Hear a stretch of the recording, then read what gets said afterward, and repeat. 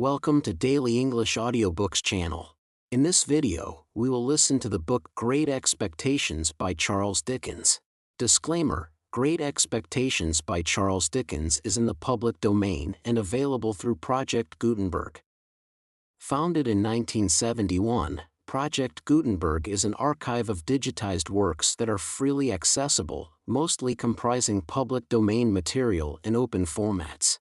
Charles Dickens, born in 1812 in Portsmouth, England, was one of the greatest novelists of the Victorian era. Known for his memorable characters and keen social criticism, Dickens authored enduring classics like A Tale of Two Cities, David Copperfield, and Oliver Twist. His works vividly depict the struggles of the working class and the inequalities of 19th-century British society. Great Expectations, first published in 1861, is one of Dickens's most acclaimed novels. It follows the life of an orphan named Pip, who rises from humble beginnings to become a gentleman, thanks to an anonymous benefactor.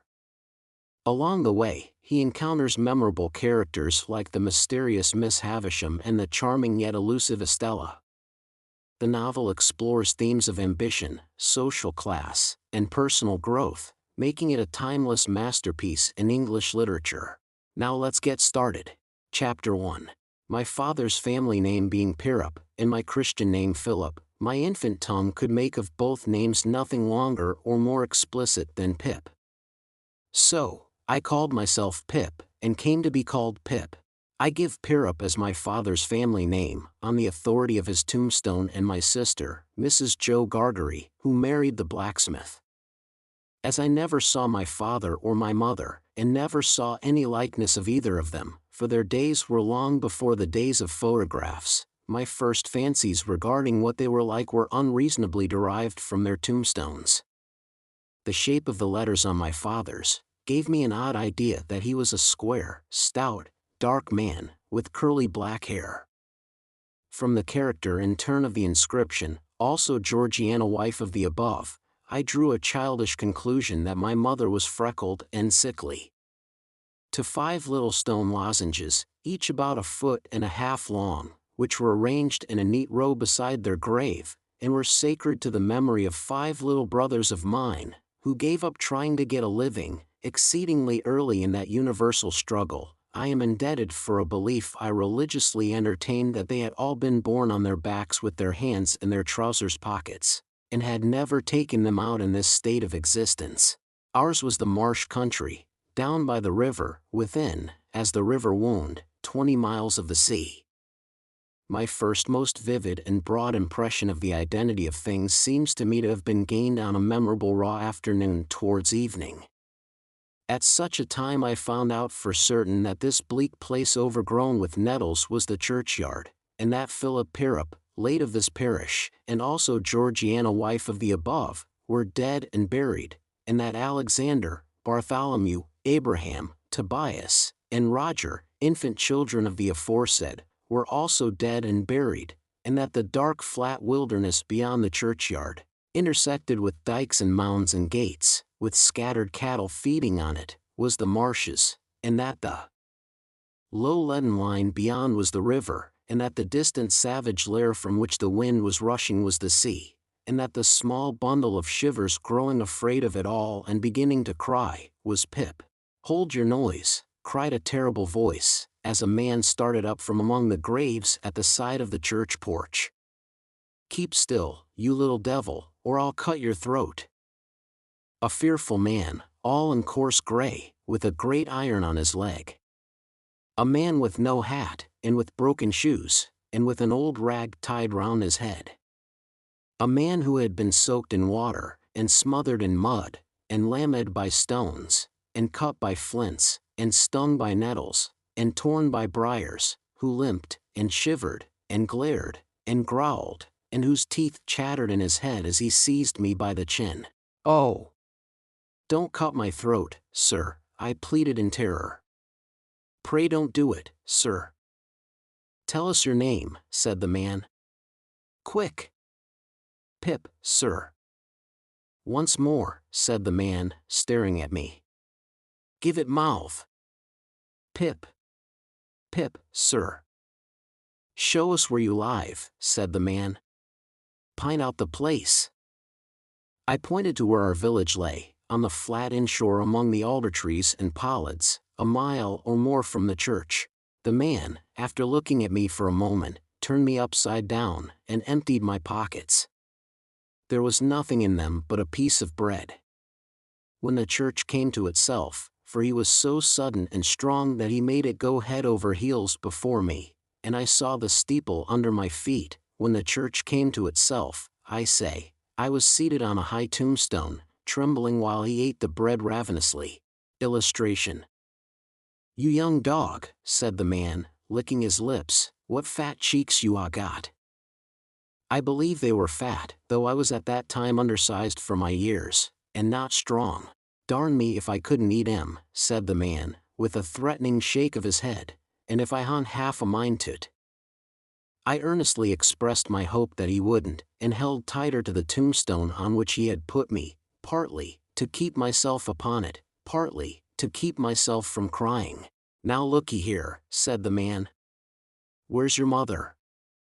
"There, sir," said I. He started, made a short run, and stopped and looked over his shoulder. "There, sir," I timidly explained. "Also Georgiana.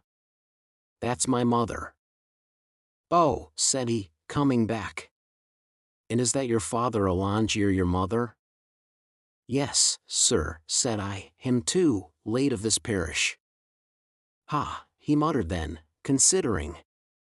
"Who d'ye live with, supposin' you're kindly let to live, which I ha'n't made up my mind about?" "My sister, sir, Mrs. Joe Gargery, wife of Joe Gargery, the blacksmith, sir." "Blacksmith, said he, and looked down at his leg. After darkly looking at his leg and me several times, he came closer to my tombstone, took me by both arms, and tilted me back as far as he could hold me, so that his eyes looked most powerfully down into mine, and mine looked most helplessly up into his. "Now looky here," he said, "the question being whether you're to be let to live. You know what a file is?" "Yes, sir." "And you know what wittles is?" "Yes, sir."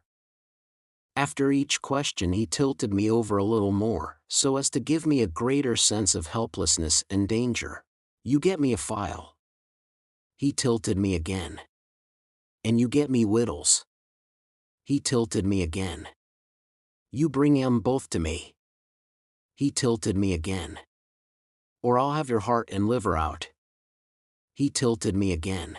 I was dreadfully frightened, and so giddy that I clung to him with both hands, and said, "If you would kindly please to let me keep upright, sir, perhaps I shouldn't be sick, and perhaps I could attend more."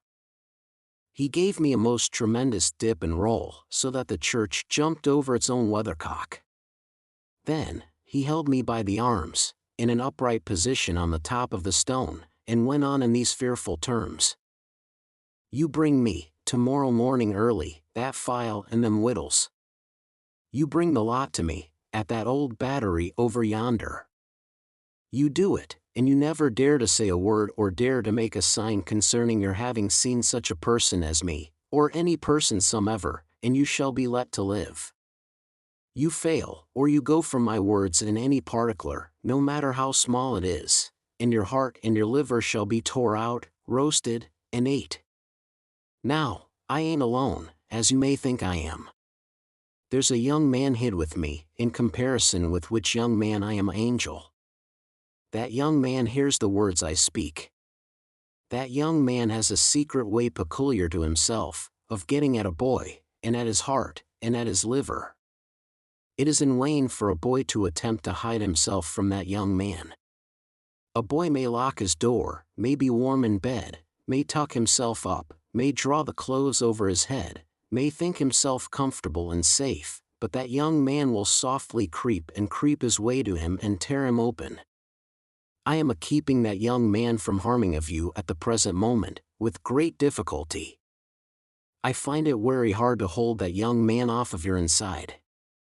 Now, what do you say?" I said that I would get him the file, and I would get him what broken bits of food I could, and I would come to him at the Battery, early in the morning. "Say Lord strike you dead if you don't," said the man. I said so, and he took me down. "Now," he pursued, "you remember what you've undertook, and you remember that young man, and you get home." Good night, sir," I faltered. "Much of that," said he, glancing about him over the cold wet flat. "I wish I was a frog. Or a eel." At the same time, he hugged his shuddering body in both his arms, clasping himself, as if to hold himself together, and limped towards the low church wall. As I saw him go, picking his way among the nettles, and among the brambles that bound the green mounds, he looked in my young eyes as if he were eluding the hands of the dead people, stretching up cautiously out of their graves, to get a twist upon his ankle and pull him in. When he came to the low church wall, he got over it, like a man whose legs were numbed and stiff, and then turned round to look for me. When I saw him turning, I set my face towards home, and made the best use of my legs. But presently I looked over my shoulder, and saw him going on again towards the river, still hugging himself in both arms, and picking his way with his sore feet among the great stones dropped into the marshes here and there, for stepping places when the rains were heavy or the tide was in. The marshes were just a long black horizontal line then, as I stopped to look after him, and the river was just another horizontal line, not nearly so broad nor yet so black, and the sky was just a row of long angry red lines and dense black lines intermixed. On the edge of the river I could faintly make out the only two black things in all the prospect that seemed to be standing upright. One of these was the beacon by which the sailors steered, like an unhooked cask upon a pole, an ugly thing when you were near it; the other, a gibbet, with some chains hanging to it which had once held a pirate. The man was limping on towards this latter, as if he were the pirate come to life, and come down, and going back to hook himself up again. It gave me a terrible turn when I thought so, and as I saw the cattle lifting their heads to gaze after him, I wondered whether they thought so too. I looked all round for the horrible young man, and could see no signs of him. But now I was frightened again, and ran home without stopping. Chapter 2. My sister, Mrs. Joe Gargery, was more than 20 years older than I, and had established a great reputation with herself and the neighbors because she had brought me up by hand. Having at that time to find out for myself what the expression meant, and knowing her to have a hard and heavy hand, and to be much in the habit of laying it upon her husband as well as upon me, I supposed that Joe Gargery and I were both brought up by hand. She was not a good-looking woman, my sister, and I had a general impression that she must have made Joe Gargery marry her by hand. Joe was a fair man, with curls of flaxen hair on each side of his smooth face, and with eyes of such a very undecided blue that they seemed to have somehow got mixed with their own whites. He was a mild, good-natured, sweet-tempered, easy-going, foolish, dear fellow, a sort of Hercules in strength, and also in weakness.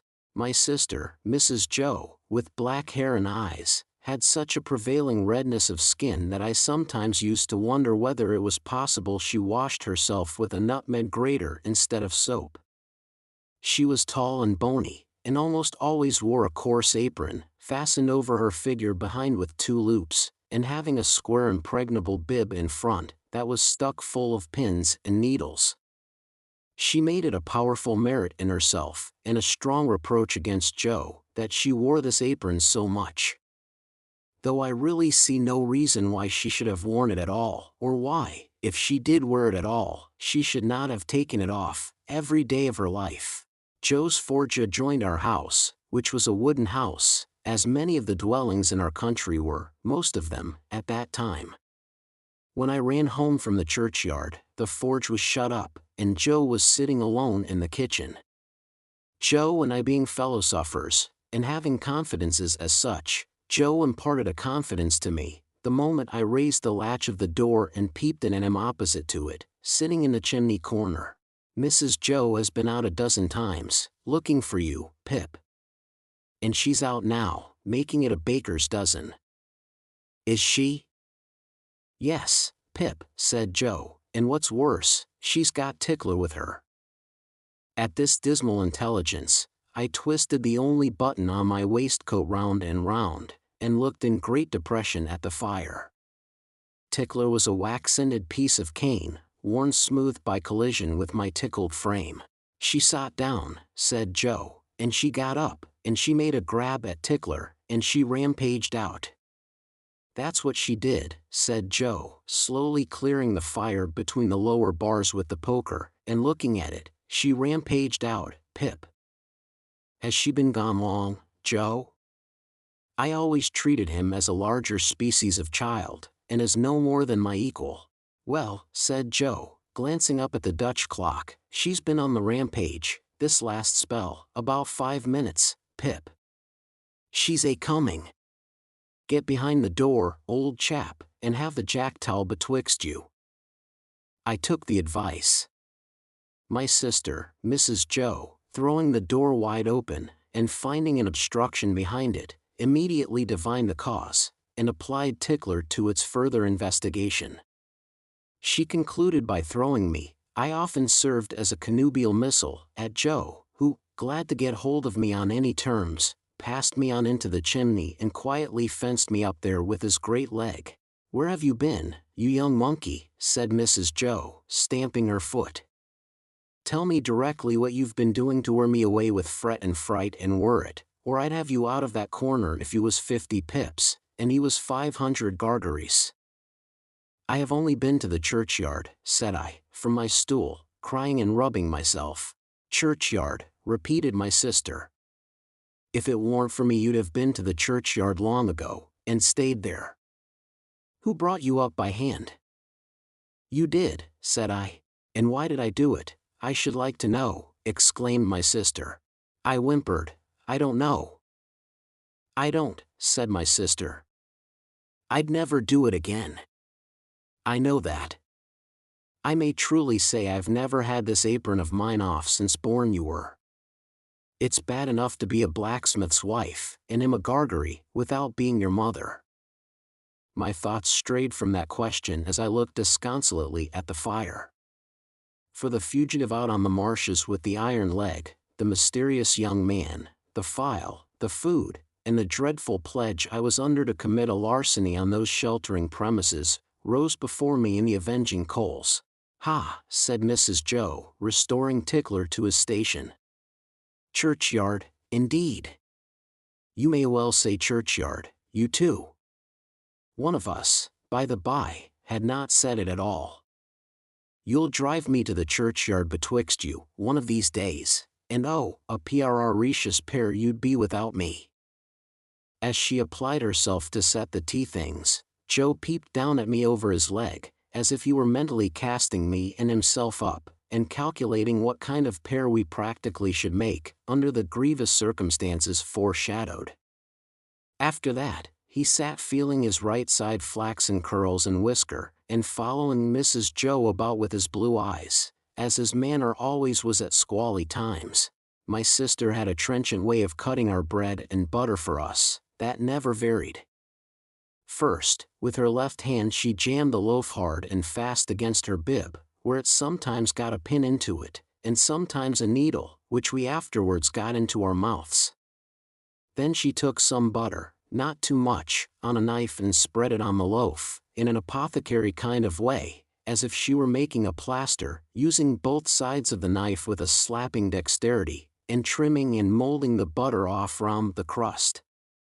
Then, she gave the knife a final smart wipe on the edge of the plaster, and then sawed a very thick round off the loaf, which she finally, before separating from the loaf, hewed into 2 halves, of which Joe got one, and I the other.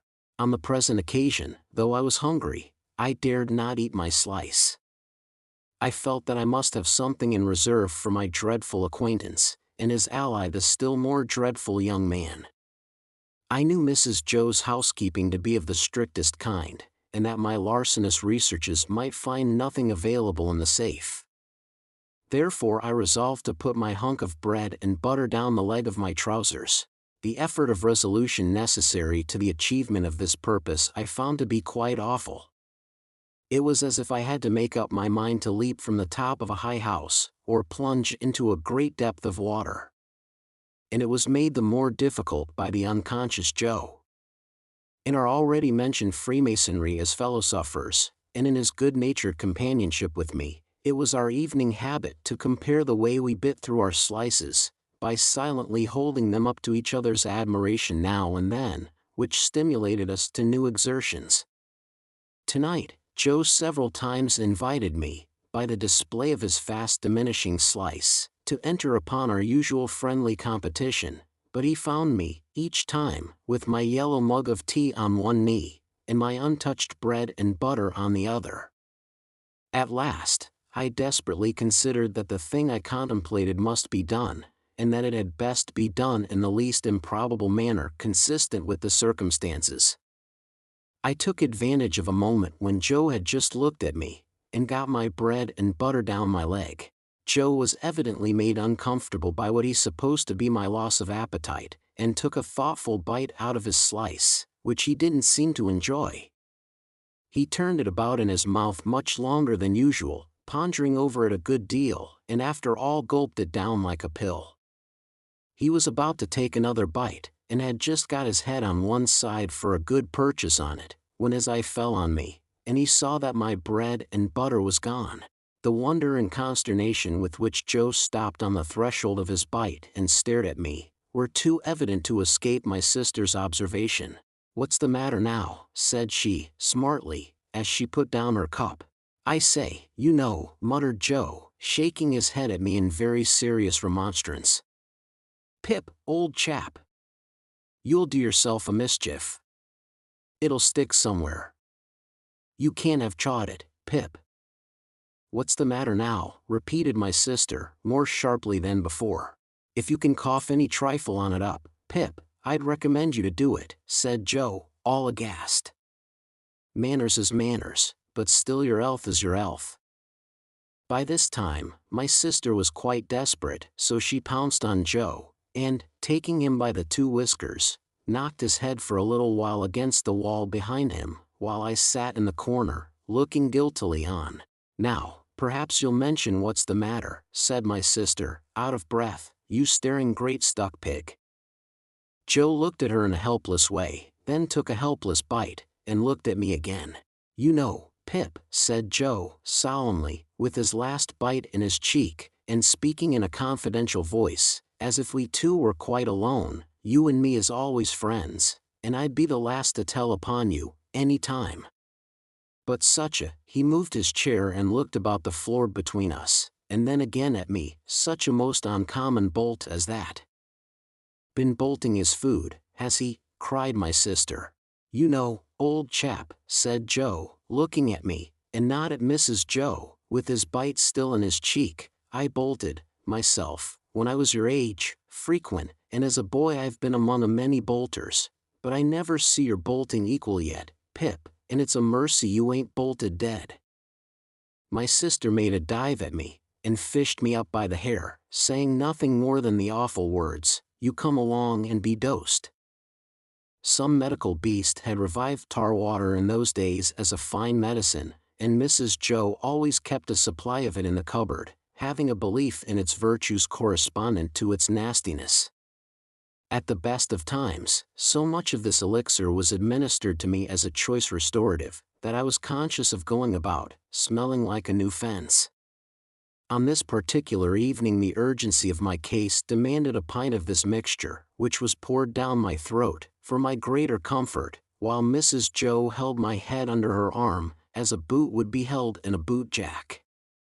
Joe got off with half a pint, but was made to swallow that, much to his disturbance, as he sat slowly munching and meditating before the fire, because he had had a turn.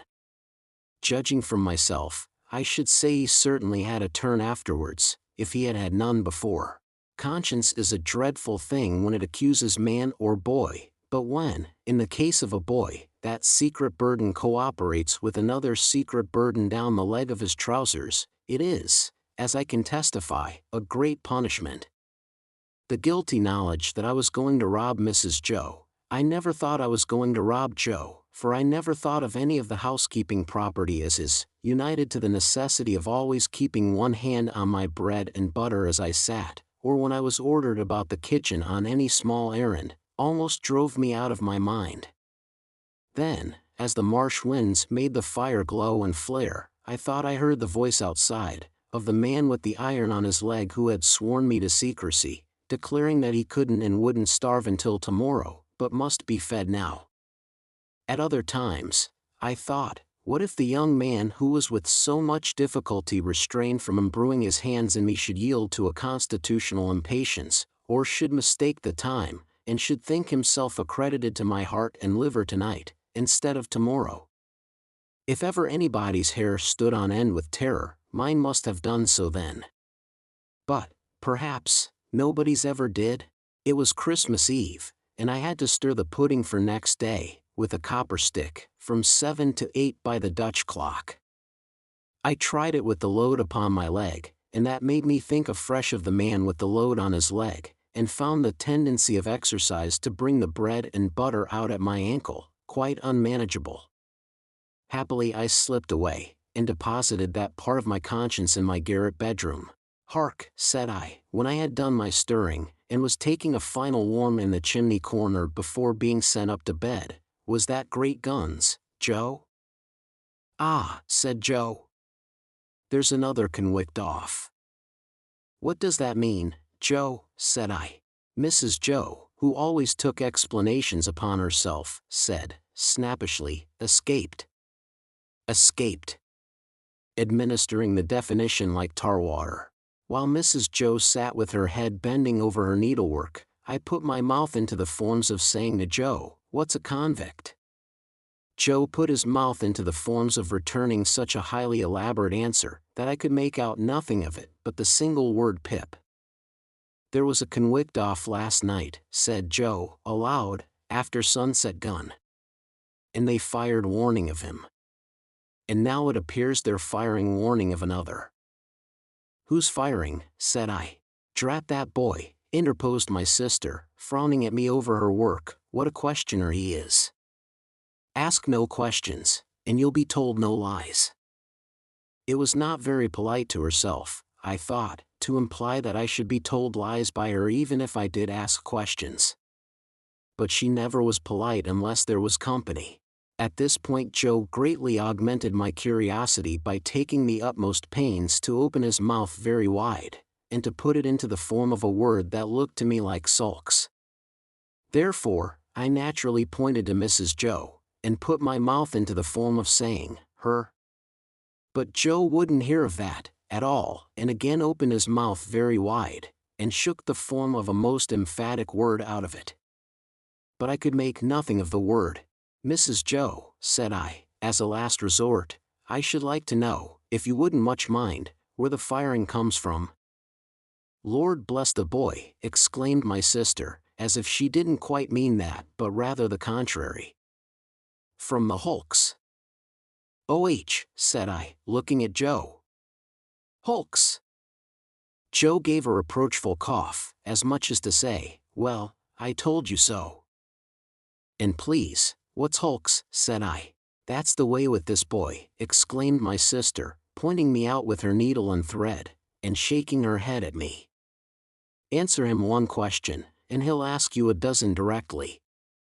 Hulks are prison ships, right cross-th meshes. We always used that name for marshes, in our country. I wonder who's put into prison ships, and why they're put there," said I, in a general way, and with quiet desperation. It was too much for Mrs. Joe, who immediately rose. "I tell you what, young fellow," said she, "I didn't bring you up by hand to badger people's lives out. It would be blame to me and not praise, if I had. People are put in the hulks because they murder, and because they rob, and forge, and do all sorts of bad, and they always begin by asking questions. Now, you get along to bed." I was never allowed a candle to light me to bed, and, as I went upstairs in the dark, with my head tingling, from Mrs. Joe's thimble having played the tambourine upon it, to accompany her last words, I felt fearfully sensible of the great convenience that the hulks were handy for me. I was clearly on my way there. I had begun by asking questions, and I was going to rob Mrs. Joe. Since that time, which is far enough away now, I have often thought that few people know what secrecy there is in the young under terror. No matter how unreasonable the terror, so that it be terror. I was in mortal terror of the young man who wanted my heart and liver. I was in mortal terror of my interlocutor with the iron leg. I was in mortal terror of myself, from whom an awful promise had been extracted. I had no hope of deliverance through my all-powerful sister, who repulsed me at every turn. I am afraid to think of what I might have done on requirement, in the secrecy of my terror. If I slept at all that night, it was only to imagine myself drifting down the river on a strong spring tide, to the hulks, a ghostly pirate calling out to me through a speaking trumpet, as I passed the gibbet station, that I had better come ashore and be hanged there at once, and not put it off. I was afraid to sleep, even if I had been inclined, for I knew that at the first faint dawn of morning I must rob the pantry. There was no doing it in the night, for there was no getting a light by easy friction then. To have got one I must have struck it out of flint and steel, and have made a noise like the very pirate himself rattling his chains.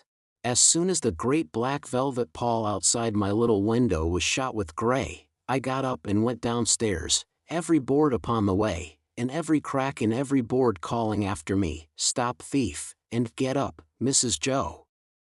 In the pantry, which was far more abundantly supplied than usual, owing to the season, I was very much alarmed by a hare hanging up by the heels, whom I rather thought I caught, when my back was half turned, winking. I had no time for verification, no time for selection, no time for anything, for I had no time to spare. I stole some bread, some rind of cheese, about half a jar of mincemeat, which I tied up in my pocket handkerchief with my last night's slice, some brandy from a stone bottle, which I decanted into a glass bottle I had secretly used for making that intoxicating fluid, Spanish licorice water, up in my room, diluting the stone bottle from a jug in the kitchen cupboard, a meat bone with very little on it, and a beautiful round compact pork pie. I was nearly going away without the pie, but I was tempted to mount upon a shelf, to look what it was that was put away so carefully in a covered earthenware dish in a corner, and I found it was the pie, and I took it in the hope that it was not intended for early use, and would not be missed for some time.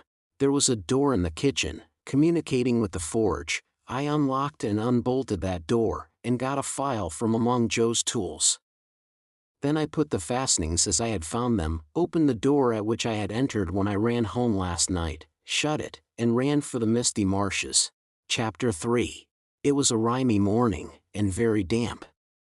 I had seen the damp lying on the outside of my little window, as if some goblin had been crying there all night, and using the window for a pocket handkerchief. Now, I saw the damp lying on the bare hedges and spare grass, like a coarser sort of spider's webs, hanging itself from twig to twig and blade to blade. On every rail and gate, wet lay clammy, and the marsh mist was so thick that the wooden finger on the post directing people to our village, a direction which they never accepted, for they never came there, was invisible to me until I was quite close under it. Then, as I looked up at it, while it dripped, it seemed to my oppressed conscience like a phantom devoting me to the hulks. The mist was heavier yet when I got out upon the marshes, so that instead of my running at everything, everything seemed to run at me. This was very disagreeable to a guilty mind. The gates and dikes and banks came bursting at me through the mist, as if they cried as plainly as could be, "A boy with somebody else's pork pie. Stop him!" The cattle came upon me with like suddenness, staring out of their eyes, and steaming out of their nostrils. "Hullo, young thief!" One black ox, with a white cravat on, who even had to my awakened conscience something of a clerical air, fixed me so obstinately with his eyes, and moved his blunt head round in such an accusatory manner as I moved round, that I blubbered out to him, "I couldn't help it, sir.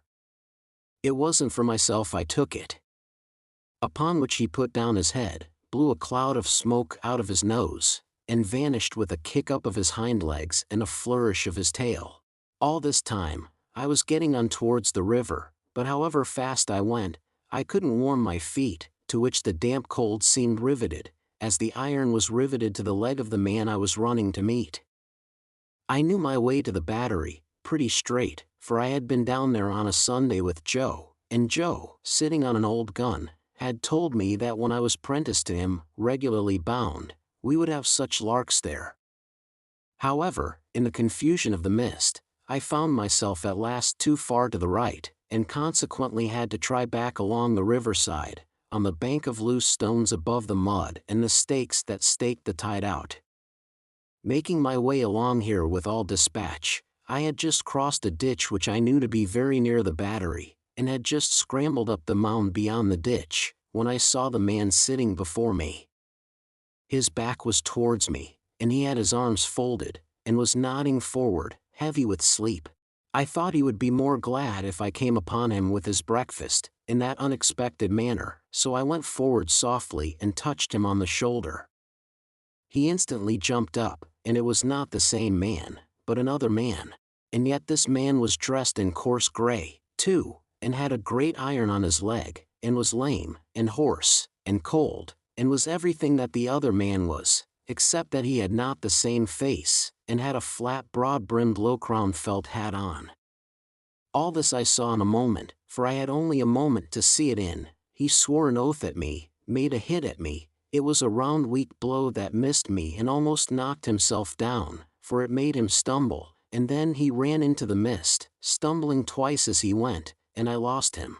It's the young man, I thought, feeling my heart shoot as I identified him. I dare say I should have felt a pain in my liver, too, if I had known where it was. I was soon at the Battery after that, and there was the right man, hugging himself and limping to and fro, as if he had never all night left off hugging and limping, waiting for me. He was awfully cold, to be sure. I half expected to see him drop down before my face and die of deadly cold. His eyes looked so awfully hungry too, that when I handed him the file and he laid it down on the grass, it occurred to me he would have tried to eat it, if he had not seen my bundle. He did not turn me upside down this time to get at what I had, but left me right side upwards while I opened the bundle and emptied my pockets. "What's in the bottle, boy?" said he. "Brandy," said I. He was already handing mincemeat down his throat in the most curious manner, more like a man who was putting it away somewhere in a violent hurry, than a man who was eating it, but he left off to take some of the liquor. He shivered all the while so violently, that it was quite as much as he could do to keep the neck of the bottle between his teeth, without biting it off. "I think you have got the ague," said I. "I'm much of your opinion, boy," said he. "It's bad about here," I told him. "You've been lying out on the meshes, and they're dreadful ague-ish. Rheumatic too." "I'll eat my breakfast afore they're the death of me," said he. "I'd do that, if I was going to be strung up to that there gallows as there is over there, directly afterwards. I'll beat the shivers so far, I'll bet you." He was gobbling mincemeat, meat bone, bread, cheese, and pork pie, all at once, staring distrustfully while he did so at the mist all round us, and often stopping, even stopping his jaws, to listen. Some real or fancied sound, some clink upon the river or breathing of beast upon the marsh, now gave him a start, and he said, suddenly, "You're not a deceiving imp? You brought no one with you?" "No, sir." "No. Nor give no one the office to follow you?" "No." "Well," said he, "I believe you. You'd be but a fierce young hound indeed, if at your time of life you could help to hunt a wretched warmint hunted as near death and dunghill as this poor wretched warmint is." Something clicked in his throat as if he had works in him like a clock, and was going to strike. And he smeared his ragged rough sleeve over his eyes, pitying his desolation, and watching him as he gradually settled down upon the pie. I made bold to say, "I am glad you enjoy it." "Did you speak?" I said I was glad you enjoyed it. "Thankee, my boy. I do." I had often watched a large dog of ours eating his food, and I now noticed a decided similarity between the dog's way of eating and the man's. The man took strong, sharp, sudden bites, just like the dog. He swallowed, or rather snapped up, every mouthful, too soon and too fast, and he looked sideways here and there while he ate, as if he thought there was danger in every direction of somebody's coming to take the pie away. He was altogether too unsettled in his mind over it, to appreciate it comfortably, I thought, or to have anybody to dine with him, without making a chop with his jaws at the visitor. In all of which particulars he was very like the dog. "I am afraid you won't leave any of it for him," said I, timidly, after a silence during which I had hesitated as to the politeness of making the remark. "There's no more to be got where that came from." It was the certainty of this fact that impelled me to offer the hint. "Leave any for him?" "Who's him?" said my friend, stopping in his crunching of pie crust. "The young man that you spoke of. That was hid with you." "Oh ah," he returned, with something like a gruff laugh. "Him? Yes, yes. He don't want no wittles." "I thought he looked as if he did," said I. The man stopped eating, and regarded me with the keenest scrutiny and the greatest surprise. "Looked? When?" "Just now." "Where?" "Yonder," said I, pointing, "over there, where I found him nodding asleep, and thought it was you." He held me by the collar and stared at me so, that I began to think his first idea about cutting my throat had revived. "Dressed like you know, only with a hat," I explained, trembling, and I was very anxious to put this delicately, and with the same reason for wanting to borrow a file. "Didn't you hear the cannon last night?" "Then there was firing," he said to himself. "I wonder you shouldn't have been sure of that," I returned, "for we heard it up at home, and that's farther away, and we were shut in besides." "Why, see now," said he. "When a man's alone on these flats, with a light head and a light stomach, perishing of cold and want, he hears nothing all night, but guns firing, and voices calling. Hears? He sees the soldiers, with their red coats lighted up by the torches carried afore, closing in round him. Hears his number called, hears himself challenged, hears the rattle of the muskets, hears the orders 'Make ready. Present. Cover him steady, men,' and is laid hands on, and there's nothing. Why, if I see one pursuing party last night, coming up in order, damn 'em, with their tramp, I see 100. And as to firing, why, I see the mist shake with the cannon, arter it was broad day, but this man, he had set all the rest, as if he had forgotten my being there. Did you notice anything in him?" "He had a badly bruised face," said I, recalling what I hardly knew I knew. "Not here," exclaimed the man, striking his left cheek mercilessly, with the flat of his hand. "Yes, there." "Where is he?" He crammed what little food was left into the breast of his gray jacket. "Show me the way he went. I'll pull him down, like a bloodhound. Curse this iron on my sore leg. Give us hold of the file, boy." I indicated in what direction the mist had shrouded the other man, and he looked up at it for an instant. But he was down on the rank wet grass, filing at his iron like a madman, and not minding me or minding his own leg, which had an old chafe upon it and was bloody, but which he handled as roughly as if it had no more feeling in it than the file. I was very much afraid of him again, now that he had worked himself into this fierce hurry, and I was likewise very much afraid of keeping away from home any longer. I told him I must go, but he took no notice, so I thought the best thing I could do was to slip off. The last I saw of him, his head was bent over his knee and he was working hard at his fetter, muttering impatient imprecations at it and at his leg. The last I heard of him, I stopped in the mist to listen, and the file was still going. Chapter 4. I fully expected to find a constable in the kitchen, waiting to take me up. But not only was there no constable there, but no discovery had yet been made of the robbery. Mrs. Joe was prodigiously busy in getting the house ready for the festivities of the day, and Joe had been put upon the kitchen doorstep to keep him out of the dustpan, an article into which his destiny always led him, sooner or later, when my sister was vigorously reaping the floors of her establishment. "And where the deuce ha' you been?" was Mrs. Joe's Christmas salutation, when I and my conscience showed ourselves. I said I had been down to hear the carols. "Ah. Well," observed Mrs. Joe, "you might ha' done worse." Not a doubt of that, I thought. Perhaps if I warned a blacksmith's wife, and, what's the same thing, a slave with her apron never off, I should have been to hear the carols, said Mrs. Joe. I'm rather partial to carols, myself, and that's the best of reasons for my never hearing any.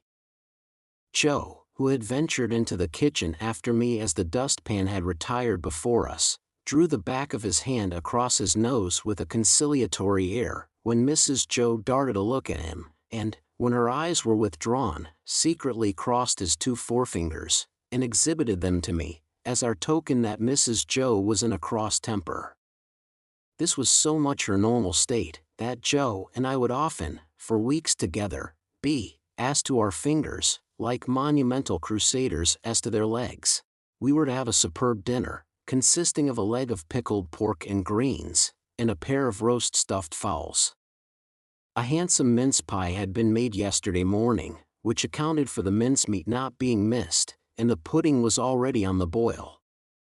These extensive arrangements occasioned us to be cut off unceremoniously in respect of breakfast, for I ain't, said Mrs. Joe, I ain't going to have no formal cramming and busting and washing up now, with what I've got before me, I promise you.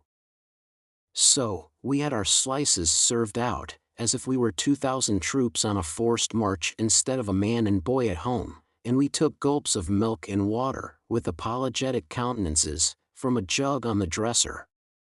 In the meantime, Mrs. Joe put clean white curtains up, and tacked a new flowered flounce across the wide chimney to replace the old one, and uncovered the little state parlor across the passage, which was never uncovered at any other time, but passed the rest of the year in a cool haze of silver paper, which even extended to the 4 little white crockery poodles on the mantelshelf, each with a black nose and a basket of flowers in his mouth, and each the counterpart of the other. Mrs. Joe was a very clean housekeeper, but had an exquisite art of making her cleanliness more uncomfortable and unacceptable than dirt itself. Cleanliness is next to godliness, and some people do the same by their religion. My sister, having so much to do, was going to church vicariously, that is to say, Joe and I were going.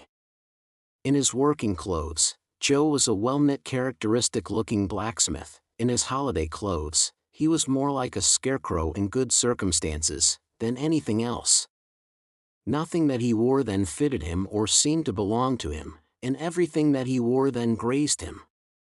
On the present festive occasion he emerged from his room, when the blithe bells were going, the picture of misery, in a full suit of Sunday penitentials.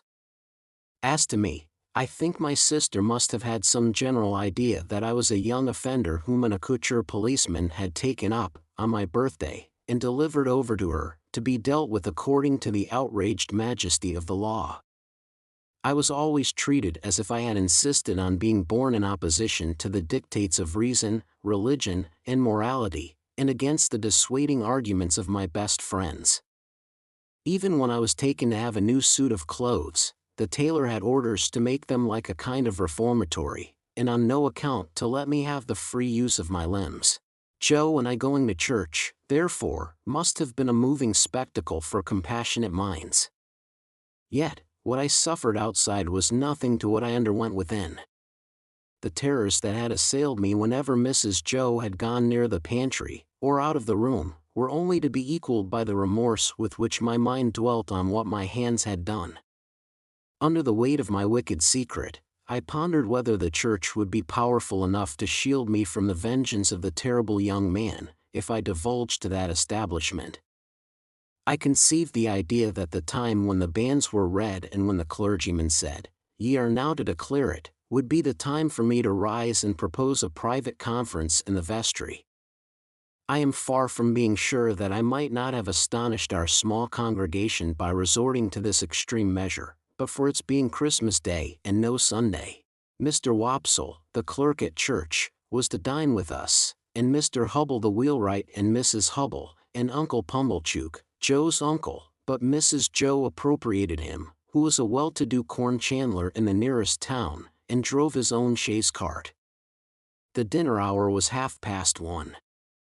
When Joe and I got home, we found the table laid, and Mrs. Joe dressed, and the dinner dressing, and the front door unlocked. It never was at any other time, for the company to enter by, and everything most splendid. And still, not a word of the robbery. The time came, without bringing with it any relief to my feelings, and the company came. Mr. Wopsle, united to a Roman nose and a large shining bald forehead, had a deep voice which he was uncommonly proud of. Indeed, it was understood among his acquaintance that if you could only give him his head, he would read the clergyman into fits. He himself confessed that if the church was thrown open, meaning to competition, he would not despair of making his mark in it. The church not being thrown open, he was, as I have said, our clerk. But he punished the amens tremendously, and when he gave out the psalm, always giving the whole verse, he looked all round the congregation first, as much as to say, "You have heard my friend overhead, oblige me with your opinion of this style." I opened the door to the company, making believe that it was a habit of ours to open that door, and I opened it first to Mr. Wopsle, next to Mr. and Mrs. Hubble, and last of all to Uncle Pumblechook. N.B. I was not allowed to call him uncle, under the severest penalties. "Mrs. Joe," said Uncle Pumblechook, a large hard-breathing middle-aged slow man, with a mouth like a fish, dull staring eyes, and sandy hair standing upright on his head, so that he looked as if he had just been all but choked, and had that moment come to, "I have brought you as the compliments of the season. I have brought you, Mum, a bottle of sherry wine, and I have brought you, Mum, a bottle of port wine." Every Christmas Day he presented himself, as a profound novelty, with exactly the same words, and carrying the 2 bottles like dumbbells. Every Christmas Day, Mrs. Joe replied, as she now replied, "Oh, cle pumbly, chook. This is kind." Every Christmas Day, he retorted, as he now retorted, "It's no more than your merits. And now are you all bobbish, and how's 6 of halfpence, meaning me?" We dined on these occasions in the kitchen, and adjourned, for the nuts and oranges and apples to the parlor, which was a change very like Joe's change from his working clothes to his Sunday dress. My sister was uncommonly lively on the present occasion, and indeed was generally more gracious in the society of Mrs. Hubble than in other company. I remember Mrs. Hubble as a little curly sharp-edged person in sky blue, who held a conventionally juvenile position, because she had married Mr. Hubble, I don't know at what remote period, when she was much younger than he. I remember Mr. Hubble as a tough, high-shouldered, stooping old man, of a sawdusty fragrance, with his legs extraordinarily wide apart, so that in my short days I always saw some miles of open country between them when I met him coming up the lane. Among this good company I should have felt myself, even if I hadn't robbed the pantry, in a false position. Not because I was squeezed in at an acute angle of the tablecloth, with the table in my chest, and the Pumblechookian elbow in my eye, nor because I was not allowed to speak, I didn't want to speak, nor because I was regaled with the scaly tips of the drumsticks of the fowls, and with those obscure corners of pork of which the pig, when living, had had the least reason to be vain. No, I should not have minded that, if they would only have left me alone. But they wouldn't leave me alone. They seemed to think the opportunity lost, if they failed to point the conversation at me, every now and then, and stick the point into me.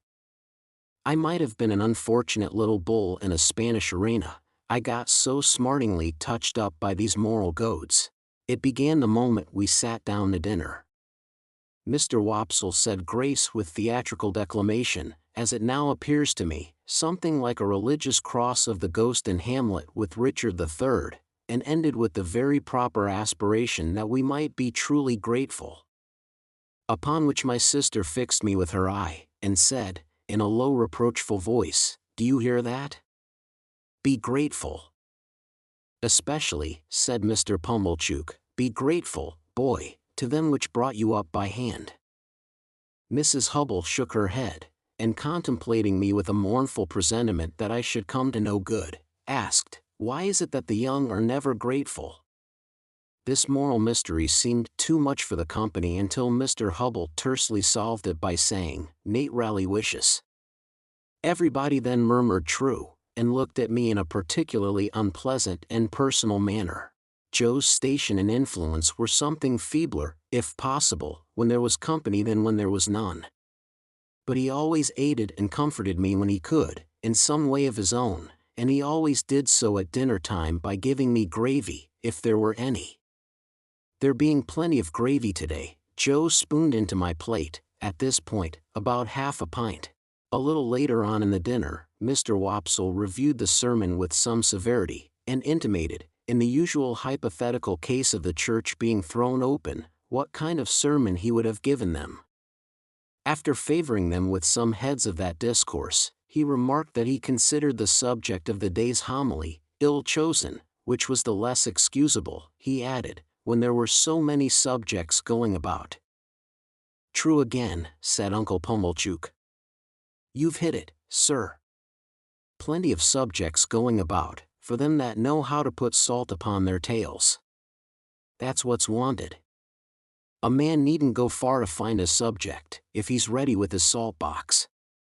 Mr. Pumblechook added, after a short interval of reflection, "Look at pork alone. There's a subject.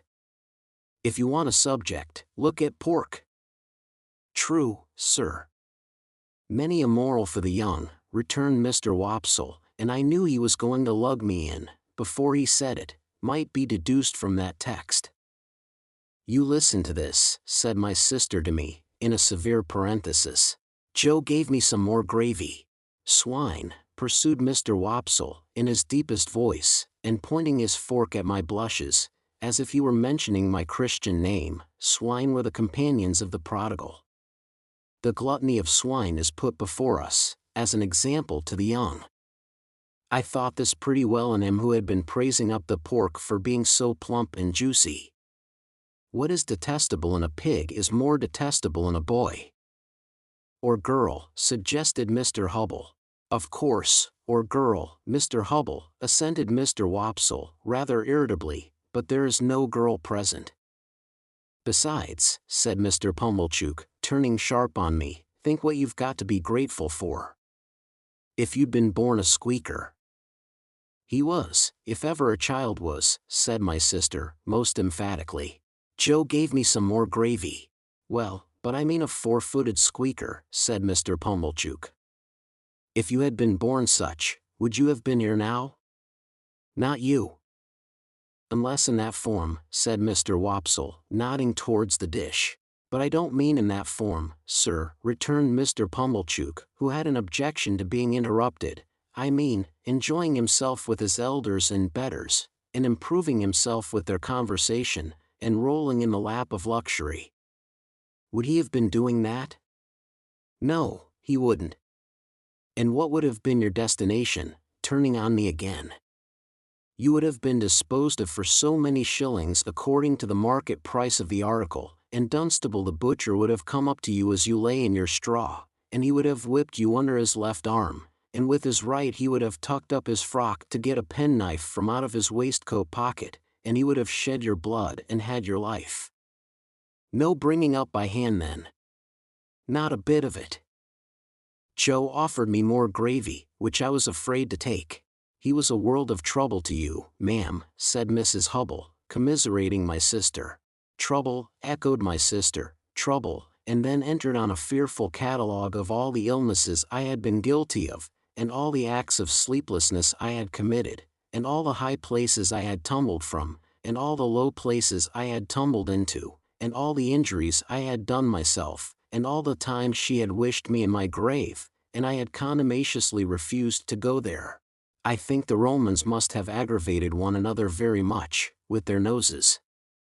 Perhaps, they became the restless people they were, in consequence. Anyhow, Mr. Wopsle's Roman nose so aggravated me, during the recital of my misdemeanors, that I should have liked to pull it until he howled. But, All I had endured up to this time was nothing in comparison with the awful feelings that took possession of me when the pause was broken which ensued upon my sister's recital, and in which pause everybody had looked at me, as I felt painfully conscious, with indignation and abhorrence. "Yet," said Mr. Pumblechook, leading the company gently back to the theme from which they had strayed, "pork, regarded as biled, is rich, too, ain't it?" "Have a little brandy, uncle," said my sister. Oh heavens, it had come at last. He would find it was weak, he would say it was weak, and I was lost. I held tight to the leg of the table under the cloth, with both hands, and awaited my fate. My sister went for the stone bottle, came back with the stone bottle, and poured his brandy out, no one else taking any. The wretched man trifled with his glass, took it up, looked at it through the light, put it down, prolonged my misery. All this time Mrs. Joe and Joe were briskly clearing the table for the pie and pudding. I couldn't keep my eyes off him. Always holding tight by the leg of the table with my hands and feet, I saw the miserable creature finger his glass playfully, take it up, smile, throw his head back, and drink the brandy off.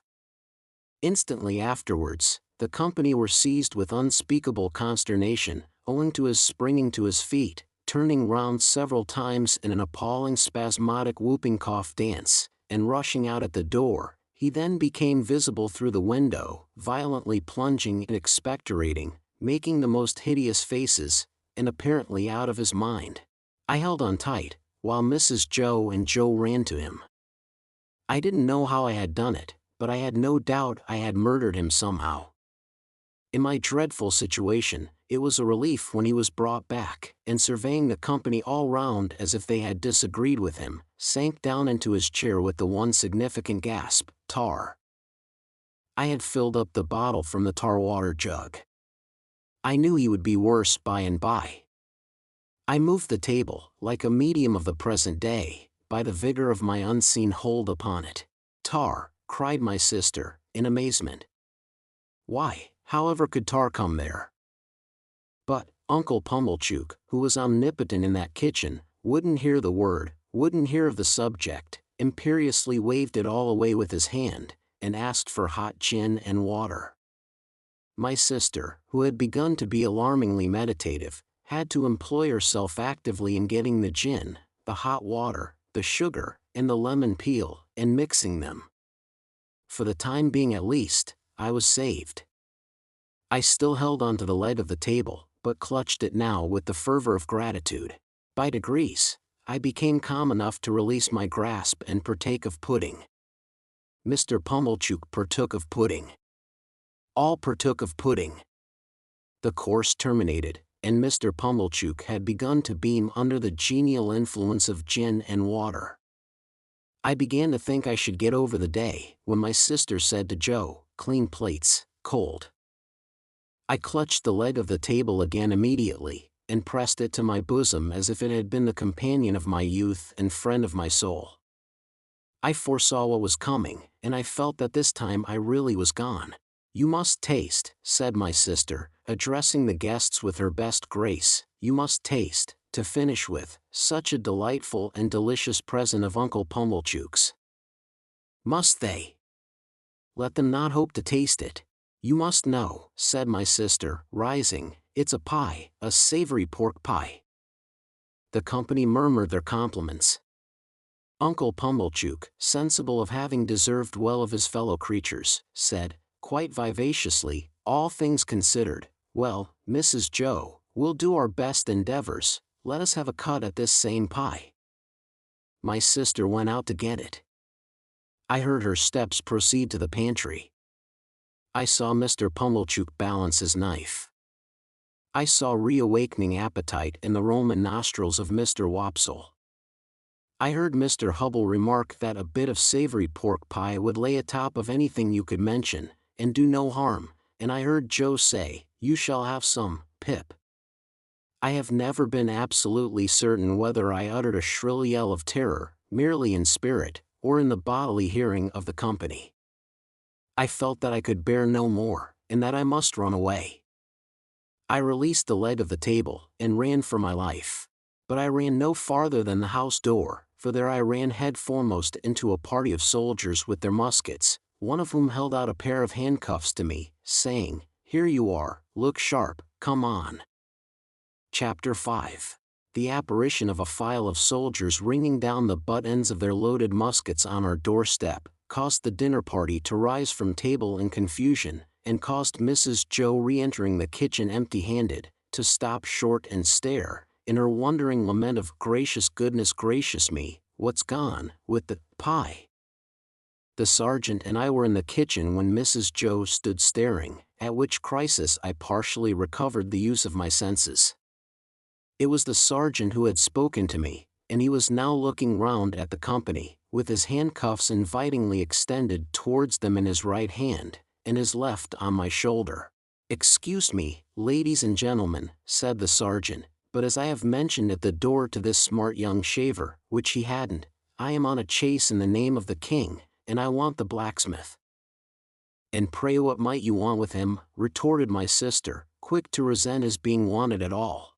"Mrs.," returned the gallant sergeant, "speaking for myself, I should reply, the honor and pleasure of his fine wife's acquaintance. Speaking for the king, I answer, a little job done."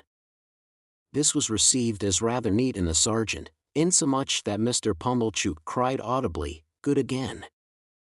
"You see, blacksmith," said the sergeant, who had by this time picked out Joe with his eye, "we have had an accident with these, and I find the lock of one of 'em goes wrong, and the coupling don't act pretty. As they are wanted for immediate service, will you throw your eye over them?" Joe threw his eye over them, and pronounced that the job would necessitate the lighting of his forge fire, and would take nearer 2 hours than 1. "Will it? Then will you set about it at once, blacksmith," said the offhand sergeant, "as it's on His Majesty's service. And if my men can bear a hand anywhere, they'll make themselves useful." With that, he called to his men, who came trooping into the kitchen one after another, and piled their arms in a corner. And then they stood about, as soldiers do, now, with their hands loosely clasped before them, now, resting a knee or a shoulder, now, easing a belt or a pouch, now, opening the door to spit stiffly over their high stocks, out into the yard. All these things I saw without then knowing that I saw them, for I was in an agony of apprehension.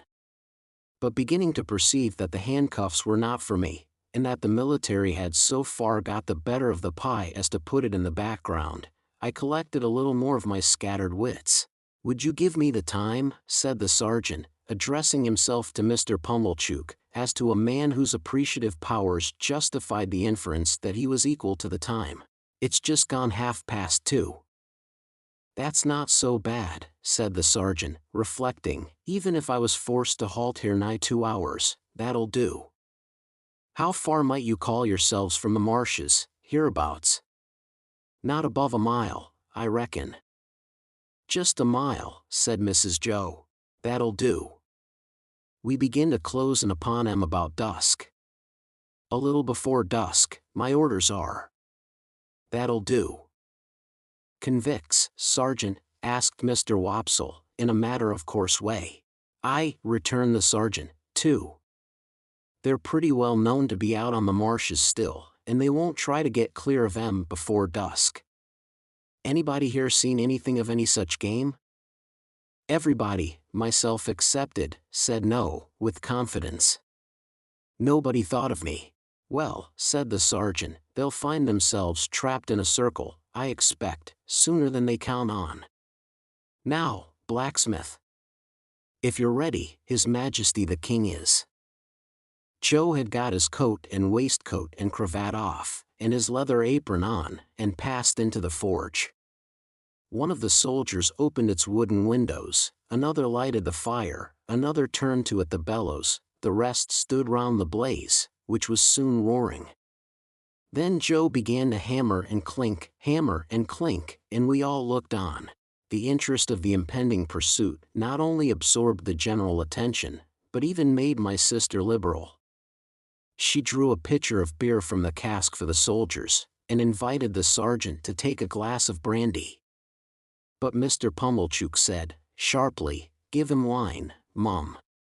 I'll engage there's no tar in that, so, the sergeant thanked him and said that as he preferred his drink without tar, he would take wine, if it was equally convenient.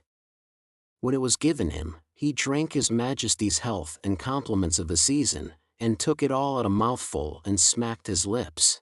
Good stuff, Sergeant, said Mr. Pumblechook. I'll tell you something, returned the sergeant, I suspect that stuff's of your providing. Mr. Pumblechook, with a fat sort of laugh, said, I. Why?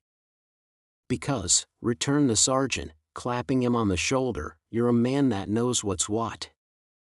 D'ye think so? Said Mr. Pumblechook, with his former laugh. Have another glass. With you. Hob and nob, returned the sergeant. The top of mine to the foot of yours, the foot of yours to the top of mine, ring once, ring twice, the best tune on the musical glasses.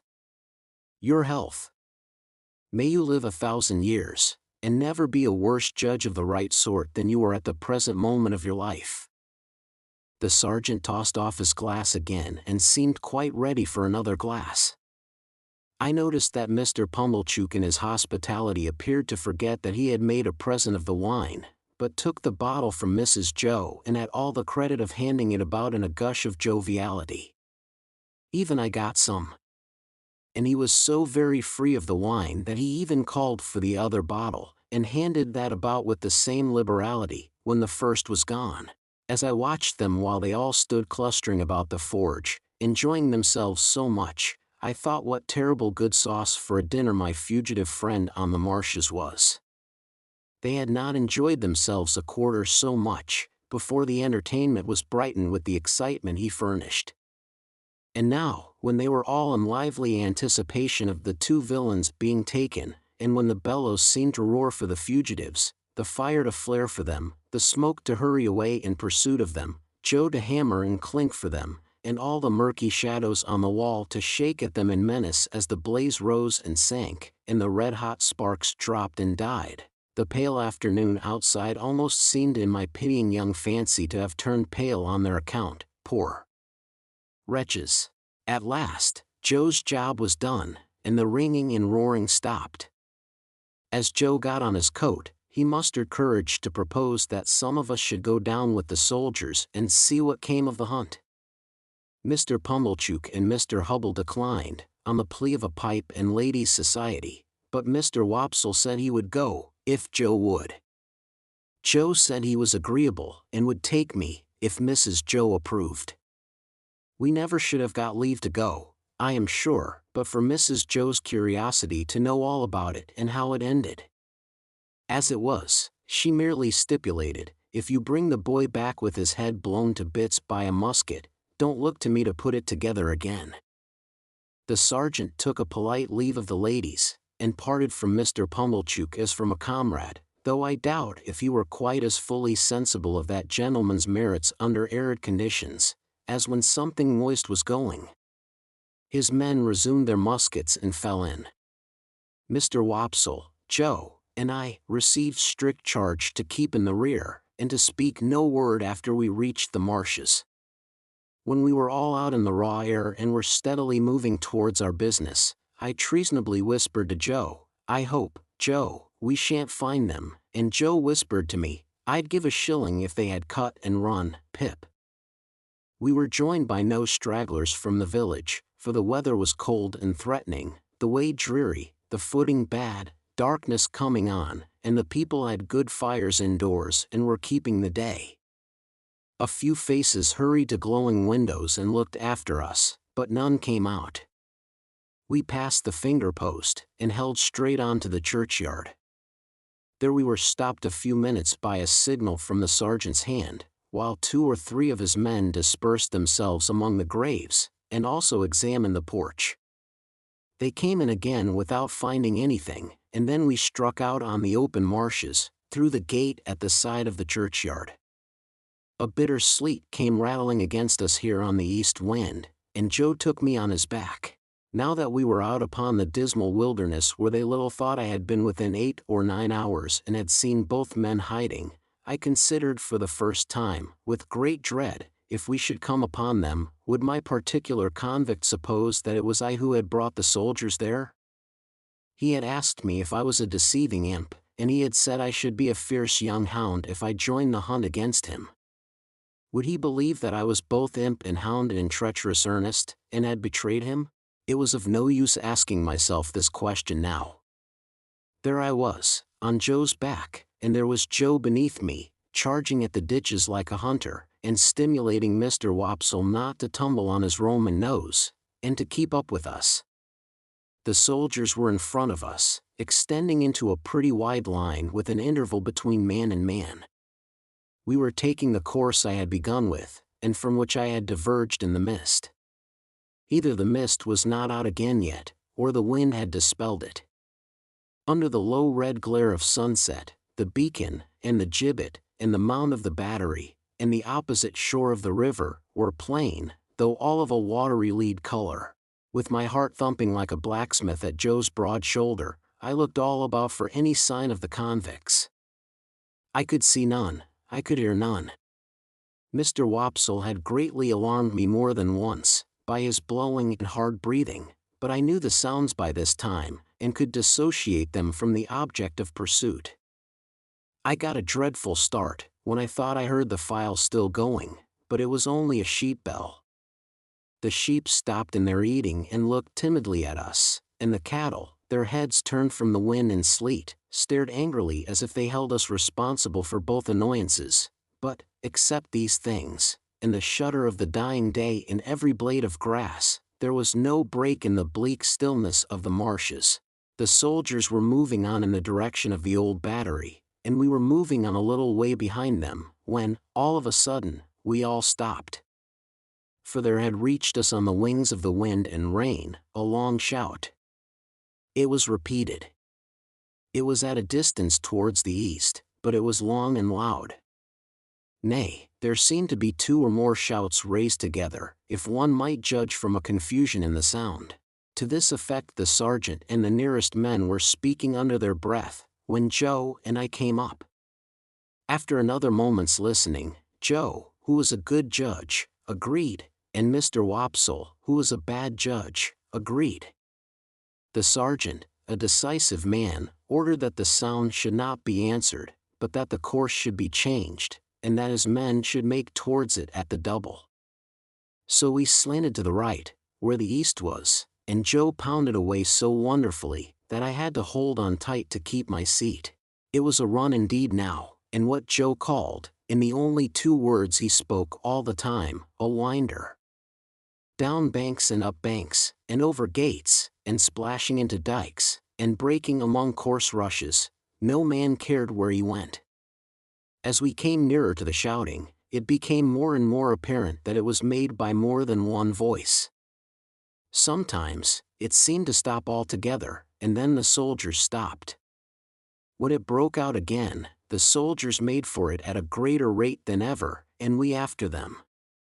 After a while, we had so run it down, that we could hear one voice calling murder, and another voice, convicts. Runaways. Guard. This way for the runaway convicts. Then both voices would seem to be stifled in a struggle, and then would break out again. And when it had come to this, the soldiers ran like deer, and Joe too. The sergeant ran in first, when we had run the noise quite down, and 2 of his men ran in close upon him. Their pieces were cocked and leveled when we all ran in. "Here are both men," panted the sergeant, struggling at the bottom of a ditch. "Surrender, you too. And confound you for 2 wild beasts. Come asunder." Water was splashing, and mud was flying, and oaths were being sworn, and blows were being struck, when some more men went down into the ditch to help the sergeant, and dragged out, separately, my convict and the other one. Both were bleeding and panting and execrating and struggling, but of course I knew them both directly. "Mind," said my convict, wiping blood from his face with his ragged sleeves, and shaking torn hair from his fingers, "I took him. I give him up to you. Mind that." "It's not much to be particular about," said the sergeant. "It'll do you small good, my man, being in the same plight yourself. Handcuffs there. I don't expect it to do me any good. I don't want it to do me more good than it does now, said my convict, with a greedy laugh. I took him. He knows it. That's enough for me. The other convict was livid to look at, and, in addition to the old bruised left side of his face, seemed to be bruised and torn all over. He could not so much as get his breath to speak, until they were both separately handcuffed, but leaned upon a soldier to keep himself from falling. Take notice, guard, he tried to murder me, were his first words. Tried to murder him, said my convict, disdainfully. Try, and not do it. I took him, and give him up, that's what I done. I not only prevented him getting off the marshes, but I dragged him here, dragged him this far on his way back. He's a gentleman, if you please, this villain. Now, the hulks has got its gentleman again, through me. Murder him? Worth my while, too, to murder him, when I could do worse and drag him back. The other one still gasped, he tried to murder me. Bear witness. Looky here, said my convict to the sergeant. Single-handed I got clear of the prison ship, I made a dash and I done it. I could ha' got clear of these death-cold flats likewise, look at my leg, you won't find much iron on it, if I hadn't made the discovery that he was here. Let him go free? Let him profit by the means as I found out? Let him make a tool of me afresh and again? Once more? No. If I had died at the bottom there, and he made an emphatic swing at the ditch with his manacled hands, I'd have held to him with that grip, that you should have been safe to find him in my hold. The other fugitive, who was evidently in extreme horror of his companion, repeated, he tried to murder me. I should have been a dead man if you had not come up. He lies, said my convict, with fierce energy. He's a liar born, and he'll die a liar. Look at his face, ain't it written there? Let him turn those eyes of his on me. I defy him to do it. The other, with an effort at a scornful smile, which could not, however, collect the nervous working of his mouth into any set expression, looked at the soldiers, and looked about at the marshes and at the sky, but certainly did not look at the speaker. Do you see him? Pursued my convict. Do you see what a villain he is? Do you see those groveling and wandering eyes? That's how he looked when we were tried together. He never looked at me. The other, always working his dry lips and turning his eyes restlessly about him far and near, did at last turn them for a moment on the speaker, with the words, "You are not much to look at," and with a half-taunting glance at the bound hands. At that point, my convict became so frantically exasperated, that he would have rushed upon him but for the interposition of the soldiers. Didn't I tell you, said the other convict then, that he would murder me, if he could? And any one could see that he shook with fear, and that there broke out upon his lips curious white flakes, like thin snow. Enough of this parley, said the sergeant. Light those torches.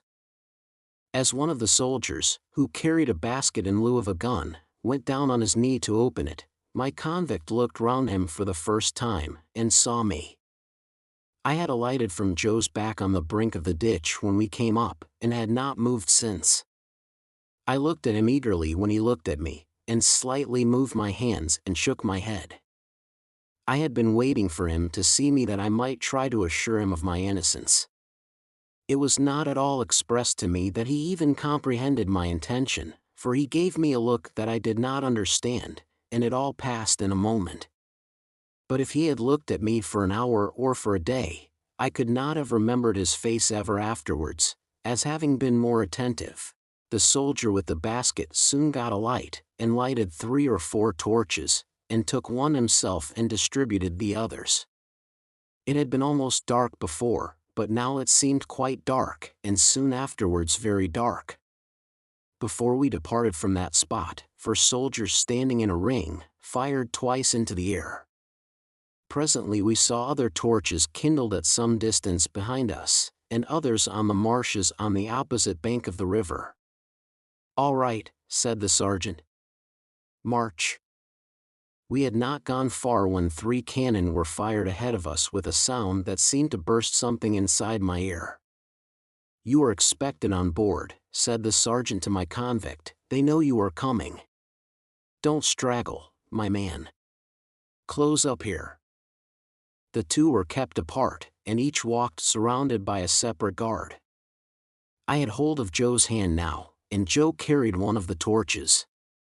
Mr. Wopsle had been for going back, but Joe was resolved to see it out, so we went on with the party. There was a reasonably good path now, mostly on the edge of the river, with a divergence here and there where a dike came, with a miniature windmill on it and a muddy sluice gate. When I looked round, I could see the other lights coming in after us. The torches we carried dropped great blotches of fire upon the track, and I could see those, too, lying smoking and flaring. I could see nothing else but black darkness. Our lights warmed the air about us with their pitchy blaze, and the 2 prisoners seemed rather to like that, as they limped along in the midst of the muskets. We could not go fast, because of their lameness, and they were so spent that 2 or 3 times we had to halt while they rested. After an hour or so of this traveling, we came to a rough wooden hut and a landing place. There was a guard in the hut, and they challenged, and the sergeant answered. Then we went into the hut, where there was a smell of tobacco and whitewash, and a bright fire, and a lamp, and a stand of muskets, and a drum, and a low wooden bedstead, like an overgrown mangle without the machinery, capable of holding about a dozen soldiers all at once. 3 or 4 soldiers who lay upon it in their greatcoats were not much interested in us, but just lifted their heads and took a sleepy stare, and then lay down again. The sergeant made some kind of report, and some entry in a book, and then the convict whom I call the other convict was drafted off with his guard, to go on board first. My convict never looked at me, except that once. While we stood in the hut, he stood before the fire looking thoughtfully at it, or putting up his feet by turns upon the hob, and looking thoughtfully at them as if he pitied them for their recent adventures. Suddenly, he turned to the sergeant, and remarked, "I wish to say something respecting this escape. It may prevent some persons laying under suspicion Alongier me." "You can say what you like," returned the sergeant, standing coolly looking at him with his arms folded, "but you have no call to say it here. You'll have opportunity enough to say about it, and hear about it, before it's done with, you know." "I know, but this is another pint, a separate matter. A man can't starve, at least I can't. I took some wittles, up at the village over yonder, where the church stands a'most out on the marshes." "You mean stole," said the sergeant, "and I'll tell you where from. From the blacksmith's." "Hello," said the sergeant, staring at Joe. "Hello, Pip," said Joe, staring at me. "It was some broken wittles, that's what it was, and a dram of liquor, and a pie." "Have you happened to miss such an article as a pie, blacksmith?" asked the sergeant, confidentially. "My wife did, at the very moment when you came in. Don't you know, Pip?" "So," said my convict, turning his eyes on Joe in a moody manner, and without the least glance at me, "so you're the blacksmith, are you? Then I'm sorry to say, I've eat your pie." "God knows you're welcome to it, so far as it was ever mine," returned Joe, with a saving remembrance of Mrs. Joe. "We don't know what you have done, but we wouldn't have you starve to death for it, poor miserable fellow creature, would us, Pip?" The something that I had noticed before clicked in the man's throat again, and he turned his back. The boat had returned, and his guard were ready, so we followed him to the landing place made of rough stakes and stones, and saw him put into the boat, which was rowed by a crew of convicts like himself. No one seemed surprised to see him, or interested in seeing him, or glad to see him, or sorry to see him, or spoke a word, except that somebody in the boat growled as if to dogs, "Give way, you," which was the signal for the dip of the oars. By the light of the torches, we saw the black hulk lying out a little way from the mud of the shore, like a wicked Noah's Ark. Cribbed and barred and moored by massive rusty chains, the prison ship seemed in my young eyes to be iron like the prisoners. We saw the boat go alongside, and we saw him taken up the side and disappear. Then, the ends of the torches were flung hissing into the water, and went out, as if it were all over with him. Chapter 6. My state of mind regarding the pilfering from which I had been so unexpectedly exonerated did not impel me to frank disclosure, but I hope it had some dregs of good at the bottom of it. I do not recall that I felt any tenderness of conscience in reference to Mrs. Joe, when the fear of being found out was lifted off me. But I loved Joe, perhaps for no better reason in those early days than because the dear fellow let me love him, and, as to him, my inner self was not so easily composed. It was much upon my mind, particularly when I first saw him looking about for his file, that I ought to tell Joe the whole truth. Yet I did not, and for the reason that I mistrusted that if I did, he would think me worse than I was. The fear of losing Joe's confidence, and of thenceforth sitting in the chimney corner at night staring drearily at my forever lost companion and friend, tied up my tongue. I morbidly represented to myself that if Joe knew it, I never afterwards could see him at the fireside feeling his fair whisker, without thinking that he was meditating on it. That, if Joe knew it, I never afterwards could see him glance, however casually, at yesterday's meat or pudding when it came on today's table, without thinking that he was debating whether I had been in the pantry. That, if Joe knew it, and at any subsequent period of our joint domestic life remarked that his beer was flat or thick, the conviction that he suspected tar in it, would bring a rush of blood to my face. In a word, I was too cowardly to do what I knew to be right, as I had been too cowardly to avoid doing what I knew to be wrong. I had had no intercourse with the world at that time, and I imitated none of its many inhabitants who act in this manner. Quite an untaught genius, I made the discovery of the line of action for myself. As I was sleepy before we were far away from the prison ship, Joe took me on his back again and carried me home. He must have had a tiresome journey of it, for Mr. Wopsle, being knocked up, was in such a very bad temper that if the church had been thrown open, he would probably have excommunicated the whole expedition, beginning with Joe and myself. In his lay capacity, he persisted in sitting down in the damp to such an insane extent, that when his coat was taken off to be dried at the kitchen fire, the circumstantial evidence on his trousers would have hanged him, if it had been a capital offense. By that time, I was staggering on the kitchen floor like a little drunkard, through having been newly set upon my feet, and through having been fast asleep, and through waking in the heat and lights and noise of tongues. As I came to myself, with the aid of a heavy thump between the shoulders, and the restorative exclamation, "Yah! Was there ever such a boy as this?" from my sister, I found Joe telling them about the convict's confession, and all the visitors suggesting different ways by which he had got into the pantry. Mr. Pumblechook made out, after carefully surveying the premises, that he had first got upon the roof of the forge, and had then got upon the roof of the house, and had then let himself down the kitchen chimney by a rope made of his bedding cut into strips, and as Mr. Pumblechook was very positive and drove his own chaise cart over everybody, it was agreed that it must be so. Mr. Wopsle, indeed, wildly cried out, "No," with the feeble malice of a tired man, but, as he had no theory, and no coat on, he was unanimously set at naught, not to mention his smoking hard behind, as he stood with his back to the kitchen fire to draw the damp out, which was not calculated to inspire confidence. This was all I heard that night before my sister clutched me, as a slumberous offense to the company's eyesight, and assisted me up to bed with such a strong hand that I seemed to have 50 boots on, and to be dangling them all against the edges of the stairs. My state of mind, as I have described it, began before I was up in the morning, and lasted long after the subject had died out, and had ceased to be mentioned saving on exceptional occasions. Chapter 7. At the time when I stood in the churchyard reading the family tombstones, I had just enough learning to be able to spell them out.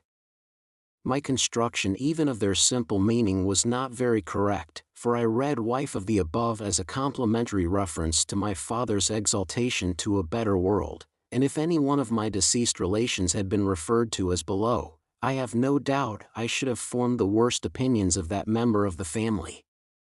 Neither were my notions of the theological positions to which my catechism bound me at all accurate, for I have a lively remembrance that I supposed my declaration that I was to walk in the same all the days of my life laid me under an obligation always to go through the village from our house in one particular direction, and never to vary it by turning down by the wheelwrights or up by the mill. When I was old enough, I was to be apprenticed to Joe, and until I could assume that dignity I was not to be what Mrs. Joe called pompied, or, as I render it, pampered. Therefore, I was not only odd boy about the forge, but if any neighbor happened to want an extra boy to frighten birds, or pick up stones, or do any such job, I was favored with the employment. In order, however, that our superior position might not be compromised thereby, a money box was kept on the kitchen mantelshelf, into which it was publicly made known that all my earnings were dropped. I have an impression that they were to be contributed eventually towards the liquidation of the national debt, but I know I had no hope of any personal participation in the treasure. Mr. Wopsle's great-aunt kept an evening school in the village, that is to say, she was a ridiculous old woman of limited means and unlimited infirmity, who used to go to sleep from 6 to 7 every evening, in the society of youth who paid 2 pence per week each, for the improving opportunity of seeing her do it. She rented a small cottage, and Mr. Wopsle had the room upstairs, where we students used to overhear him reading aloud in a most dignified and terrific manner, and occasionally bumping on the ceiling. There was a fiction that Mr. Wopsle examined the scholars once a quarter. What he did on those occasions was to turn up his cuffs, stick up his hair, and give us Mark Antony's oration over the body of Caesar. This was always followed by Collins's Ode on the Passions, wherein I particularly venerated Mr. Wopsle as Revenge throwing his blood-stained sword in thunder down, and taking the word-announcing trumpet with a withering look. It was not with me then, as it was in later life, when I fell into the society of the passions, and compared them with Collins and Wopsle, rather to the disadvantage of both gentlemen. Mr. Wopsle's great-aunt, besides keeping this educational institution, kept in the same room a little general shop. She had no idea what stock she had, or what the price of anything in it was, but there was a little greasy memorandum book kept in a drawer, which served as a catalogue of prices, and by this oracle Biddy arranged all the shop transactions. Biddy was Mr. Wopsle's great-aunt's granddaughter. I confess myself quite unequal to the working out of the problem, what relation she was to Mr. Wopsle. She was an orphan like myself, like me, too, had been brought up by hand. She was most noticeable, I thought, in respect of her extremities, for her hair always wanted brushing, her hands always wanted washing, and her shoes always wanted mending and pulling up at heel. This description must be received with a weekday limitation. On Sundays, she went to church elaborated. Much of my unassisted self, and more by the help of Biddy than of Mr. Wopsle's great-aunt, I struggled through the alphabet as if it had been a bramble-bush, getting considerably worried and scratched by every letter. After that I fell among those thieves, the 9 figures, who seemed every evening to do something new to disguise themselves and baffle recognition. But, at last I began, in a purblind groping way, to read, write, and cipher, on the very smallest scale. One night I was sitting in the chimney corner with my slate, expending great efforts on the production of a letter to Joe. I think it must have been a full year after our hunt upon the marshes, for it was a long time after, and it was winter and a hard frost. With an alphabet on the hearth at my feet for reference, I contrived in an hour or two to print and smear this epistle. My dear Joiop, you are quite well Iopishal. Son be hable for to teach you Joe and then we sure'll be. So glad and when I am printed to you Jowot Larkson. Believe me infxn pip. There was no indispensable necessity for my communicating with Joe by letter, inasmuch as he sat beside me and we were alone. But I delivered this written communication, slate and all, with my own hand, and Joe received it as a miracle of erudition. "I say, Pip, old chap," cried Joe, opening his blue eyes wide, "what a scholar you are." "And you?" "I should like to be," said I, glancing at the slate as he held it, with a misgiving that the writing was rather hilly. "Why, here's a J," said Joe, "and A-O equal to anything. Here's a J and A-O, Pip, and a J-O, Joe." Illustration. I had never heard Joe read aloud to any greater extent than this monosyllable, and I had observed at church last Sunday, when I accidentally held our prayer book upside down, that it seemed to suit his convenience quite as well as if it had been all right. Wishing to embrace the present occasion of finding out whether in teaching Joe, I should have to begin quite at the beginning, I said, "Ah. But read the rest, Joe." "The rest, Pip," said Joe, looking at it with a slow, searching eye. 1, 2, 3. "Why, here's 3 JS, and 3 OS, and 3 JO, Joe's in it, Pip." I leaned over Joe, and, with the aid of my forefinger, read him the whole letter. "Astonishing," said Joe, when I had finished. "You are a scholar." "How do you spell Gargery, Joe?" I asked him, with a modest patronage. "I don't spell it at all," said Joe. "But supposing you did?" "It can't be supposed," said Joe. "Though I'm uncommon fond of reading, too." "Are you, Joe?" "Uncommon."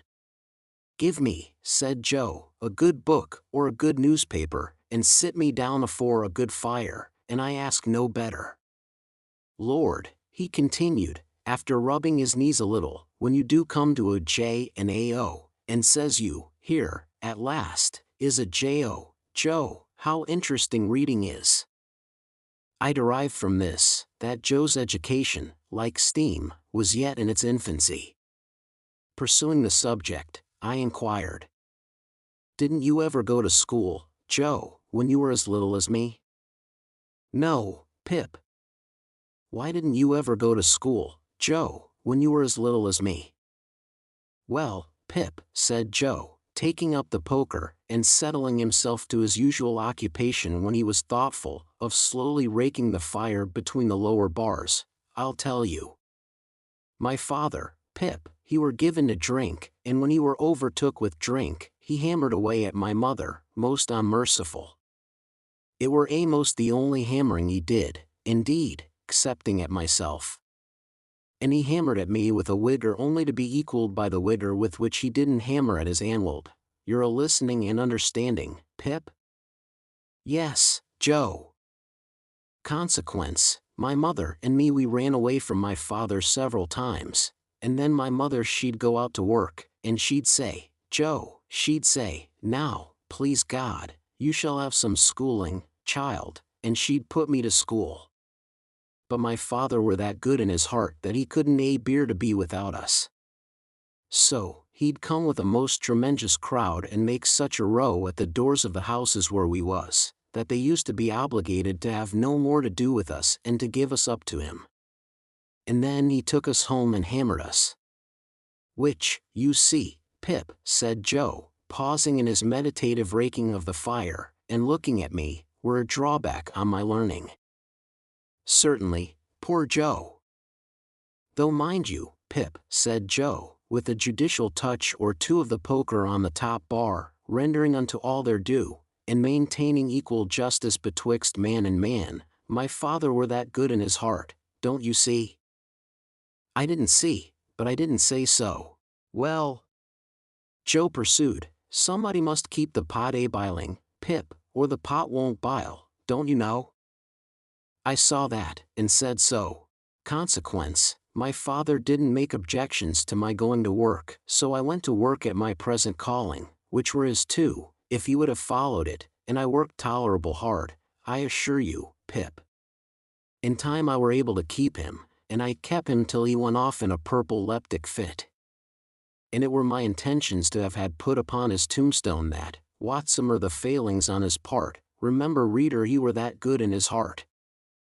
Joe recited this couplet with such manifest pride and careful perspicuity, that I asked him if he had made it himself. I made it, said Joe, my own self. I made it in a moment. It was like striking out a horseshoe complete, in a single blow. I never was so much surprised in all my life, couldn't credit my own head, to tell you the truth, hardly believed it were my own edition. As I was saying, Pip, it were my intentions to have had it cut over him, but poetry costs money, cut it how you will, small or large, and it were not done.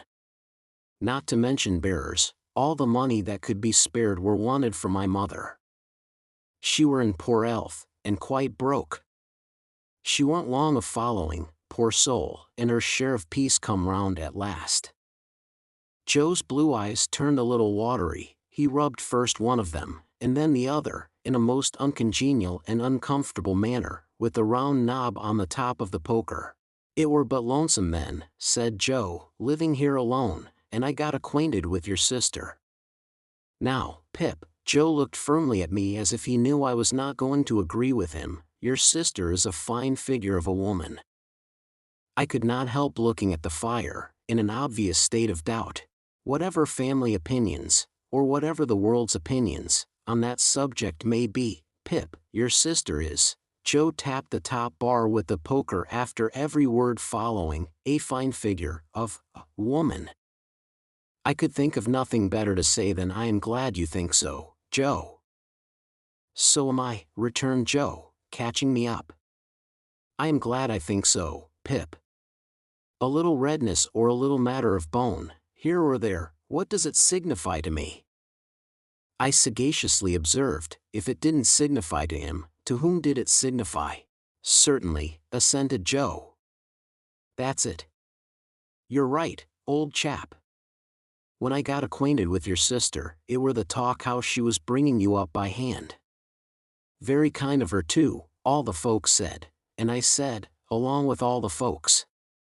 As to you, Joe pursued with a countenance expressive of seeing something very nasty indeed, if you could have been aware how small and flabby and mean you was, dear me, you'd have formed the most contemptible opinion of yourself.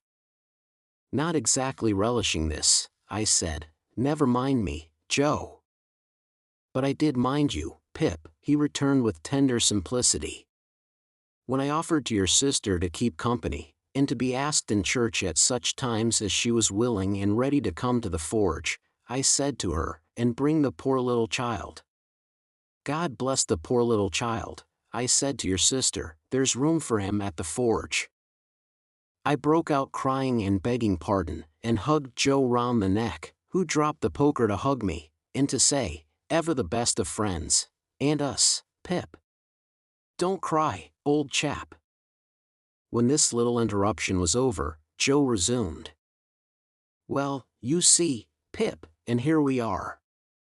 That's about where it lights, here we are. Now, when you take me in hand in my learning, Pip, and I tell you beforehand I am awful dull, most awful dull, Mrs. Joe mustn't see too much of what we're up to. It must be done, as I may say, on the sly. And why on the sly? I'll tell you why, Pip. He had taken up the poker again, without which, I doubt if he could have proceeded in his demonstration. Your sister is given to government. Given to government, Joe? I was startled, for I had some shadowy idea, and I am afraid I must add, hope, that Joe had divorced her in a favor of the Lords of the Admiralty, or Treasury. Given to government, said Joe. Which I meander say the government of you and myself. Oh. And she ain't over partial to having scholars on the premises, Joe continued, and in particular would not be over partial to my being a scholar, for fear as I might rise. Like a sort of rebel, don't you see? I was going to retort with an inquiry, and had got as far as why, when Joe stopped me. Stay a bit. I know what you're going to say, Pip, stay a bit. I don't deny that your sister comes the emogul over us, now and again. I don't deny that she do throw us back falls, and that she do drop down upon us heavy. At such times as when your sister is on the rampage, Pip, Joe sank his voice to a whisper and glanced at the door. Candor compels Fur to admit that she is a buster. Joe pronounced this word, as if it began with at least 12 capital BS. Why don't I rise? That were your observation when I broke it off, Pip? Yes, Joe. Well, said Joe, passing the poker into his left hand, that he might feel his whisker, and I had no hope of him whenever he took to that placid occupation. Your sister's a mastermind. A mastermind. What's that?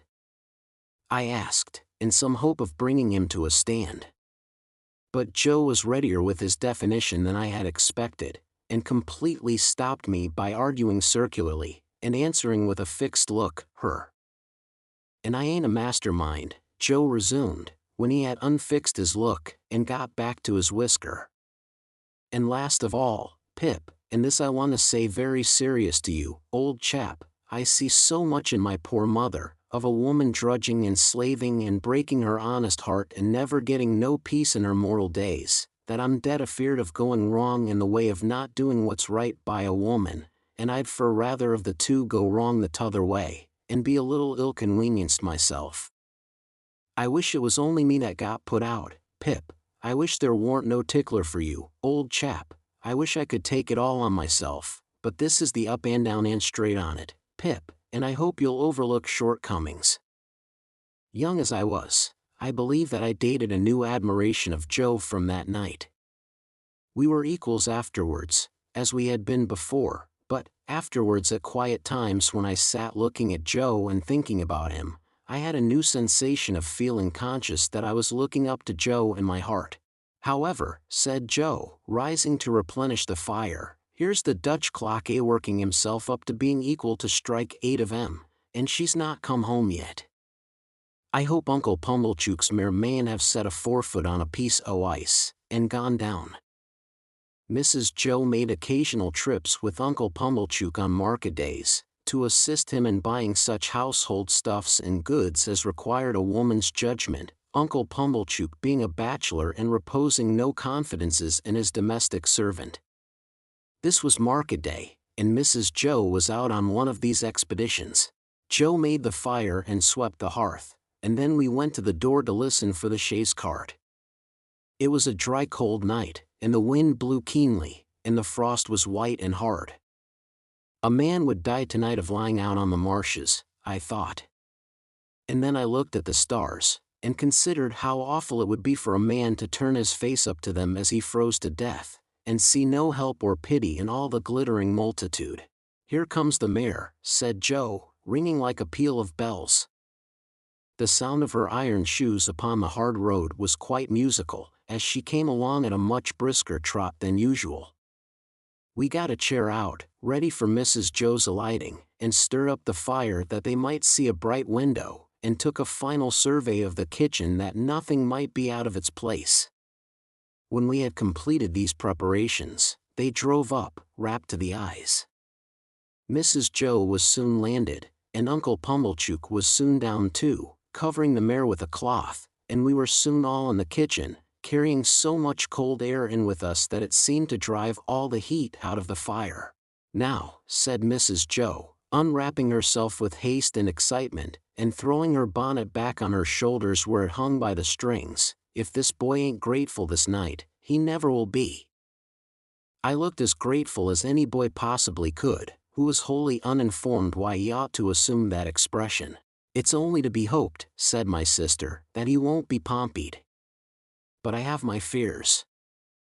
She ain't in that line, Mum, said Mr. Pumblechook. She knows better. She? I looked at Joe, making the motion with my lips and eyebrows. She? Joe looked at me, making the motion with his lips and eyebrows. She?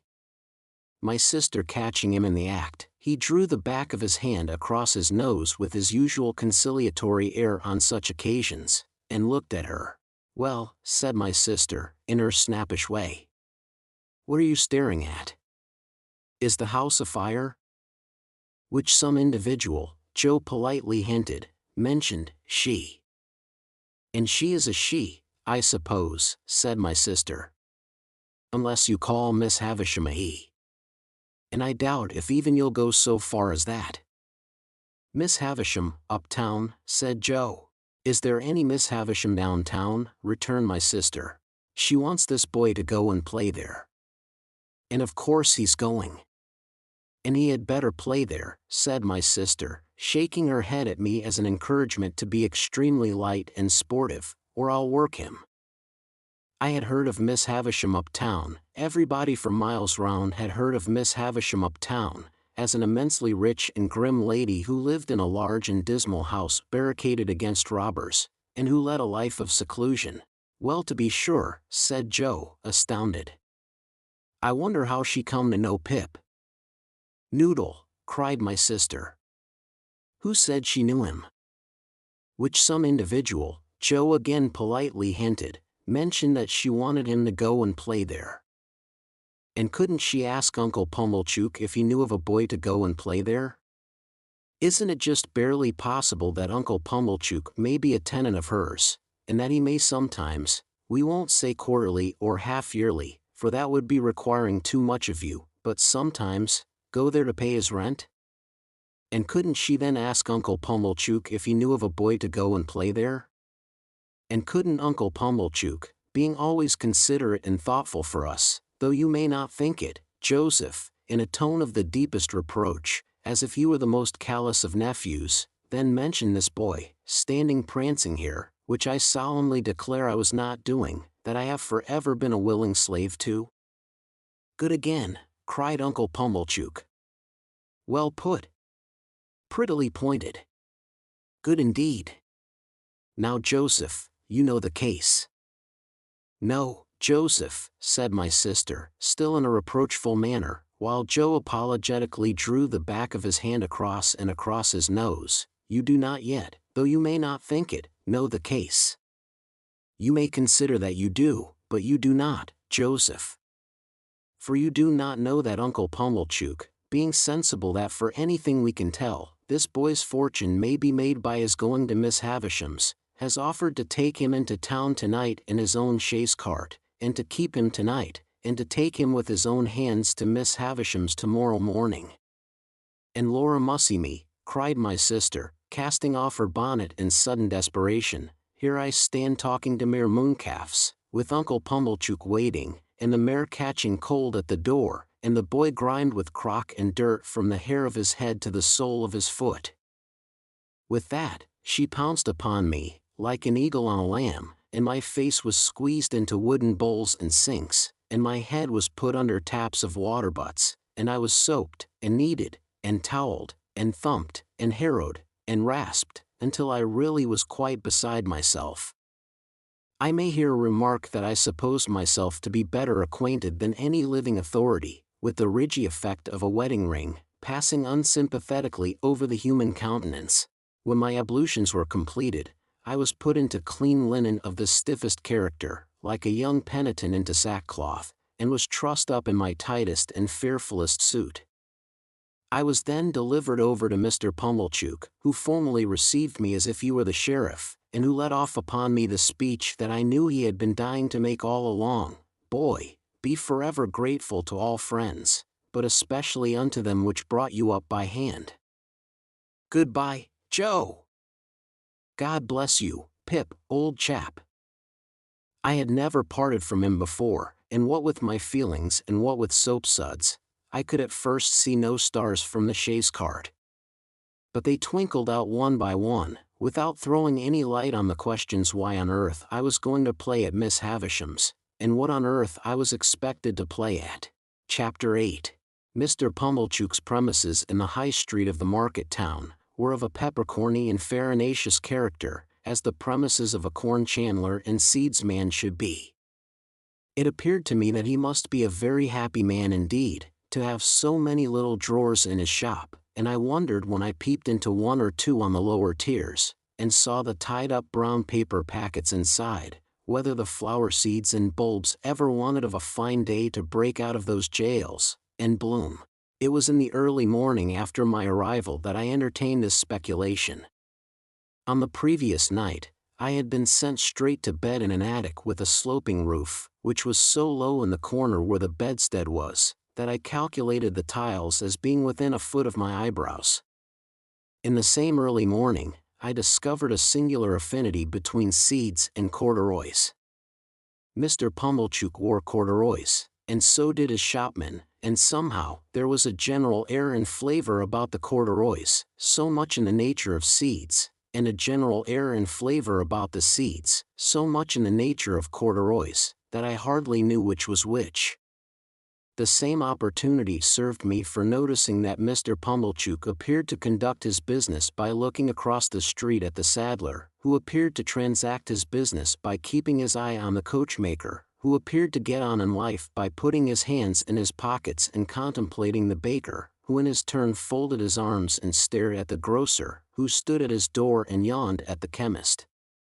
The watchmaker, always poring over a little desk with a magnifying glass at his eye, and always inspected by a group of smock-frocks poring over him through the glass of his shop window, seemed to be about the only person in the high street whose trade engaged his attention. Mr. Pumblechook and I breakfasted at 8 o'clock in the parlor behind the shop, while the shopman took his mug of tea and hunch of bread and butter on a sack of peas in the front premises.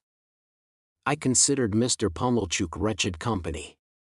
Besides being possessed by my sister's idea that a mortifying and penitential character ought to be imparted to my diet, besides giving me as much crumb as possible in combination with as little butter, and putting such a quantity of warm water into my milk that it would have been more candid to have left the milk out altogether, his conversation consisted of nothing but arithmetic. On my politely bidding him good morning, he said, pompously, 7 times 9, boy. And how should I be able to answer, dodged in that way, in a strange place, on an empty stomach? I was hungry, but before I had swallowed a morsel, he began a running sum that lasted all through the breakfast. 7 and 4 and 8 and 6 and 2 and 10 and so on. And after each figure was disposed of, it was as much as I could do to get a bite or a sup, before the next came, while he sat at his ease guessing nothing, and eating bacon and hot roll, in, if I may be allowed the expression, a gorging and gormandizing manner.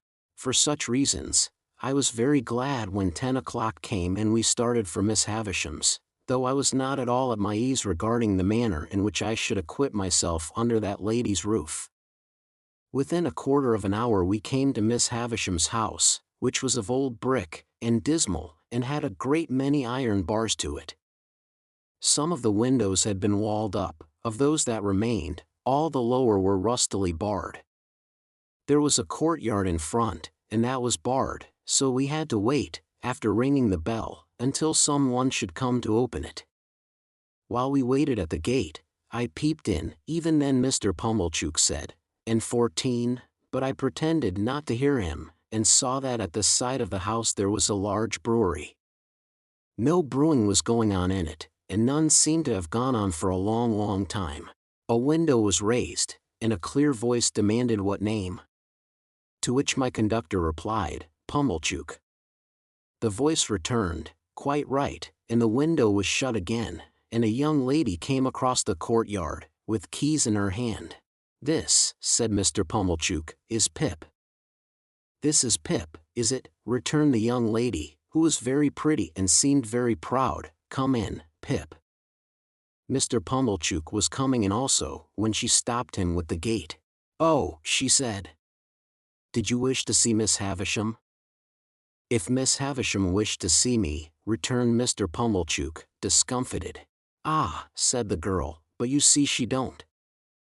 She said it so finally, and in such an undiscussable way, that Mr. Pumblechook, though in a condition of ruffled dignity, could not protest. But he eyed me severely, as if I had done anything to him, and departed with the words reproachfully delivered, Boy, let your behavior here be a credit unto them which brought you up by hand. I was not free from apprehension that he would come back to propound through the gate, and 16. But he didn't. My young conductress locked the gate, and we went across the courtyard. It was paved and clean, but grass was growing in every crevice. The brewery buildings had a little lane of communication with it, and the wooden gates of that lane stood open, and all the brewery beyond stood open, away to the high enclosing wall, and all was empty and disused.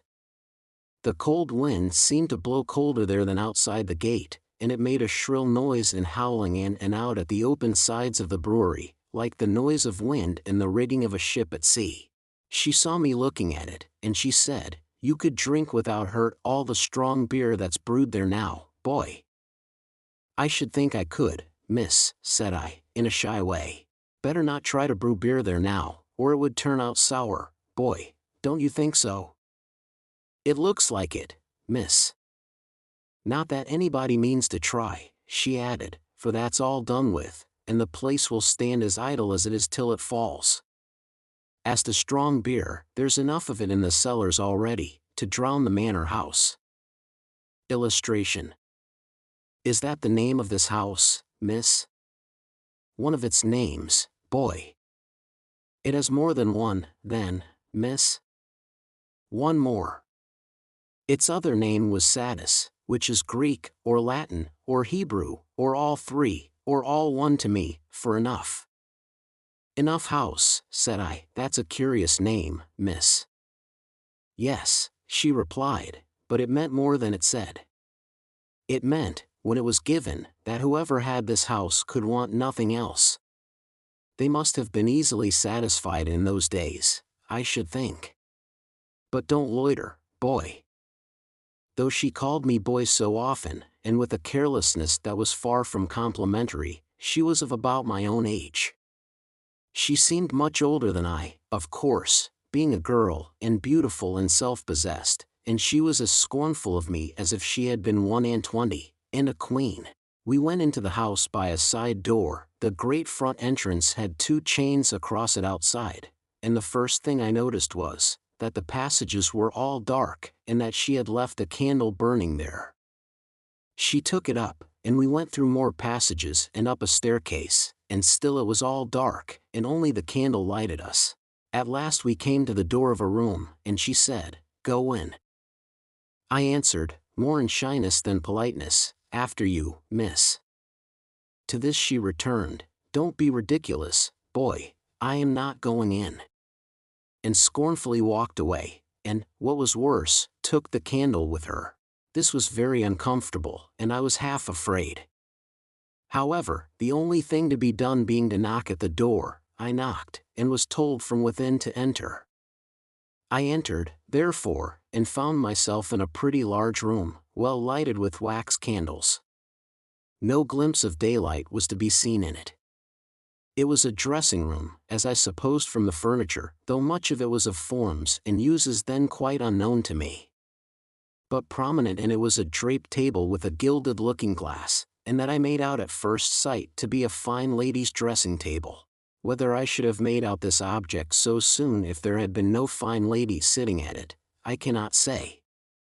In an armchair, with an elbow resting on the table and her head leaning on that hand, sat the strangest lady I have ever seen, or shall ever see. She was dressed in rich materials, satins, and lace, and silks, all of white. Her shoes were white.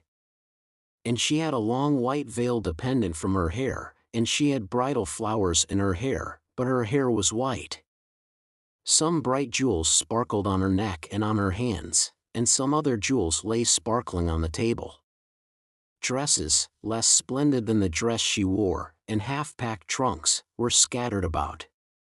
She had not quite finished dressing, for she had but one shoe on, the other was on the table near her hand, her veil was but half arranged, her watch and chain were not put on, and some lace for her bosom lay with those trinkets, and with her handkerchief, and gloves, and some flowers, and a prayer book all confusedly heaped about the looking-glass.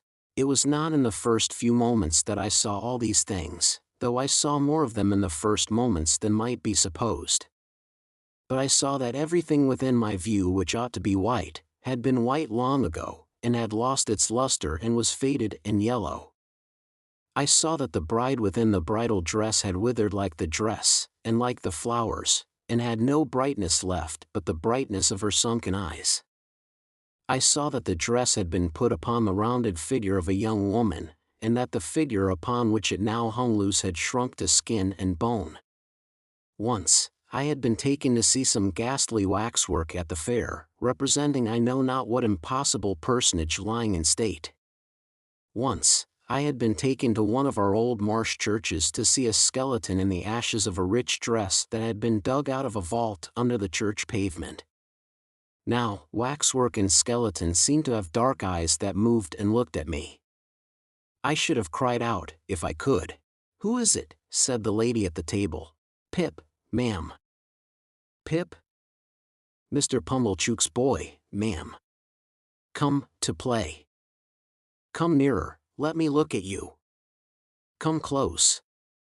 It was when I stood before her, avoiding her eyes, that I took note of the surrounding objects in detail, and saw that her watch had stopped at 20 minutes to 9, and that a clock in the room had stopped at 20 minutes to 9. "Look at me," said Miss Havisham. "You are not afraid of a woman who has never seen the sun since you were born?" I regret to state that I was not afraid of telling the enormous lie comprehended in the answer no. "Do you know what I touch here?" she said, laying her hands, one upon the other, on her left side. "Yes, ma'am." It made me think of the young man. "What do I touch?" "Your heart." "Broken." She uttered the word with an eager look, and with strong emphasis, and with a weird smile that had a kind of boast in it. Afterwards she kept her hands there for a little while, and slowly took them away as if they were heavy. "I am tired," said Miss Havisham. "I want diversion, and I have done with men and women. Play." I think it will be conceded by my most disputatious reader that she could hardly have directed an unfortunate boy to do anything in the wide world more difficult to be done under the circumstances. "I sometimes have sick fancies," she went on, "and I have a sick fancy that I want to see some play. There, with an impatient movement of the fingers of her right hand, play, play, play." For a moment, with the fear of my sisters working me before my eyes, I had a desperate idea of starting round the room in the assumed character of Mr. Pumblechook's chaise cart. But I felt myself so unequal to the performance that I gave it up, and stood looking at Miss Havisham in what I suppose she took for a dogged manner, inasmuch as she said, when we had taken a good look at each other, "Are you sullen and obstinate?" "No, ma'am, I am very sorry for you, and very sorry I can't play just now. If you complain of me I shall get into trouble with my sister, so I would do it if I could, but it's so new here, and so strange, and so fine, and melancholy." I stopped, fearing I might say too much, or had already said it, and we took another look at each other. Before she spoke again, she turned her eyes from me, and looked at the dress she wore, and at the dressing table, and finally at herself in the looking-glass. "So new to him," she muttered, "so old to me, so strange to him, so familiar to me, so melancholy to both of us. Call Estella." As she was still looking at the reflection of herself, I thought she was still talking to herself, and kept quiet. "Call Estella," she repeated, flashing a look at me. "You can do that. Call Estella." At the door. To stand in the dark in a mysterious passage of an unknown house, bawling Estella to a scornful young lady neither visible nor responsive, and feeling it a dreadful liberty so to roar out her name, was almost as bad as playing to order. But she answered at last, and her light came along the dark passage like a star. Miss Havisham beckoned her to come close, and took up a jewel from the table, and tried its effect upon her fair young bosom and against her pretty brown hair. "Your own, one day, my dear, and you will use it well. Let me see you play cards with this boy." "With this boy? Why, he is a common laboring boy." I thought I overheard Miss Havisham answer, only it seemed so unlikely. "Well, you can break his heart." "What do you play, boy?" asked Estella of myself, with the greatest disdain. "Nothing but beggar my neighbor, miss." Beggar him, said Miss Havisham to Estella. So we sat down to cards. It was then I began to understand that everything in the room had stopped, like the watch and the clock, a long time ago. I noticed that Miss Havisham put down the jewel exactly on the spot from which she had taken it up. As Estella dealt the cards, I glanced at the dressing table again, and saw that the shoe upon it, once white, now yellow, had never been worn. I glanced down at the foot from which the shoe was absent, and saw that the silk stocking on it, once white, now yellow, had been trodden ragged. Without this arrest of everything, this standing still of all the pale decayed objects, not even the withered bridal dress on the collapsed form could have looked so like grave clothes, or the long veil so like a shroud. So she sat, corpse-like, as we played at cards, the frillings and trimmings on her bridal dress, looking like earthy paper. I knew nothing then of the discoveries that are occasionally made of bodies buried in ancient times, which fall to powder in the moment of being distinctly seen, but, I have often thought since, that she must have looked as if the admission of the natural light of day would have struck her to dust. He calls the knaves jacks, this boy, said Estella with disdain, before our first game was out. And what coarse hands he has! And what thick boots! I had never thought of being ashamed of my hands before, but I began to consider them a very indifferent pair. Her contempt for me was so strong that it became infectious, and I caught it. She won the game, and I dealt.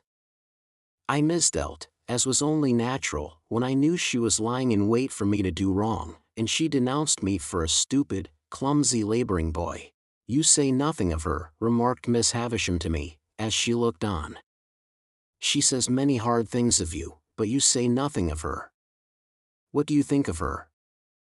I don't like to say, I stammered. Tell me in my ear, said Miss Havisham, bending down. I think she is very proud, I replied, in a whisper. Anything else? I think she is very pretty. Anything else?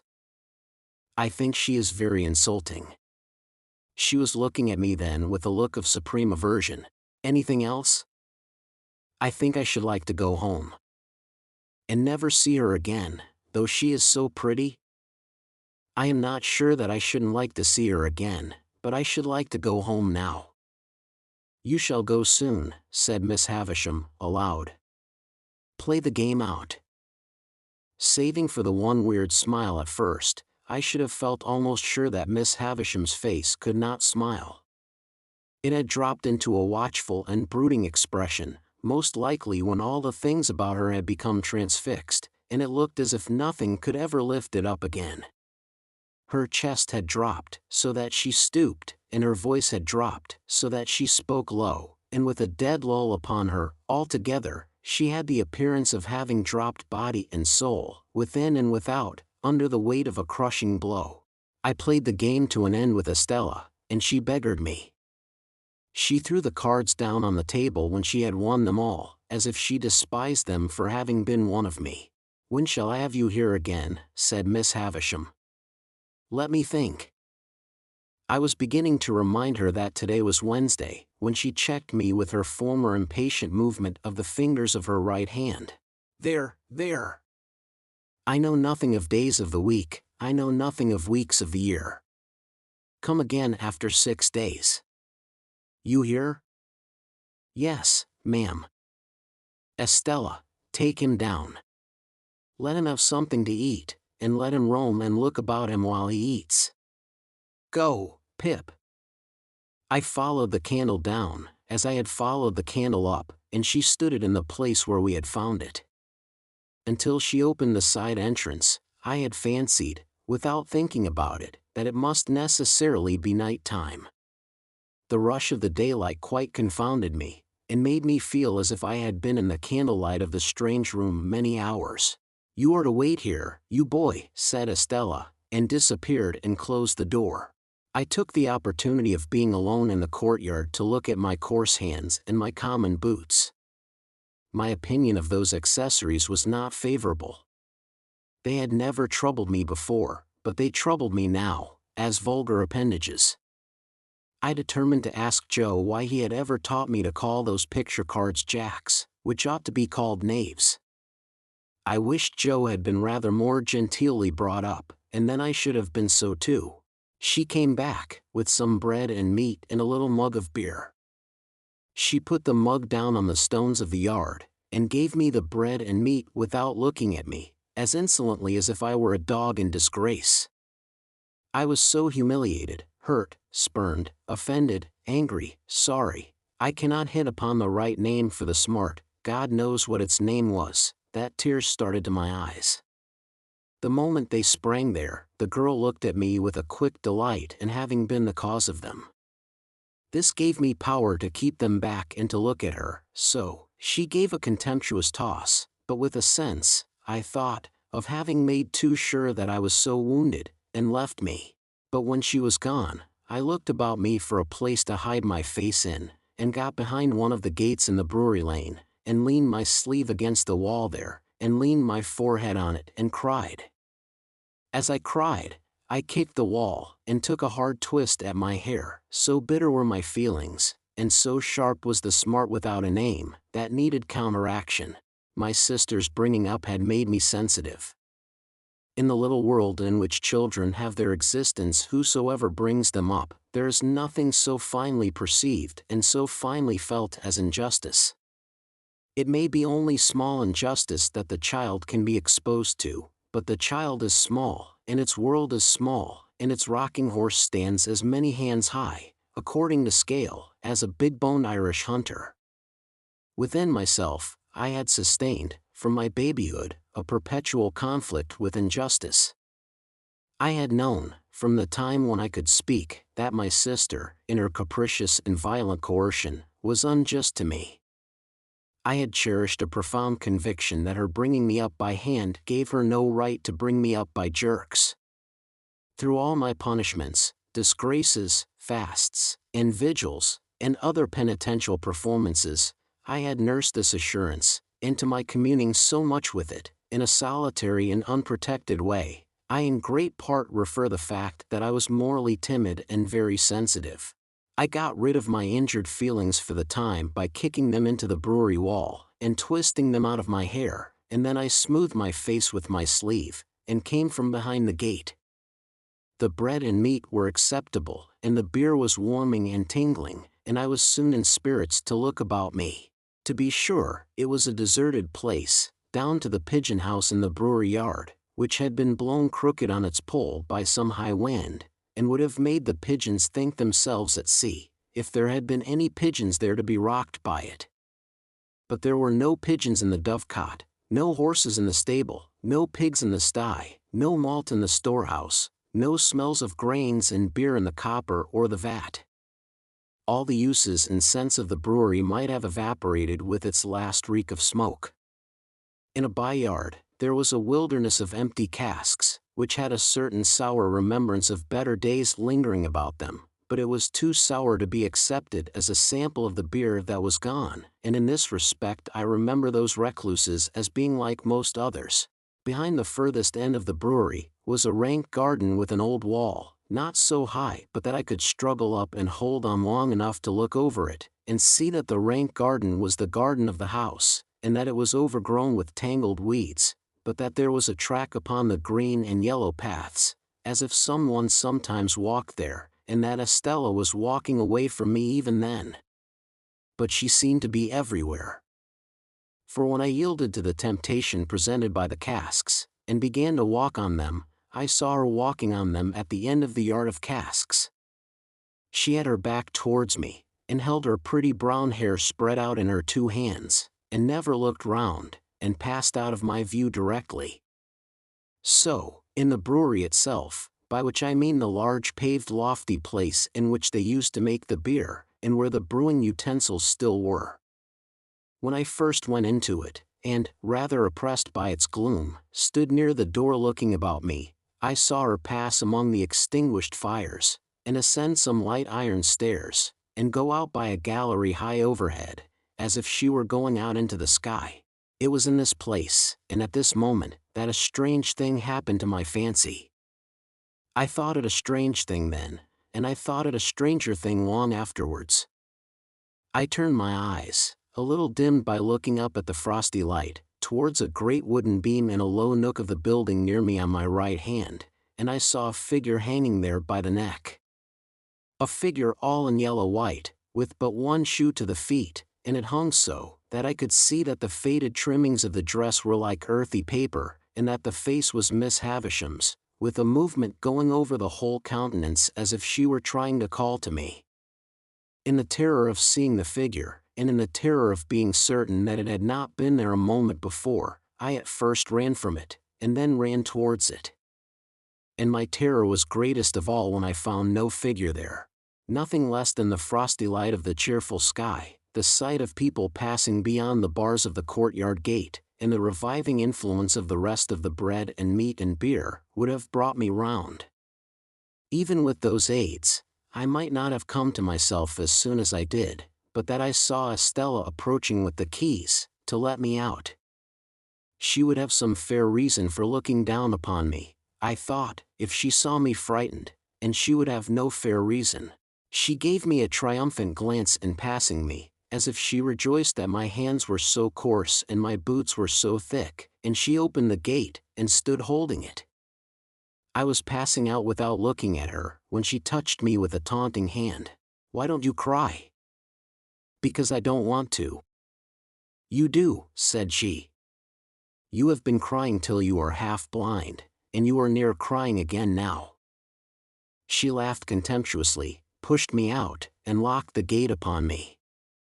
I went straight to Mr. Pumblechook's, and was immensely relieved to find him not at home. So, leaving word with the shopman on what day I was wanted at Miss Havisham's again, I set off on the 4-mile walk to our forge, pondering, as I went along, on all I had seen, and deeply revolving that I was a common laboring boy, that my hands were coarse, that my boots were thick, that I had fallen into a despicable habit of calling knaves jacks, that I was much more ignorant than I had considered myself last night, and generally that I was in a low-lived bad way. Chapter 9. When I reached home, my sister was very curious to know all about Miss Havisham's, and asked a number of questions. And I soon found myself getting heavily bumped from behind in the nape of the neck and the small of the back, and having my face ignominiously shoved against the kitchen wall, because I did not answer those questions at sufficient length. If a dread of not being understood be hidden in the breasts of other young people to anything like the extent to which it used to be hidden in mine, which I consider probable, as I have no particular reason to suspect myself of having been a monstrosity, it is the key to many reservations. I felt convinced that if I described Miss Havisham's as my eyes had seen it, I should not be understood. Not only that, but I felt convinced that Miss Havisham too would not be understood, and although she was perfectly incomprehensible to me, I entertained an impression that there would be something coarse and treacherous in my dragging her as she really was, to say nothing of Miss Estella, before the contemplation of Mrs. Joe. Consequently, I said as little as I could, and had my face shoved against the kitchen wall. The worst of it was that bullying old Pumblechook, preyed upon by a devouring curiosity to be informed of all I had seen and heard, came gaping over in his chaise cart at tea time, to have the details divulged to him. And the mere sight of the torment, with his fishy eyes and mouth open, his sandy hair inquisitively on end, and his waistcoat heaving with windy arithmetic, made me vicious in my reticence. "Well, boy," Uncle Pumblechook began, as soon as he was seated in the chair of honor by the fire. "How did you get on uptown?" I answered, "Pretty well, sir," and my sister shook her fist at me. "Pretty well?" Mr. Pumblechook repeated. "Pretty well is no answer. Tell us what you mean by pretty well, boy." "Whitewash on the forehead hardens the brain into a state of obstinacy perhaps. Anyhow, with whitewash from the wall on my forehead, my obstinacy was adamantine." I reflected for some time, and then answered as if I had discovered a new idea, "I mean pretty well." My sister with an exclamation of impatience was going to fly at me. I had no shadow of defense, for Joe was busy in the forge, when Mr. Pumblechook interposed with, "No. Don't lose your temper. "Leave this lad to me, ma'am, leave this lad to me." Mr. Pumblechook then turned me towards him, as if he were going to cut my hair, and said, "First, to get our thoughts in order, 43 pence?" I calculated the consequences of replying £400, and finding them against me, went as near the answer as I could, which was somewhere about 8 pence off. Mr. Pumblechook then put me through my pence table from 12 pence make 1 shilling, up to 40 pence make 3 and 4 pence, and then triumphantly demanded, as if he had done for me, "Now, how much is 43 pence?" To which I replied, after a long interval of reflection, "I don't know." And I was so aggravated that I almost doubt if I did know. Mr. Pumblechook worked his head like a screw to screw it out of me, and said, "Is 43 pence 7 and 6 pence 3 fardens, for instance?" "Yes," said I. And although my sister instantly boxed my ears, it was highly gratifying to me to see that the answer spoilt his joke, and brought him to a dead stop. "Boy, what like is Miss Havisham?" Mr. Pumblechook began again when he had recovered, folding his arms tight on his chest and applying the screw. "Very tall and dark," I told him. "Is she, uncle?" asked my sister. Mr. Pumblechook winked assent, from which I at once inferred that he had never seen Miss Havisham, for she was nothing of the kind. "Good," said Mr. Pumblechook conceitedly. "This is the way to have him. We are beginning to hold our own, I think, Mum?" "I am sure, uncle," returned Mrs. Joe. "I wish you had him always, you know so well how to deal with him." "Now, boy, what was she doing of, when you went in today?" asked Mr. Pumblechook. "She was sitting," I answered, "in a black velvet coach." Mr. Pumblechook and Mrs. Joe stared at one another, as they well might, and both repeated, "In a black velvet coach?" "Yes," said I, "and Miss Estella, that's her niece, I think, handed her in cake and wine at the coach window, on a gold plate. And we all had cake and wine on gold plates. And I got up behind the coach to eat mine, because she told me to." "Was anybody else there?" asked Mr. Pumblechook. "For dogs," said I. "Large or small?"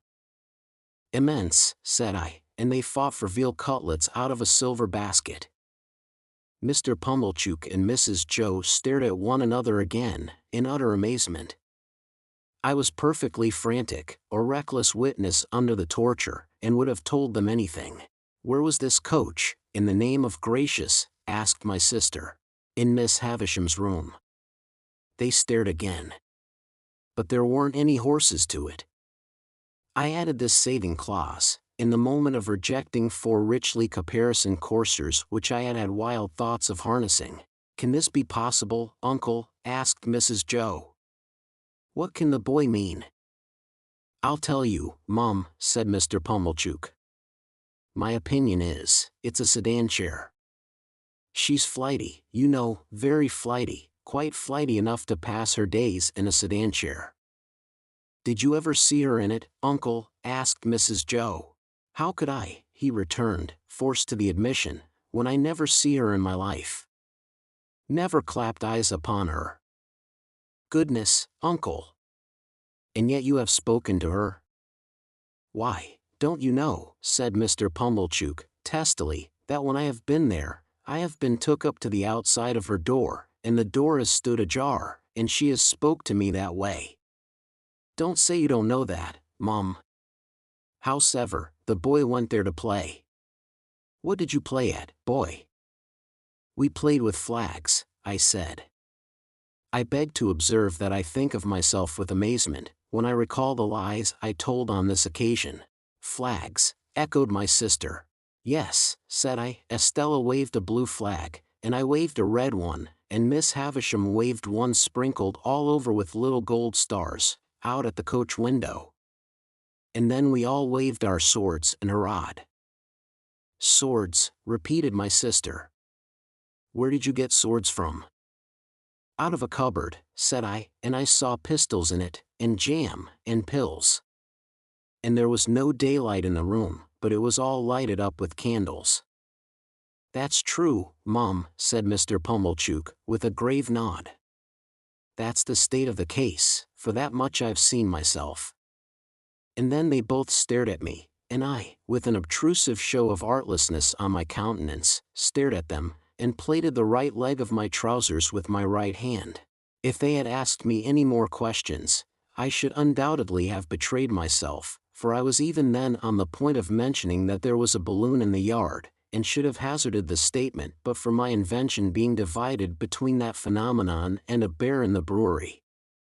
They were so much occupied, however, in discussing the marvels I had already presented for their consideration, that I escaped. The subject still held them when Joe came in from his work to have a cup of tea. To whom my sister, more for the relief of her own mind than for the gratification of his, related my pretended experiences. Now, when I saw Joe open his blue eyes and roll them all round the kitchen in helpless amazement, I was overtaken by penitence, but only as regarded him, not in the least as regarded the other two. Towards Joe, and Joe only, I considered myself a young monster, while they sat debating what results would come to me from Miss Havisham's acquaintance and favor. They had no doubt that Miss Havisham would do something for me. Their doubts related to the form that something would take. My sister stood out for property. Mr. Pumblechook was in favor of a handsome premium for binding me apprentice to some genteel trade, say, the corn and seed trade, for instance.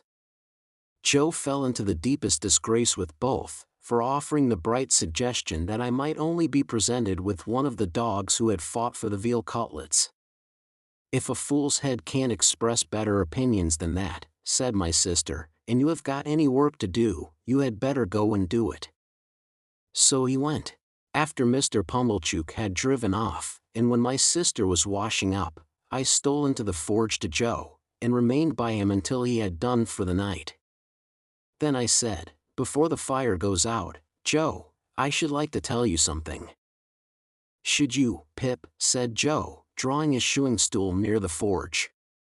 "Then tell us." "What is it, Pip?" "Joe," said I, taking hold of his rolled-up shirt sleeve, and twisting it between my finger and thumb, "you remember all that about Miss Havisham's?" "Remember," said Joe. "I believe you." "Wonderful." "It's a terrible thing, Joe, it ain't true." "What are you telling of, Pip?" cried Joe, falling back in the greatest amazement. "You don't mean to say it's—" "Yes, I do, it's lies, Joe." "But not all of it?" "Why, sure you don't mean to say, Pip, that there was no black velvet For I stood shaking my head. "But at least there was dogs, Pip." "Come, Pip," said Joe, persuasively, "if there warn't no veal cutlets, at least there was dogs?" "No, Joe." "A dog?" said Joe. "A puppy?" "Come?"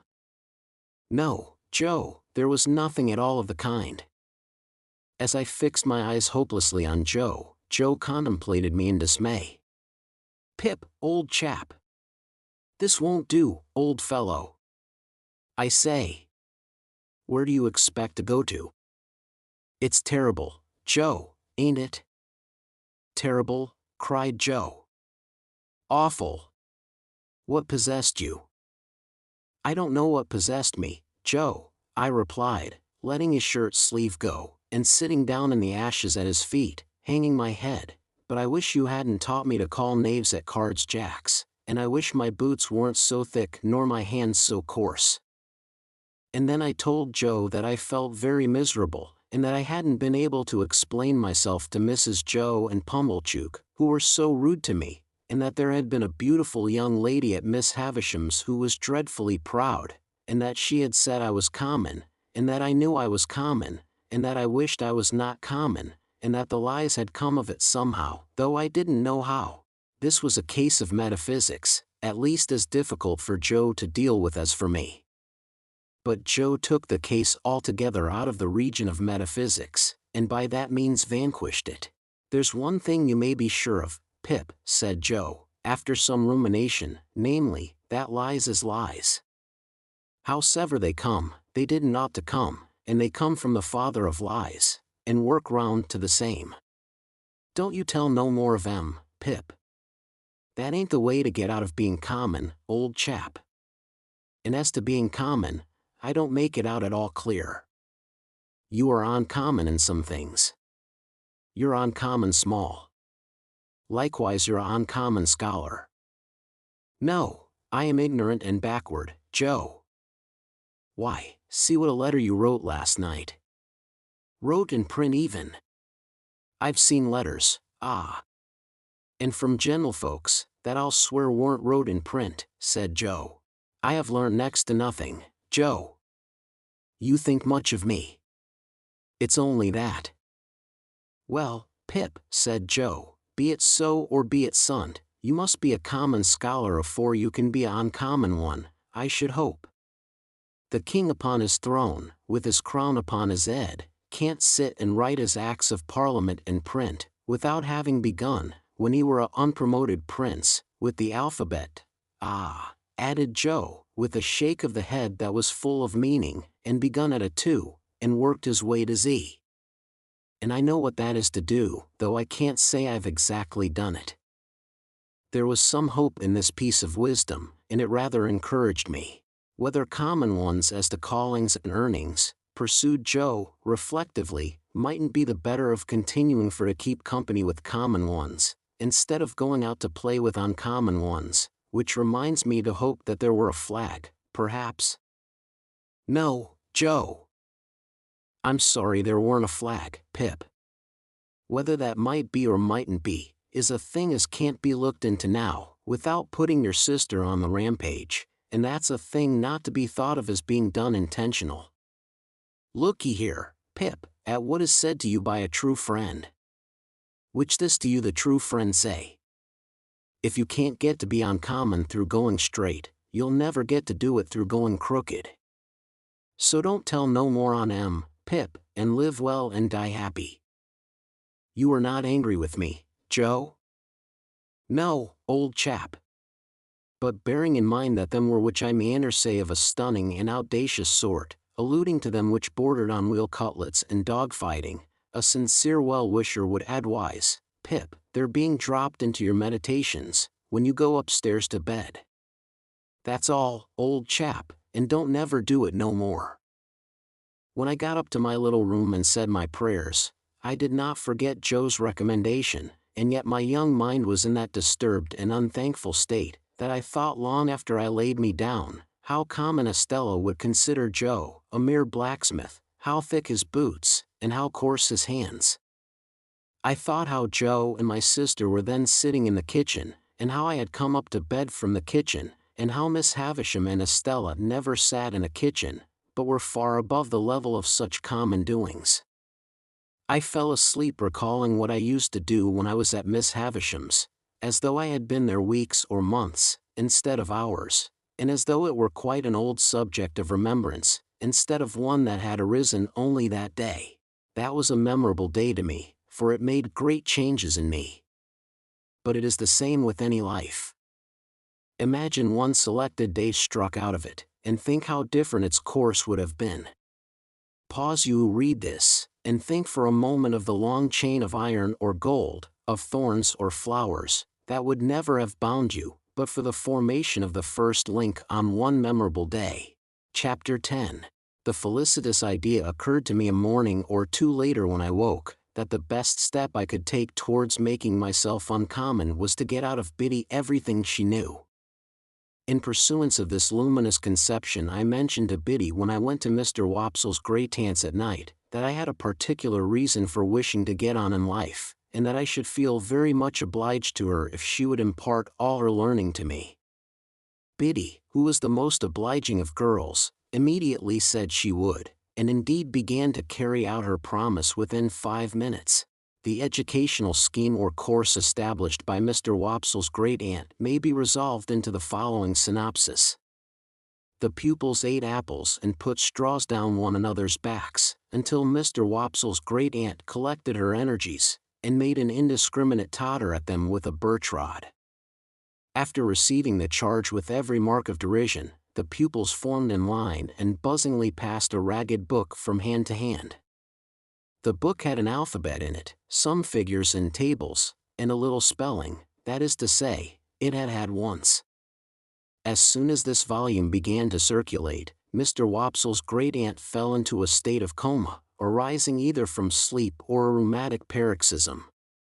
The pupils then entered among themselves upon a competitive examination on the subject of boots, with the view of ascertaining who could tread the hardest upon whose toes. This mental exercise lasted until Biddy made a rush at them and distributed 3 defaced Bibles, shaped as if they had been unskillfully cut off the chump end of something, more illegibly printed at the best than any curiosities of literature I have since met with, speckled all over with iron mold, and having various specimens of the insect world smashed between their leaves. This part of the course was usually lightened by several single combats between Biddy and refractory students. When the fights were over, Biddy gave out the number of a page, and then we all read aloud what we could, or what we couldn't, in a frightful chorus, Biddy leading with a high, shrill, monotonous voice, and none of us having the least notion of, or reverence for, what we were reading about. When this horrible din had lasted a certain time, it mechanically awoke Mr. Wopsle's great-aunt, who staggered at a boy fortuitously, and pulled his ears. This was understood to terminate the course for the evening, and we emerged into the air with shrieks of intellectual victory.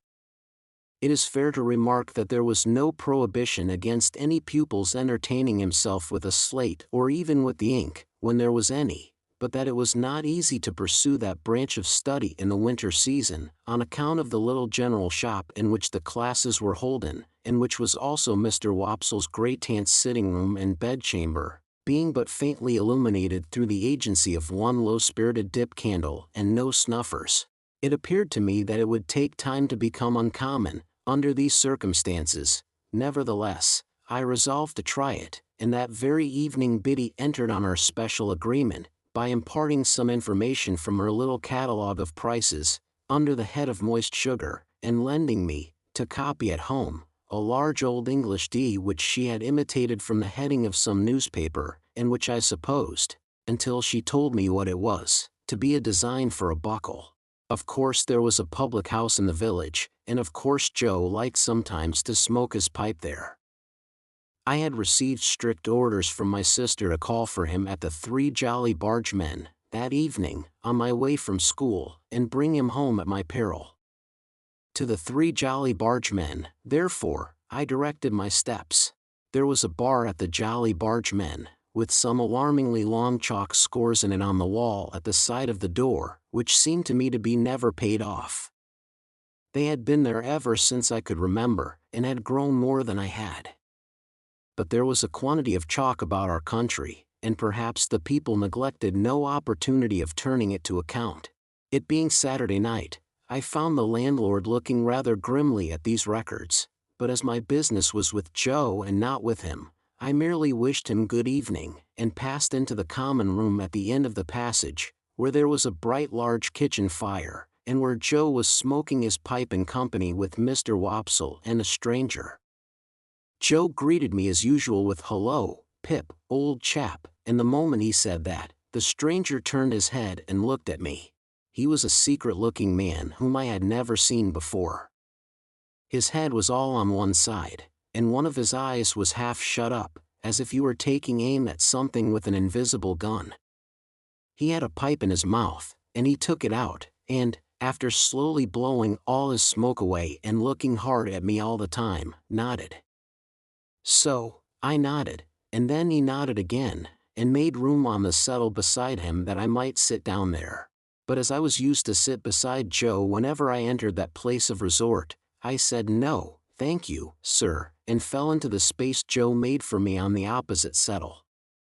The strange man, after glancing at Joe, and seeing that his attention was otherwise engaged, nodded to me again when I had taken my seat, and then rubbed his leg, in a very odd way, as it struck me. "You was saying," said the strange man, turning to Joe, "that you was a blacksmith." "Yes. I said it, you know," said Joe. "What'll you drink, mister?" You didn't mention your name, by the by. Joe mentioned it now, and the strange man called him by it. What'll you drink, Mr. Gargery? At my expense? To top up with? Well, said Joe, to tell you the truth, I ain't much in the habit of drinking at anybody's expense but my own. Habit? No, returned the stranger, but once in a way, and on a Saturday night too. Come. Put a name to it, Mr. Gargery. I wouldn't wish to be stiff company, said Joe. Rum. Rum, repeated the stranger. And will the other gentleman originate a sentiment? Rum, said Mr. Wopsle. 3 rums, cried the stranger, calling to the landlord. Glasses round. This other gentleman, observed Joe, by way of introducing Mr. Wopsle, is a gentleman that you would like to hear give it out. Our clerk at church. Aha, said the stranger, quickly, and cocking his eye at me.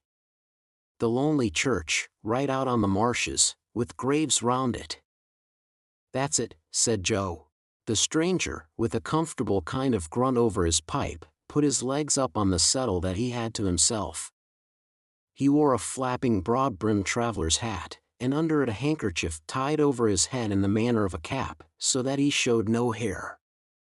As he looked at the fire, I thought I saw a cunning expression, followed by a half-laugh, come into his face.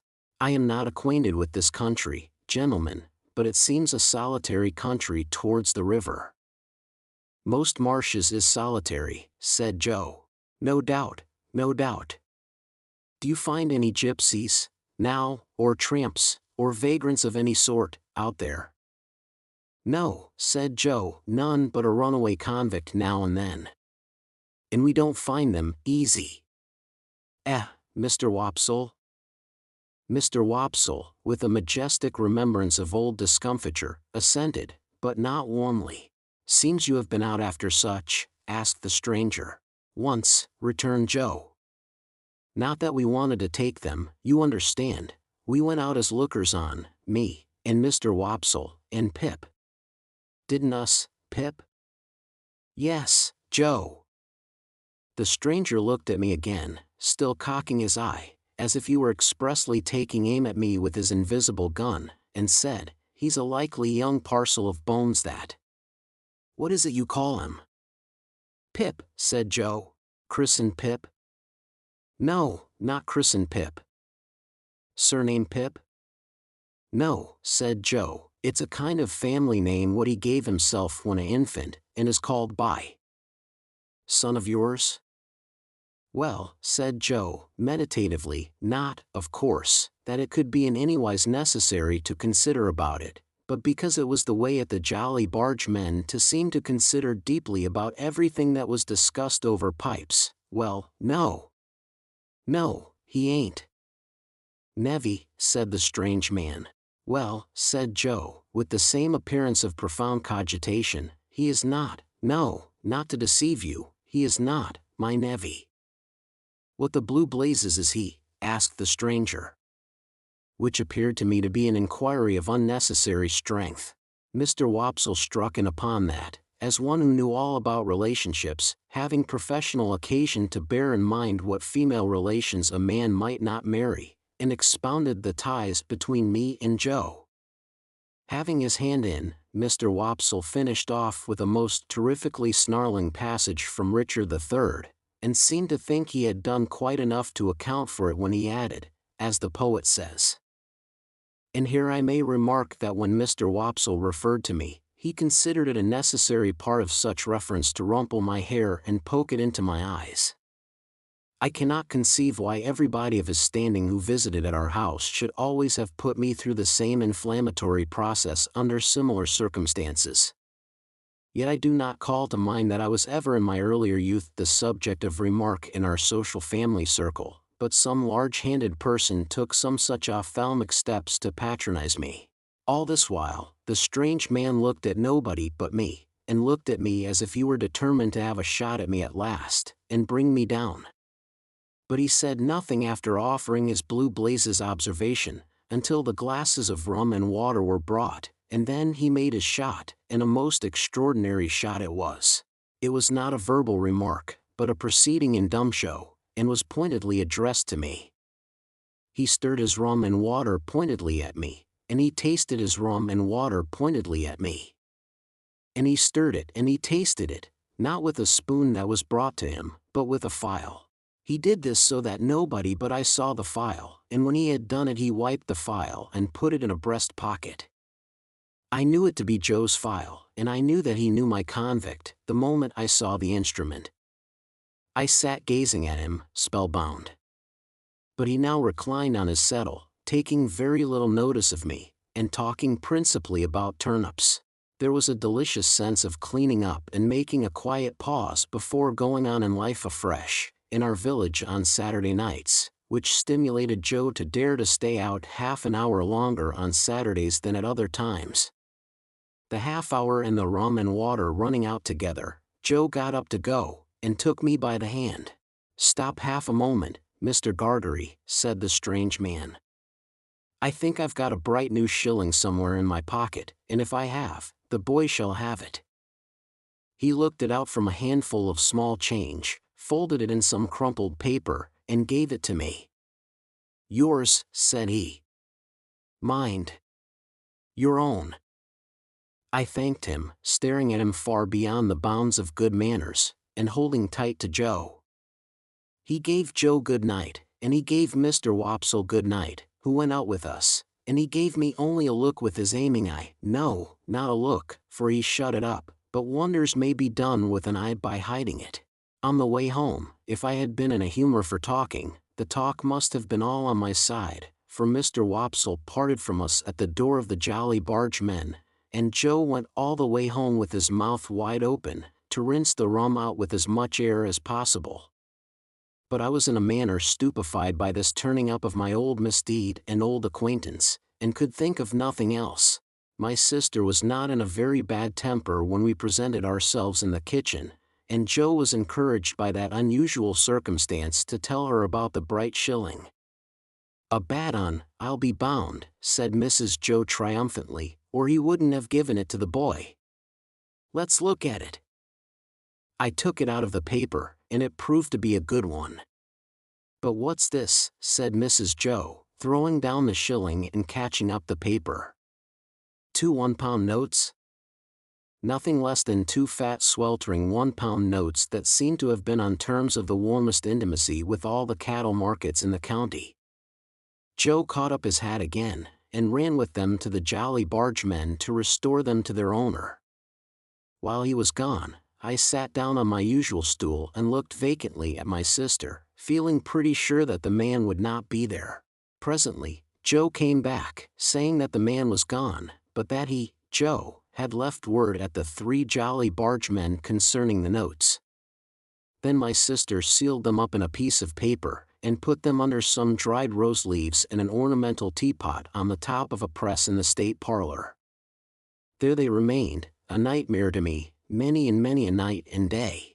I had sadly broken sleep when I got to bed, through thinking of the strange man taking aim at me with his invisible gun, and of the guiltily coarse and common thing it was, to be on secret terms of conspiracy with convicts, a feature in my low career that I had previously forgotten. I was haunted by the file too. A dread possessed me that when I least expected it, the file would reappear. I coaxed myself to sleep by thinking of Miss Havisham's next Wednesday, and in my sleep I saw the file coming at me out of a door, without seeing who held it, and I screamed myself awake. Chapter 11. At the appointed time I returned to Miss Havisham's, and my hesitating ring at the gate brought out Estella. She locked it after admitting me, as she had done before, and again preceded me into the dark passage where her candle stood. She took no notice of me until she had the candle in her hand, when she looked over her shoulder, superciliously saying, "You are to come this way today," and took me to quite another part of the house. The passage was a long one, and seemed to pervade the whole square basement of the manor house. We traversed but one side of the square, however, and at the end of it she stopped, and put her candle down and opened a door. Here, the daylight reappeared, and I found myself in a small paved courtyard, the opposite side of which was formed by a detached dwelling house that looked as if it had once belonged to the manager or head clerk of the extinct brewery. There was a clock in the outer wall of this house. Like the clock in Miss Havisham's room, and like Miss Havisham's watch, it had stopped at 20 minutes to 9. We went in at the door, which stood open, and into a gloomy room with a low ceiling, on the ground floor at the back.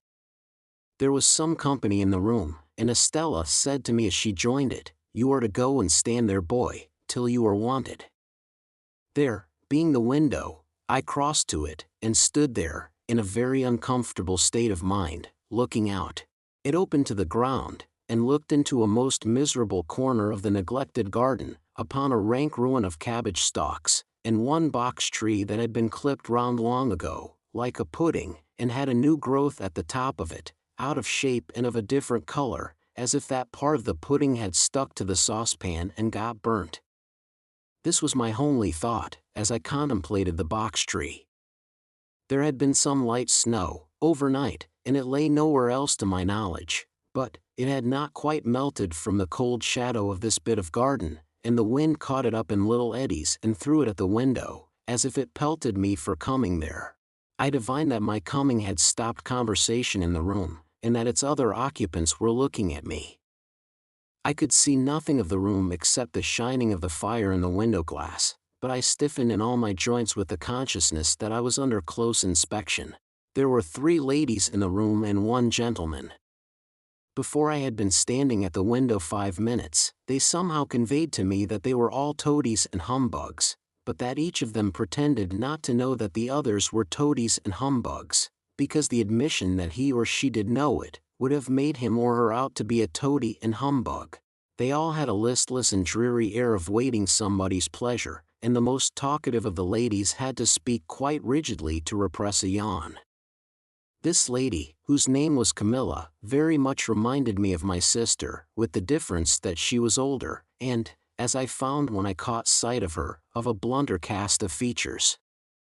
Indeed, when I knew her better I began to think it was a mercy she had any features at all, so very blank and high was the dead wall of her face.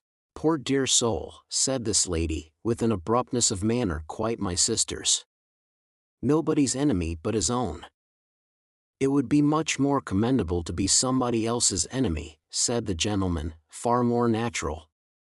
"Cousin Raymond," observed another lady, "we are to love our neighbor." "Sarah Pocket," returned Cousin Raymond, "if a man is not his own neighbor, who is?" Miss Pocket laughed, and Camilla laughed and said, checking a yawn, "The idea." But I thought they seemed to think it rather a good idea too. The other lady, who had not spoken yet, said gravely and emphatically, "Very true." "Poor soul." Camilla presently went on, "I knew they had all been looking at me in the meantime. He is so very strange. Would anyone believe that when Tom's wife died, he actually could not be induced to see the importance of the children's having the deepest of trimmings to their mourning? Good Lord, says he, Camilla, what can it signify so long as the poor bereaved little things are in black? So like Matthew. The idea. Good points in him, said Cousin Raymond. Heaven forbid I should deny good points in him, but he never had, and he never will have, any sense of the proprieties. You know I was obliged, said Camilla, I was obliged to be firm.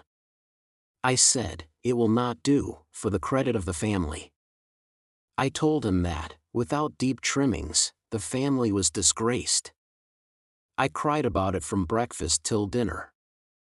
I injured my digestion. And at last he flung out in his violent way, and said, with a D, then do as you like.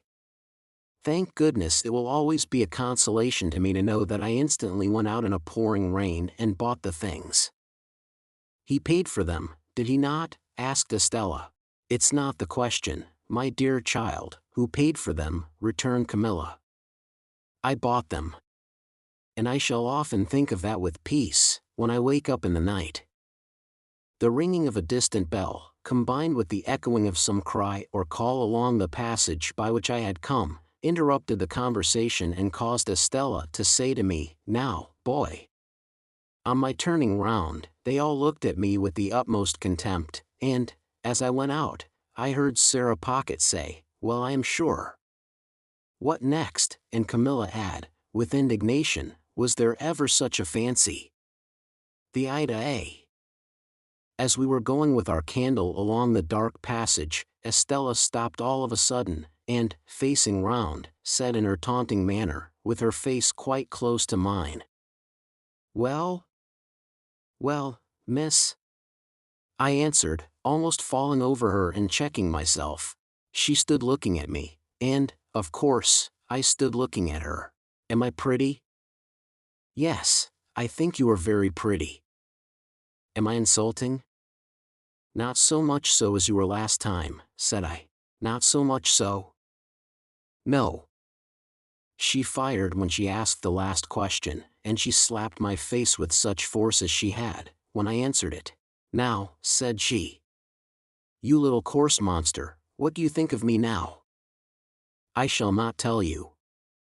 "Because you are going to tell upstairs." "Is that it?" "No," said I, "that's not it." "Why don't you cry again, you little wretch?" "Because I'll never cry for you again," said I. Which was, I suppose, as false a declaration as ever was made, for I was inwardly crying for her then, and I know what I know of the pain she cost me afterwards. We went on our way upstairs after this episode, and, as we were going up, we met a gentleman groping his way down. "Whom have we here?" asked the gentleman, stopping and looking at me. "A boy," said Estella. He was a burly man of an exceedingly dark complexion, with an exceedingly large head, and a corresponding large hand. He took my chin in his large hand and turned up my face to have a look at me by the light of the candle. He was prematurely bald on the top of his head, and had bushy black eyebrows that wouldn't lie down but stood up bristling. His eyes were set very deep in his head, and were disagreeably sharp and suspicious. He had a large watch chain, and strong black dots where his beard and whiskers would have been if he had let them. He was nothing to me, and I could have had no foresight then, that he ever would be anything to me, but it happened that I had this opportunity of observing him well. "Boy of the neighborhood?" "Hey," said he. "Yes, sir," said I. "How do you come here?" "Miss Havisham sent for me, sir," I explained. "Well, behave yourself. I have a pretty large experience of boys, and you're a bad set of fellows." "Now mind," said he, biting the side of his great forefinger as he frowned at me, "you behave yourself." With those words, he released me, which I was glad of, for his hand smelt of scented soap, and went his way downstairs.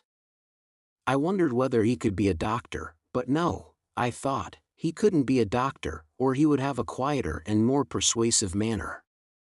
There was not much time to consider the subject, for we were soon in Miss Havisham's room, where she and everything else were just as I had left them. Estella left me standing near the door, and I stood there until Miss Havisham cast her eyes upon me from the dressing table. "So," she said, without being startled or surprised, "the days have worn away, have they?" "Yes, ma'am. Today is." There, with the impatient movement of her fingers. "I don't want to know. Are you ready to play?" I was obliged to answer in some confusion, "I don't think I am, ma'am." "Not at cards again?" she demanded, with a searching look. "Yes, ma'am, I could do that, if I was wanted." "Since this house strikes you old and grave, boy," said Miss Havisham, impatiently, "and you are unwilling to play, are you willing to work?" I could answer this inquiry with a better heart than I had been able to find for the other question, and I said I was quite willing. "Then go into that opposite room," said she, pointing at the door behind me with her withered hand, "and wait there till I come." I crossed the staircase landing, and entered the room she indicated. From that room, too, the daylight was completely excluded, and it had an airless smell that was oppressive.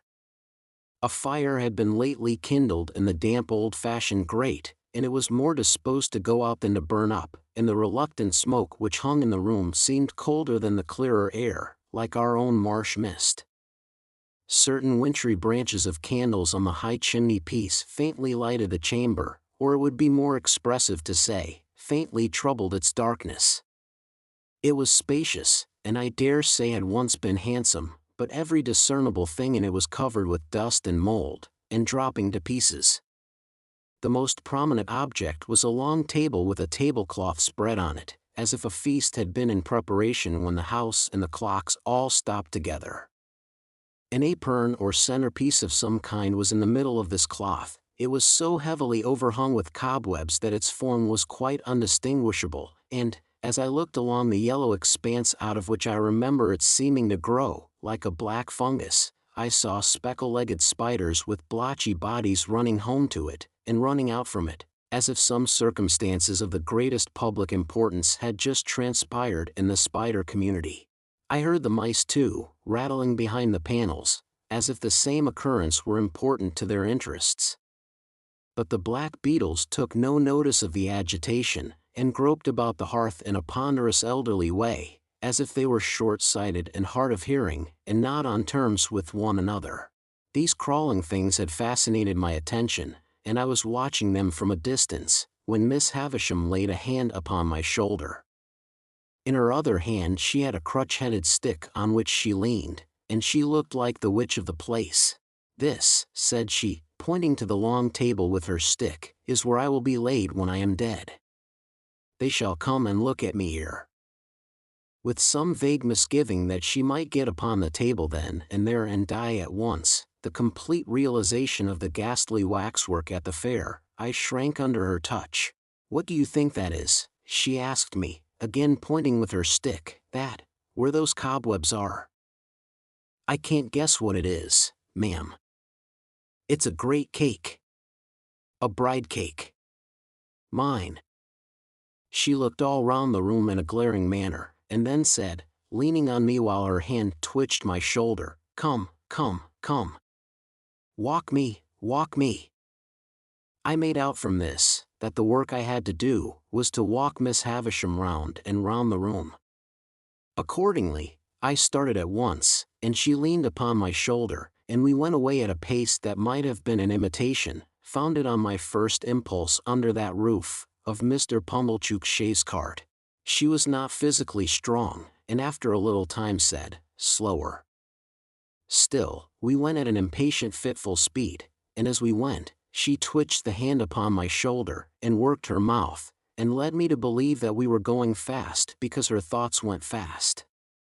After a while she said, "Call Estella," so I went out on the landing and roared that name as I had done on the previous occasion. When her light appeared, I returned to Miss Havisham, and we started away again round and round the room. If only Estella had come to be a spectator of our proceedings, I should have felt sufficiently discontented, but as she brought with her the 3 ladies and the gentleman whom I had seen below, I didn't know what to do.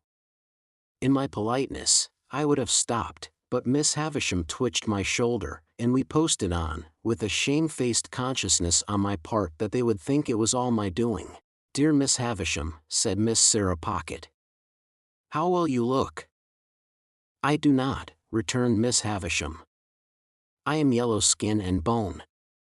Camilla brightened when Miss Pocket met with this rebuff, and she murmured, as she plaintively contemplated Miss Havisham, "Poor dear soul. Certainly not to be expected to look well, poor thing. The idea." "And how are you?" said Miss Havisham to Camilla. As we were close to Camilla then, I would have stopped as a matter of course, only Miss Havisham wouldn't stop. We swept on, and I felt that I was highly obnoxious to Camilla. "Thank you, Miss Havisham," she returned, "I am as well as can be expected." "Why, what's the matter with you?" asked Miss Havisham, with exceeding sharpness. "Nothing worth mentioning," replied Camilla. "I don't wish to make a display of my feelings, but I have habitually thought of you more in the night than I am quite equal to." "Then don't think of me," retorted Miss Havisham. "Very easily said," remarked Camilla, amiably repressing a sob. while a hitch came into her upper lip, and her tears overflowed. Raymond is a witness what ginger and sal volatile I am obliged to take in the night. Raymond is a witness what nervous jerkings I have in my legs. Chokings and nervous jerkings, however, are nothing new to me when I think with anxiety of those I love. If I could be less affectionate and sensitive, I should have a better digestion and an iron set of nerves. I am sure I wish it could be so. But as to not thinking of you in the night, the idea. Here, a burst of tears. The Raymond referred to, I understood to be the gentleman present, and am I understood to be Mr. Camilla. He came to the rescue at this point, and said in a consolatory and complimentary voice, Camilla, my dear, it is well known that your family feelings are gradually undermining you to the extent of making one of your legs shorter than the other. I am not aware, observed the grave lady whose voice I had heard but once, that to think of any person is to make a great claim upon that person, my dear. Miss Sarah Pocket, whom I now saw to be a little dry, brown, corrugated old woman, with a small face that might have been made of walnut shells, and a large mouth like a cat's without the whiskers, supported this position by saying, No, indeed, my dear. Hem. Thinking is easy enough, said the grave lady. What is easier, you know, assented Miss Sarah Pocket. Oh, yes, yes, cried Camilla, whose fermenting feelings appeared to rise from her legs to her bosom. It's all very true. It's a weakness to be so affectionate, but I can't help it. No doubt my health would be much better if it was otherwise, still I wouldn't change my disposition if I could. It's the cause of much suffering, but it's a consolation to know I possess it, when I wake up in the night. Here another burst of feeling. Miss Havisham and I had never stopped all this time, but kept going round and round the room, now brushing against the skirts of the visitors, now giving them the whole length of the dismal chamber. There's Matthew, said Camilla. Never mixing with any natural ties, never coming here to see how Miss Havisham is. I have taken to the sofa with my staylace cut, and have lain there hours insensible, with my head over the side, and my hair all down, and my feet I don't know where. Much higher than your head, my love, said Mr. Camilla. I have gone off into that state, hours and hours, on account of Matthew's strange and inexplicable conduct, and nobody has thanked me. Really I must say I should think not, interposed the grave lady. You see, my dear, added Miss Sarah Pocket, a blandly vicious personage, the question to put to yourself is, who did you expect to thank you, my love?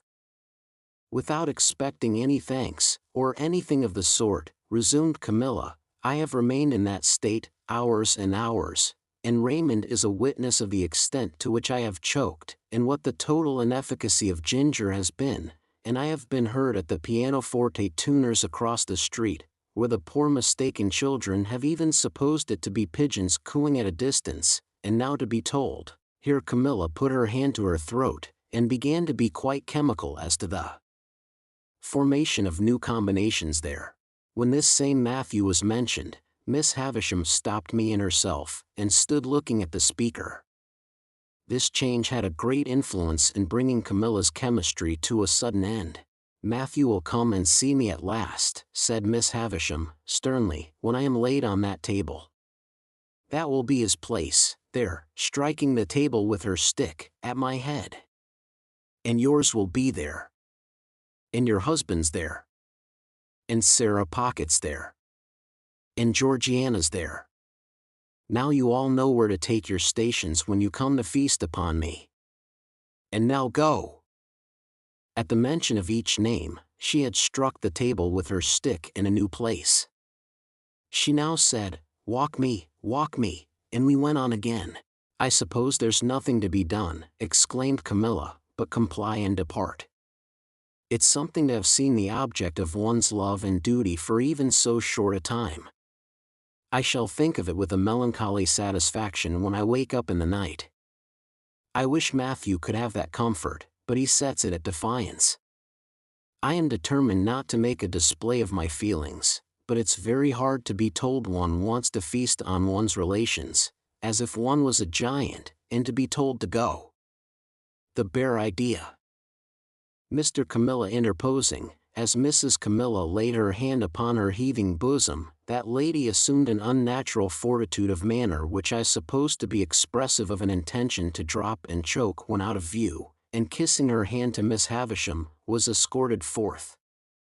Sarah Pocket and Georgiana contended who should remain last, but Sarah was too knowing to be outdone, and ambled round Georgiana with that artful slipperiness that the latter was obliged to take precedence.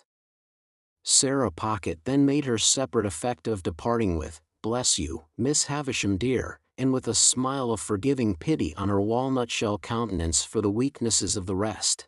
While Estella was away lighting them down, Miss Havisham still walked with her hand on my shoulder, but more and more slowly.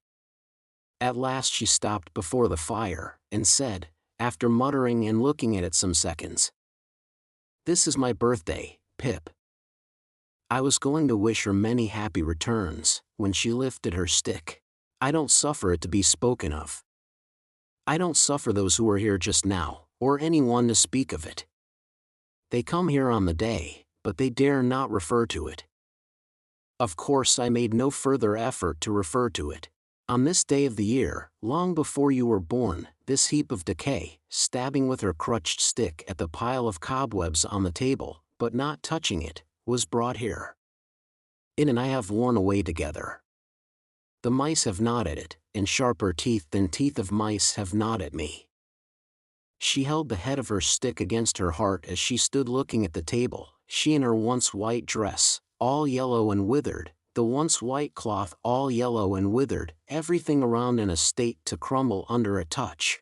"When the ruin is complete," said she, with a ghastly look, "and when they lay me dead, in my bride's dress on the bride's table, which shall be done, and which will be the finished curse upon him, so much the better if it is done on this day." She stood looking at the table as if she stood looking at her own figure lying there. I remained quiet. Estella returned, and she too remained quiet. It seemed to me that we continued thus for a long time. In the heavy air of the room, in the heavy darkness that brooded in its remoter corners, I even had an alarming fancy that Estella and I might presently begin to decay. At length, not coming out of her distraught state by degrees, but in an instant, Miss Havisham said, "Let me see you two play cards. Why have you not begun?" With that, we returned to her room, and sat down as before. I was beggared, as before, and again, as before. Miss Havisham watched us all the time, directed my attention to Estella's beauty, and made me notice it the more by trying her jewels on Estella's breast and hair.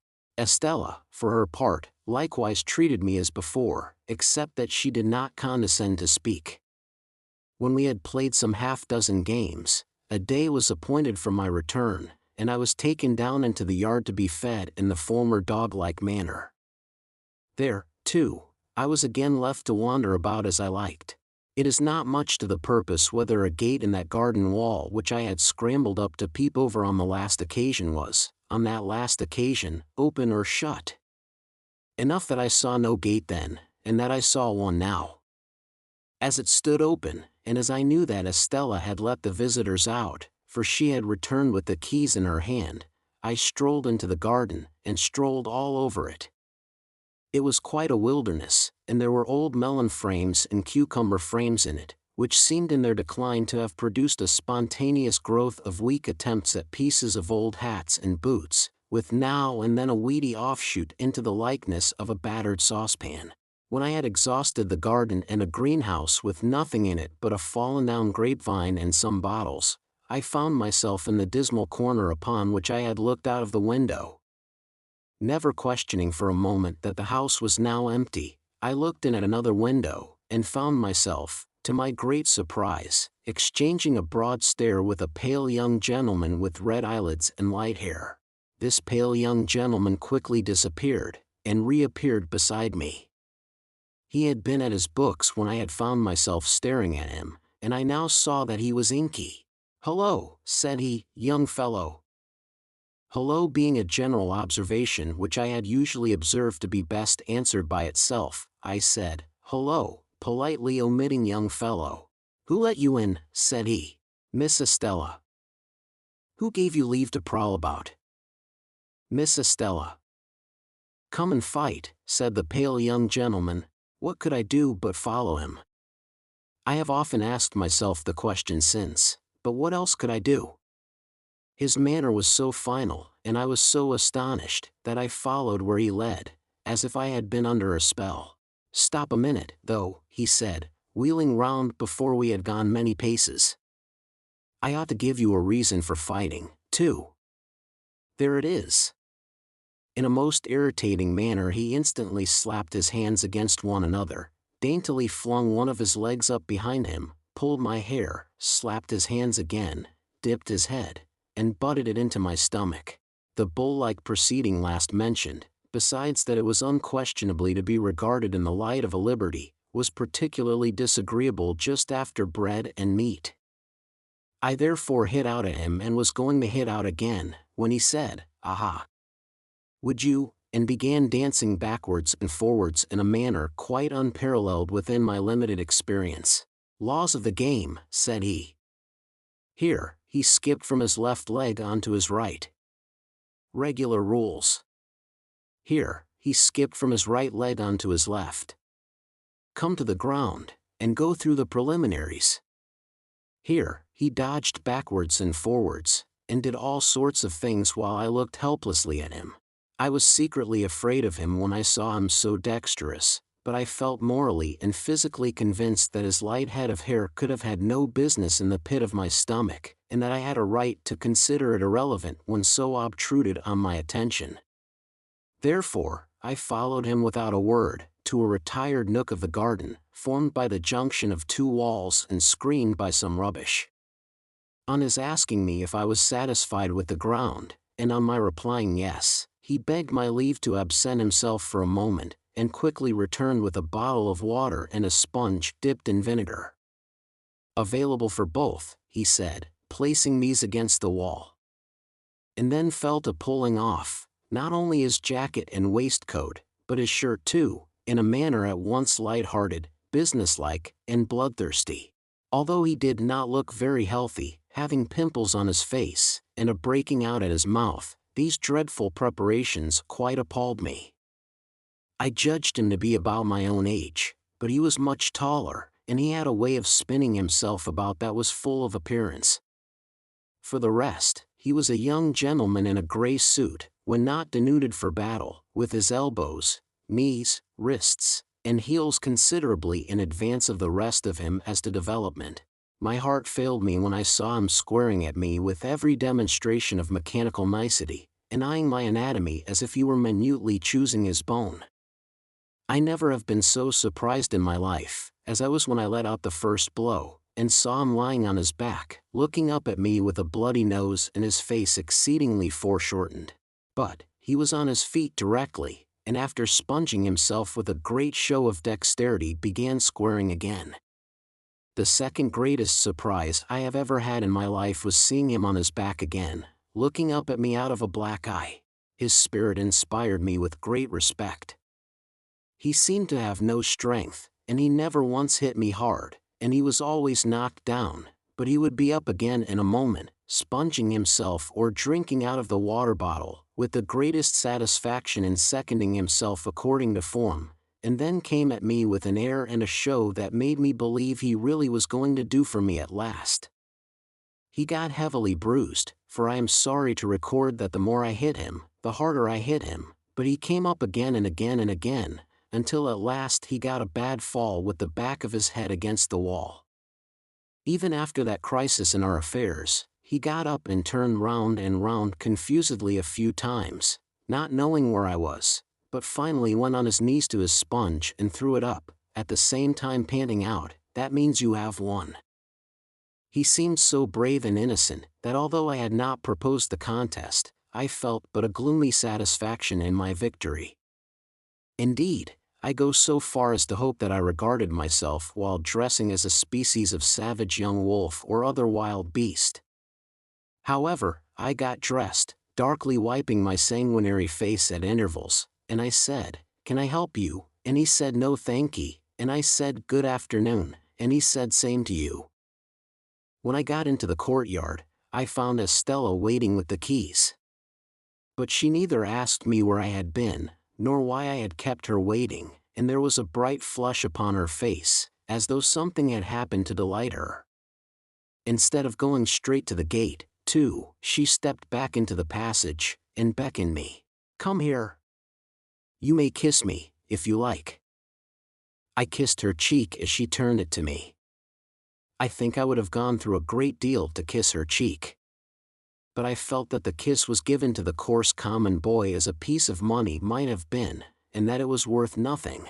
What with the birthday visitors, and what with the cards, and what with the fight, my stay had lasted so long, that when I neared home the light on the spit of sand off the point on the marshes was gleaming against a black night sky, and Joe's furnace was flinging a path of fire across the road. Chapter 12. My mind grew very uneasy on the subject of the pale young gentleman. The more I thought of the fight, and recalled the pale young gentleman on his back in various stages of puffy and in crimson countenance, the more certain it appeared that something would be done to me. I felt that the pale young gentleman's blood was on my head, and that the law would avenge it. Without having any definite idea of the penalties I had incurred, it was clear to me that village boys could not go stalking about the country, ravaging the houses of gentlefolks and pitching into the studious youth of England, without laying themselves open to severe punishment. For some days, I even kept close at home, and looked out at the kitchen door with the greatest caution and trepidation before going on an errand, lest the officers of the county jail should pounce upon me. The pale young gentleman's nose had stained my trousers, and I tried to wash out that evidence of my guilt in the dead of night. I had cut my knuckles against the pale young gentleman's teeth, and I twisted my imagination into 1,000 tangles, as I devised incredible ways of accounting for that damnatory circumstance when I should be haled before the judges. When the day came round for my return to the scene of the deed of violence, my terrors reached their height. Whether myrmidons of justice, especially sent down from London, would be lying in ambush behind the gate, whether Miss Havisham, preferring to take personal vengeance for an outrage done to her house, might rise in those grave clothes of hers, draw a pistol, and shoot me dead, whether suborned boys, a numerous band of mercenaries, might be engaged to fall upon me in the brewery, and cuff me until I was no more. It was high testimony to my confidence in the spirit of the pale young gentleman, that I never imagined him accessory to these retaliations. They always came into my mind as the acts of injudicious relatives of his, goaded on by the state of his visage and an indignant sympathy with the family features. However, go to Miss Havisham's I must, and go I did. And behold, nothing came of the late struggle. It was not alluded to in any way, and no pale young gentleman was to be discovered on the premises. I found the same gate open, and I explored the garden, and even looked in at the windows of the detached house, but my view was suddenly stopped by the closed shutters within, and all was lifeless. Only in the corner where the combat had taken place could I detect any evidence of the young gentleman's existence. There were traces of his gore in that spot, and I covered them with garden mold from the eye of man. On the broad landing between Miss Havisham's own room and that other room in which the long table was laid out, I saw a garden chair, a light chair on wheels, that you pushed from behind. It had been placed there since my last visit, and I entered, that same day, on a regular occupation of pushing Miss Havisham in this chair, when she was tired of walking with her hand upon my shoulder, round her own room, and across the landing, and round the other room. Over and over and over again, we would make these journeys, and sometimes they would last as long as 3 hours at a stretch. I insensibly fall into a general mention of these journeys as numerous, because it was at once settled that I should return every alternate day at noon for these purposes, and because I am now going to sum up a period of at least 8 or 10 months. As we began to be more used to one another, Miss Havisham talked more to me, and asked me such questions as what had I learnt and what was I going to be. I told her I was going to be apprenticed to Joe, I believed, and I enlarged upon my knowing nothing and wanting to know everything, in the hope that she might offer some help towards that desirable end. But she did not. On the contrary, she seemed to prefer my being ignorant. Neither did she ever give me any money, or anything but my daily dinner, nor ever stipulate that I should be paid for my services. Estella was always about, and always let me in and out, but never told me I might kiss her again. Sometimes, she would coldly tolerate me, sometimes, she would condescend to me, sometimes, she would be quite familiar with me, sometimes, she would tell me energetically that she hated me. Miss Havisham would often ask me in a whisper, or when we were alone, "Does she grow prettier and prettier, Pip?" And when I said yes, for indeed she did, would seem to enjoy it greedily. Also, when we played at cards, Miss Havisham would look on, with a miserly relish of Estella's moods, whatever they were.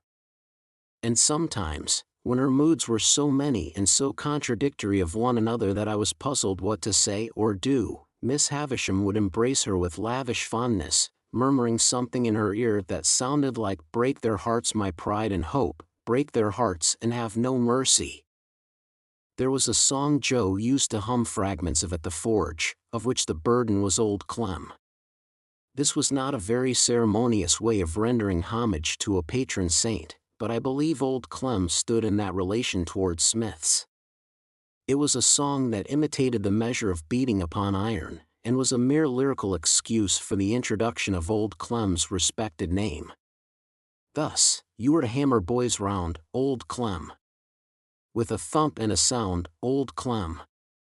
Beat it out, Old Clem. With a clink for the stout, Old Clem. Blow the fire, Old Clem. Roaring drier, soaring higher, Old Clem. One day soon after the appearance of the chair, Miss Havisham suddenly saying to me, with the impatient movement of her fingers, "There. Sing." I was surprised into crooning this ditty as I pushed her over the floor. It happened so to catch her fancy that she took it up in a low brooding voice as if she were singing in her sleep. After that, it became customary with us to have it as we moved about, and Estella would often join in, though the whole strain was so subdued, even when there were 3 of us, that it made less noise in the grim old house than the lightest breath of wind.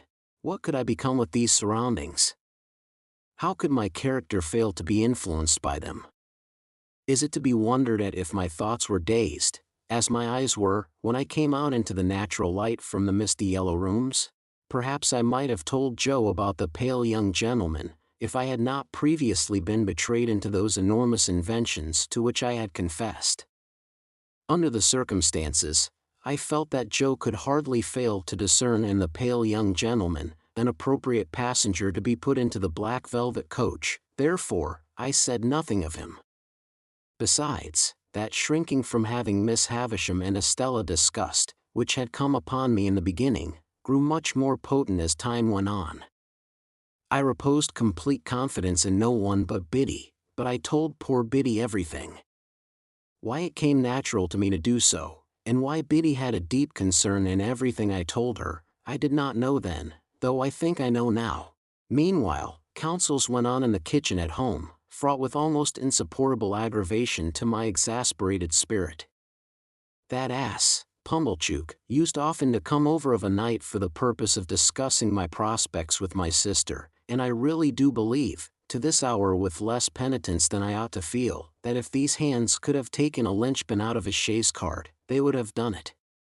The miserable man was a man of that confined stolidity of mind, that he could not discuss my prospects without having me before him, as it were, to operate upon, and he would drag me up from my stool, usually by the collar, where I was quiet in a corner, and, putting me before the fire as if I were going to be cooked, would begin by saying, "Now, Mum, here is this boy. Here is this boy which you brought up by hand. Hold up your head, boy, and be forever grateful unto them which so did do. Now, Mum, with respect ions to this boy." And then he would rumple my hair the wrong way, which from my earliest remembrance, as already hinted, I have in my soul denied the right of any fellow creature to do, and would hold me before him by the sleeve, a spectacle of imbecility only to be equaled by himself. Then, he and my sister would pair off in such nonsensical speculations about Miss Havisham, and about what she would do with me and for me, that I used to want, quite painfully, to burst into spiteful tears, fly at Pumblechook, and pummel him all over. In these dialogues, my sister spoke to me as if she were morally wrenching one of my teeth out at every reference, while Pumblechook himself, self-constituted my patron, would sit supervising me with a depreciatory eye, like the architect of my fortunes who thought himself engaged on a very unremunerative job. In these discussions, Joe bore no part. But he was often talked at, while they were in progress, by reason of Mrs. Joe's perceiving that he was not favorable to my being taken from the forge. I was fully old enough now to be apprenticed to Joe, and when Joe sat with the poker on his knees thoughtfully raking out the ashes between the lower bars, my sister would so distinctly construe that innocent action into opposition on his part, that she would dive at him, take the poker out of his hands, shake him, and put it away. There was a most irritating end to every one of these debates. All in a moment, with nothing to lead up to it, my sister would stop herself in a yawn, and catching sight of me as it were incidentally, would swoop upon me with, "Come. There's enough of you. You get along to bed, you've given trouble enough for one night, I hope." As if I had besought them as a favor to bother my life out. We went on in this way for a long time, and it seemed likely that we should continue to go on in this way for a long time, when one day Miss Havisham stopped short as she and I were walking, she leaning on my shoulder, and said with some displeasure, "You are growing tall, Pip." I thought it best to hint, through the medium of a meditative look, that this might be occasioned by circumstances over which I had no control. She said no more at the time, but she presently stopped and looked at me again, and presently again, and after that, looked frowning and moody. On the next day of my attendance, when our usual exercise was over, and I had landed her at her dressing table, she stayed me with a movement of her impatient fingers. "Tell me the name again of that blacksmith of yours." "Joe Gargery, ma'am." "Meaning the master you were to be apprenticed to?" "Yes, Miss Havisham." "You had better be apprenticed at once. Would Gargery come here with you, and bring your indentures, do you think?" I signified that I had no doubt he would take it as an honor to be asked. "Then let him come." "At any particular time, Miss Havisham?" There. I know nothing about times." "Let him come soon, and come along with you." When I got home at night, and delivered this message for Joe, my sister went on the rampage, in a more alarming degree than at any previous period. She asked me and Joe whether we supposed she was doormats under our feet, and how we dared to use her so, and what company we graciously thought she was fit for. When she had exhausted a torrent of such inquiries, she threw a candlestick at Joe, burst into a loud sobbing, got out the dustpan, which was always a very bad sign, put on her coarse apron, and began cleaning up to a terrible extent. Not satisfied with a dry cleaning, she took to a pail and scrubbing brush, and cleaned us out of house and home, so that we stood shivering in the backyard. It was 10 o'clock at night before we ventured to creep in again, and then she asked Joe why he hadn't married a negress slave at once. Joe offered no answer, poor fellow, but stood feeling his whisker and looking dejectedly at me, as if he thought it really might have been a better speculation. Chapter 13. It was a trial to my feelings, on the next day but one, to see Joe arraying himself in his Sunday clothes to accompany me to Miss Havisham's.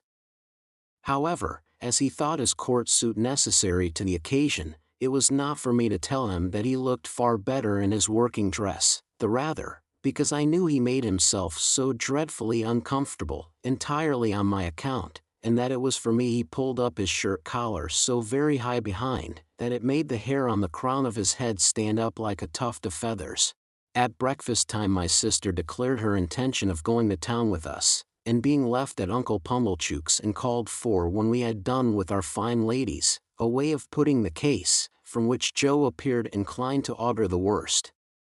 The forge was shut up for the day, and Joe inscribed in chalk upon the door, as it was his custom to do on the very rare occasions when he was not at work, the monosyllable HOUT, accompanied by a sketch of an arrow supposed to be flying in the direction he had taken.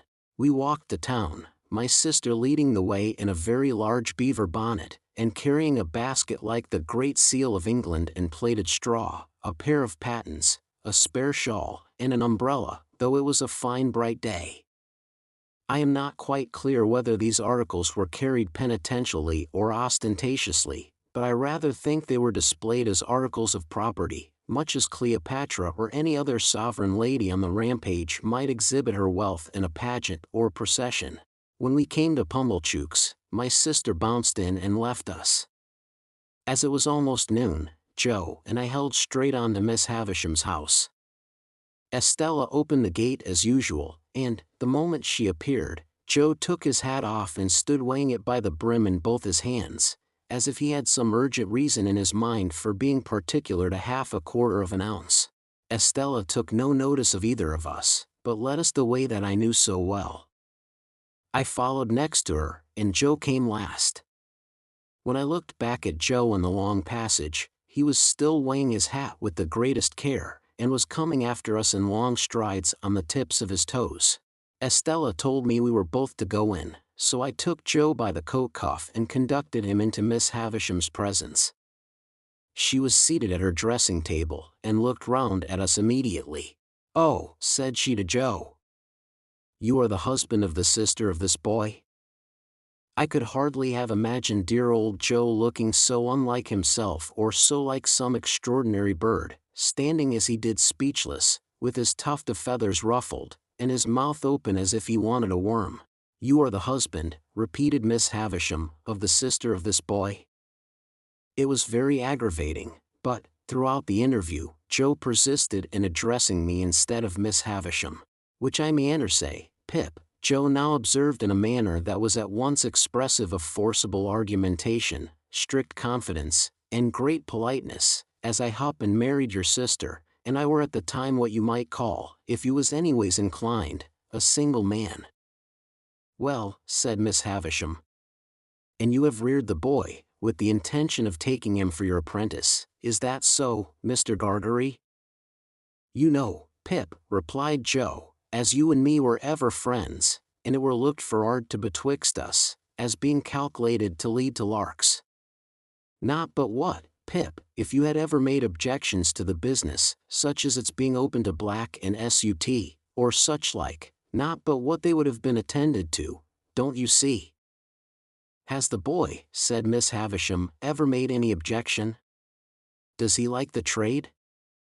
"Which it is well beknown to yourself, Pip," returned Joe, strengthening his former mixture of argumentation, confidence, and politeness, "that it were the wish of your own heart." I saw the idea suddenly break upon him that he would adapt his epitaph to the occasion, before he went on to say, "and there weren't no objection on your part, and Pip it were the great wish of your heart." It was quite in vain for me to endeavor to make him sensible that he ought to speak to Miss Havisham. The more I made faces and gestures to him to do it, the more confidential, argumentative, and polite he persisted in being to me. "Have you brought his indentures with you?" asked Miss Havisham. "Well, Pip, you know," replied Joe, as if that were a little unreasonable, "you yourself see me put 'em in my hat, and therefore you know as they are here." With which he took them out, and gave them, not to Miss Havisham, but to me. I am afraid I was ashamed of the dear good fellow. I know I was ashamed of him, when I saw that Estella stood at the back of Miss Havisham's chair, and that her eyes laughed mischievously. I took the indentures out of his hand and gave them to Miss Havisham. "You expected," said Miss Havisham, as she looked them over, "no premium with the boy?" "Joe!" I remonstrated, for he made no reply at all. "Why don't you answer?"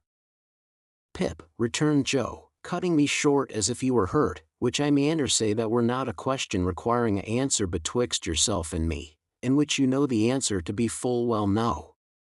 "You know it to be no, Pip, and wherefore should I say it?" Miss Havisham glanced at him as if she understood what he really was better than I had thought possible, seeing what he was there, and took up a little bag from the table beside her. Pip has earned a premium here, she said, and here it is. There are 5 and 20 guineas in this bag. Give it to your master, Pip. As if he were absolutely out of his mind with the wonder awakened in him by her strange figure in the strange room, Joe, even at this pass, persisted in addressing me.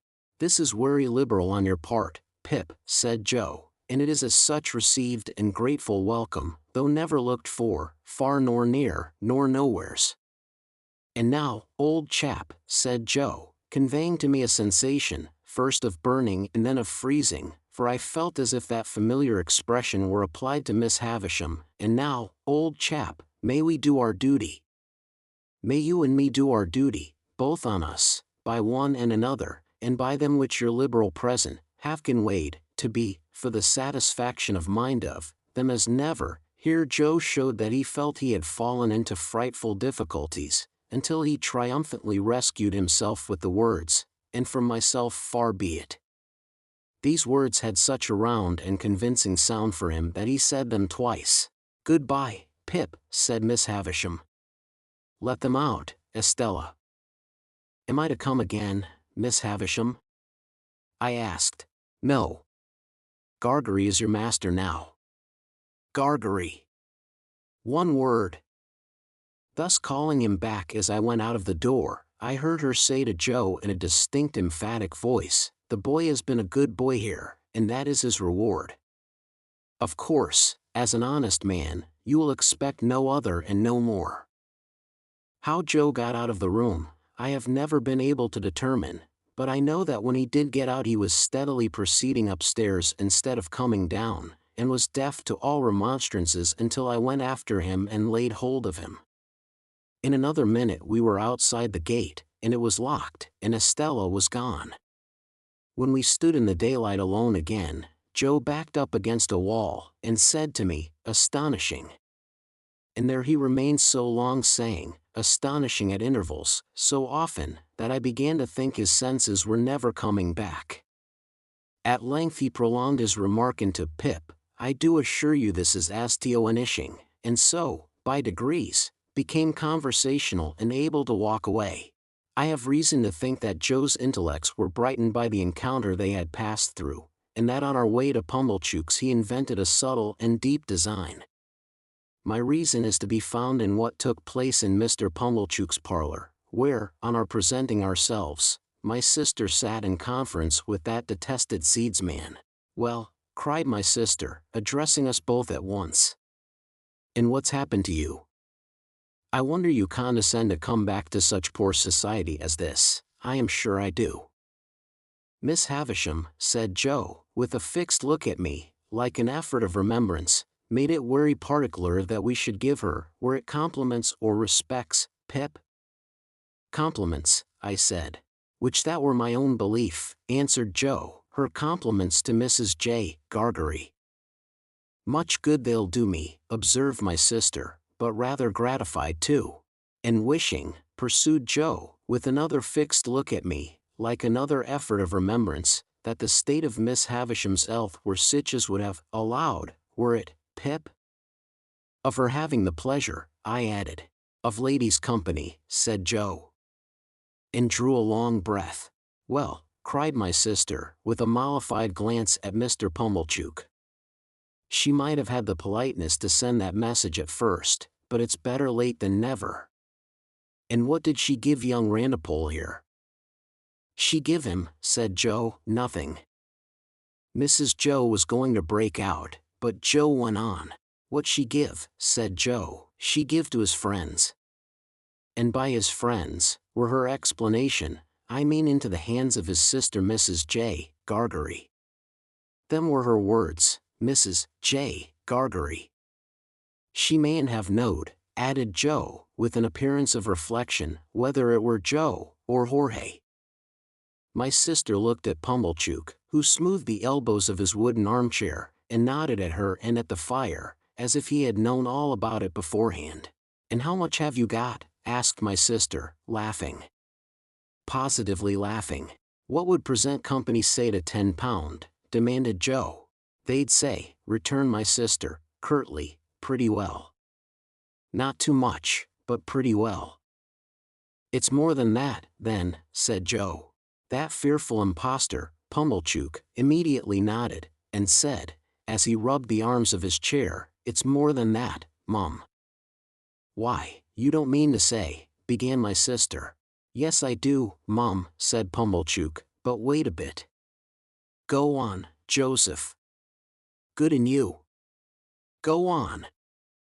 What would present company say, proceeded Joe, to £20? Handsome would be the word, returned my sister. Well, then, said Joe, it's more than £20. That abject hypocrite, Pumblechook, nodded again, and said, with a patronizing laugh, it's more than that, Mum. Good again. Follow her up, Joseph. Then to make an end of it, said Joe, delightedly handing the bag to my sister, it's £25.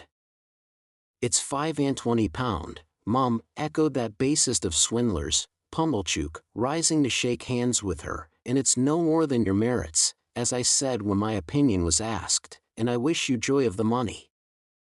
If the villain had stopped here, his case would have been sufficiently awful, but he blackened his guilt by proceeding to take me into custody, with a right of patronage that left all his former criminality far behind. Now you see, Joseph and wife, said Pumblechook, as he took me by the arm above the elbow, I am one of them that always go right through with what they've begun. This boy must be bound, out of hand. That's my way. Bound out of hand. Goodness knows, Uncle Pumblechook, said my sister, grasping the money, we're deeply beholden to you. Never mind me, Mum, returned that diabolical corn chandler. A pleasure's a pleasure all the world over. But this boy, you know, we must have him bound. I said I'd see to it, to tell you the truth. The justices were sitting in the town hall near at hand, and we at once went over to have me bound apprentice to Joe in the magisterial presence. I say we went over, but I was pushed over by Pumblechook, exactly as if I had that moment picked a pocket or fired a rick. Indeed, it was the general impression in court that I had been taken red-handed, for, as Pumblechook shoved me before him through the crowd, I heard some people say, what's he done, and others, he's a young un, too, but looks bad, don't he? One person of mild and benevolent aspect even gave me a tract ornamented with a woodcut of a malevolent young man fitted up with a perfect sausage shop of fetters, and entitled T.O. be read in my cell. The hall was a queer place, I thought, with higher pews in it than a church, and with people hanging over the pews looking on, and with mighty justices, one with a powdered head, leaning back in chairs, with folded arms, or taking snuff, or going to sleep, or writing, or reading the newspapers, and with some shining black portraits on the walls, which my unartistic eye regarded as a composition of hardbake and sticking plaster. Here, in a corner my indentures were duly signed and attested, and I was bound, Mr. Pumblechook holding me all the while as if we had looked in on our way to the scaffold, to have those little preliminaries disposed of. When we had come out again, and had got rid of the boys who had been put into great spirits by the expectation of seeing me publicly tortured, and who were much disappointed to find that my friends were merely rallying round me, we went back to Pumblechook's. And there my sister became so excited by the 25 guineas, that nothing would serve her but we must have a dinner out of that windfall at the Blue Boar, and that Pumblechook must go over in his chaise cart, and bring the Hubbles and Mr. Wopsle. It was agreed to be done, and a most melancholy day I passed. For, it inscrutably appeared to stand to reason, in the minds of the whole company, that I was an excrescence on the entertainment. And to make it worse, they all asked me from time to time, in short, whenever they had nothing else to do, why I didn't enjoy myself. And what could I possibly do then, but say I was enjoying myself, when I wasn't? However, they were grown up and had their own way, and they made the most of it.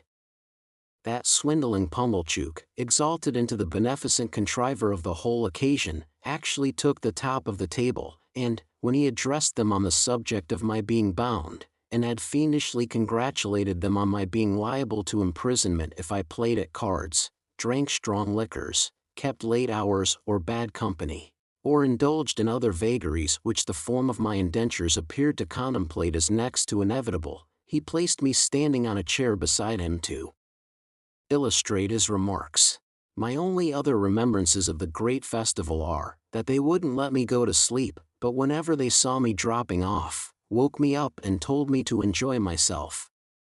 That, rather late in the evening, Mr. Wopsle gave us Collins's Ode, and threw his blood-stained sword and thunder down, with such effect, that a waiter came in and said, the commercials underneath sent up their compliments, and it wasn't the Tumbler's Arms. That, they were all in excellent spirits on the road home, and sang, O Lady Fair. Mr. Wopsle taking the bass, and asserting with a tremendously strong voice, in reply to the inquisitive bore who leads that piece of music in a most impertinent manner, by wanting to know all about everybody's private affairs, that he was the man with his white locks flowing, and that he was upon the whole the weakest pilgrim going. Finally, I remember that when I got into my little bedroom, I was truly wretched, and had a strong conviction on me that I should never like Joe's trade. I had liked it once, but once was not now. Chapter 14. It is a most miserable thing to feel ashamed of home. There may be black ingratitude in the thing, and the punishment may be retributive and well-deserved, but that it is a miserable thing, I can testify. Home had never been a very pleasant place to me, because of my sister's temper. But Joe had sanctified it, and I had believed in it. I had believed in the best parlor as a most elegant saloon. I had believed in the front door as a mysterious portal of the temple of state whose solemn opening was attended with a sacrifice of roast fowls. I had believed in the kitchen as a chaste though not magnificent apartment. I had believed in the forge as the glowing road to manhood and independence. Within a single year all this was changed. Now it was all coarse and common, and I would not have had Miss Havisham and Estella see it on any account. How much of my ungracious condition of mind may have been my own fault, how much Miss Havisham's, how much my sister's, is now of no moment to me or to any one. The change was made in me, the thing was done.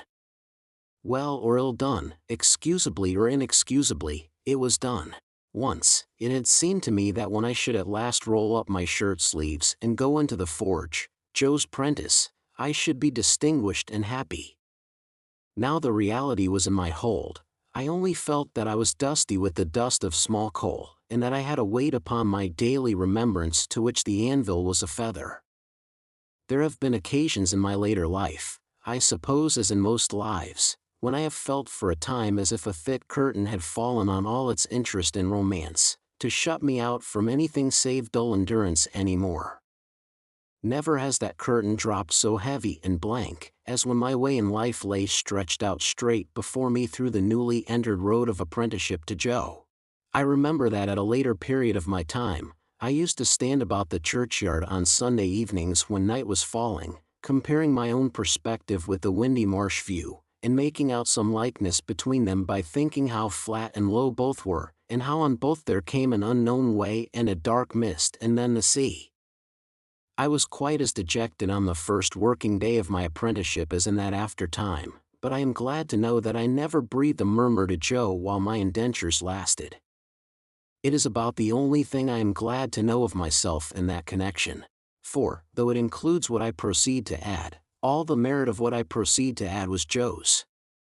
It was not because I was faithful, but because Joe was faithful, that I never ran away and went for a soldier or a sailor.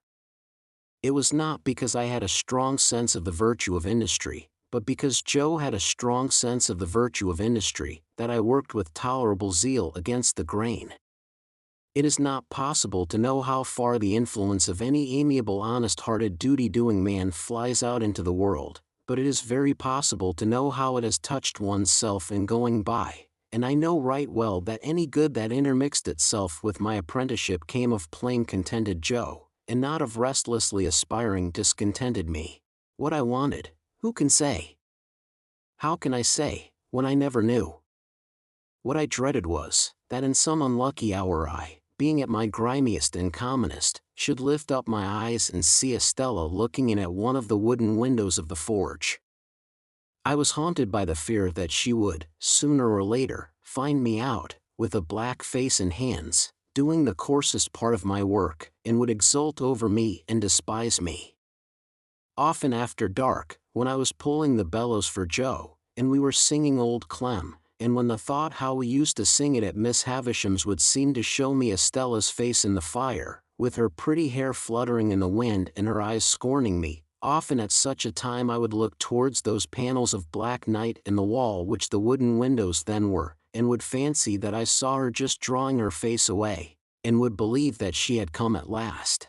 After that, when we went into supper, the place and the meal would have a more homely look than ever, and I would feel more ashamed of home than ever, in my own ungracious breast. Chapter 15. As I was getting too big for Mr. Wopsle's Greytant's room, my education under that preposterous female terminated. Not, however, until Biddy had imparted to me everything she knew, from the little catalogue of prices, to a comic song she had once bought for a halfpenny. Although the only coherent part of the latter piece of literature were the opening lines. When I went to Lunnon town, sirs. 2 rul lu rul. 2 rul lu rul. Wasn't I done very brown, sirs? 2 rul lu rul. 2 rul lu rul.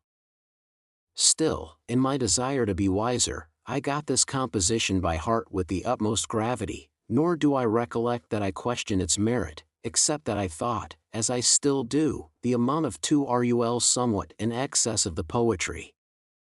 In my hunger for information, I made proposals to Mr. Wopsle to bestow some intellectual crumbs upon me, with which he kindly complied. As it turned out, however, that he only wanted me for a dramatic lay figure, to be contradicted and embraced and wept over and bullied and clutched and stabbed and knocked about in a variety of ways, I soon declined that course of instruction, though not until Mr. Wopsle in his poetic fury had severely mauled me. Whatever I acquired, I tried to impart to Joe. This statement sounds so well, that I cannot in my conscience let it pass unexplained. I wanted to make Joe less ignorant and common, that he might be worthier of my society and less open to Estella's reproach. The old battery out on the marshes was our place of study, and a broken slate and a short piece of slate pencil were our educational implements, to which Joe always added a pipe of tobacco. I never knew Joe to remember anything from one Sunday to another, or to acquire, under my tuition, any piece of information whatever. Yet he would smoke his pipe at the battery with a far more sagacious air than anywhere else, even with a learned air, as if he considered himself to be advancing immensely. Dear fellow, I hope he did. It was pleasant and quiet, out there with the sails on the river passing beyond the earthwork, and sometimes, when the tide was low, looking as if they belonged to sunken ships that were still sailing on at the bottom of the water. Whenever I watched the vessels standing out to sea with their white sails spread, I somehow thought of Miss Havisham and Estella, and whenever the light struck aslant, afar off, upon a cloud or sail or green hillside or waterline, it was just the same. Miss Havisham and Estella and the strange house and the strange life appeared to have something to do with everything that was picturesque. One Sunday when Joe, greatly enjoying his pipe, had so plumed himself on being most awful dull, that I had given him up for the day, I lay on the earthwork for some time with my chin on my hand, descrying traces of Miss Havisham and Estella all over the prospect, in the sky and in the water, until at last I resolved to mention a thought concerning them that had been much in my head. Joe, said I, don't you think I ought to make Miss Havisham a visit? Well, Pip, returned Joe, slowly considering. What for? What for, Joe? What is any visit made for? There is some wisits praps, said Joe, as forever remains open to the question, Pip. But in regard to visiting Miss Havisham, she might think you wanted something, expected something of her. Don't you think I might say that I did not, Joe? You might, old chap, said Joe. And she might credit it. Similarly she mightn't.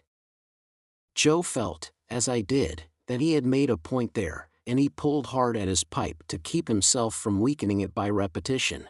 "You see, Pip," Joe pursued, "as soon as he was past that danger, Miss Havisham done the handsome thing by you. When Miss Havisham done the handsome thing by you, she called me back to say to me as that were all." "Yes, Joe. I heard her." "All," Joe repeated, very emphatically. "Yes, Joe. I tell you, I heard her." "Which I meander say, Pip, it might be that her meaning were, make it end on it, as you was, me to the north, and you to the south, keepin' sunders." I had thought of that too, and it was very far from comforting to me to find that he had thought of it, for it seemed to render it more probable. "But, Joe." "Yes, old chap. Here am I, getting on in the first year of my time, and, since the day of my being bound, I have never thanked Miss Havisham, or asked after her, or shown that I remember her." "That's true, Pip, and unless you was to turn her out a set of shoes all 4 round, and which I meander say is even a set of shoes all 4 round might not be acceptable as a present, in a total vacancy of hoofs."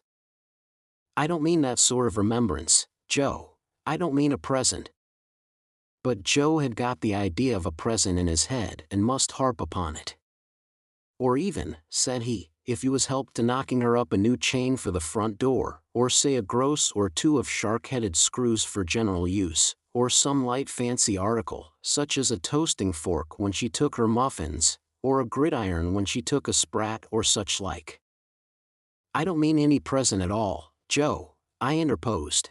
"Well," said Joe, still harping on it as though I had particularly pressed it, "if I was yourself, Pip, I wouldn't." "No, I would not.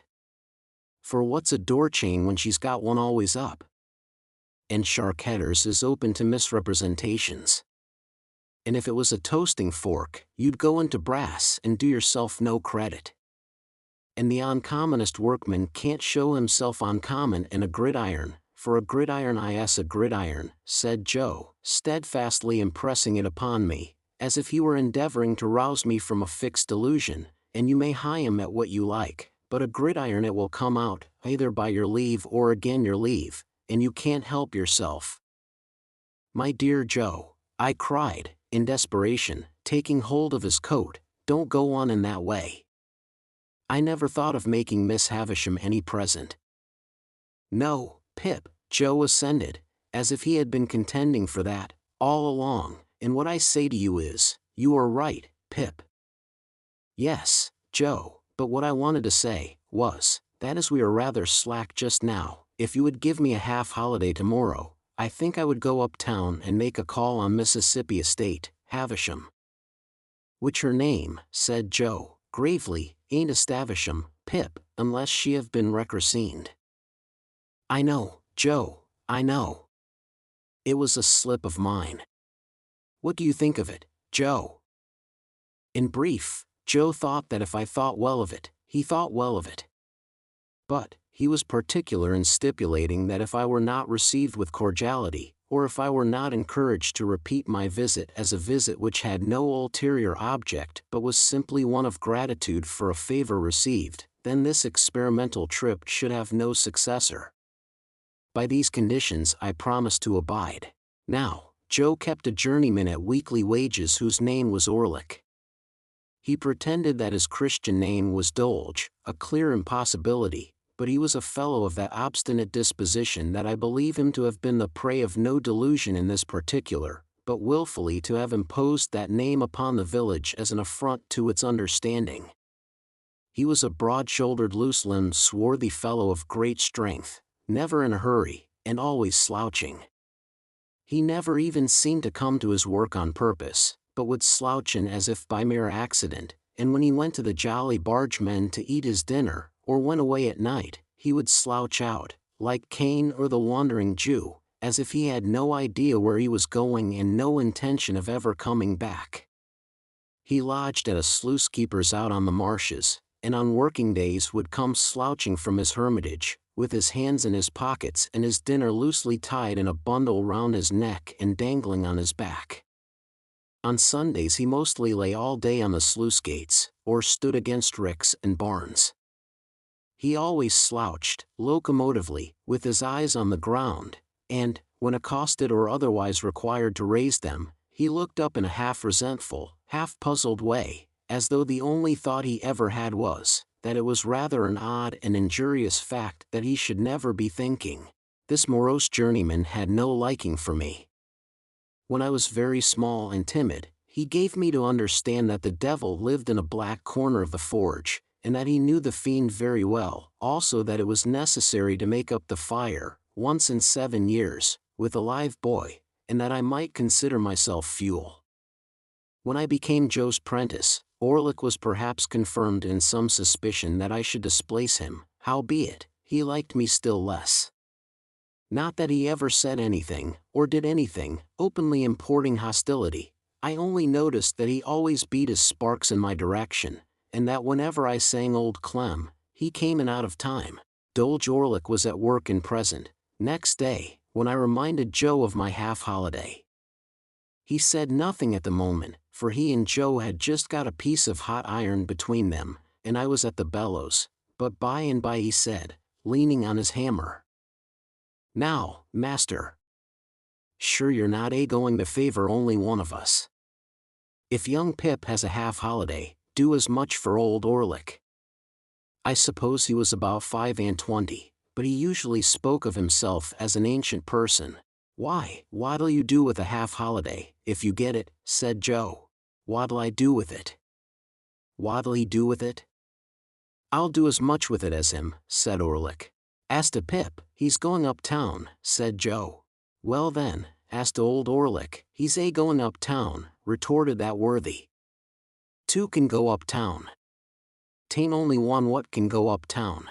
"Don't lose your temper," said Joe. "Shall if I like," growled Orlick. "Some and they're uptowning. Now, master. Come. No favoring in this shop. Be a man." The master refusing to entertain the subject until the journeyman was in a better temper, Orlick plunged at the furnace, drew out a red-hot bar, made at me with it as if he were going to run it through my body, whisked it round my head, laid it on the anvil, hammered it out, as if it were I thought, and the sparks were my spurting blood, and finally said, when he had hammered himself hot and the iron cold, and he again leaned on his hammer, "Now, master." "Are you all right now?" demanded Joe. "Ah, I am all right," said gruff old Orlick. "Then, as in general you stick to your work as well as most men," said Joe, "let it be a half-holiday for all." My sister had been standing silent in the yard, within hearing. She was a most unscrupulous spy and listener, and she instantly looked in at one of the windows. "Like you fool," said she to Joe, "giving holidays to great idle hulkiers like that. You are a rich man, upon my life, to waste wages in that way. I wish I was his master." "You'd be everybody's master, if you durst," retorted Orlick, with an ill-favored grin. "Let her alone," said Joe. "I'd be a match for all noodles and all rogues," returned my sister, beginning to work herself into a mighty rage. "And I couldn't be a match for the noodles, without being a match for your master, who's the dunder-headed king of the noodles. And I couldn't be a match for the rogues, without being a match for you, who are the blackest-looking and the worst rogue between this and France. Now, you're a foul shrew, Mother Gargery," growled the journeyman. "If that makes a judge of rogues, you ought to be a good un." "Let her alone, will you?" said Joe. "What did you say?" cried my sister, beginning to scream. "What did you say?" "What did that fellow Orlick say to me, Pip? What did he call me, with my husband standing by?" "Oh! Oh! Oh!" Each of these exclamations was a shriek, and I must remark of my sister, what is equally true of all the violent women I have ever seen, that passion was no excuse for her, because it is undeniable that instead of lapsing into passion, she consciously and deliberately took extraordinary pains to force herself into it, and became blindly furious by regular stages, What was the name he gave me before the base man who swore to defend me? Oh. Hold me. Oh. IHH, growled the journeyman, between his teeth, I'd hold you, if you was my wife. I'd hold you under the pump, and choke it out of you. I tell you, let her alone, said Joe. Oh.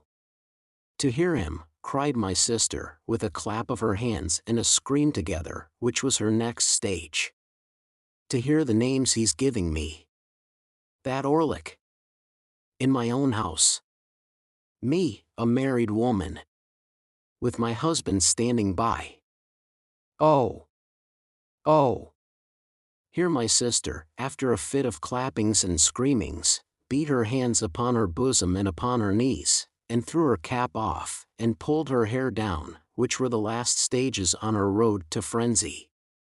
Being by this time a perfect fury and a complete success, she made a dash at the door which I had fortunately locked. What could the wretched Joe do now, after his disregarded parenthetical interruptions, but stand up to his journeyman, and ask him what he meant by interfering betwixt himself and Mrs. Joe, and further whether he was man enough to come on. Old Orlick felt that the situation admitted of nothing less than coming on, and was on his defense straightway, so, without so much as pulling off their singed and burned aprons, they went at one another, like two giants. But, if any man in that neighborhood could stand up long against Joe, I never saw the man. Orlick, as if he had been of no more account than the pale young gentleman, was very soon among the coal dust, and in no hurry to come out of it.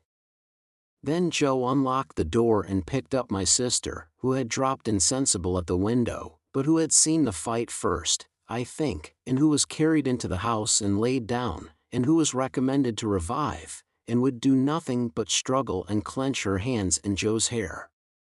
Then came that singular calm and silence which succeed all uproars, and then, with the vague sensation which I have always connected with such a lull, namely, that it was Sunday, and somebody was dead, I went upstairs to dress myself. Illustration. When I came down again, I found Joe and Orlick sweeping up, without any other traces of discomposure than a slit in one of Orlick's nostrils, which was neither expressive nor ornamental. A pot of beer had appeared from the Jolly Bargemen, and they were sharing it by turns in a peaceable manner. The lull had a sedative and philosophical influence on Joe, who followed me out into the road to say, as a parting observation that might do me good, on the rampage, Pip, and off the rampage, Pip, such is life. With what absurd emotions, for we think the feelings that are very serious in a man quite comical in a boy, I found myself again going to Miss Havisham's, matters little here. Nor, how I passed and repassed the gate many times before I could make up my mind to ring. Nor, how I debated whether I should go away without ringing, nor, how I should undoubtedly have gone, if my time had been my own, to come back. Miss Sarah Pocket came to the gate. No, Estella. How, then? You here again, said Miss Pocket. What do you want? When I said that I only came to see how Miss Havisham was, Sarah evidently deliberated whether or no she should send me about my business. But unwilling to hazard the responsibility, she let me in, and presently brought the sharp message that I was to come up. Everything was unchanged, and Miss Havisham was alone. Well, said she, fixing her eyes upon me. I hope you want nothing. You'll get nothing. No indeed, Miss Havisham. I only wanted you to know that I am doing very well in my apprenticeship, and am always much obliged to you. There, with the old restless fingers. Come now and then, come on your birthday. She cried suddenly, turning herself in her chair towards me, you are looking round for Estella? Hey? I had been looking round, in fact, for Estella, and I stammered that I hoped she was well. Abroad, said Miss Havisham, educating for a lady, far out of reach, prettier than ever, admired by all who see her. Do you feel that you have lost her? There was such a malignant enjoyment in her utterance of the last words, and she broke into such a disagreeable laugh, that I was at a loss what to say. She spared me the trouble of considering, by dismissing me. When the gate was closed upon me by Sarah of the walnut-shell countenance, I felt more than ever dissatisfied with my home and with my trade and with everything, and that was all I took by that motion. As I was loitering along the high street, looking indisconsolately at the shop windows, and thinking what I would buy if I were a gentleman, who should come out of the bookshop but Mr. Wopsle. Mr. Wopsle had in his hand the affecting tragedy of George Barnwell, in which he had that moment invested sixpence, with the view of heaping every word of it on the head of Pumblechook, with whom he was going to drink tea. No sooner did he see me, than he appeared to consider that a special providence had put a prentice in his way to be read at, and he laid hold of me, and insisted on my accompanying him to the Pumblechookian parlor. As I knew it would be miserable at home, and as the nights were dark and the way was dreary, and almost any companionship on the road was better than none, I made no great resistance. Consequently, we turned into Pumblechook's just as the street and the shops were lighting up. As I never assisted at any other representation of George Barnwell, I don't know how long it may usually take, but I know very well that it took until 9:30 that night, and that when Mr. Wopsle got into Newgate, I thought he never would go to the scaffold. He became so much slower than at any former period of his disgraceful career.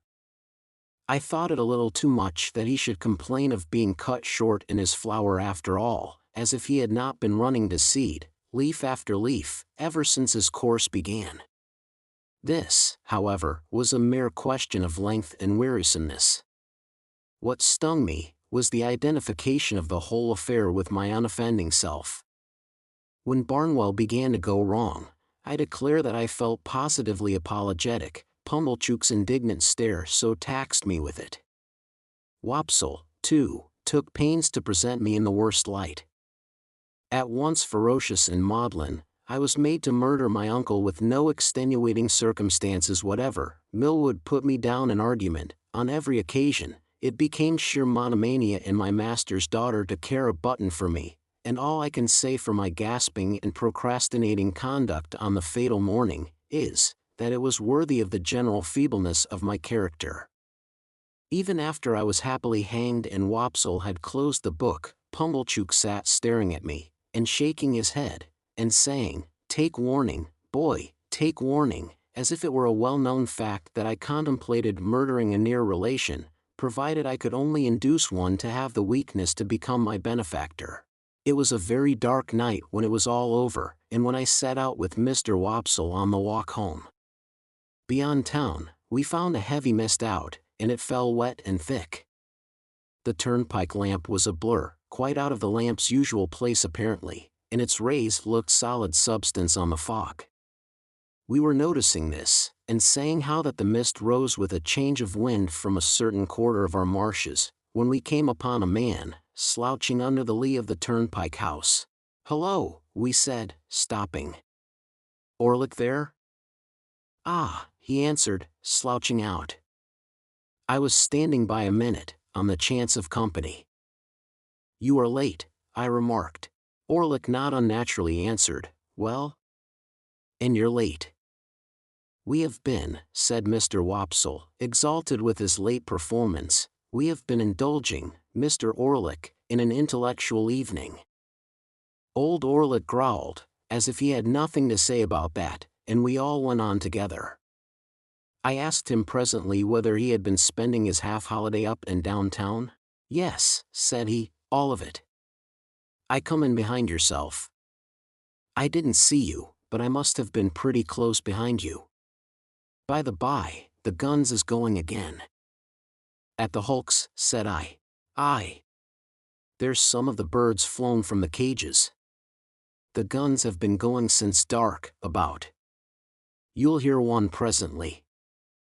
In effect, we had not walked many yards further, when the well-remembered boom came towards us, deadened by the mist, and heavily rolled away along the low grounds by the river, as if it were pursuing and threatening the fugitives.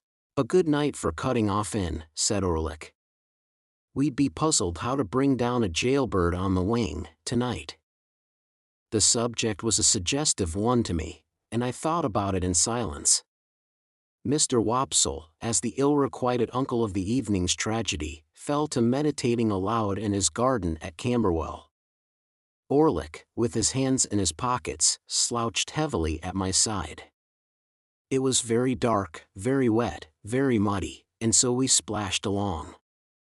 Now and then, the sound of the signal cannon broke upon us again, and again rolled sulkily along the course of the river. I kept myself to myself and my thoughts. Mr. Wopsle died amiably at Camberwell, and exceedingly game on Bosworth Field, and in the greatest agonies at Glastonbury. Orlick sometimes growled, beat it out, old Clem. With a clink for the stout, old Clem. I thought he had been drinking, but he was not drunk. Thus, we came to the village. The way by which we approached it took us past the Three Jolly Bargemen, which we were surprised to find, it being 11 o'clock, in a state of commotion, with the door wide open, and unwanted lights that had been hastily caught up and put down scattered about. Mr. Wopsle dropped in to ask what was the matter, surmising that a convict had been taken, but came running out in a great hurry. "There's something wrong," said he, without stopping, "up at your place, Pip. Run all." "What is it?" I asked, keeping up with him. So did Orlick, at my side. "I can't quite understand. The house seems to have been violently entered when Joe Gargery was out. Supposed by convicts. Somebody has been attacked and hurt." We were running too fast to admit of more being said, and we made no stop until we got into our kitchen. It was full of people, the whole village was there, or in the yard, and there was a surgeon, and there was Joe, and there were a group of women, all on the floor in the midst of the kitchen. The unemployed bystanders drew back when they saw me, and so I became aware of my sister, lying without sense or movement on the bare boards where she had been knocked down by a tremendous blow on the back of the head, dealt by some unknown hand when her face was turned towards the fire, destined never to be on the rampage again, while she was the wife of Joe. Chapter 16. With my head full of George Barnwell, I was at first disposed to believe that I must have had some hand in the attack upon my sister, or at all events that as her near relation, popularly known to be under obligations to her, I was a more legitimate object of suspicion than anyone else. But when, in the clearer light of next morning, I began to reconsider the matter and to hear it discussed around me on all sides, I took another view of the case, which was more reasonable. Joe had been at the Three Jolly Bargemen, smoking his pipe, from 8:15 o'clock to 10:15. While he was there, my sister had been seen standing at the kitchen door, and had exchanged good night with a farm laborer going home. The man could not be more particular as to the time at which he saw her. He got into dense confusion when he tried to be, than that it must have been before 9. When Joe went home at 5 minutes before 10, he found her struck down on the floor, and promptly called in assistance. The fire had not then burnt unusually low, nor was the snuff of the candle very long. The candle, however, had been blown out. Nothing had been taken away from any part of the house. Neither, beyond the blowing out of the candle, which stood on a table between the door and my sister, and was behind her when she stood facing the fire and was struck, was there any disarrangement of the kitchen, excepting such as she herself had made, in falling and bleeding. But there was one remarkable piece of evidence on the spot. She had been struck with something blunt and heavy, on the head and spine. After the blows were dealt, something heavy had been thrown down at her with considerable violence, as she lay on her face. And on the ground beside her, when Joe picked her up, was a convict's leg iron which had been filed asunder. Now, Joe, examining this iron with a smith's eye, declared it to have been filed asunder some time ago. The hue and cry going off to the hulks, and people coming thence to examine the iron, Joe's opinion was corroborated. They did not undertake to say when it had left the prison ships to which it undoubtedly had once belonged, but they claimed to know for certain that that particular manacle had not been worn by either of the two convicts who had escaped last night. Further, one of those two was already retaken, and had not freed himself of his iron. Knowing what I knew, I set up an inference of my own here. I believed the iron to be my convict's iron, the iron I had seen and heard him filing at, on the marshes, but my mind did not accuse him of having put it to its latest use. For I believed one of two other persons to have become possessed of it, and to have turned it to this cruel account. Either Orlick or the strange man who had shown me the file. Now, as to Orlick, he had gone to town exactly as he told us when we picked him up at the turnpike. He had been seen about town all the evening, he had been in divers companies in several public houses, and he had come back with myself and Mr. Wopsle. There was nothing against him, save the quarrel, and my sister had quarreled with him, and with everybody else about her, 10,000 times. As to the strange man, if he had come back for his 2 banknotes there could have been no dispute about them, because my sister was fully prepared to restore them. Besides, there had been no altercation, the assailant had come in so silently and suddenly, that she had been felled before she could look round. It was horrible to think that I had provided the weapon, however undesignedly, but I could hardly think otherwise. I suffered unspeakable trouble while I considered and reconsidered whether I should at last dissolve that spell of my childhood and tell Joe all the story. For months afterwards, I every day settled the question finally in the negative, and reopened and re-argued it next morning. The contention came, after all, to this: the secret was such an old one now, had so grown into me and become a part of myself, that I could not tear it away. In addition to the dread that, having led up to so much mischief, it would be now more likely than ever to alienate Joe from me if he believed it, I had a further restraining dread that he would not believe it, but would assort it with the fabulous dogs and veal cutlets as a monstrous invention. However, I temporized with myself, of course, for, was I not wavering between right and wrong, when the thing is always done, and resolved to make a full disclosure if I should see any such new occasion as a new chance of helping in the discovery of the assailant. The constables and the Bow Street men from London, for this happened in the days of the extinct Red Waistcoat Police, were about the house for a week or two, and did pretty much what I have heard and read of like authorities doing in other such cases.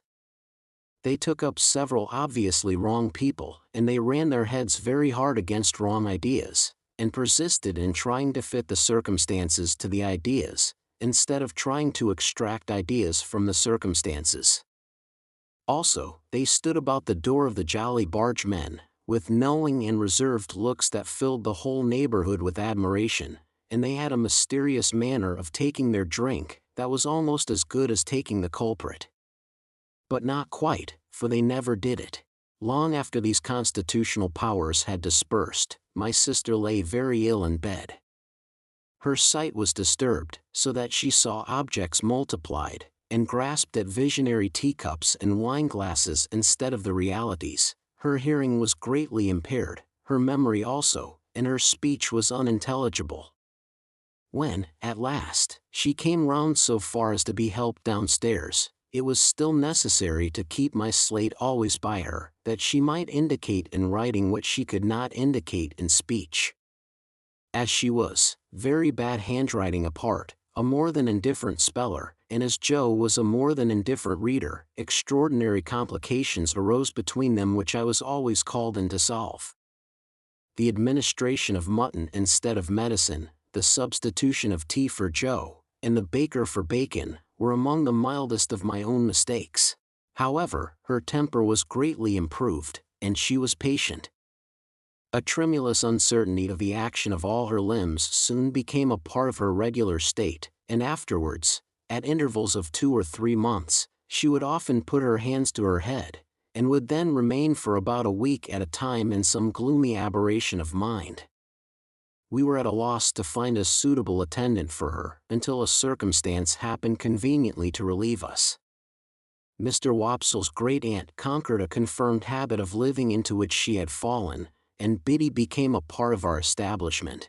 It may have been about a month after my sister's reappearance in the kitchen, when Biddy came to us with a small speckled box containing the whole of her worldly effects, and became a blessing to the household. Above all, She was a blessing to Joe, for the dear old fellow was sadly cut up by the constant contemplation of the wreck of his wife, and had been accustomed, while attending on her of an evening, to turn to me every now and then and say, with his blue eyes moistened, "Such a fine figure of a woman as she once were, Pip." Biddy instantly taking the cleverest charge of her as though she had studied her from infancy, Joe became able in some sort to appreciate the greater quiet of his life, and to get down to the jolly bargemen now and then for a change that did him good. It was characteristic of the police people that they had all more or less suspected poor Joe, though he never knew it, and that they had to a man concurred in regarding him as one of the deepest spirits they had ever encountered. Biddy's first triumph in her new office was to solve a difficulty that had completely vanquished me. I had tried hard at it, but had made nothing of it. Thus it was. Again and again and again, my sister had traced upon the slate a character that looked like a curious T, and then with the utmost eagerness had called our attention to it as something she particularly wanted. I had in vain tried everything producible that began with a T, from tar to toast and tub.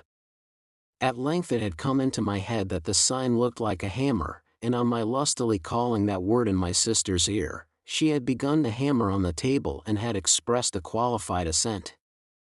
Thereupon, I had brought in all our hammers, one after another, but without avail. Then I bethought me of a crutch, the shape being much the same, and I borrowed one in the village, and displayed it to my sister with considerable confidence. But she shook her head to that extent when she was shown it, that we were terrified lest in her weak and shattered state she should dislocate her neck. When my sister found that Biddy was very quick to understand her, this mysterious sign reappeared on the slate. Biddy looked thoughtfully at it, heard my explanation, looked thoughtfully at my sister, looked thoughtfully at Joe, who was always represented on the slate by his initial letter, and ran into the forge, followed by Joe and me. "Why, of course," cried Biddy, with an exultant face. "Don't you see? It's him. Orlick, without a doubt." She had lost his name, and could only signify him by his hammer. We told him why we wanted him to come into the kitchen, and he slowly laid down his hammer, wiped his brow with his arm, took another wipe at it with his apron, and came slouching out, with a curious loose vagabond bend in the knees that strongly distinguished him. I confess that I expected to see my sister denounce him, and that I was disappointed by the different result. She manifested the greatest anxiety to be on good terms with him, was evidently much pleased by his being at length produced, and motioned that she would have him given something to drink.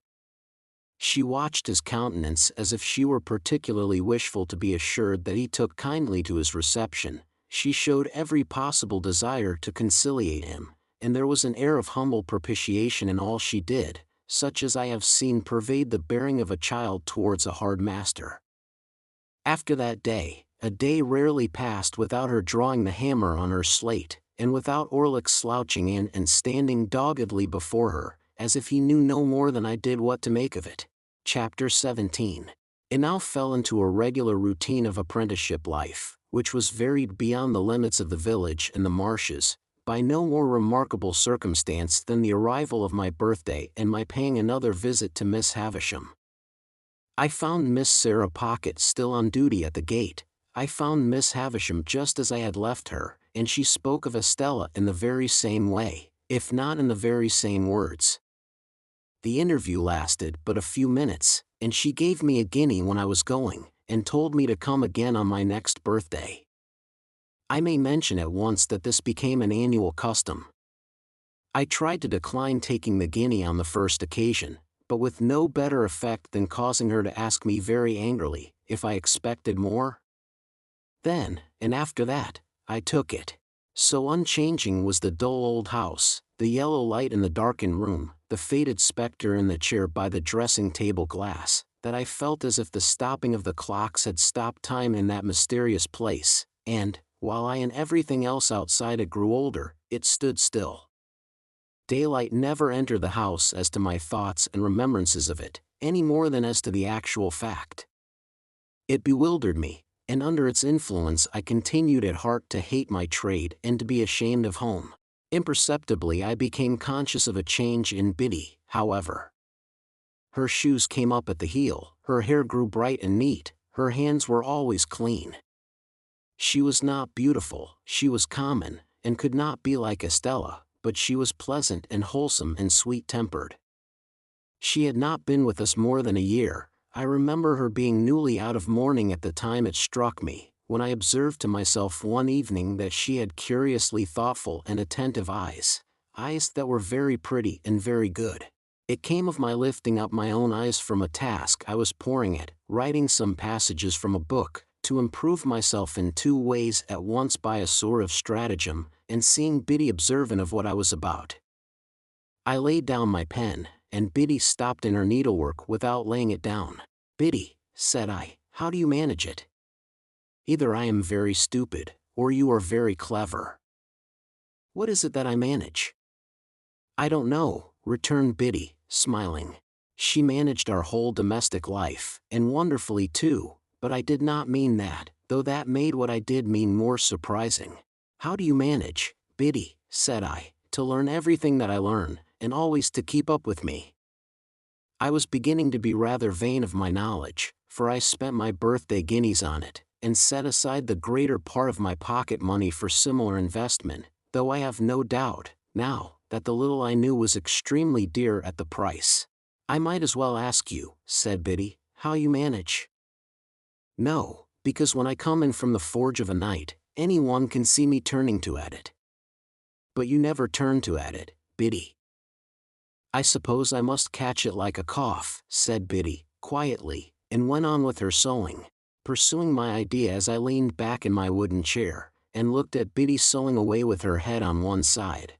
I began to think her rather an extraordinary girl. For I called to mind now that she was equally accomplished in the terms of our trade, and the names of our different sorts of work, and our various tools. In short, whatever I knew, Biddy knew. Theoretically, she was already as good a blacksmith as I, or better. "You are one of those, Biddy," said I, "who make the most of every chance. You never had a chance before you came here, and see how improved you are."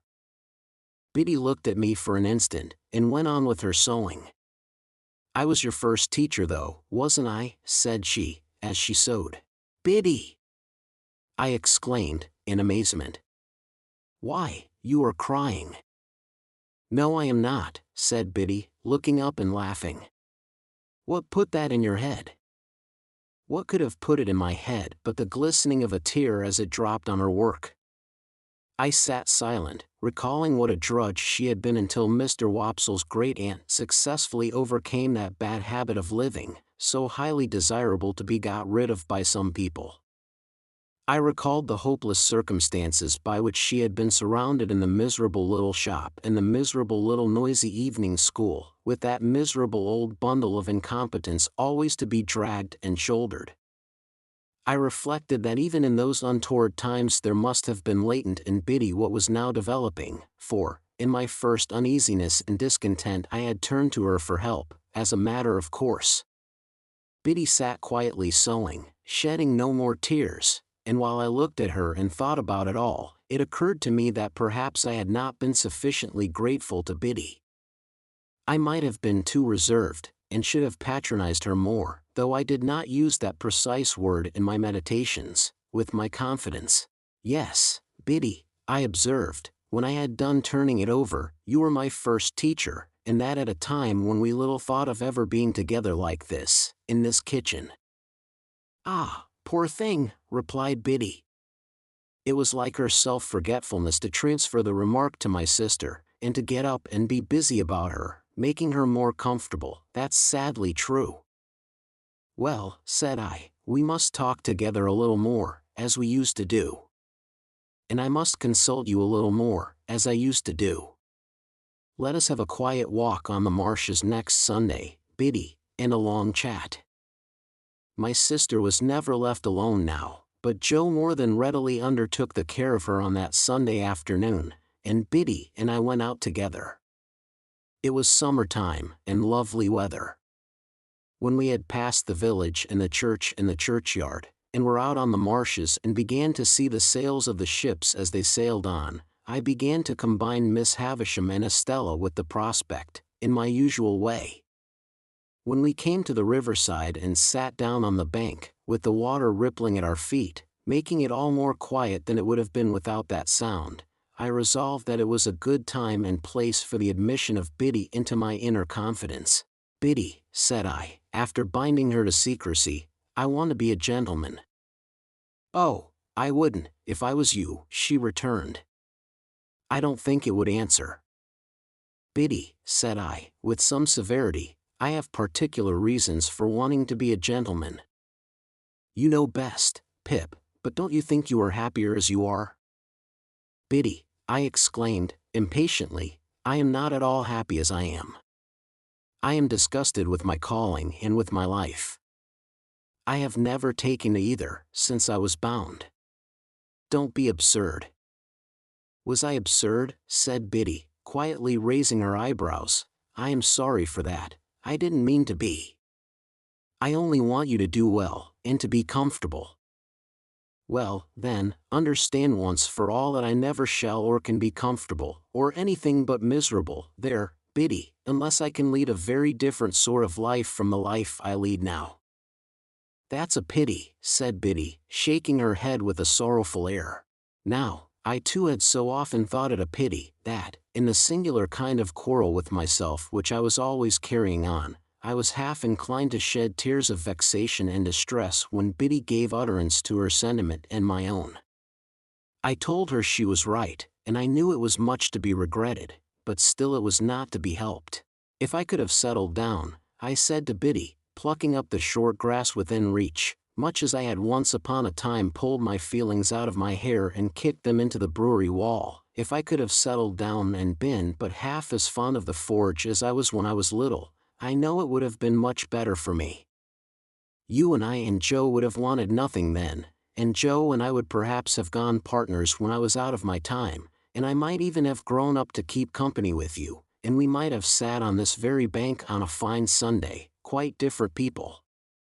I should have been good enough for you, shouldn't I, Biddy?" Biddy sighed as she looked at the ships sailing on, and returned for answer, "Yes, I am not over particular." It scarcely sounded flattering, but I knew she meant well. "Instead of that," said I, plucking up more grass and chewing a blade or two, "see how I am going on. Dissatisfied, and uncomfortable, and, what would it signify to me, being coarse and common, if nobody had told me so?" Biddy turned her face suddenly towards mine, and looked far more attentively at me than she had looked at the sailing ships. "It was neither a very true nor a very polite thing to say," she remarked, directing her eyes to the ships again. "Who said it?" I was disconcerted, for I had broken away without quite seeing where I was going to. It was not to be shuffled off now, however, and I answered, "The beautiful young lady at Miss Havisham's, and she's more beautiful than anybody ever was, and I admire her dreadfully, and I want to be a gentleman on her account." Having made this lunatic confession, I began to throw my torn-up grass into the river, as if I had some thoughts of following it. "Do you want to be a gentleman, to spite her or to gain her over?" Biddy quietly asked me, after a pause. "I don't know," I moodily answered. "Because, if it is to spite her," Biddy pursued, "I should think, but you know best, that might be better and more independently done by caring nothing for her words. And if it is to gain her over, I should think, but you know best, she was not worth gaining over." Exactly what I myself had thought, many times. Exactly what was perfectly manifest to me at the moment. But how could I, a poor dazed village lad, avoid that wonderful inconsistency into which the best and wisest of men fall every day? "It may be all quite true," said I to Biddy, "but I admire her dreadfully." In short, I turned over on my face when I came to that, and got a good grasp on the hair on each side of my head, and wrenched it well.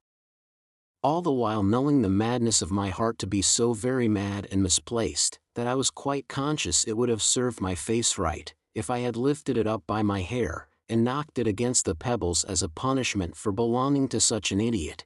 Biddy was the wisest of girls, and she tried to reason no more with me. She put her hand, which was a comfortable hand though roughened by work, upon my hands, one after another, and gently took them out of my hair. Then she softly patted my shoulder in a soothing way, while with my face upon my sleeve I cried a little, exactly as I had done in the brewery yard, and felt vaguely convinced that I was very much ill-used by somebody, or by everybody, I can't say which. "I am glad of one thing," said Biddy, "and that is, that you have felt you could give me your confidence, Pip. And I am glad of another thing, and that is, that of course you know you may depend upon my keeping it and always so far deserving it. If your first teacher, dear, such a poor one, and so much in need of being taught herself, had been your teacher at the present time, she thinks she knows what lesson she would set. But it would be a hard one to learn, and you have got beyond her, and it's of no use now." So, with a quiet sigh for me, Biddy rose from the bank, and said, with a fresh and pleasant change of voice, "Shall we walk a little farther, or go home?" "Biddy," I cried, getting up, putting my arm round her neck, and giving her a kiss, "I shall always tell you everything." "Till you're a gentleman," said Biddy. "You know I never shall be, so that's always. Not that I have any occasion to tell you anything, for you know everything I know, as I told you at home the other night." "Ah," said Biddy, quite in a whisper, as she looked away at the ships. And then repeated, with her former pleasant change, "Shall we walk a little farther, or go home?" I said to Biddy we would walk a little farther, and we did so, and the summer afternoon toned down into the summer evening, and it was very beautiful. I began to consider whether I was not more naturally and wholesomely situated, after all, in these circumstances, than playing beggar my neighbor by candlelight in the room with the stopped clocks, and being despised by Estella. I thought it would be very good for me if I could get her out of my head, with all the rest of those remembrances and fancies, and could go to work determined to relish what I had to do, and stick to it, and make the best of it. I asked myself the question whether I did not surely know that if Estella were beside me at that moment instead of Biddy, she would make me miserable. I was obliged to admit that I did know it for a certainty, and I said to myself, "Pip, what a fool you are." We talked a good deal as we walked, and all that Biddy said seemed right. Biddy was never insulting, or capricious, or Biddy today and somebody else tomorrow. She would have derived only pain, and no pleasure, from giving me pain. She would far rather have wounded her own breast than mine. How could it be, then, that I did not like her much the better of the two? "Biddy," said I, when we were walking homeward, "I wish you could put me right." "I wish I could," said Biddy. "If I could only get myself to fall in love with you. You don't mind my speaking so openly to such an old acquaintance?" "Oh dear, not at all," said Biddy. "Don't mind me. If I could only get myself to do it, that would be the thing for me." "But you never will, you see," said Biddy. It did not appear quite so unlikely to me that evening, as it would have done if we had discussed it a few hours before. I therefore observed I was not quite sure of that. But Biddy said she was, and she said it decisively. In my heart I believed her to be right, and yet I took it rather ill, too, that she should be so positive on the point. When we came near the churchyard, we had to cross an embankment, and get over a stile near a sluice gate. There started up, from the gate, or from the rushes, or from the ooze, which was quite in his stagnant way, old Orlick. "Hullo," he growled, "where are you two going?" "Where should we be going, but home?" "Well, then," said he, "I'm jiggered if I don't see you home." This penalty of being jiggered was a favorite supposititious case of his. He attached no definite meaning to the word that I am aware of, but used it, like his own pretended Christian name, to affront mankind, and convey an idea of something savagely damaging. When I was younger, I had had a general belief that if he had jiggered me personally, he would have done it with a sharp and twisted hook. Biddy was much against his going with us, and said to me in a whisper, "Don't let him come, I don't like him." As I did not like him either, I took the liberty of saying that we thanked him, but we didn't want seeing home.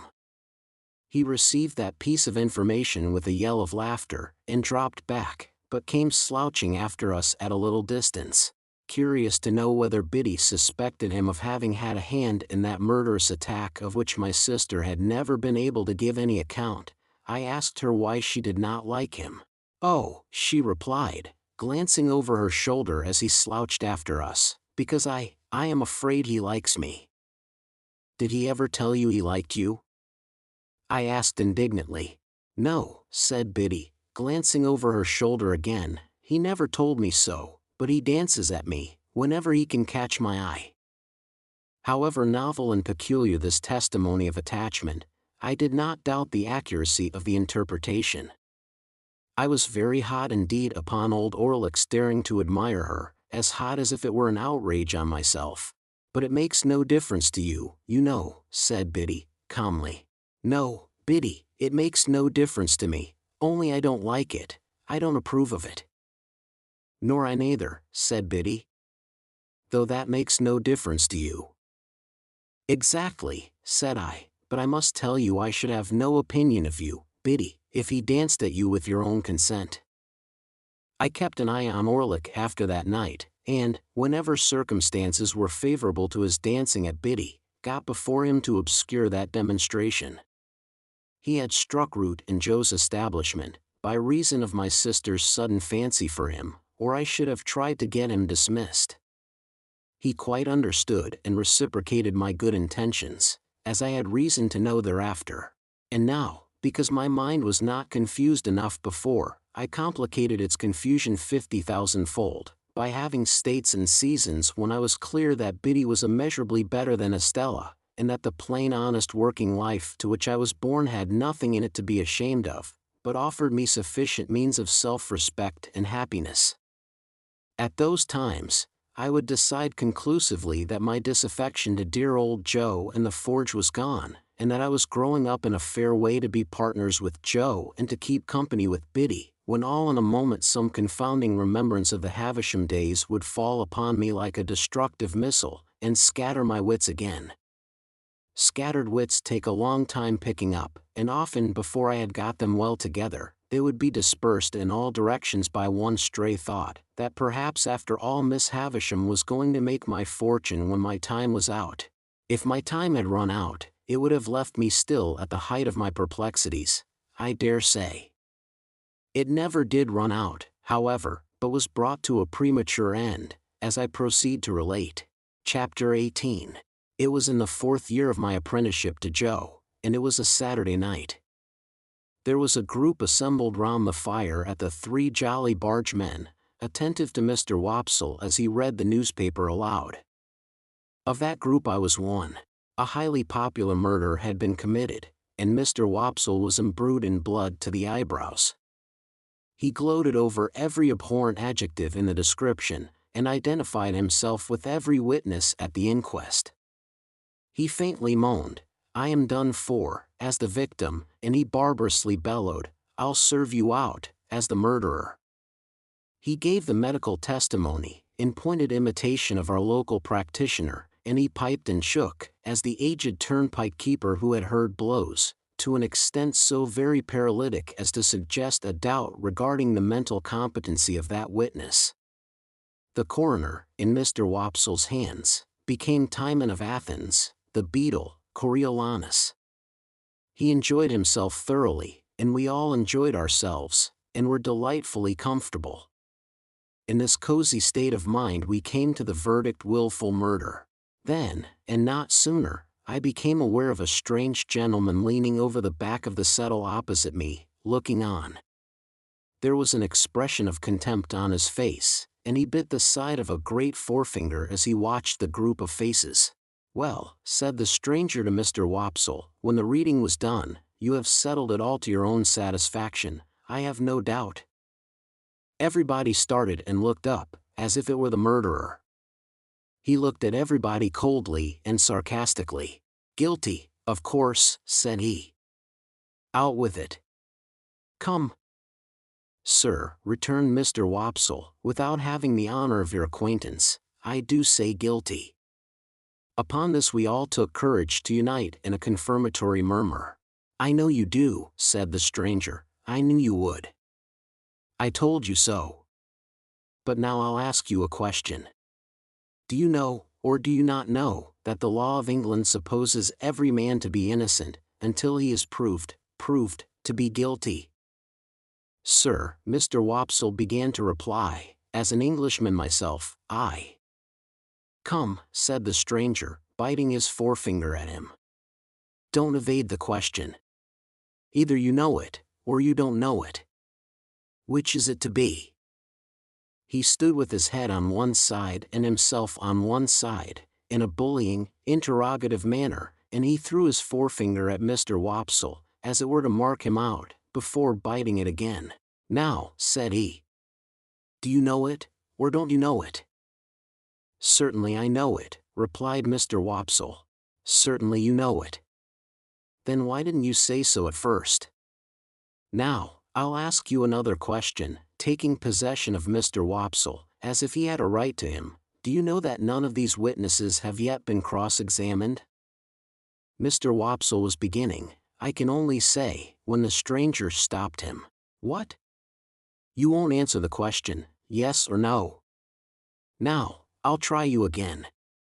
Throwing his finger at him again. "Attend to me.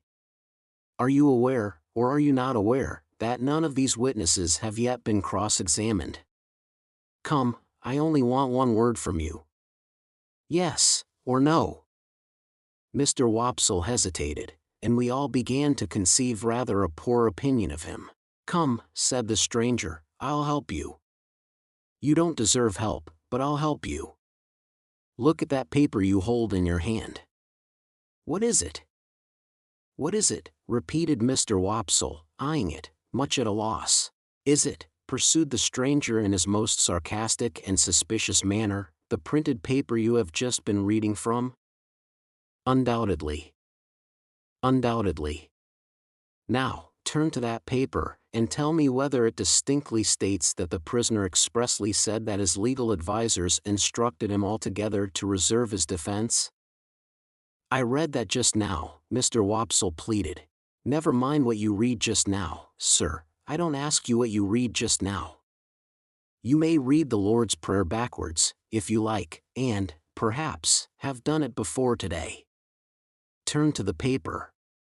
No, no, no, my friend, not to the top of the column, you know better than that, to the bottom, to the bottom." We all began to think Mr. Wopsle full of subterfuge. "Well? Have you found it?" "Here it is," said Mr. Wopsle. "Now, follow that passage with your eye, and tell me whether it distinctly states that the prisoner expressly said that he was instructed by his legal advisers wholly to reserve his defense. Come. Do you make that of it?" Mr. Wopsle answered, "Those are not the exact words." "Not the exact words," repeated the gentleman bitterly. "Is that the exact substance?" "Yes," said Mr. Wopsle. "Yes," repeated the stranger, looking round at the rest of the company with his right hand extended towards the witness, Wopsle. "And now I ask you what you say to the conscience of that man who, with that passage before his eyes, can lay his head upon his pillow after having pronounced a fellow creature guilty, unheard?" We all began to suspect that Mr. Wopsle was not the man we had thought him, and that he was beginning to be found out. "And that same man, remember," pursued the gentleman, throwing his finger at Mr. Wopsle heavily, "that same man might be summoned as a juryman upon this very trial, and, having thus deeply committed himself, might return to the bosom of his family and lay his head upon his pillow, after deliberately swearing that he would well and truly try the issue joined between our sovereign lord the king and the prisoner at the bar, and would a true verdict give according to the evidence, so help him God." We were all deeply persuaded that the unfortunate Wopsle had gone too far, and had better stop in his reckless career while there was yet time. The strange gentleman, with an air of authority not to be disputed, and with a manner expressive of knowing something secret about every one of us that would effectually do for each individual if he chose to disclose it, left the back of the settle, and came into the space between the two settles, in front of the fire, where he remained standing, his left hand in his pocket, and he biting the forefinger of his right. "From information I have received," said he, looking round at us as we all quailed before him, "I have reason to believe there is a blacksmith among you, by name Joseph, or Joe, Gargery." "Which is the man?" "Here is the man," said Joe. The strange gentleman beckoned him out of his place, and Joe went. "You have an apprentice," pursued the stranger, "commonly known as Pip. Is he here?" "I am here," I cried. The stranger did not recognize me, but I recognized him as the gentleman I had met on the stairs, on the occasion of my second visit to Miss Havisham. I had known him the moment I saw him looking over the settle, and now that I stood confronting him with his hand upon my shoulder, I checked off again in detail his large head, his dark complexion, his deep-set eyes, his bushy black eyebrows, his large watch chain, his strong black dots of beard and whisker, and even the smell of scented soap on his great hand. "I wish to have a private conference with you too," said he, when he had surveyed me at his leisure. "It will take a little time. Perhaps we had better go to your place of residence."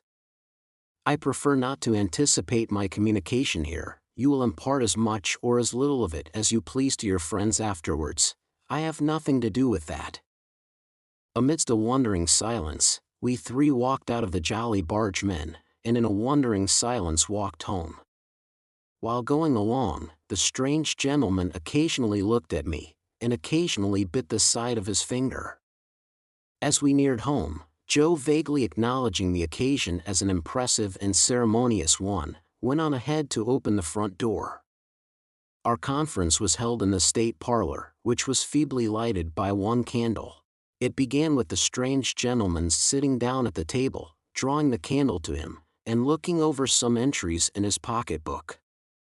He then put up the pocketbook and set the candle a little aside, after peering round it into the darkness at Joe and me, to ascertain which was which. "My name," he said, "is Jaggers, and I am a lawyer in London. I am pretty well known. I have unusual business to transact with you, and I commence by explaining that it is not of my originating. If my advice had been asked, I should not have been here. It was not asked, and you see me here. What I have to do as the confidential agent of another, I do. No less, no more." Finding that he could not see us very well from where he sat, he got up, and threw one leg over the back of a chair and leaned upon it, thus having one foot on the seat of the chair, and one foot on the ground. "Now, Joseph Gargery, I am the bearer of an offer to relieve you of this young fellow your apprentice. You would not object to cancel his indentures at his request and for his good? You would want nothing for so doing?" "Lord forbid that I should want anything for not standing in Pip's way," said Joe, staring. "Lord forbidding is pious, but not to the purpose," returned Mr. Jaggers. "The question is, would you want anything? Do you want anything?" "The answer is," returned Joe, sternly, "no." I thought Mr. Jaggers glanced at Joe, as if he considered him a fool for his disinterestedness. But I was too much bewildered between breathless curiosity and surprise, to be sure of it. "Very well," said Mr. Jaggers. "Recollect the admission you have made, and don't try to go from it presently." "Who's going to try?" retorted Joe. "I don't say anybody is." "Do you keep a dog?" "Yes, I do keep a dog." "Bear in mind then, that Bragg is a good dog, but Holdfast is a better. Bear that in mind, will you?" repeated Mr. Jaggers, shutting his eyes and nodding his head at Joe, as if he were forgiving him something. "Now, I return to this young fellow. And the communication I have got to make is, that he has great expectations." Joe and I gasped, and looked at one another. "I am instructed to communicate to him," said Mr. Jaggers, throwing his finger at me sideways, "that he will come into a handsome property. Further, that it is the desire of the present possessor of that property, that he be immediately removed from his present sphere of life and from this place, and be brought up as a gentleman, in a word, as a young fellow of great expectations. My dream was out, my wild fancy was surpassed by sober reality. Miss Havisham was going to make my fortune on a grand scale. Now, Mr. Pip, pursued the lawyer, I address the rest of what I have to say, to you. You are to understand, first, that it is the request of the person from whom I take my instructions that you always bear the name of Pip. You will have no objection, I dare say, to your great expectations being encumbered with that easy condition. But if you have any objection, this is the time to mention it. My heart was beating so fast, and there was such a singing in my ears, that I could scarcely stammer I had no objection. I should think not. Now you are to understand, secondly, Mr. Pip, that the name of the person who is your liberal benefactor remains a profound secret, until the person chooses to reveal it. I am empowered to mention that it is the intention of the person to reveal it at first hand by word of mouth to yourself. When or where that intention may be carried out, I cannot say, no one can say. It may be years hence. Now, you are distinctly to understand that you are most positively prohibited from making any inquiry on this head, or any allusion or reference, however distant, to any individual whomsoever as the individual, in all the communications you may have with me. If you have a suspicion in your own breast, keep that suspicion in your own breast. It is not the least to the purpose what the reasons of this prohibition are. They may be the strongest and gravest reasons, or they may be mere whim. This is not for you to inquire into. The condition is laid down. Your acceptance of it, and your observance of it as binding, is the only remaining condition that I am charged with, by the person from whom I take my instructions, and for whom I am not otherwise responsible. That person is the person from whom you derive your expectations, and the secret is solely held by that person and by me. Again, not a very difficult condition with which to encumber such a rise in fortune, but if you have any objection to it, this is the time to mention it. Speak out. Once more, I stammered with difficulty that I had no objection.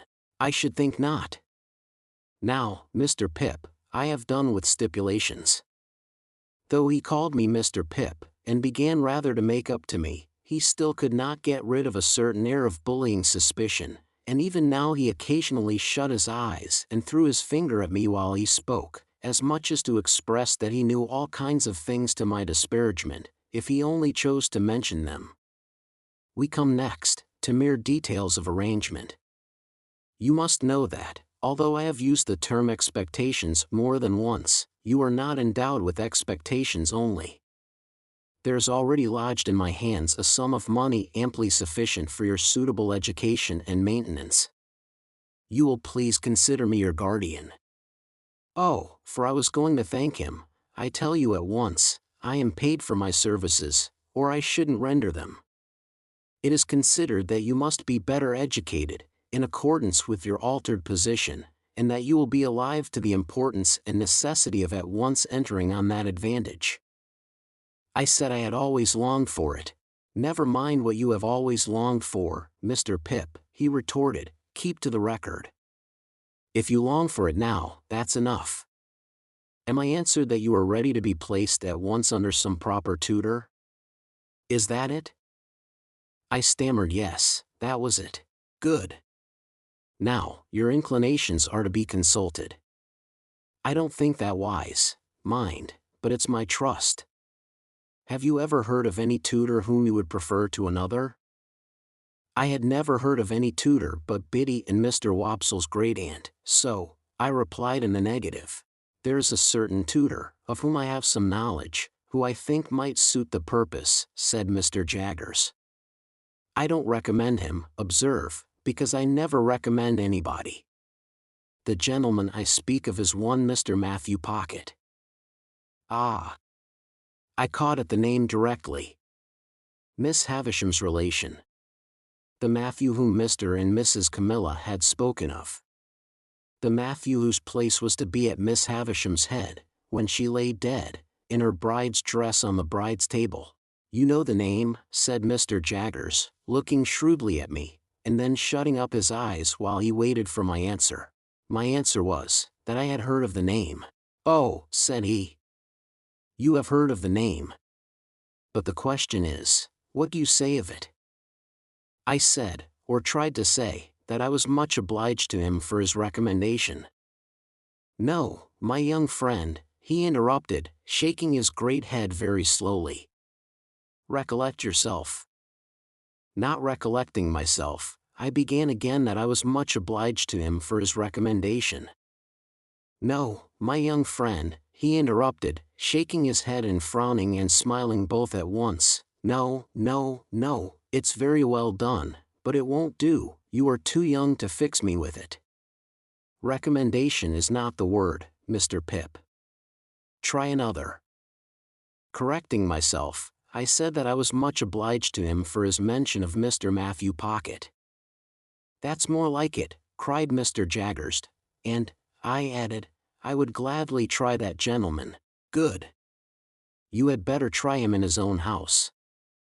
The way shall be prepared for you, and you can see his son first, who is in London. When will you come to London? I said, glancing at Joe, who stood looking on, motionless, that I supposed I could come directly. First, said Mr. Jaggers, you should have some new clothes to come in, and they should not be working clothes. Say this day week. You'll want some money. Shall I leave you 20 guineas? He produced a long purse, with the greatest coolness, and counted them out on the table and pushed them over to me. This was the first time he had taken his leg from the chair. He sat astride of the chair when he had pushed the money over, and sat swinging his purse and eyeing Joe. Well, Joseph Gargery? You look dumbfoundered. I am, said Joe, in a very decided manner. It was understood that you wanted nothing for yourself, remember? It were understood, said Joe. And it are understood. And it ever will be similar according. But what, said Mr. Jaggers, swinging his purse, what if it was in my instructions to make you a present, as compensation? As compensation what for? Joe demanded. For the loss of his services.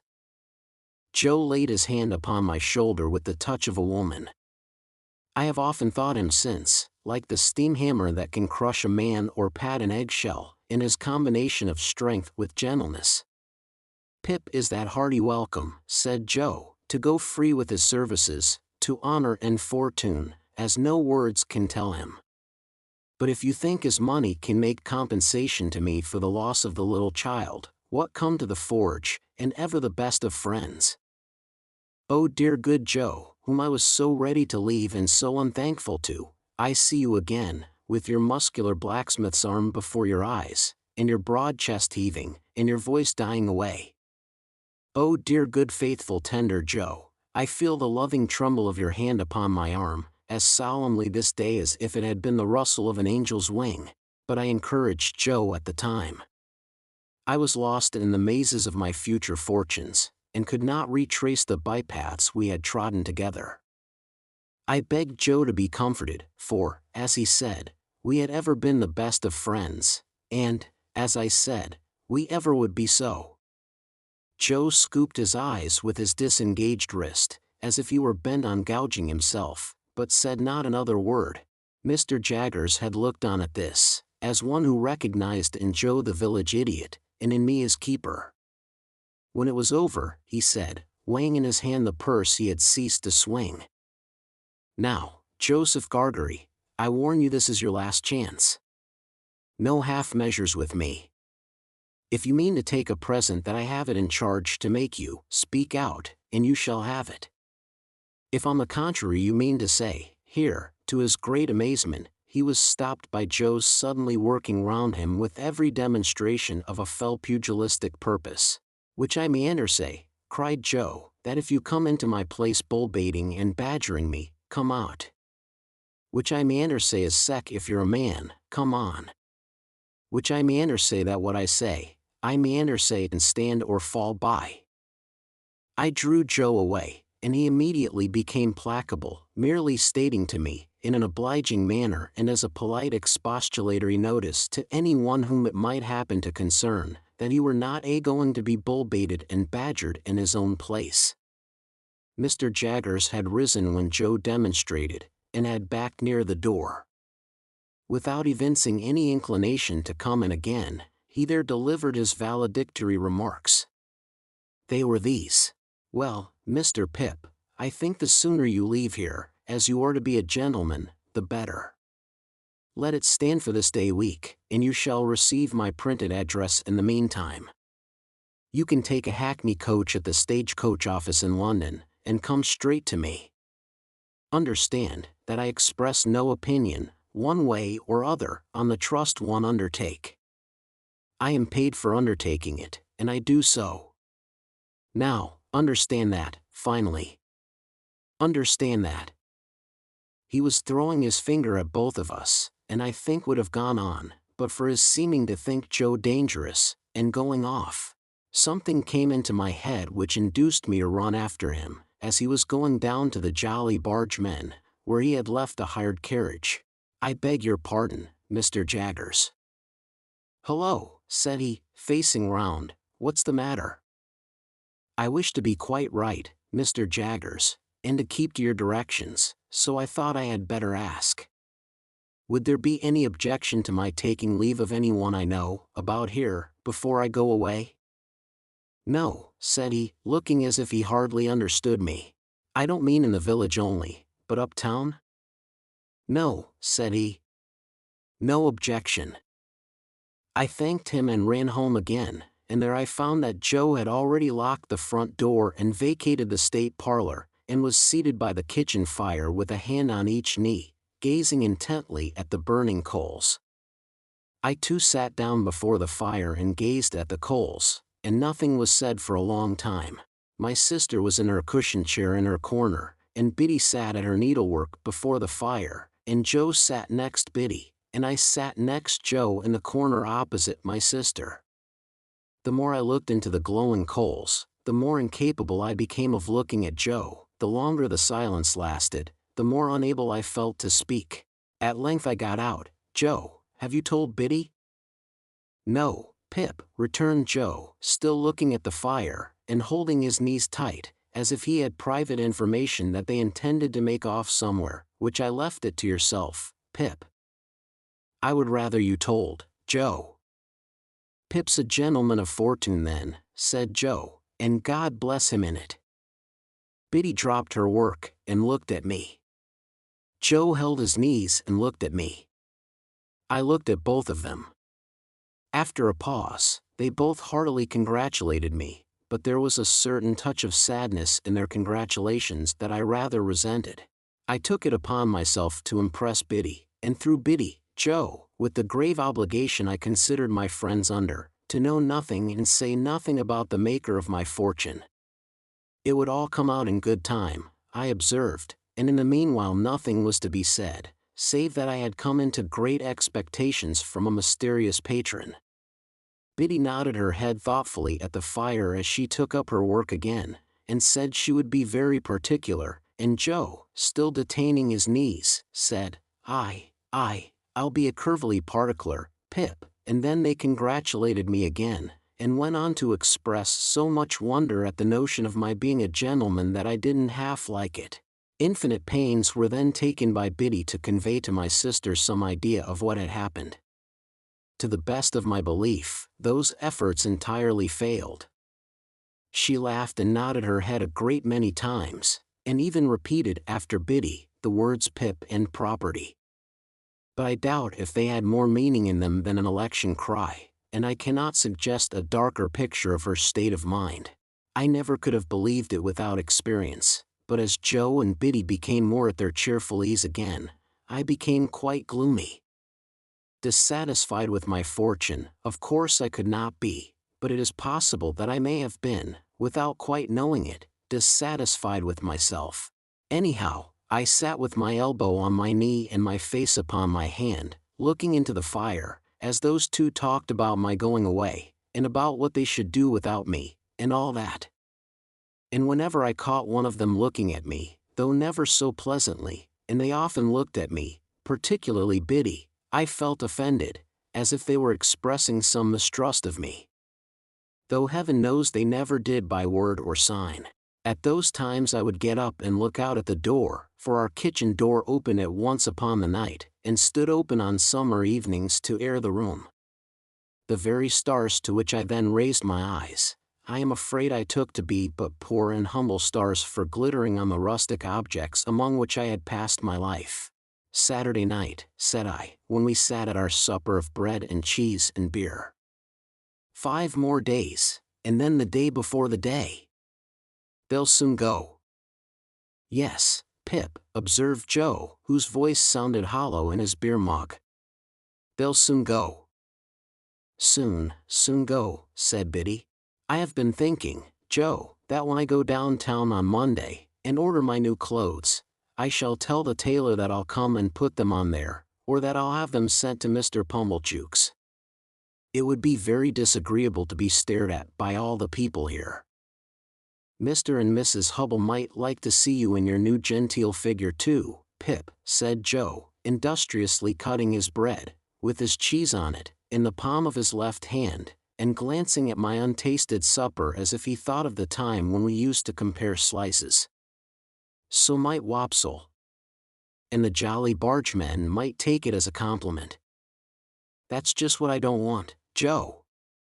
They would make such a business of it, such a coarse and common business, that I couldn't bear myself. Ah, that indeed, Pip, said Joe. If you couldn't bear yourself. Biddy asked me here, as she sat holding my sister's plate, have you thought about when you'll show yourself to Mr. Gargery, and your sister and me? You will show yourself to us, won't you? Biddy, I returned with some resentment, you are so exceedingly quick that it's difficult to keep up with you. She always were quick, observed Joe. If you had waited another moment, Biddy, you would have heard me say that I shall bring my clothes here in a bundle one evening, most likely on the evening before I go away. Biddy said no more. Handsomely forgiving her, I soon exchanged an affectionate good night with her and Joe, and went up to bed. When I got into my little room, I sat down and took a long look at it, as a mean little room that I should soon be parted from and raised above, forever. It was furnished with fresh young remembrances too, and even at the same moment I fell into much the same confused division of mind between it and the better rooms to which I was going, as I had been in so often between the Forge and Miss Havisham's, and Biddy and Estella. The sun had been shining brightly all day on the roof of my attic, and the room was warm. As I put the window open and stood looking out, I saw Joe come slowly forth at the dark door, below, and take a turn or two in the air, and then I saw Biddy come, and bring him a pipe and light it for him. He never smoked so late, and it seemed to hint to me that he wanted comforting, for some reason or other. He presently stood at the door immediately beneath me, smoking his pipe, and Biddy stood there too, quietly talking to him, and I knew that they talked of me, for I heard my name mentioned in an endearing tone by both of them more than once. I would not have listened for more, if I could have heard more, so I drew away from the window, and sat down in my one chair by the bedside, feeling it very sorrowful and strange that this first night of my bright fortunes should be the loneliest I had ever known.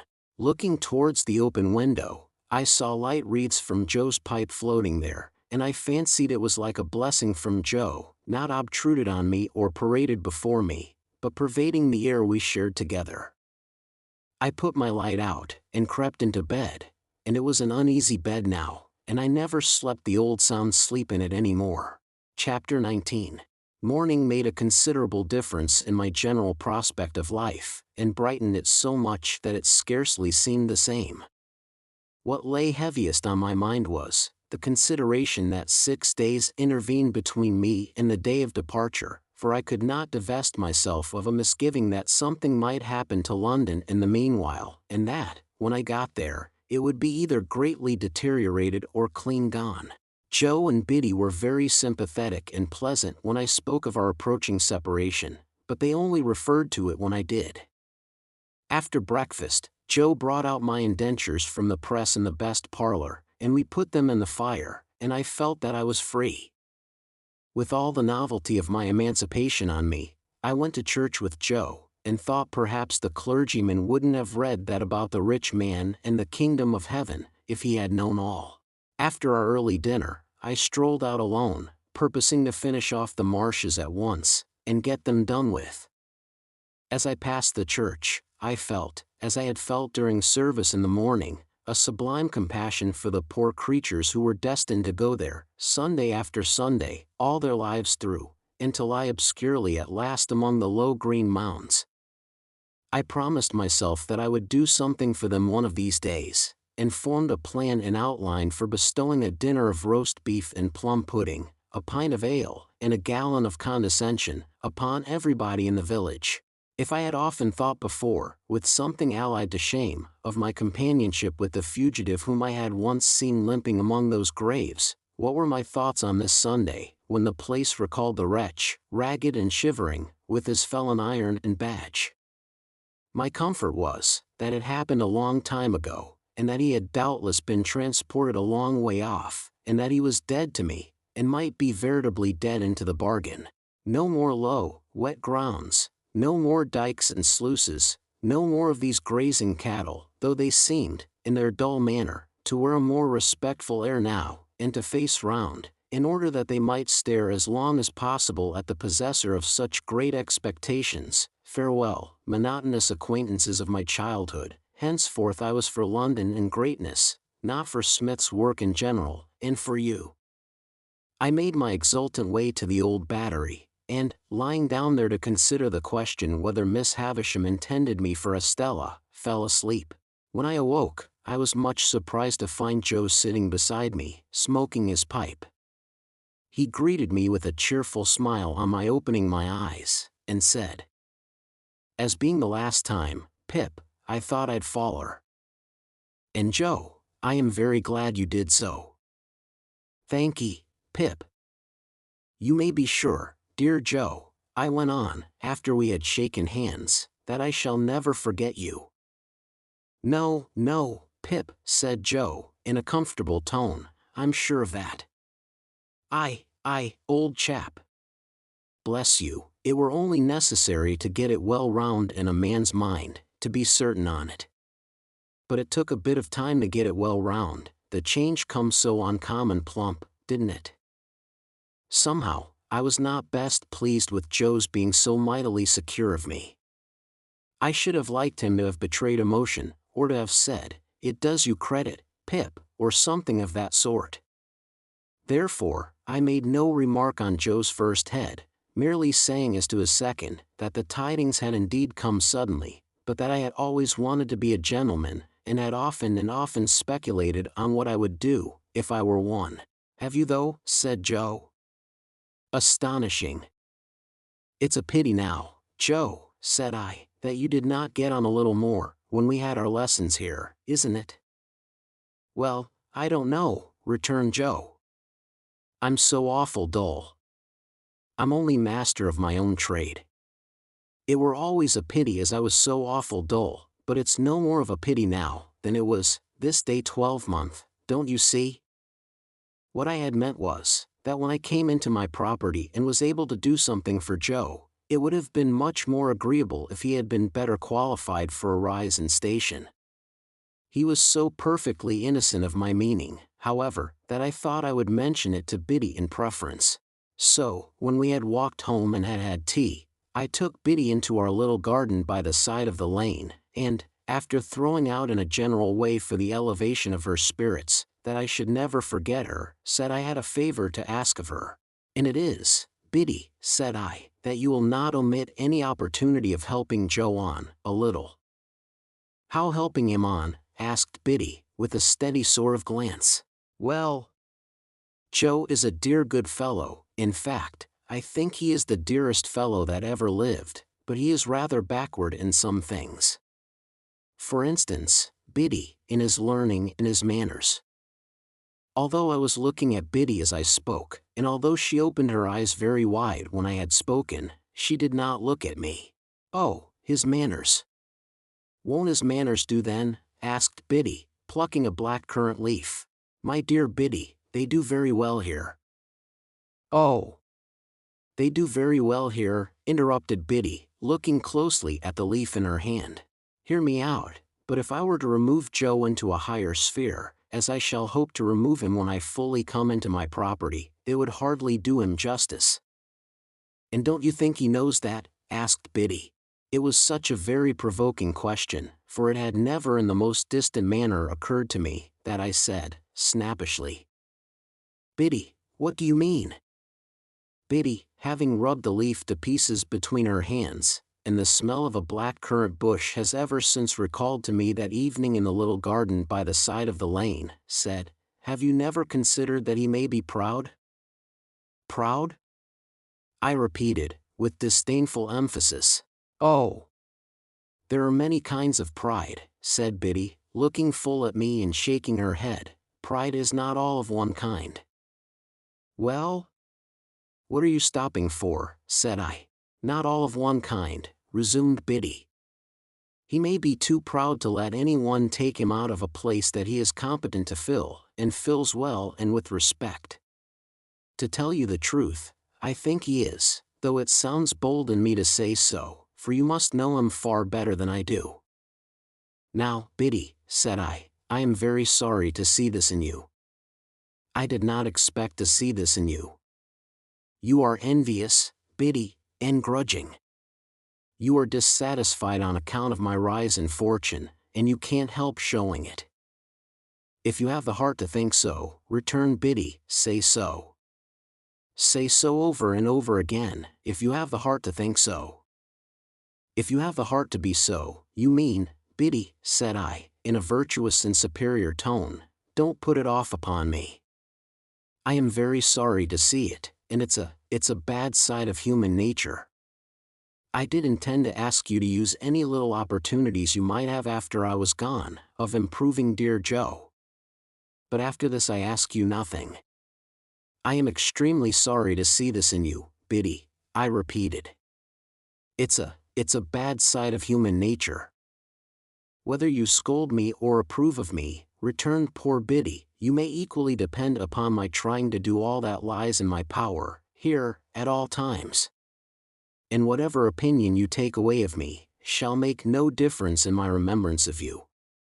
Yet a gentleman should not be unjust neither, said Biddy, turning away her head.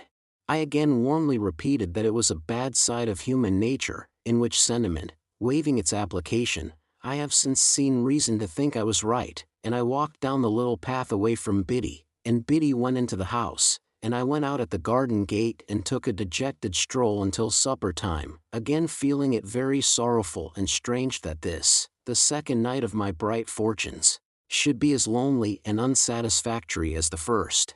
But morning once more brightened my view, and I extended my clemency to Biddy, and we dropped the subject. Putting on the best clothes I had, I went into town as early as I could hope to find the shops open, and presented myself before Mr. Trabb, the tailor, who was having his breakfast in the parlor behind his shop, and who did not think it worth his while to come out to me, but called me into him. Well, said Mr. Trabb, in a hail-fellow-well-met kind of way. How are you, and what can I do for you? Mr. Trabb had sliced his hot roll into 3 feather beds, and was slipping butter in between the blankets, and covering it up. He was a prosperous old bachelor, and his open window looked into a prosperous little garden and orchard, and there was a prosperous iron safe let into the wall at the side of his fireplace, and I did not doubt that heaps of his prosperity were put away in it in bags. Mr. Trabb, said I, it's an unpleasant thing to have to mention, because it looks like boasting, but I have come into a handsome property. A change passed over Mr. Trabb. He forgot the butter in bed, got up from the bedside, and wiped his fingers on the tablecloth, exclaiming, Lord bless my soul. I am going up to my guardian in London, said I, casually drawing some guineas out of my pocket and looking at them, and I want a fashionable suit of clothes to go in.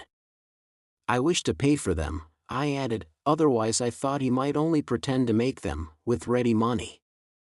"My dear sir," said Mr. Trabb, as he respectfully bent his body, opened his arms, and took the liberty of touching me on the outside of each elbow, "don't hurt me by mentioning that. May I venture to congratulate you? Would you do me the favor of stepping into the shop?" Mr. Trabb's boy was the most audacious boy in all that countryside. When I had entered he was sweeping the shop, and he had sweetened his labors by sweeping over me. He was still sweeping when I came out into the shop with Mr. Trabb, and he knocked the broom against all possible corners and obstacles, to express, as I understood it, equality with any blacksmith, alive or dead. "Hold that noise," said Mr. Trabb, with the greatest sternness, "or I'll knock your head off. Do me the favor to be seated, sir." "Now, this," said Mr. Trabb, taking down a roll of cloth, and tiding it out in a flowing manner over the counter, preparatory to getting his hand under it to show the gloss, "is a very sweet article. I can recommend it for your purpose, sir, because it really is extra super. But you shall see some others. Give me number 4, you." To the boy, and with a dreadfully severe stare, foreseeing the danger of that miscreant's brushing me with it, or making some other sign of familiarity, Mr. Trabb never removed his sternknife from the boy until he had deposited number 4 on the counter and was at a safe distance again. Then he commanded him to bring number 5, and number 8.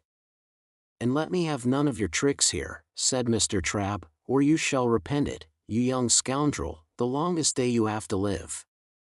Mr. Trabb then bent over number 4, and in a sort of deferential confidence recommended it to me as a light article for summer wear, an article much in vogue among the nobility and gentry, an article that it would ever be an honor to him to reflect upon a distinguished fellow townsman's, if he might claim me for a fellow townsman, having worn.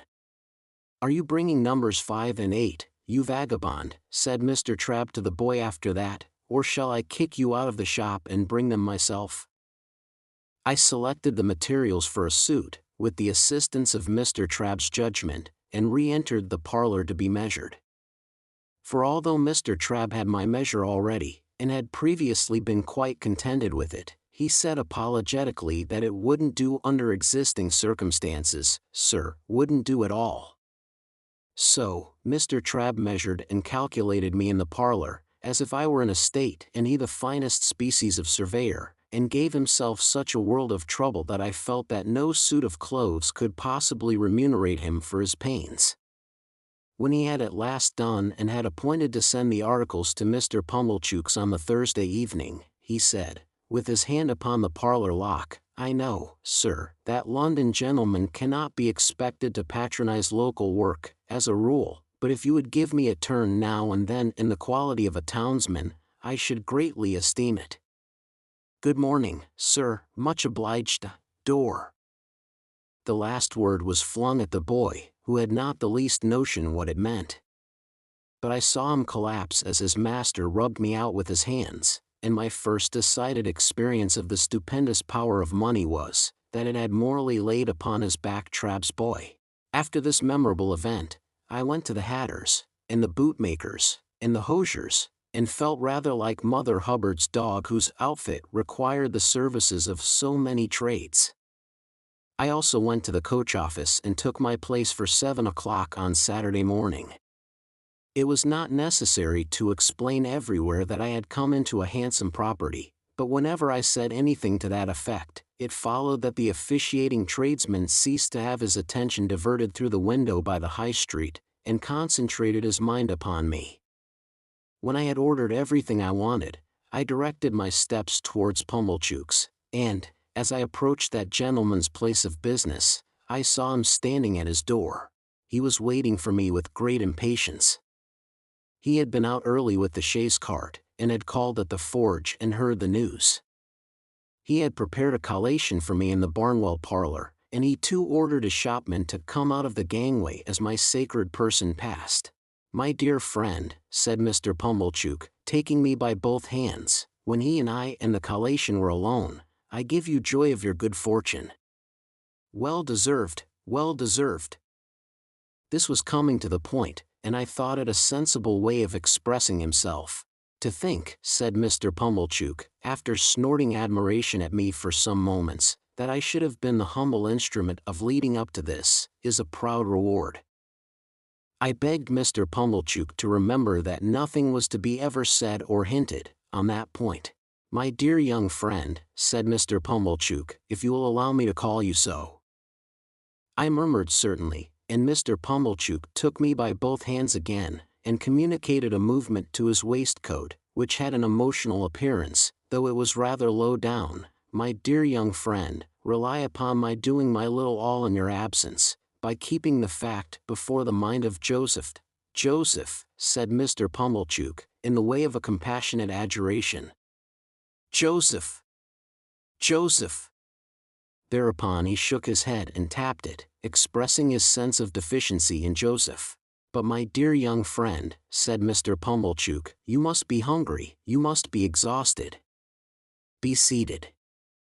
Here's a chicken head round from the boar, here's a tongue head round from the boar, here's one or two little things head round from the boar, that I hope you may not despise." "But do I," said Mr. Pumblechook, getting up again the moment after he had sat down, "see afore me, him as I ever sported with in his times of happy infancy? And may I? This may I, might he shake hands?" I consented, and he was fervent, and then sat down again. "Here is wine," said Mr. Pumblechook. "Let us drink, thanks to fortune, and may she ever pick out her favorites with equal judgment." "And yet I cannot," said Mr. Pumblechook, getting up again, "see afore me one, and likewise drink to one, without again expressing, may I? I said he might, and he shook hands with me again, and emptied his glass and turned it upside down. I did the same, and if I had turned myself upside down before drinking, the wine could not have gone more direct to my head. Mr. Pumblechook helped me to the liver wing, and to the best slice of tongue, none of those out of the way no thoroughfares of pork now, and took, comparatively speaking, no care of himself at all. "Ah! Poultry, poultry! You little thought," said Mr. Pumblechook, apostrophizing the fowl in the dish, "when you was a young fledgling, what was in store for you. You little thought you was to be refreshment beneath this humble roof for one as, call it a weakness, if you will," said Mr. Pumblechook, getting up again. "But may I? May I?" It began to be unnecessary to repeat the form of saying he might, so he did it at once. How he ever did it so often without wounding himself with my knife, I don't know. "And your sister," he resumed, after a little steady eating, "which had the honor of bringing you up by hand. It's a sad picter, to reflect that she's no longer equal to fully understanding the honor. May—" I saw he was about to come at me again, and I stopped him. "We'll drink her health," said I. "Ah!" cried Mr. Pumblechook, leaning back in his chair, quite flaccid with admiration, "that's the way you know him, sir." I don't know who sir was, but he certainly was not I, and there was no third person present. "That's the way you know the noble-minded, sir. Ever forgiving and ever affable." "It might," said the servile Pumblechook, putting down his untasted glass in a hurry and getting up again, "to a common person, have the appearance of repeating, but may I?" When he had done it, he resumed his seat and drank to my sister. "Let us never be blind," said Mr. Pumblechook, "to her faults of temper, but it is to be hoped she meant well." At about this time, I began to observe that he was getting flushed in the face. As to myself, I felt all face, steeped in wine and smarting. I mentioned to Mr. Pumblechook that I wished to have my new clothes sent to his house, and he was ecstatic on my so distinguishing him. I mentioned my reason for desiring to avoid observation in the village, and he lauded it to the skies. There was nobody but himself, he intimated, worthy of my confidence, and, in short, might he? Then he asked me tenderly if I remembered our boyish games at Sums, and how we had gone together to have me bound apprentice, and, in effect, how he had ever been my favorite fancy and my chosen friend. If I had taken 10 times as many glasses of wine as I had, I should have known that he never had stood in that relation towards me, and should in my heart of hearts have repudiated the idea. Yet for all that, I remember feeling convinced that I had been much mistaken in him, and that he was a sensible, practical, good-hearted prime fellow. By degrees he fell to reposing such great confidence in me, as to ask my advice in reference to his own affairs. He mentioned that there was an opportunity for a great amalgamation and monopoly of the corn and seed trade on those premises, if enlarged, such as had never occurred before in that or any other neighborhood. What alone was wanting to the realization of a vast fortune, he considered to be more capital. Those were the two little words, more capital. Now it appeared to him, Pumblechook, that if that capital were got into the business, through a sleeping partner, sir, which sleeping partner would have nothing to do but walk in, by self or deputy, whenever he pleased, and examine the books, and walk in twice a year and take his profits away in his pocket, to the tune of 50%, it appeared to him that that might be an opening for a young gentleman of spirit combined with property, which would be worthy of his attention. But what did I think? He had great confidence in my opinion, and what did I think? I gave it as my opinion. Wait a bit. The united vastness and distinctness of this view so struck him, that he no longer asked if he might shake hands with me, but said he really must, and did. We drank all the wine, and Mr. Pumblechook pledged himself over and over again to keep Joseph up to the mark, I don't know what mark, and to render me efficient and constant service, I don't know what service. He also made known to me for the first time in my life, and certainly after having kept his secret wonderfully well, that he had always said of me, that boy is no common boy, and mark me, his fortune will be no common fortune. He said with a tearful smile that it was a singular thing to think of now, and I said so too. Finally, I went out into the air, with a dim perception that there was something unwonted in the conduct of the sunshine, and found that I had slumberously got to the turnpike without having taken any account of the road. There, I was roused by Mr. Pumblechook's hailing me. He was a long way down the sunny street, and was making expressive gestures for me to stop. I stopped, and he came up breathless. "No, my dear friend," said he, when he had recovered wind for speech. "Not if I can help it. This occasion shall not entirely pass without that affability on your part. May I, as an old friend and well-wisher? May I?" We shook hands for the 100th time at least, and he ordered a young carter out of my way with the greatest indignation. Then, he blessed me and stood waving his hand to me until I had passed the crook in the road, and then I turned into a field and had a long nap under a hedge before I pursued my way home. I had scant luggage to take with me to London, for little of the little I possessed was adapted to my new station. But I began packing that same afternoon, and wildly packed up things that I knew I should want next morning, in a fiction that there was not a moment to be lost. So, Tuesday, Wednesday, and Thursday passed, and on Friday morning I went to Mr. Pumblechook's, to put on my new clothes and pay my visit to Miss Havisham. Mr. Pumblechook's own room was given up to me to dress in, and was decorated with clean towels expressly for the event.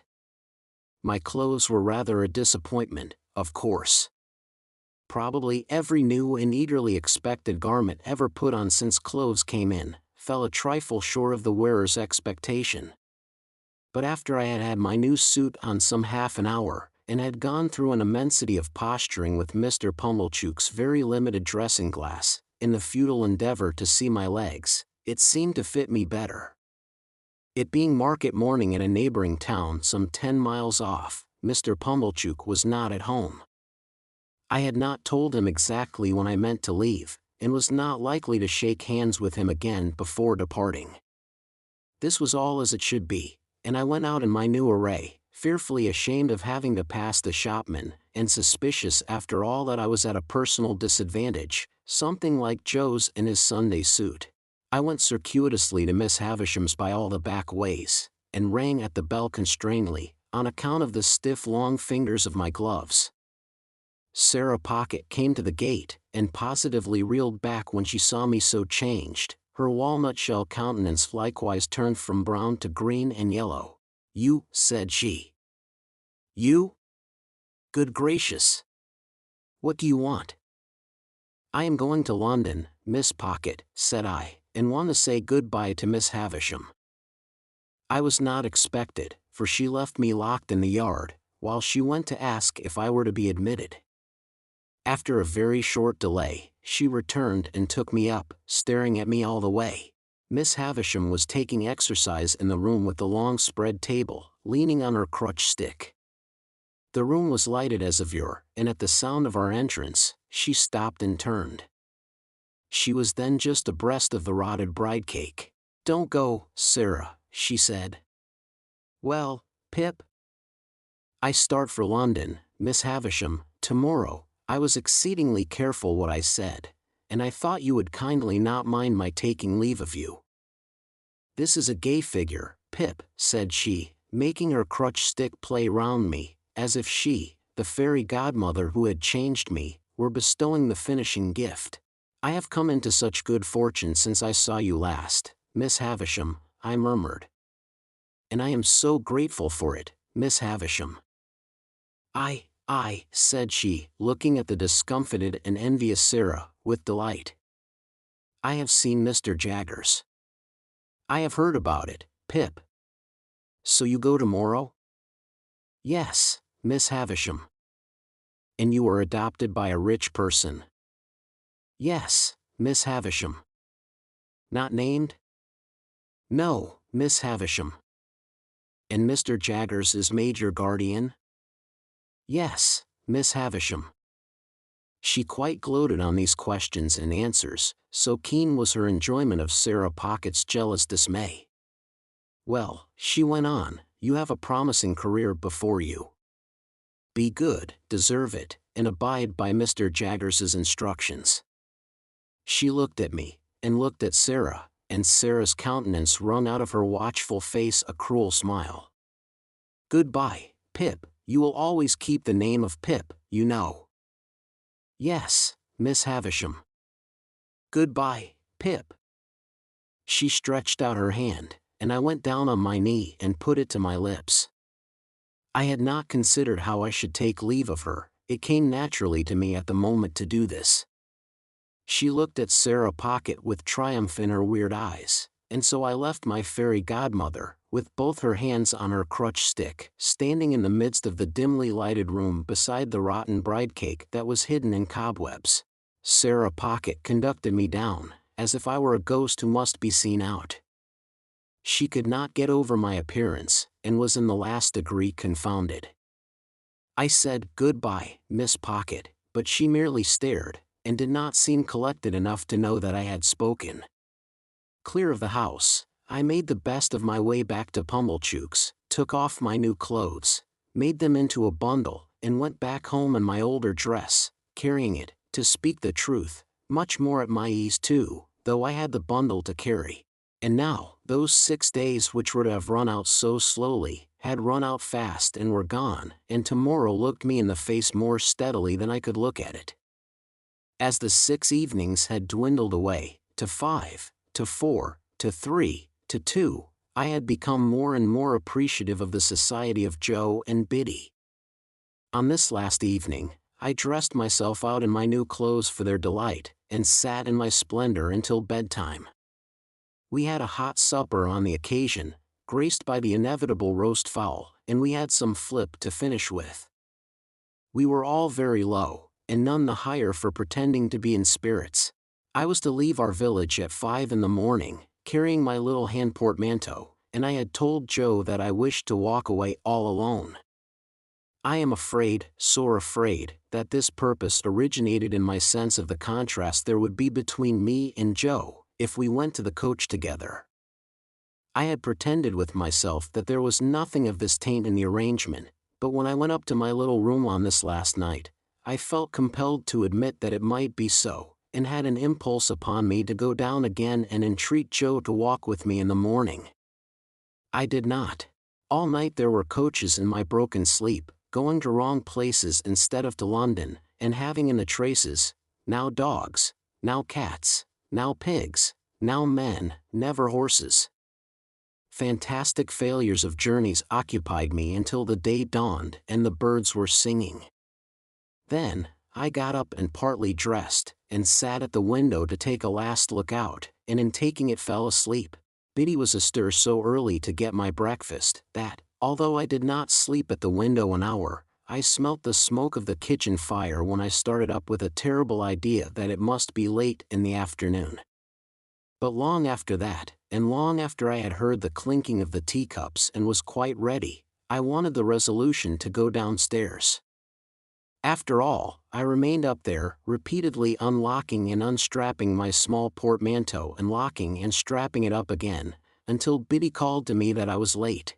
It was a hurried breakfast with no taste in it.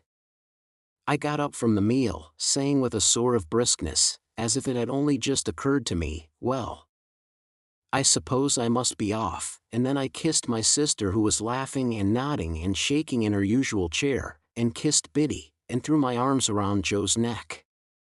Then I took up my little portmanteau and walked out. The last I saw of them was, when I presently heard a scuffle behind me, and looking back, saw Joe throwing an old shoe after me and Biddy throwing another old shoe. I stopped then, to wave my hat, and dear old Joe waved his strong right arm above his head, crying huskily "Hurrah!" and Biddy put her apron to her face. I walked away at a good pace, thinking it was easier to go than I had supposed it would be, and reflecting that it would never have done to have had an old shoe thrown after the coach, in sight of all the High Street. I whistled and made nothing of going. But the village was very peaceful and quiet, and the light mists were solemnly rising, as if to show me the world, and I had been so innocent and little there, and all beyond was so unknown and great, that in a moment with a strong heave and sob I broke into tears.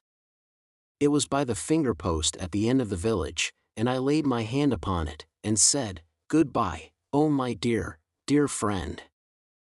Heaven knows we need never be ashamed of our tears, for they are rain upon the blinding dust of earth, overlying our hard hearts." I was better after I had cried than before, more sorry, more aware of my own ingratitude, more gentle. If I had cried before, I should have had Joe with me then.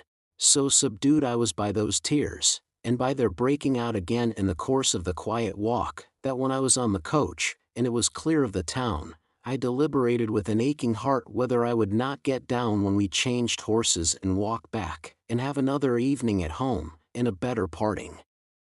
We changed, and I had not made up my mind, and still reflected for my comfort that it would be quite practicable to get down and walk back, when we changed again.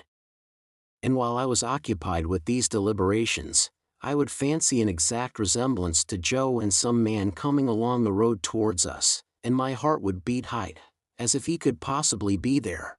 We changed again, and yet again, and it was now too late and too far to go back, and I went on. And the mists had all solemnly risen now, and the world lay spread before me. This is the end of the first stage of Pip's expectations. Chapter 20. The journey from our town to the metropolis was a journey of about 5 hours. It was a little past midday when the 4-horse stagecoach, by which I was a passenger, got into the revel of traffic frayed out about the Cross Keys, Wood Street, Cheapside, London. We Britons had at that time particularly settled that it was treasonable to doubt our having and our being the best of everything. Otherwise, while I was scared by the immensity of London, I think I might have had some faint doubts whether it was not rather ugly, crooked, narrow, and dirty. Mr. Jaggers had duly sent me his address. It was Little Britain, and he had written after it on his card, just out of Smithfield, and close by the coach office. Nevertheless, a hackney coachman, who seemed to have as many capes to his greasy greatcoat as he was years old, packed me up in his coach and hemmed me in with a folding and jingling barrier of steps, as if he were going to take me 50 miles. His getting on his box, which I remember to have been decorated with an old weather-stained pea-green hammercloth moth-eaten into rags, was quite a work of time. It was a wonderful equipage, with 6 great coronets outside, and ragged things behind for I don't know how many footmen to hold on by, and a harrow below them, to prevent amateur footmen from yielding to the temptation.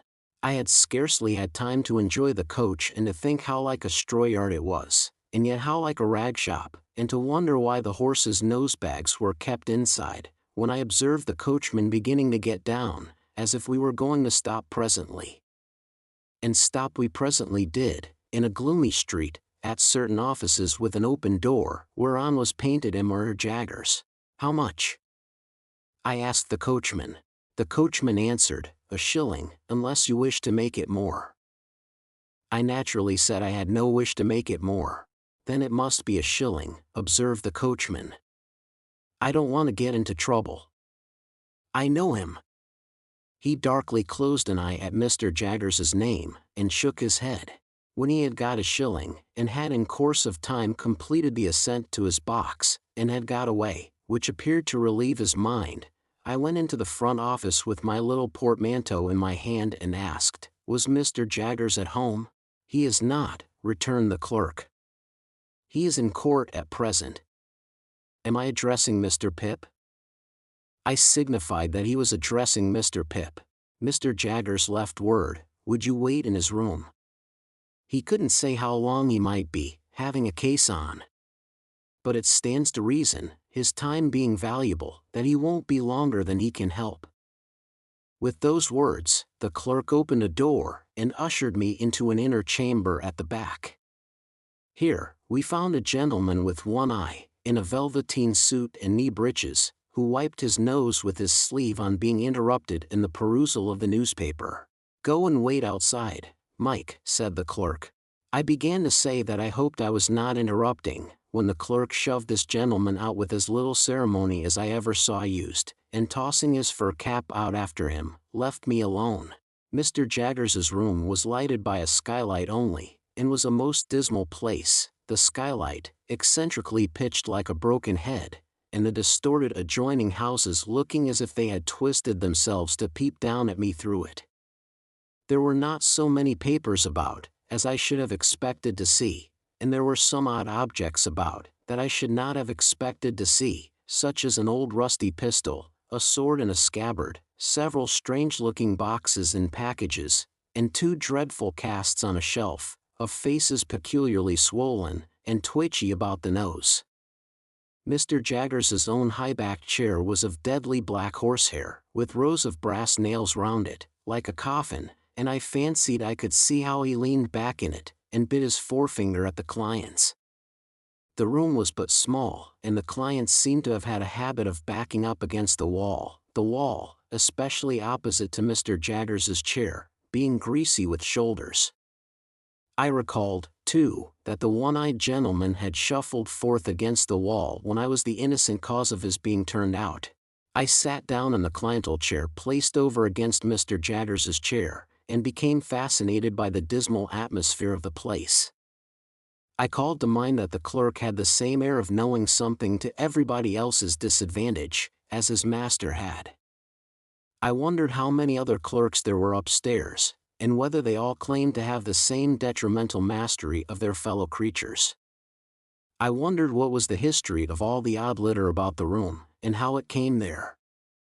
I wondered whether the two swollen faces were of Mr. Jaggers's family, and, if he were so unfortunate as to have had a pair of such ill-looking relations, why he stuck them on that dusty perch for the blacks and flies to settle on, instead of giving them a place at home. Of course I had no experience of a London summer day, and my spirits may have been oppressed by the hot exhausted air, and by the dust and grit that lay thick on everything. But I sat wondering and waiting in Mr. Jaggers's close room, until I really could not bear the two casts on the shelf above Mr. Jaggers's chair, and got up and went out. When I told the clerk that I would take a turn in the air while I waited, he advised me to go round the corner and I should come into Smithfield. So I came into Smithfield, and the shameful place, being all asmear with filth and fat and blood and foam, seemed to stick to me. So I rubbed it off with all possible speed by turning into a street where I saw the great black dome of St. Paul's bulging at me from behind a grim stone building which a bystander said was Newgate Prison.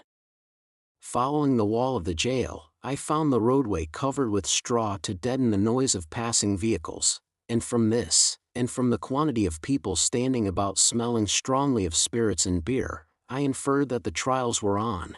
While I looked about me here, an exceedingly dirty and partially drunk minister of justice asked me if I would like to step in and hear a trial or so, informing me that he could give me a front place for £half-a-crown, whence I should command a full view of the Lord Chief Justice in his wig and robes, mentioning that awful personage like waxwork, and presently offering him at the reduced price of 18 pence. As I declined the proposal on the plea of an appointment, he was so good as to take me into a yard and show me where the gallows was kept, and also where people were publicly whipped, and then he showed me the debtor's door, out of which culprits came to be hanged, heightening the interest of that dreadful portal by giving me to understand that 4 on 'em would come out at that door the day after tomorrow at 8 in the morning, to be killed in a row. This was horrible, and gave me a sickening idea of London, the more so as the Lord Chief Justice's proprietor wore, from his hat down to his boots and up again to his pocket-handkerchief inclusive, mildewed clothes which had evidently not belonged to him originally, and which I took it into my head he had bought cheap of the executioner. Under these circumstances I thought myself well rid of him for a shilling. I dropped into the office to ask if Mr. Jaggers had come in yet, and I found he had not, and I strolled out again. This time, I made the tour of Little Britain, and turned into Bartholomew Close, and now I became aware that other people were waiting about for Mr. Jaggers, as well as I. There were 2 men of secret appearance lounging in Bartholomew Close, and thoughtfully fitting their feet into the cracks of the pavement as they talked together, one of whom said to the other when they first passed me, that Jaggers would do it if it was to be done. There was a knot of 3 men and 2 women standing at a corner, and one of the women was crying on her dirty shawl, and the other comforted her by saying, as she pulled her own shawl over her shoulders, "Jaggers is for him, Melia, and what more could you have?" There was a red-eyed little Jew who came into the Close while I was loitering there, in company with a second little Jew whom he sent upon an errand, and while the messenger was gone, I remarked this Jew, who was of a highly excitable temperament, performing a jig of anxiety under a lamp-post and accompanying himself, in a kind of frenzy, with the words, "Oh Jaggerth, Jaggerth, Jaggerth. All otherth Cagmaggerth, give me Jaggerth." These testimonies to the popularity of my guardian made a deep impression on me, and I admired and wondered more than ever. At length, as I was looking out at the iron gate of Bartholomew Close into Little Britain, I saw Mr. Jaggers coming across the road towards me. All the others who were waiting saw him at the same time, and there was quite a rush at him. Mr. Jaggers, putting a hand on my shoulder and walking me on at his side without saying anything to me, addressed himself to his followers. First, he took the 2 secret men. "Now, I have nothing to say to you," said Mr. Jaggers, throwing his finger at them. "I want to know no more than I know. As to the result, it's a toss-up. I told you from the first it was a toss-up. Have you paid Wemmick?" "We made the money up this morning, sir," said one of the men, submissively, while the other perused Mr. Jaggers's face. "I don't ask you when you made it up, or where, or whether you made it up at all. Has Wemmick got it?" "Yes, sir," said both the men together. "Very well, then you may go." "Now, I won't have it," said Mr. Jaggers, waving his hand at them to put them behind him. "If you say a word to me, I'll throw up the case." "We thought, Mr. Jaggers," one of the men began, pulling off his hat. "That's what I told you not to do," said Mr. Jaggers. "You thought. I think for you, that's enough for you. If I want you, I know where to find you. I don't want you to find me. Now I won't have it. I won't hear a word." The 2 men looked at one another as Mr. Jaggers waved them behind again, and humbly fell back and were heard no more. "And now you," said Mr. Jaggers, suddenly stopping, and turning on the 2 women with the shawls, from whom the 3 men had meekly separated. "Oh, Amelia, is it?" "Yes, Mr. Jaggers." "And do you remember," retorted Mr. Jaggers, "that but for me you wouldn't be here and couldn't be here?" "Oh yes, sir," exclaimed both women together. "Lord bless you, sir, well we knows that." "Then why," said Mr. Jaggers, "do you come here?" "My bill, sir," the crying woman pleaded. "Now, I tell you what," said Mr. Jaggers. "Once for all. If you don't know that your bill's in good hands, I know it. And if you come here bothering about your bill, I'll make an example of both your bill and you, and let him slip through my fingers. Have you paid Wemmick?" "Oh yes, sir. Every farden." "Very well. Then you have done all you have got to do. Say another word, one single word, and Wemmick shall give you your money back." This terrible threat caused the two women to fall off immediately. No one remained now but the excitable Jew, who had already raised the skirts of Mr. Jaggers's coat to his lips several times. "I don't know this man," said Mr. Jaggers, in the same devastating strain. "What does this fellow want?" "Ma fear Mr. Jaggerth. Hound brother to Abraham Lathareth." "Who's he?" said Mr. Jaggers. "Let go of my coat." The suitor, kissing the hem of the garment again before relinquishing it, replied, "Abraham Lathareth, on Thuth Pythian of plate." "You're too late," said Mr. Jaggers. "I am over the way." "Holy Father, Mr. Jaggerth," cried my excitable acquaintance, turning white, "don't say you're again Abraham Lathareth." "I am," said Mr. Jaggers, "and there's an end of it. Get out of the way." "Mr. Jaggerth." "Half a moment. My hound coven th gone to Mr. Wemmick at fifth pre the minute, to offer him haney termth." "Mr. Jaggerth." "Half a quarter of a moment. If you'd have the condescension to be bought off from the t'other thide, at haney superior prith, money no object, Mr. Jaggerth, Mr." My guardian threw his supplicant off with supreme indifference, and left him dancing on the pavement as if it were red hot. Without further interruption, we reached the front office, where we found the clerk and the man in velveteen with the fur cap. "Here's Mike," said the clerk, getting down from his stool, and approaching Mr. Jaggers confidentially. "Oh," said Mr. Jaggers, turning to the man, who was pulling the lock of hair in the middle of his forehead, like the bull and cock robin pulling at the bell rope, "your man comes on this afternoon." "Well?" "Well, Mossar Jaggers," returned Mike, in the voice of a sufferer from a constitutional cold, "arter a deal o' trouble, I've found one, sir, as might do." "What is he prepared to swear?" "Well, Mossar Jaggers," said Mike, wiping his nose on his fur cap this time, in a general way, "anythink." Mr. Jaggers suddenly became most irate. "Now, I warned you before," said he, throwing his forefinger at the terrified client, "that if you ever presumed to talk in that way here, I'd make an example of you. You infernal scoundrel, how dare you tell me that?" The client looked scared, but bewildered too, as if he were unconscious what he had done.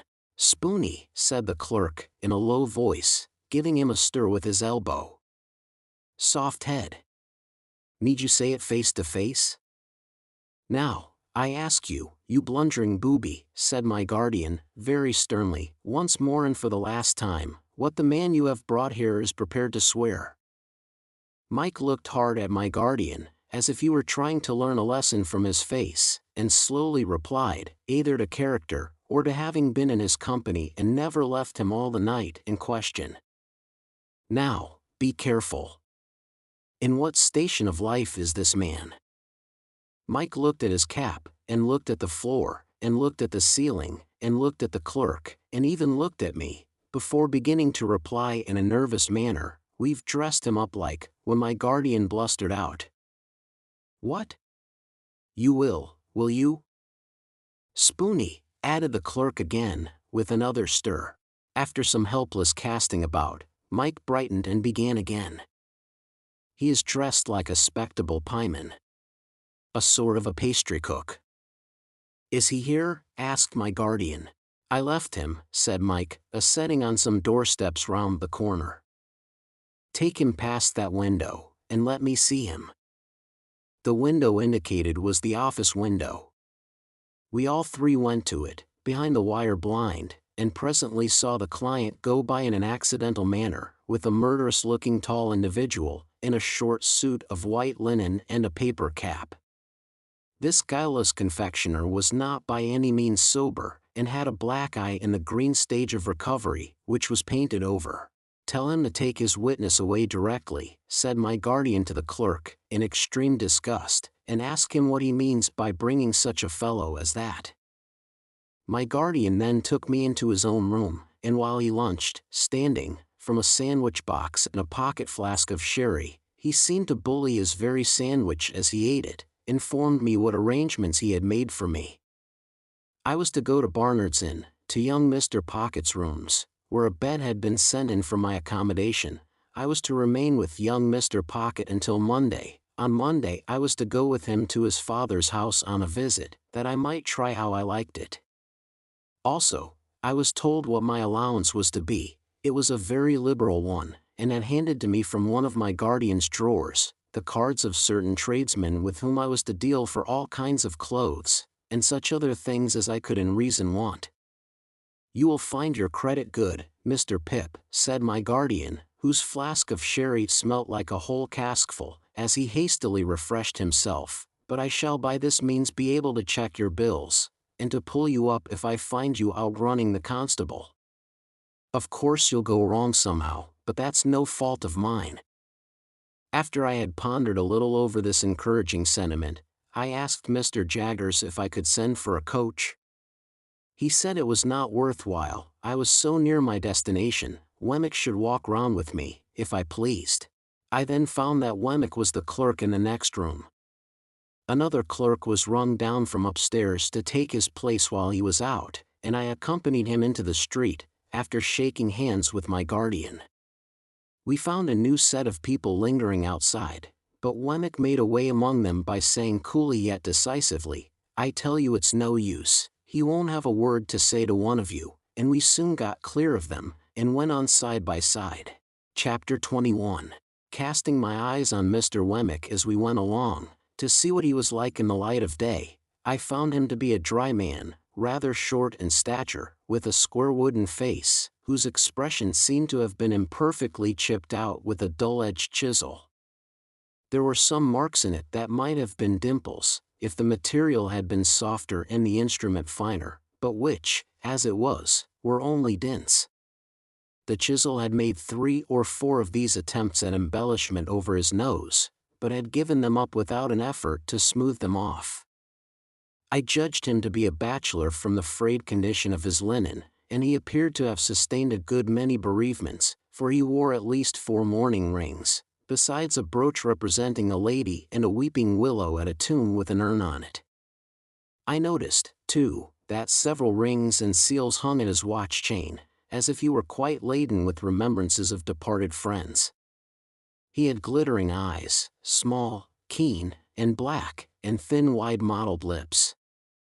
He had had them, to the best of my belief, from 40 to 50 years. "So you were never in London before?" said Mr. Wemmick to me. "No," said I. "I was new here once," said Mr. Wemmick. "Rum to think of now." "You are well acquainted with it now?" "Why, yes," said Mr. Wemmick. "I know the moves of it." "Is it a very wicked place?" I asked, more for the sake of saying something than for information.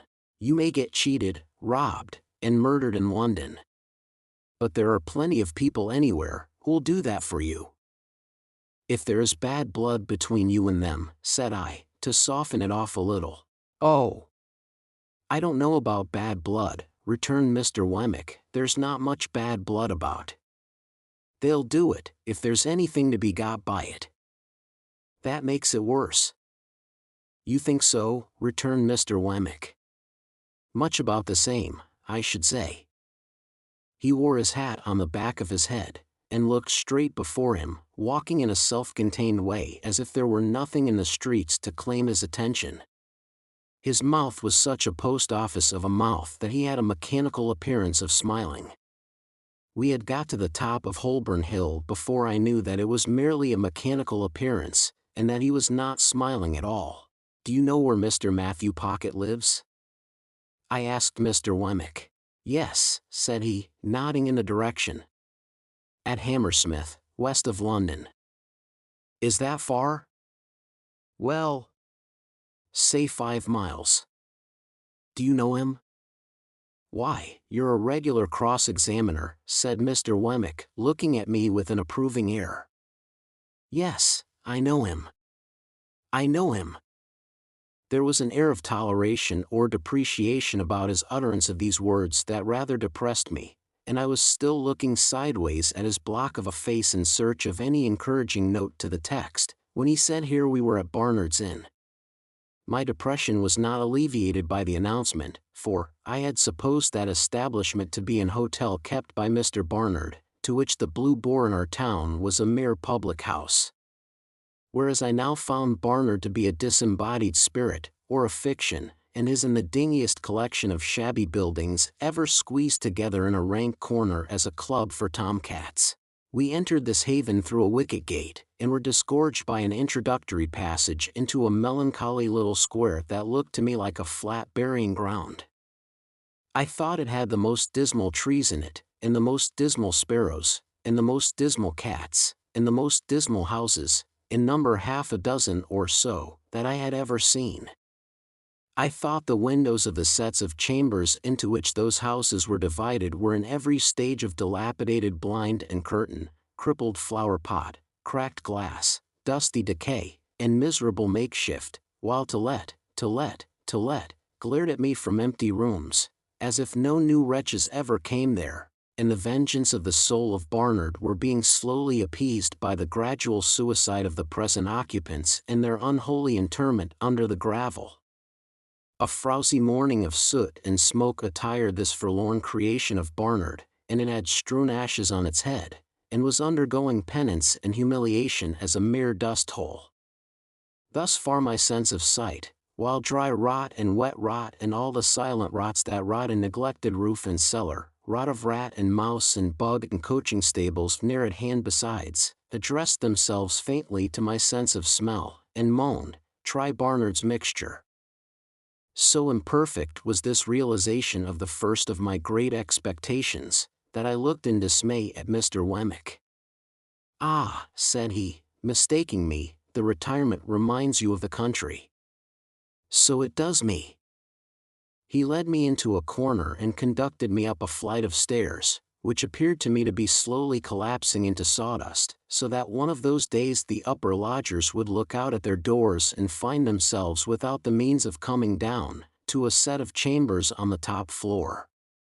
The mark Pocket, J.U.N., was painted on the door, and there was a label on the letterbox, "Return shortly." "He hardly thought you'd come so soon," Mr. Wemmick explained. "You don't want me any more?" "No, thank you," said I. "As I keep the cash," Mr. Wemmick observed, "we shall most likely meet pretty often. Good day." "Good day." I put out my hand, and Mr. Wemmick at first looked at it as if he thought I wanted something. Then he looked at me, and said, correcting himself, "To be sure. Yes. You're in the habit of shaking hands?" I was rather confused, thinking it must be out of the London fashion, but said yes. "I have got so out of it," said Mr. Wemmick, "except at last. Very glad, I'm sure, to make your acquaintance. Good day." When we had shaken hands and he was gone, I opened the staircase window and had nearly beheaded myself, for the lines had rotted away, and it came down like the guillotine. Happily it was so quick that I had not put my head out. After this escape, I was content to take a foggy view of the inn through the windows encrusting dirt, and to stand dolefully looking out, saying to myself that London was decidedly overrated. Mr. Pocket, Jr.'s, idea of shortly was not mine, for I had nearly maddened myself with looking out for half an hour, and had written my name with my finger several times in the dirt of every pane in the window, before I heard footsteps on the stairs.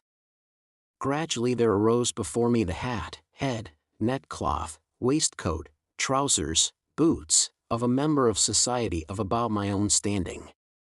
He had a paper bag under each arm and a pottle of strawberries in one hand, and was out of breath. "Mr. Pip," said he. "Mr. Pocket," said I. "Dear me," he exclaimed. "I am extremely sorry, but I knew there was a coach from your part of the country at midday, and I thought you would come by that one. The fact is, I have been out on your account, not that that is any excuse, for I thought, coming from the country, you might like a little fruit after dinner, and I went to Covent Garden Market to get it good." For a reason that I felt as if my eyes would start out of my head. I acknowledged his attention incoherently, and began to think this was a dream. "Dear me," said Mr. Pocket, Jr. "This door sticks so." As he was fast making jam of his fruit by wrestling with the door while the paper bags were under his arms, I begged him to allow me to hold them. He relinquished them with an agreeable smile, and combated with the door as if it were a wild beast. It yielded so suddenly at last, that he staggered back upon me, and I staggered back upon the opposite door, and we both laughed. But still I felt as if my eyes must start out of my head, and as if this must be a dream. "Pray come in," said Mr. Pocket, Jr. "Allow me to lead the way. I am rather bare here, but I hope you'll be able to make out tolerably well till Monday. My father thought you would get on more agreeably through tomorrow with me than with him, and might like to take a walk about London. I am sure I shall be very happy to show London to you.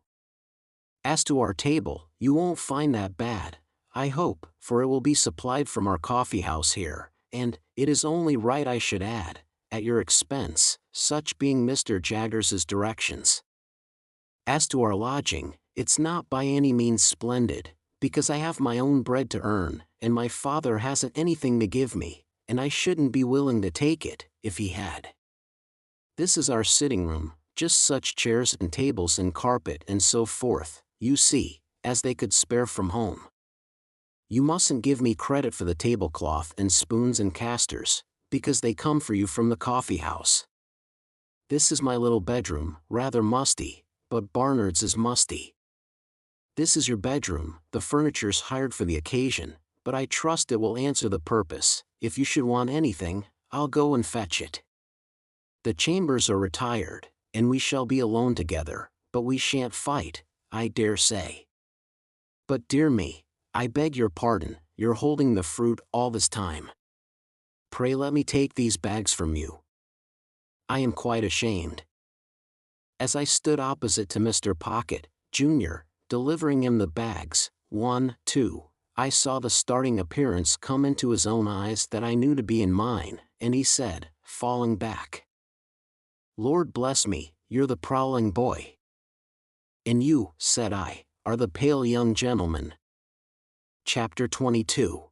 The pale young gentleman and I stood contemplating one another in Barnard's Inn, until we both burst out laughing. "The idea of its being you," said he. "The idea of its being you," said I. And then we contemplated one another afresh, and laughed again. "Well," said the pale young gentleman, reaching out his hand good-humoredly, "it's all over now, I hope, and it will be magnanimous in you if you'll forgive me for having knocked you about so." I derived from this speech that Mr. Herbert Pocket, for Herbert was the pale young gentleman's name, still rather confounded his intention with his execution. But I made a modest reply, and we shook hands warmly.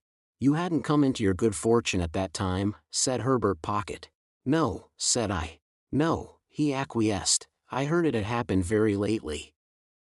I was rather on the lookout for good fortune then." "Indeed?" "Yes. Miss Havisham had sent for me, to see if she could take a fancy to me. But she couldn't, at all events, she didn't." I thought it polite to remark that I was surprised to hear that. "Bad taste," said Herbert, laughing, "but a fact." "Yes, she had sent for me on a trial visit, and if I had come out of it successfully, I suppose I should have been provided for, perhaps I should have been what you may called it to Estella." "What's that?" I asked, with sudden gravity. He was arranging his fruit in plates while we talked, which divided his attention, and was the cause of his having made this lapse of a word. Affianced, he explained, still busy with the fruit. Betrothed.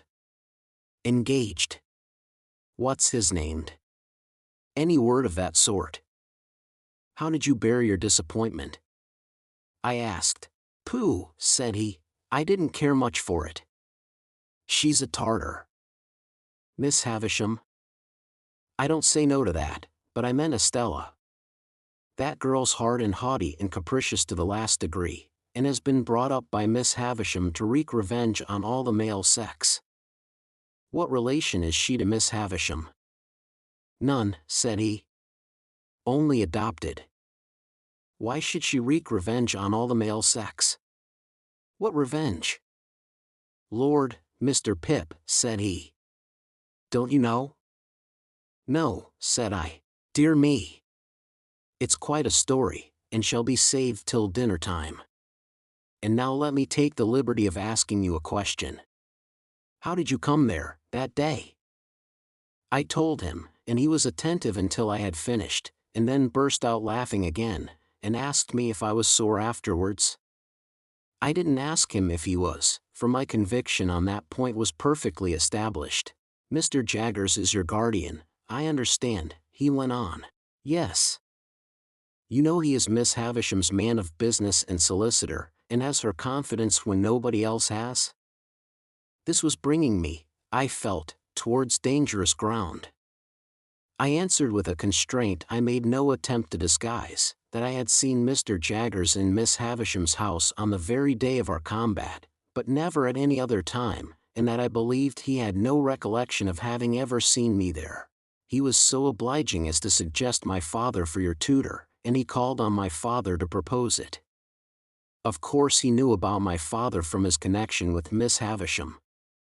My father is Miss Havisham's cousin, not that that implies familiar intercourse between them, for he is a bad courtier and will not propitiate her. Herbert Pocket had a frank and easy way with him that was very taking. I had never seen anyone then, and I have never seen anyone since, who more strongly expressed to me, in every look and tone, a natural incapacity to do anything secret and mean. There was something wonderfully hopeful about his general air, and something that at the same time whispered to me he would never be very successful or rich. I don't know how this was. I became imbued with the notion on that first occasion before we sat down to dinner, but I cannot define by what means. He was still a pale young gentleman, and had a certain conquered languor about him in the midst of his spirits and briskness, that did not seem indicative of natural strength. He had not a handsome face, but it was better than handsome, being extremely amiable and cheerful. His figure was a little ungainly, as in the days when my knuckles had taken such liberties with it, but it looked as if it would always be light and young. Whether Mr. Trabb's local work would have sat more gracefully on him than on me, may be a question, but I am conscious that he carried off his rather old clothes much better than I carried off my new suit. As he was so communicative, I felt that reserve on my part would be a bad return unsuited to our years. I therefore told him my small story, and laid stress on my being forbidden to inquire who my benefactor was. I further mentioned that as I had been brought up a blacksmith in a country place, and knew very little of the ways of politeness, I would take it as a great kindness in him if he would give me a hint whenever he saw me at a loss or going wrong. With pleasure, said he, though I venture to prophesy that you'll want very few hints. I dare say we shall be often together, and I should like to banish any needless restraint between us. Will you do me the favor to begin at once to call me by my Christian name, Herbert? I thanked him and said I would. I informed him in exchange that my Christian name was Philip. I don't take to Philip, said he, smiling, for it sounds like a moral boy out of the spelling book, who was so lazy that he fell into a pond, or so fat that he couldn't see out of his eyes, or so avaricious that he locked up his cake till the mice ate it, or so determined to go a bird's nesting that he got himself eaten by bears who lived handy in the neighborhood. I tell you what I should like.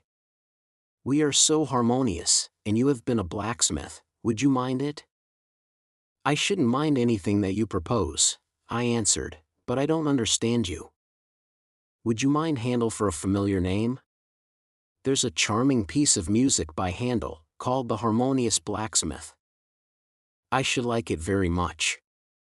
"Then, my dear Handel," said he, turning round as the door opened, "here is the dinner, and I must beg of you to take the top of the table, because the dinner is of your providing." This I would not hear of, so he took the top, and I faced him. It was a nice little dinner, seemed to me then a very Lord Mayor's feast, and it acquired additional relish from being eaten under those independent circumstances, with no old people by, and with London all around us.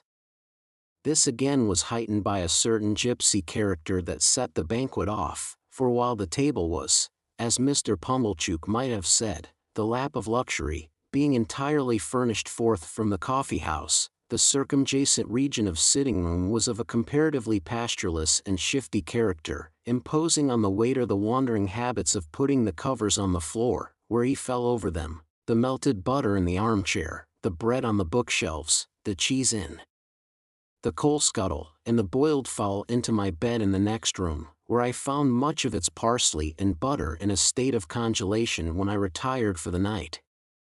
All this made the feast delightful, and when the waiter was not there to watch me, my pleasure was without alloy. We had made some progress in the dinner, when I reminded Herbert of his promise to tell me about Miss Havisham. "True," he replied. "I'll redeem it at once. Let me introduce the topic, Handel, by mentioning that in London it is not the custom to put the knife in the mouth, for fear of accidents, and that while the fork is reserved for that use, it is not put further in than necessary. It is scarcely worth mentioning, only it's as well to do as other people do. Also, the spoon is not generally used overhand, but under. This has two advantages. You get at your mouth better, which after all is the object, and you save a good deal of the attitude of opening oysters, on the part of the right elbow." He offered these friendly suggestions in such a lively way, that we both laughed and I scarcely blushed. "Now," he pursued, "concerning Miss Havisham. Miss Havisham, you must know, was a spoilt child. Her mother died when she was a baby, and her father denied her nothing. Her father was a country gentleman down in your part of the world, and was a brewer. I don't know why it should be a crack thing to be a brewer, but it is indisputable that while you cannot possibly be genteel and bake, you may be as genteel as never was in brew. You see it every day." "Yet a gentleman may not keep a public house, may he?" said I. "Not on any account," returned Herbert, "but a public house may keep a gentleman." "Well, Mr. Havisham was very rich and very proud. So was his daughter." "Miss Havisham was an only child?" I hazarded. "Stop a moment, I am coming to that. No, she was not an only child, she had a half-brother. Her father privately married again, his cook, I rather think." "I thought he was proud," said I. "My good Handel, so he was. He married his second wife privately, because he was proud, and in course of time she died. When she was dead, I apprehend he first told his daughter what he had done, and then the son became a part of the family, residing in the house you are acquainted with. As the son grew a young man, he turned out riotous, extravagant, undutiful, altogether bad.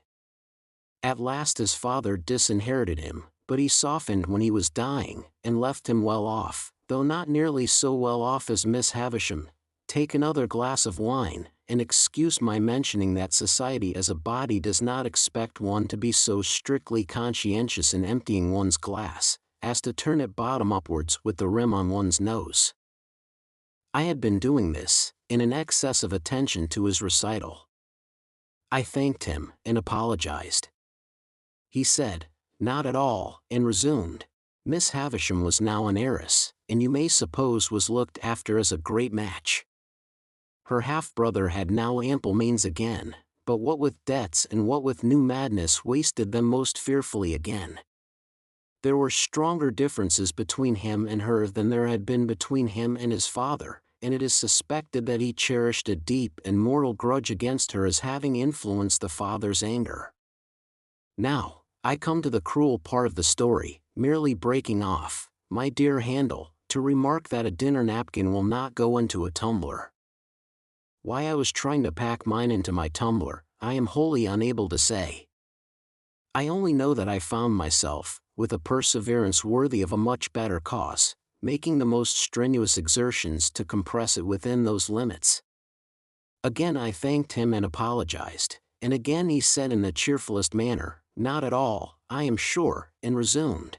There appeared upon the scene, say at the races, or the public balls, or anywhere else you like, a certain man, who made love to Miss Havisham. I never saw him, for this happened 25 years ago, before you and I were, Handel, but I have heard my father mention that he was a showy man, and the kind of man for the purpose. But that he was not to be, without ignorance or prejudice, mistaken for a gentleman, my father most strongly asseverates, because it is a principle of his that no man who was not a true gentleman at heart ever was, since the world began, a true gentleman in manner. He says, no varnish can hide the grain of the wood, and that the more varnish you put on, the more the grain will express itself. Well, this man pursued Miss Havisham closely, and professed to be devoted to her. I believe she had not shown much susceptibility up to that time, but all the susceptibility she possessed certainly came out then, and she passionately loved him. There is no doubt that she perfectly idolized him. He practiced on her affection in that systematic way, that he got great sums of money from her, and he induced her to buy her brother out of a share in the brewery, which had been weekly left him by his father, at an immense price, on the plea that when he was her husband he must hold and manage it all. Your guardian was not at that time in Miss Havisham's counsels, and she was too haughty and too much in love to be advised by anyone. Her relations were poor and scheming, with the exception of my father. He was poor enough, but not time-serving or jealous. The only independent one among them, he warned her that she was doing too much for this man, and was placing herself too unreservedly in his power. She took the first opportunity of angrily ordering my father out of the house, in his presence, and my father has never seen her since. I thought of her having said, Matthew will come and see me at last when I am laid dead upon that table, and I asked Herbert whether his father was so inveterate against her. It's not that, said he, but she charged him, in the presence of her intended husband, with being disappointed in the hope of fawning upon her for his own advancement, and, if he were to go to her now, it would look true, even to him, and even to her. To return to the man and make an end of him. The marriage day was fixed, the wedding dresses were bought, the wedding tour was planned out, the wedding guests were invited. The day came, but not the bridegroom. He wrote her a letter, which she received, I struck in, when she was dressing for her marriage. At 9:20? At the hour and minute, said Herbert, nodding, at which she afterwards stopped all the clocks. What was in it, further than that it most heartlessly broke the marriage off, I can't tell you, because I don't know. When she recovered from a bad illness that she had, she laid the whole place waste, as you have seen it, and she has never since looked upon the light of day. Is that all the story? I asked, after considering it. All I know of it, and indeed I only know so much, through piecing it out for myself, for my father always avoids it, and, even when Miss Havisham invited me to go there, told me no more of it than it was absolutely requisite I should understand. But I have forgotten one thing. It has been supposed that the man to whom she gave her misplaced confidence acted throughout in concert with her half-brother, that it was a conspiracy between them, and that they shared the profits. I wonder he didn't marry her and get all the property, said I. He may have been married already, and her cruel mortification may have been a part of her half-brother's scheme, said Herbert. Mind. I don't know that. What became of the two men? I asked, after again considering the subject. They fell into deeper shame and degradation, if there can be deeper, and ruin. Are they alive now? I don't know. You said just now that Estella was not related to Miss Havisham, but adopted. When adopted? Herbert shrugged his shoulders. There has always been an Estella, since I have heard of a Miss Havisham. I know no more. And now, Handel, said he, finally throwing off the story as it were, there is a perfectly open understanding between us. All that I know about Miss Havisham, you know. And all that I know, I retorted, you know. I fully believe it. So there can be no competition or perplexity between you and me. And as to the condition on which you hold your advancement in life, namely, that you are not to inquire or discuss to whom you owe it, you may be very sure that it will never be encroached upon, or even approached, by me, or by anyone belonging to me. In truth, he said this with so much delicacy, that I felt the subject done with, even though I should be under his father's roof for years and years to come. Yet he said it with so much meaning, too, that I felt he as perfectly understood Miss Havisham to be my benefactress, as I understood the fact myself. It had not occurred to me before that he had led up to the theme for the purpose of clearing it out of our way, but we were so much the lighter and easier for having broached it, that I now perceived this to be the case. We were very gay and sociable, and I asked him, in the course of conversation, what he was.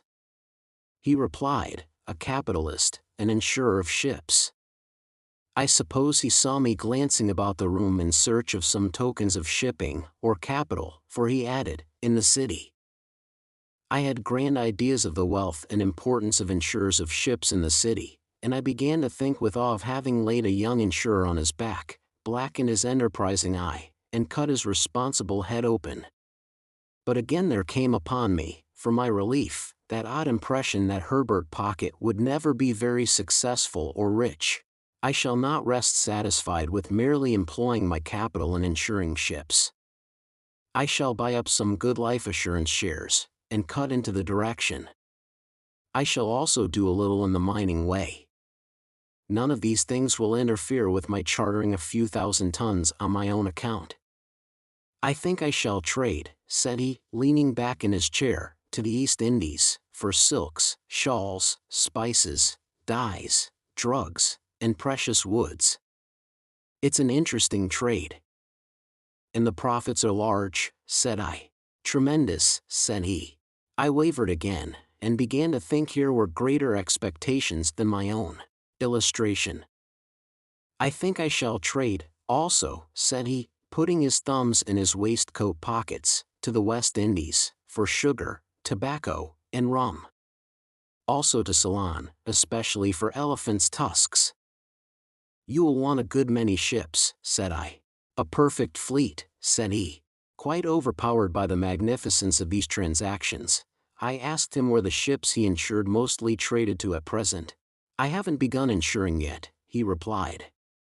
I am looking about me. Somehow, that pursuit seemed more in keeping with Barnard's Inn.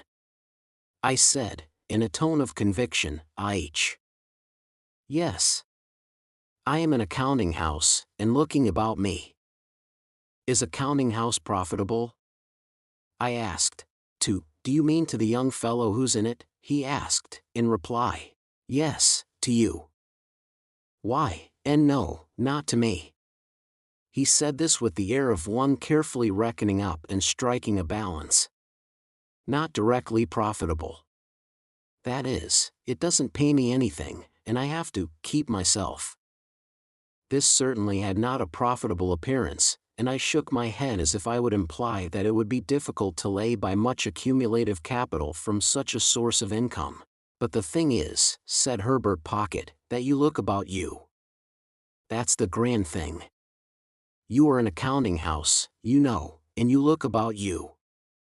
It struck me as a singular implication that you couldn't be out of a counting house, you know, and look about you, but I silently deferred to his experience.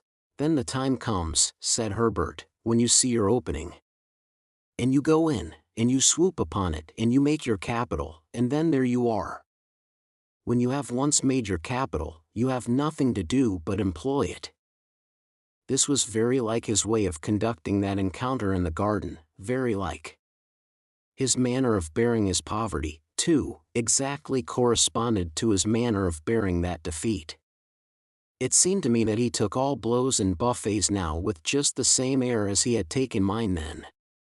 It was evident that he had nothing around him but the simplest necessaries, for everything that I remarked upon turned out to have been sent in on my account from the coffee house or somewhere else. Yet, having already made his fortune in his own mind, he was so unassuming with it that I felt quite grateful to him for not being puffed up. It was a pleasant addition to his naturally pleasant ways, and we got on famously. In the evening we went out for a walk in the streets, and went half-price to the theatre, and next day we went to church at Westminster Abbey, and in the afternoon we walked in the parks, and I wondered who shot all the horses there, and wished Joe did. On a moderate computation, it was many months, that Sunday, since I had left Joe and Biddy.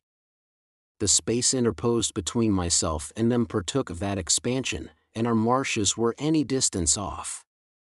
That I could have been at our old church in my old church-going clothes, on the very last Sunday that ever was, seemed a combination of impossibilities, geographical and social, solar and lunar. Yet in the London streets so crowded with people and so brilliantly lighted in the dusk of evening, there were depressing hints of reproaches for that I had put the poor old kitchen at home so far away, and in the dead of night, the footsteps of some incapable impostor of a porter mooning about Barnard's Inn, under pretense of watching it, fell hollow on my heart. On the Monday morning at 9:15, Herbert went to the counting-house to report himself, to look about him, too, I suppose, and I bore him company. He was to come away in an hour or two to attend me to Hammersmith, and I was to wait about for him. It appeared to me that the eggs from which young insurers were hatched were incubated in dust and heat, like the eggs of ostriches, judging from the places to which those incipient giants repaired on a Monday morning. Nor did the counting-house where Herbert assisted show in my eyes as at all a good observatory, being a back second floor up a yard, of a grimy presence in all particulars, and with a look into another back second floor rather than a look out. I waited about until it was noon, and I went upon change, and I saw fluey men sitting there under the bills about shipping, whom I took to be great merchants, though I couldn't understand why they should all be out of spirits. When Herbert came, we went and had lunch at a celebrated house which I then quite venerated, but now believed to have been the most abject superstition in Europe, and where I could not help noticing, even then, that there was much more gravy on the tablecloths and knives and waiters' clothes, than in the steaks. This collation disposed of at a moderate price, considering the grease, which was not charged for, we went back to Barnard's Inn and got my little portmanteau, and then took coach for Hammersmith. We arrived there at 2 or 3 o'clock in the afternoon, and had very little way to walk to Mr. Pocket's house. Lifting the latch of a gate, we passed direct into a little garden overlooking the river, where Mr. Pocket's children were playing about. And unless I deceive myself on a point where my interests or prepossessions are certainly not concerned, I saw that Mr. and Mrs. Pocket's children were not growing up or being brought up, but were tumbling up. Mrs. Pocket was sitting on a garden chair under a tree, reading, with her legs upon another garden chair, and Mrs. Pocket's 2 nursemaids were looking about them while the children played. "Mamma," said Herbert, "this is young Mr. Pip." Upon which Mrs. Pocket received me with an appearance of amiable dignity. "Master Alec and Miss Jane," cried one of the nurses to 2 of the children, "if you go a-bouncing up against them bushes you'll fall over into the river and be drowned dead. And what'll your pa say then?" At the same time this nurse picked up Mrs. Pocket's handkerchief, and said, "If that don't make 6 times you've dropped it, Mum." Upon which Mrs. Pocket laughed and said, "Thank you, Flop son," and settling herself in one chair only, resumed her book. Her countenance immediately assumed a knitted and intent expression as if she had been reading for a week, but before she could have read half a dozen lines, she fixed her eyes upon me, and said, "I hope your mamma is quite well?" This unexpected inquiry put me into such a difficulty that I began saying in the absurdest way that if there had been any such person I had no doubt she would have been quite well and would have been very much obliged and would have sent her compliments, when the nurse came to my rescue. "Well," she cried, picking up the pocket handkerchief, "if that don't make 7 times. What are you doing of this afternoon, Mum?" Mrs. Pocket received her property, at first with a look of unutterable surprise as if she had never seen it before, and then with a laugh of recognition, and said, "Thank you, Flop son," and forgot me, and went on reading. I found, now I had leisure to count them, that there were no fewer than 6 little pockets present, in various stages of tumbling up. I had scarcely arrived at the total when a 7th was heard, as in the region of air, wailing dolefully. "If there ain't baby," said Flop's son, appearing to think it most surprising. "Make haste up, Millers." Millers, who was the other nurse, retired into the house, and by degrees the child's wailing was hushed and stopped, as if it were a young ventriloquist with something in its mouth. Mrs. Pocket read all the time, and I was curious to know what the book could be. We were waiting, I supposed, for Mr. Pocket to come out to us. At any rate we waited there, and so I had an opportunity of observing the remarkable family phenomenon that whenever any of the children strayed near Mrs. Pocket in their play, they always tripped themselves up and tumbled over her, always very much to her momentary astonishment, and their own more enduring lamentation. I was at a loss to account for this surprising circumstance, and could not help giving my mind to speculations about it, until by and by Millers came down with the baby, which baby was handed to Flop's son, which Flop's son was handing it to Mrs. Pocket, when she too went fairly head foremost over Mrs. Pocket, baby and all, and was caught by Herbert and myself. "Gracious me, Flop's son," said Mrs. Pocket, looking off her book for a moment, "everybody's tumbling." "Gracious you, indeed, Mum," returned Flop's son, very red in the face. "What have you got there?" "I got here, Flop's son?" asked Mrs. Pocket. "Why, if it ain't your footstool," cried Flop's son. "And if you keep it under your skirts like that, who's to help tumbling? Here! Take the baby, Mum, and give me your book." Mrs. Pocket acted on the advice, and inexpertly danced the infant a little in her lap, while the other children played about it. This had lasted but a very short time, when Mrs. Pocket issued summary orders that they were all to be taken into the house for a nap. Thus I made the second discovery on that first occasion, that the nurture of the little Pockets consisted of alternately tumbling up and lying down. Under these circumstances, when Flop's son and Millers had got the children into the house, like a little flock of sheep, and Mr. Pocket came out of it to make my acquaintance, I was not much surprised to find that Mr. Pocket was a gentleman with a rather perplexed expression of face, and with his very gray-hair disordered on his head, as if he didn't quite see his way to putting anything straight. Chapter 23. Mr. Pocket said he was glad to see me, and he hoped I was not sorry to see him.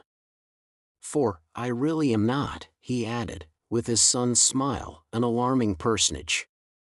He was a young-looking man, in spite of his perplexities and his very gray hair, and his manners seemed quite natural. I use the word natural, in the sense of its being unaffected. There was something comic in his distraught way, as though it would have been downright ludicrous but for his own perception that it was very near being so. When he had talked with me a little, he said to Mrs. Pocket, with a rather anxious contraction of his eyebrows, which were black and handsome, "Belinda, I hope you have welcomed Mr. Pip." And she looked up from her book, and said, "Yes." She then smiled upon me in an absent state of mind, and asked me if I liked the taste of orange flower water. As the question had no bearing, near or remote, on any foregone or subsequent transaction, I consider it to have been thrown out, like her previous approaches, in general conversational condescension.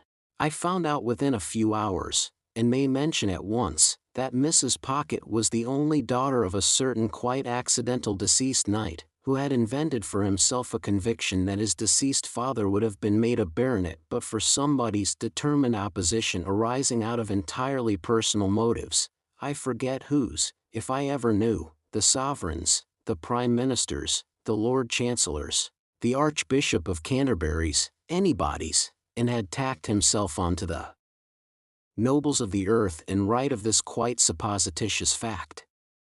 I believe he had been knighted himself for storming the English grammar at the point of the pen, in a desperate address engrossed on vellum, on the occasion of the laying of the first stone of some building or other, and for handing some royal personage either the trowel or the mortar. Be that as it may, he had directed Mrs. Pocket to be brought up from her cradle as one who in the nature of things must marry a title, and who was to be guarded from the acquisition of plebeian domestic knowledge. So successful a watch and ward had been established over the young lady by this judicious parent, that she had grown up highly ornamental, but perfectly helpless and useless. With her character thus happily formed, in the first bloom of her youth she had encountered Mr. Pocket, who was also in the first bloom of youth, and not quite decided whether to mount to the woolsack, or to roof himself in with a mitre. As his doing the one or the other was a mere question of time, he and Mrs. Pocket had taken time by the forelock, when, to judge from its length, it would seem to have wanted cutting, and had married without the knowledge of the judicious parent. The judicious parent, having nothing to bestow or withhold but his blessing, had handsomely settled that dower upon them after a short struggle, and had informed Mr. Pocket that his wife was a treasure for a prince. Mr. Pocket had invested the prince's treasure in the ways of the world ever since, and it was supposed to have brought him in but indifferent interest. Still, Mrs. Pocket was in general the object of a queer sort of respectful pity, because she had not married a title, while Mr. Pocket was the object of a queer sort of forgiving reproach, because he had never got one. Mr. Pocket took me into the house and showed me my room, which was a pleasant one, and so furnished as that I could use it with comfort for my own private sitting room. He then knocked at the doors of two other similar rooms, and introduced me to their occupants, by name Drummle and Startop. Drummle, an old-looking young man of a heavy order of architecture, was whistling. Startop, younger in years and appearance, was reading and holding his head, as if he thought himself in danger of exploding it with too strong a charge of knowledge. Both Mr. and Mrs. Pocket had such a noticeable air of being in somebody else's hands, that I wondered who really was in possession of the house and let them live there, until I found this unknown power to be the servants. It was a smooth way of going on, perhaps, in respect of saving trouble, but it had the appearance of being expensive, for the servants felt it a duty they owed to themselves to be nice in their eating and drinking, and to keep a deal of company downstairs. They allowed a very liberal table to Mr. and Mrs. Pocket, yet it always appeared to me that by far the best part of the house to have boarded in would have been the kitchen, always supposing the boarder capable of self-defense, for, before I had been there a week, a neighboring lady with whom the family were personally unacquainted, wrote in to say that she had seen Millers slapping the baby. This greatly distressed Mrs. Pocket, who burst into tears on receiving the note, and said that it was an extraordinary thing that the neighbors couldn't mind their own business. By degrees I learned, and chiefly from Herbert, that Mr. Pocket had been educated at Harrow and at Cambridge, where he had distinguished himself, but that when he had had the happiness of marrying Mrs. Pocket very early in life, he had impaired his prospects and taken up the calling of a grinder. After grinding a number of dull blades, of whom it was remarkable that their fathers, when influential, were always going to help him to preferment, but always forgot to do it when the blades had left the grindstone, he had wearied of that poor work and had come to London.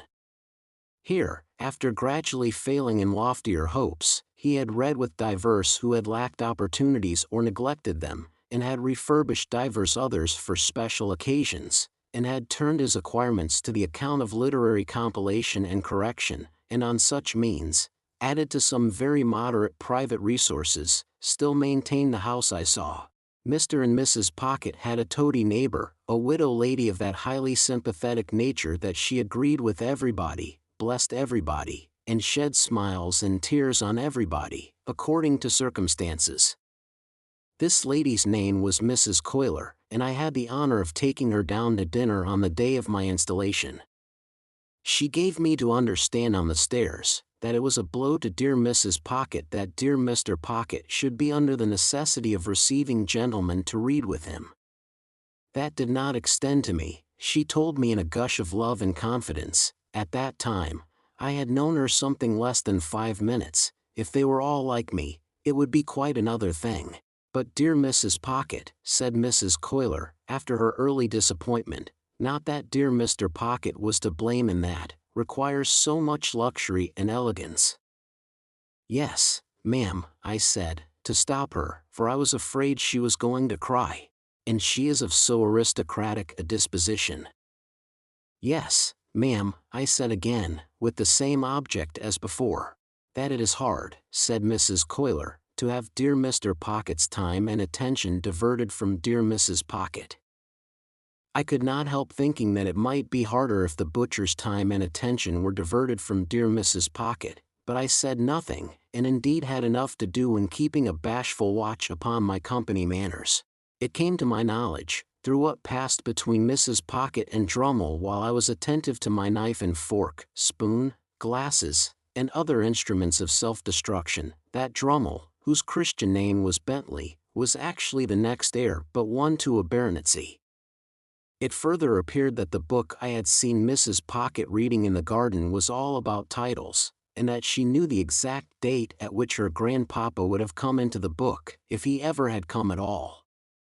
Drummle didn't say much, but in his limited way, he struck me as a sulky kind of fellow. He spoke as one of the elect, and recognized Mrs. Pocket as a woman and a sister.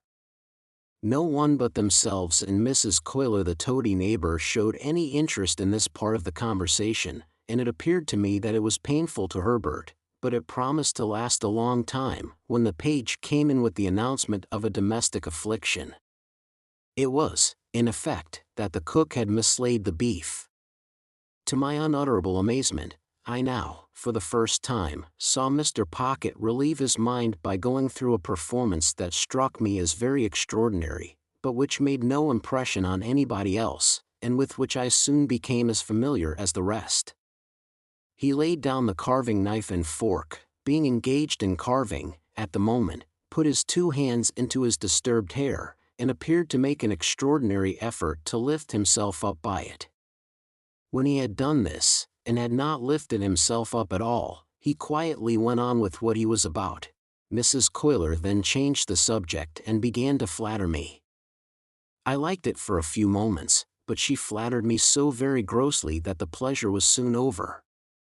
She had a serpentine way of coming close at me when she pretended to be vitally interested in the friends and localities I had left, which was altogether snaky and fork-tongued, and when she made an occasional bounce upon Startop, who said very little to her, or upon Drummle, who said less. I rather envied them for being on the opposite side of the table.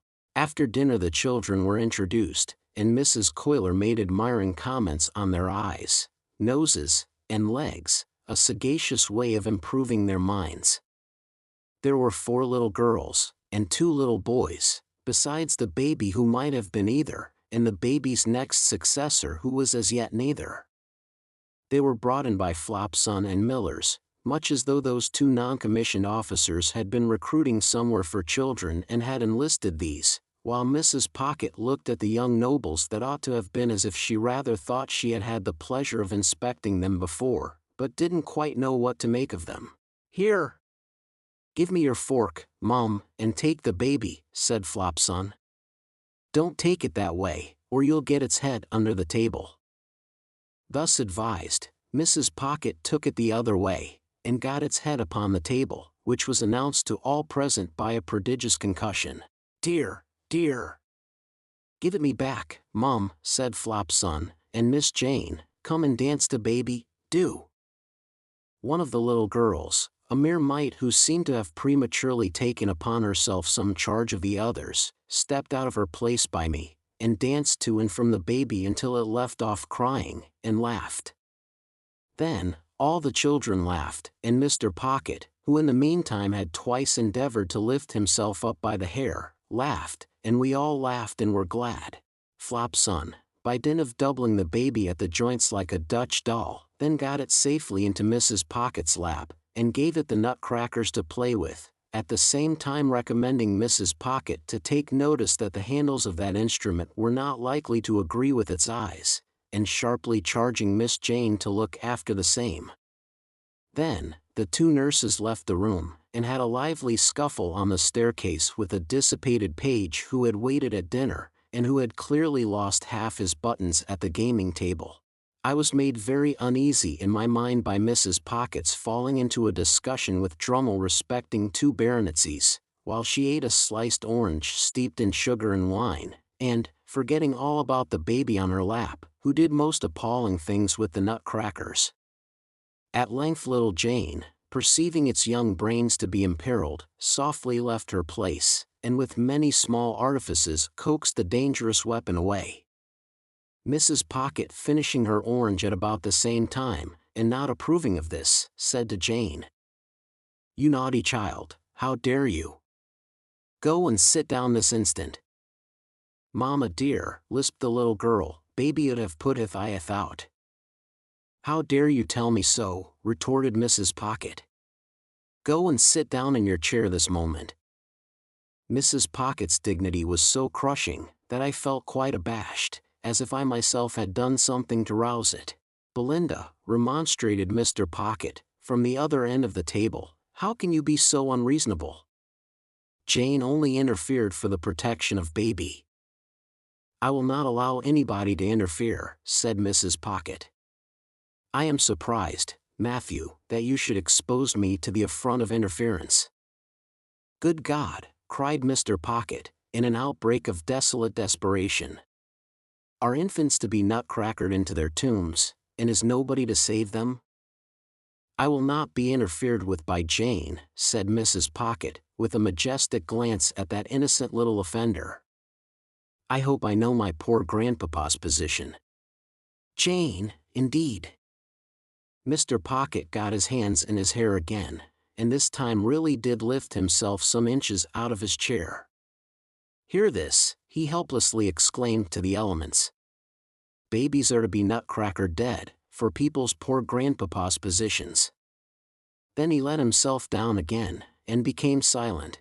We all looked awkwardly at the tablecloth while this was going on. A pause succeeded, during which the honest and irrepressible baby made a series of leaps and crows at little Jane, who appeared to me to be the only member of the family, irrespective of servants, with whom it had any decided acquaintance. "Mr. Drummle," said Mrs. Pocket, "will you ring for Flopson? Jane, you undutiful little thing, go and lie down. Now, baby darling, come with Ma." The baby was the soul of honor, and protested with all its might.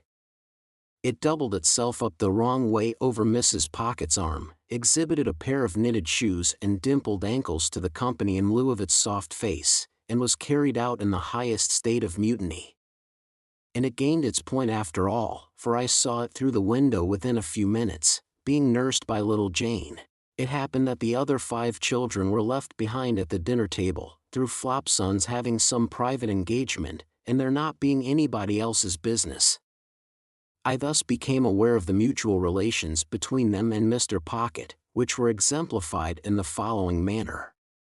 Mr. Pocket, with the normal perplexity of his face heightened and his hair rumpled, looked at them for some minutes, as if he couldn't make out how they came to be boarding and lodging in that establishment, and why they hadn't been billeted by nature on somebody else. Then, in a distant missionary way, he asked them certain questions, as why little Joe had that hole in his frill, who said, "Pa, Flopson was going to mend it when she had time," and how little Fanny came by that Whitlow, who said, "Pa, Millers was going to poultice it when she didn't forget."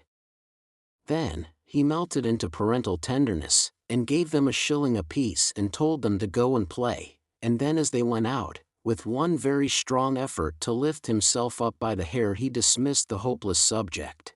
In the evening there was rowing on the river. As Drummle and Startop had each a boat, I resolved to set up mine, and to cut them both out.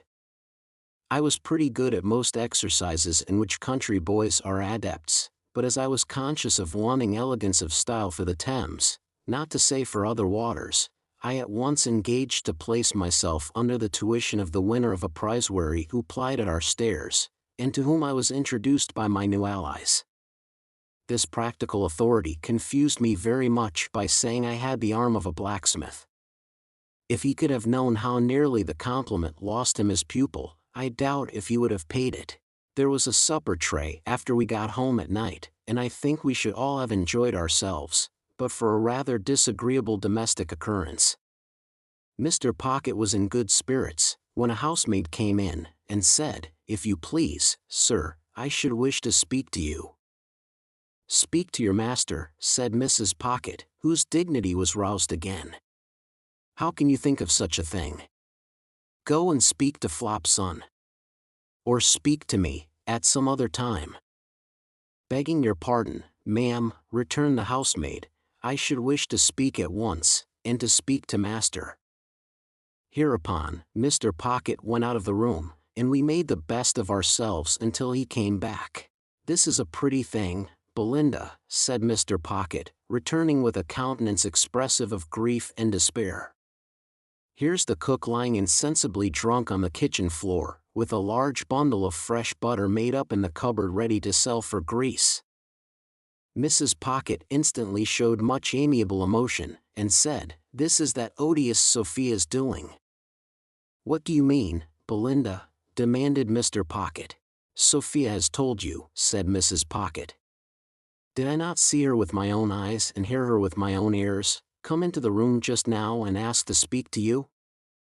"But has she not taken me downstairs, Belinda," returned Mr. Pocket, "and shown me the woman, and the bundle too?" "And do you defend her, Matthew," said Mrs. Pocket, "for making mischief?" Mr. Pocket uttered a dismal groan. "Am I, grandpapa's granddaughter, to be nothing in the house?" said Mrs. Pocket.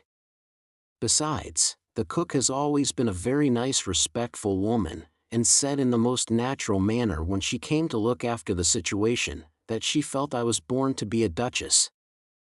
There was a sofa where Mr. Pocket stood, and he dropped upon it in the attitude of the dying gladiator. Still in that attitude he said, with a hollow voice, "Good night, Mr. Pip," when I deemed it advisable to go to bed and leave him. Chapter 24. After 2 or 3 days, when I had established myself in my room and had gone backwards and forwards to London several times, and had ordered all I wanted of my tradesmen, Mr. Pocket and I had a long talk together. He knew more of my intended career than I knew myself, for he referred to as having been told by Mr. Jaggers that I was not designed for any profession, and that I should be well enough educated for my destiny if I could hold my own with the average of young men in prosperous circumstances. I acquiesced, of course, knowing nothing to the contrary. He advised my attending certain places in London, for the acquisition of such mere rudiments as I wanted, and my investing him with the functions of explainer and director of all my studies. He hoped that with intelligent assistance I should meet with little to discourage me, and should soon be able to dispense with any aid but his. Through his way of saying this, and much more to similar purpose, he placed himself on confidential terms with me in an admirable manner, and I may state at once that he was always so zealous and honorable in fulfilling his compact with me, that he made me zealous and honorable in fulfilling mine with him. If he had shown indifference as a master, I have no doubt I should have returned the compliment as a pupil. He gave me no such excuse, and each of us did the other justice. Nor did I ever regard him as having anything ludicrous about him, or anything but what was serious, honest, and good, in his tutor communication with me. When these points were settled, and so far carried out as that I had begun to work in earnest, it occurred to me that if I could retain my bedroom in Barnard's Inn, my life would be agreeably varied, while my manners would be none the worse for Herbert's society. Mr. Pocket did not object to this arrangement, but urged that before any step could possibly be taken in it, it must be submitted to my guardian. I felt that this delicacy arose out of the consideration that the plan would save Herbert some expense, so I went off to Little Britain and imparted my wish to Mr. Jaggers. "If I could buy the furniture now hired for me," said I, "and 1 or 2 other little things, I should be quite at home there." Go it, said Mr. Jaggers, with a short laugh. I told you you'd get on. Well, how much do you want? I said I didn't know how much. Come, retorted Mr. Jaggers. How much? £50? Oh, not nearly so much. £5, said Mr. Jaggers. This was such a great fall, that I said in discomfiture, oh, more than that. More than that, retorted Mr. Jaggers, lying in wait for me, with his hands in his pockets, his head on one side, and his eyes on the wall behind me. How much more? It is so difficult to fix a sum, said I, hesitating. Come, said Mr. Jaggers. Let's get at it. Twice 5, will that do? 3 times 5, will that do? 4 times 5, will that do? I said I thought that would do handsomely. 4 times 5 will do handsomely, will it? Said Mr. Jaggers, knitting his brows. Now, what do you make of 4 times 5? What do I make of it? Ah, said Mr. Jaggers, how much? I suppose you make it £20, said I, smiling. Never mind what I make it, my friend, observed Mr. Jaggers, with a knowing and contradictory toss of his head. I want to know what you make it. £20, of course. Wemmick, said Mr. Jaggers, opening his office door. Take Mr. Pip's written order, and pay him £20. This strongly marked way of doing business made a strongly marked impression on me, and that not of an agreeable kind. Mr. Jaggers never laughed, but he wore great bright creaking boots, and, in poising himself on these boots, with his large head bent down and his eyebrows joined together, awaiting an answer, he sometimes caused the boots to creak, as if they laughed in a dry and suspicious way. As he happened to go out now, and as Wemmick was brisk and talkative, I said to Wemmick that I hardly knew what to make of Mr. Jaggers's manner. Tell him that, and he'll take it as a compliment, answered Wemmick. He don't mean that you should know what to make of it. Oh, for I look surprised. It's not personal, it's professional, only professional. Wemmick was at his desk, lunching and crunching on a dry hard biscuit, pieces of which he threw from time to time into his slit of a mouth, as if he were posting them.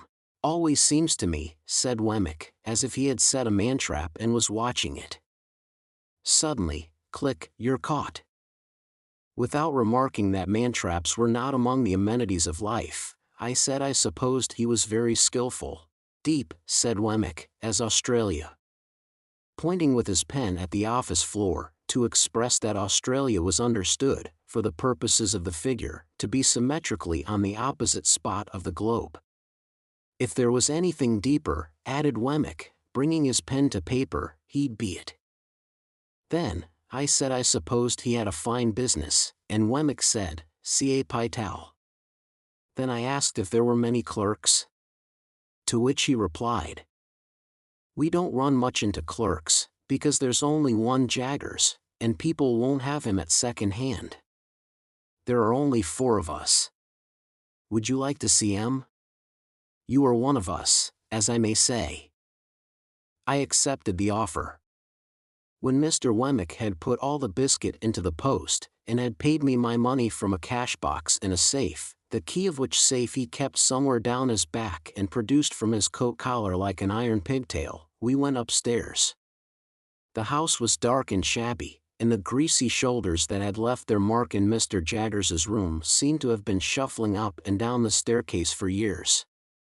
In the front first floor, a clerk who looked something between a publican and a rat-catcher, a large pale, puffed, swollen man, was attentively engaged with 3 or 4 people of shabby appearance, whom he treated as unceremoniously as everybody seemed to be treated who contributed to Mr. Jaggers's coffers.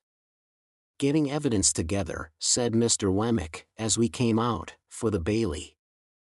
In the room over that, a little flabby terrier of a clerk with dangling hair, his croppings seemed to have been forgotten when he was a puppy, was similarly engaged with a man with weak eyes, whom Mr. Wemmick presented to me as a smelter who kept his pot always boiling, and who would melt me anything I pleased, and who was in an excessive white perspiration, as if he had been trying his art on himself. In a back room, a high-shouldered man with a faceache tied up in dirty flannel, who was dressed in old black clothes that bore the appearance of having been waxed, was stooping over his work of making fair copies of the notes of the other two gentlemen, for Mr. Jaggers's own use. This was all the establishment. When we went downstairs again, Wemmick led me into my guardian's room, and said, "This you've seen already." "Pray," said I, as the two odious casts with the twitchy leer upon them caught my sight again, "whose likenesses are those?"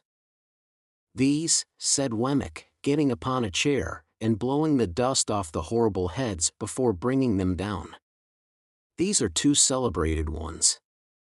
Famous clients of ours that got us a world of credit.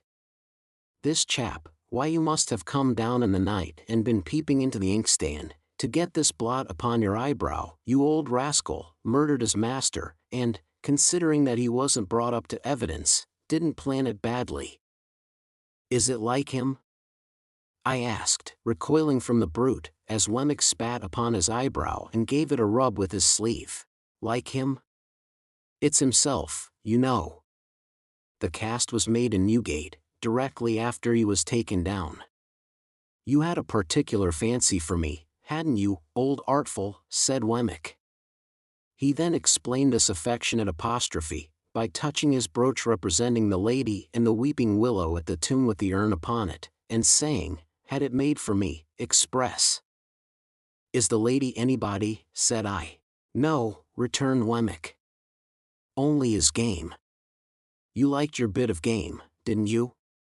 "No, deuce a bit of a lady in the case, Mr. Pip, except one, and she wasn't of this slender ladylike sort, and you wouldn't have caught her looking after this urn, unless there was something to drink in it."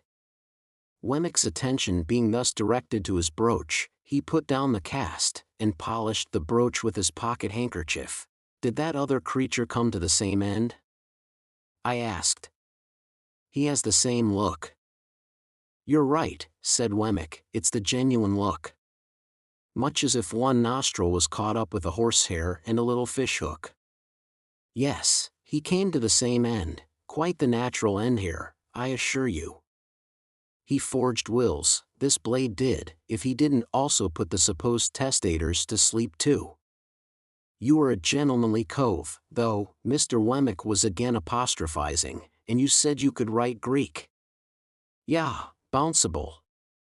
What a liar you were. I never met such a liar as you." Before putting his late friend on his shelf again, Wemmick touched the largest of his mourning rings and said, "Sent out to buy it for me, only the day before." While he was putting up the other cast and coming down from the chair, the thought crossed my mind that all his personal jewelry was derived from like sources. As he had shown no diffidence on the subject, I ventured on the liberty of asking him the question, when he stood before me, dusting his hands. "Oh yes," he returned, "these are all gifts of that kind. One brings another, you see, that's the way of it. I always take 'em. They're curiosities. And they're property. They may not be worth much, but, after all, they're property and portable. It don't signify to you with your brilliant lookout, but as to myself, my guiding star always is, get hold of portable property. When I had rendered homage to this light, he went on to say, in a friendly manner, "If at any odd time when you have nothing better to do, you wouldn't mind coming over to see me at Walworth, I could offer you a bed, and I should consider it an honor. I have not much to show you, but such 2 or 3 curiosities as I have got you might like to look over, and I am fond of a bit of garden and a summer house." I said I should be delighted to accept his hospitality. "Thankee," said he, "then we'll consider that it's to come off, when convenient to you. Have you dined with Mr. Jaggers yet?" "Not yet." "Well," said Wemmick, "he'll give you wine, and good wine. I'll give you punch, and not bad punch. And now I'll tell you something. When you go to dine with Mr. Jaggers, look at his housekeeper. Shall I see something very uncommon?" Well, said Wemmick, you'll see a wild beast tamed. Not so very uncommon, you'll tell me. I reply, that depends on the original wildness of the beast, and the amount of taming. It won't lower your opinion of Mr. Jaggers's powers. Keep your eye on it. I told him I would do so, with all the interest and curiosity that his preparation awakened. As I was taking my departure, he asked me if I would like to devote 5 minutes to seeing Mr. Jaggers at it. For several reasons, and not least because I didn't clearly know what Mr. Jaggers would be found to be at, I replied in the affirmative. We dived into the city, and came up in a crowded police court, where a blood relation, in the murderous sense, of the deceased, with the fanciful taste in brooches, was standing at the bar, uncomfortably chewing something, while my guardian had a woman under examination or cross-examination, I don't know which, and was striking her, and the bench, and everybody present, with awe. If anybody, of whatsoever degree, said a word that he didn't approve of, he instantly required to have it taken down. If anybody wouldn't make an admission, he said, I'll have it out of you, and if anybody made an admission, he said, now I have got you. The magistrate shivered under a single bite of his finger. Thieves and thief-takers hung in dread rapture on his words, and shrank when a hair of his eyebrows turned in their direction. Which side he was on I couldn't make out, for he seemed to me to be grinding the whole place in a mill. I only know that when I stole out on tiptoe, he was not on the side of the bench, for he was making the legs of the old gentleman who presided, quite convulsive under the table, by his denunciations of his conduct as the representative of British law and justice in that chair that day. Chapter 25. Bentley Drummle, who was so sulky a fellow that he even took up a book as if its writer had done him an injury, did not take up an acquaintance in a more agreeable spirit. Heavy in figure, movement, and comprehension, in the sluggish complexion of his face, and in the large, awkward tongue that seemed to loll about in his mouth as he himself lolled about in a room, he was idle, proud, niggardly, reserved, and suspicious. He came of rich people down in Somersetshire, who had nursed this combination of qualities until they made the discovery that it was just of age and a blockhead. Thus, Bentley Drummle had come to Mr. Pocket when he was a head taller than that gentleman, and half a dozen heads thicker than most gentlemen. Startop had been spoilt by a weak mother and kept at home when he ought to have been at school, but he was devotedly attached to her, and admired her beyond measure. He had a woman's delicacy of feature, and was, as you may see, though you never saw her, said Herbert to me, exactly like his mother. It was but natural that I should take to him much more kindly than to Drummle, and that, even in the earliest evenings of our boating, he and I should pull homeward abreast of one another, conversing from boat to boat, while Bentley Drummle came up in our wake alone, under the overhanging banks and among the rushes. He would always creep inshore like some uncomfortable amphibious creature, even when the tide would have sent him fast upon his way, and I always think of him as coming after us in the dark or by the backwater, when our own 2 boats were breaking the sunset or the moonlight in midstream. Herbert was my intimate companion and friend. I presented him with a half share in my boat, which was the occasion of his often coming down to Hammersmith, and my possession of a half share in his chambers often took me up to London. We used to walk between the 2 places at all hours. I have an affection for the road yet, though it is not so pleasant a road as it was then, formed in the impressibility of untried youth and hope. When I had been in Mr. Pocket's family a month or 2, Mr. and Mrs. Camilla turned up. Camilla was Mr. Pocket's sister. Georgiana, whom I had seen at Miss Havisham's on the same occasion, also turned up. She was a cousin, an indigestive single woman, who called her rigidity religion, and her liver love. These people hated me with the hatred of cupidity and disappointment. As a matter of course, they fawned upon me in my prosperity with the basest meanness. Towards Mr. Pocket, as a grown-up infant with no notion of his own interests, they showed the complacent forbearance I had heard them express. Mrs. Pocket they held in contempt, but they allowed the poor soul to have been heavily disappointed in life, because that shed a feeble reflected light upon themselves. These were the surroundings among which I settled down and applied myself to my education. I soon contracted expensive habits, and began to spend an amount of money that within a few short months I should have thought almost fabulous, but through good and evil I stuck to my books. There was no other merit in this than my having sense enough to feel my deficiencies. Between Mr. Pocket and Herbert I got on fast, and, with one or the other always at my elbow to give me the start I wanted, and clear obstructions out of my road, I must have been as great a dolt as Drummle if I had done less. I had not seen Mr. Wemmick for some weeks, when I thought I would write him a note and propose to go home with him on a certain evening. He replied that it would give him much pleasure, and that he would expect me at the office at 6 o'clock. Thither I went, and there I found him, putting the key of his safe down his back as the clock struck. "Did you think of walking down to Walworth?" said he. "Certainly," said I, "if you approve." "Very much," was Wemmick's reply, "for I have had my legs under the desk all day, and shall be glad to stretch them. Now, I'll tell you what I have got for supper, Mr. Pip. I have got a stewed steak, which is of home preparation, and a cold roast fowl, which is from the cook's shop. I think it's tender, because the master of the shop was a juryman in some cases of ours the other day, and we let him down easy. I reminded him of it when I bought the fowl, and I said, 'Pick us out a good one, old Briton, because if we had chosen to keep you in the box another day or two, we could easily have done it.' He said to that, 'Let me make you a present of the best fowl in the shop.' I let him, of course. As far as it goes, it's property and portable. You don't object to an aged parent, I hope?"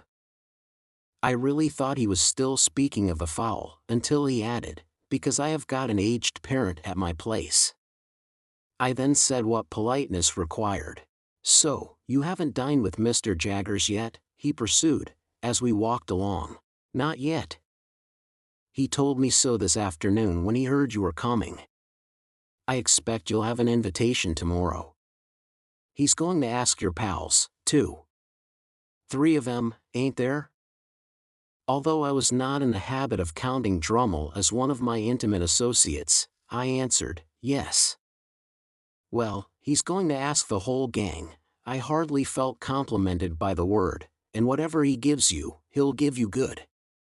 Don't look forward to variety, but you'll have excellence. And there's another rum thing in his house," proceeded Wemmick, after a moment's pause, as if the remark followed on the housekeeper understood. "He never lets a door or window be fastened at night." "Is he never robbed?" "That's it," returned Wemmick. "He says, and gives it out publicly, 'I want to see the man who'll rob me.' Lord bless you, I have heard him, 100 times, if I have heard him once, say to regular cracksmen in our front office, 'You know where I live. Now, no bolt is ever drawn there, why don't you do a stroke of business with me? Come, can I tempt you?'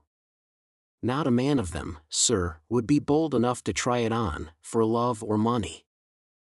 "They dread him so much," said I. "Dread him," said Wemmick. "I believe you they dread him. Not but what he's artful, even in his defiance of them. No silver, sir. Britannia metal, every spoon. So they wouldn't have much," I observed, "even if they—" "Ah! But he would have much," said Wemmick, cutting me short, "and they know it. He'd have their lives, and the lives of scores of 'em. He'd have all he could get. And it's impossible to say what he couldn't get, if he gave his mind to it." I was falling into meditation on my guardian's greatness, when Wemmick remarked, "As to the absence of plate, that's only his natural depth, you know. A river's its natural depth, and he's his natural depth. Look at his watch chain. That's real enough." "It's very massive," said I. "Massive?" repeated Wemmick. "I think so. And his watch is a gold repeater, and worth £100 if it's worth a penny. Mr. Pip, there are about 700 thieves in this town who know all about that watch. There's not a man, a woman, or a child, among them, who wouldn't identify the smallest link in that chain, and drop it as if it was red hot, if inveigled into touching it. At first with such discourse, and afterwards with conversation of a more general nature, did Mr. Wemmick and I beguile the time and the road, until he gave me to understand that we had arrived in the district of Walworth. It appeared to be a collection of back lanes, ditches, and little gardens, and to present the aspect of a rather dull retirement. Wemmick's house was a little wooden cottage in the midst of plots of garden, and the top of it was cut out and painted like a battery mounted with guns. "My own doing," said Wemmick. "Looks pretty, don't it?" I highly commended it. I think it was the smallest house I ever saw, with the queerest Gothic windows, by far the greater part of them sham, and a Gothic door almost too small to get in at. "That's a real flagstaff, you see," said Wemmick, "and on Sundays I run up a real flag. Then look here. After I have crossed this bridge, I hoist it up, so, and cut off the communication." The bridge was a plank, and it crossed a chasm about 4 feet wide and 2 deep. But it was very pleasant to see the pride with which he hoisted it up and made it fast, smiling as he did so, with a relish and not merely mechanically. "At 9 o'clock every night, Greenwich time," said Wemmick, "the gun fires. There he is, you see. And when you hear him go, I think you'll say he's a stinger." The piece of ordnance referred to was mounted in a separate fortress, constructed of lattice-work. It was protected from the weather by an ingenious little tarpaulin contrivance in the nature of an umbrella. "Then, at the back," said Wemmick, "out of sight, so as not to impede the idea of fortifications, for it's a principle with me, if you have an idea, carry it out and keep it up. I don't know whether that's your opinion." I said, decidedly, "At the back, there's a pig, and there are fowls and rabbits. Then, I knock together my own little frame, you see, and grow cucumbers, and you'll judge at supper what sort of a salad I can raise."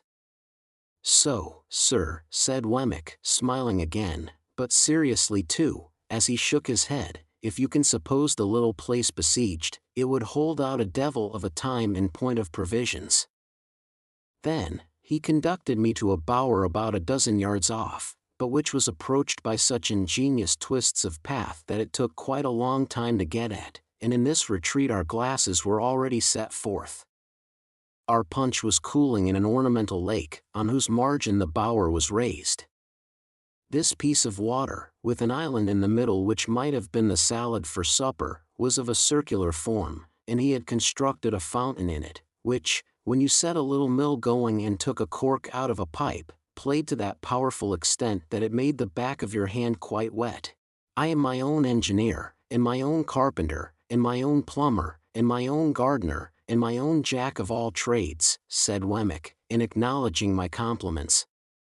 "Well, it's a good thing, you know. It brushes the Newgate cobwebs away, and pleases the aged.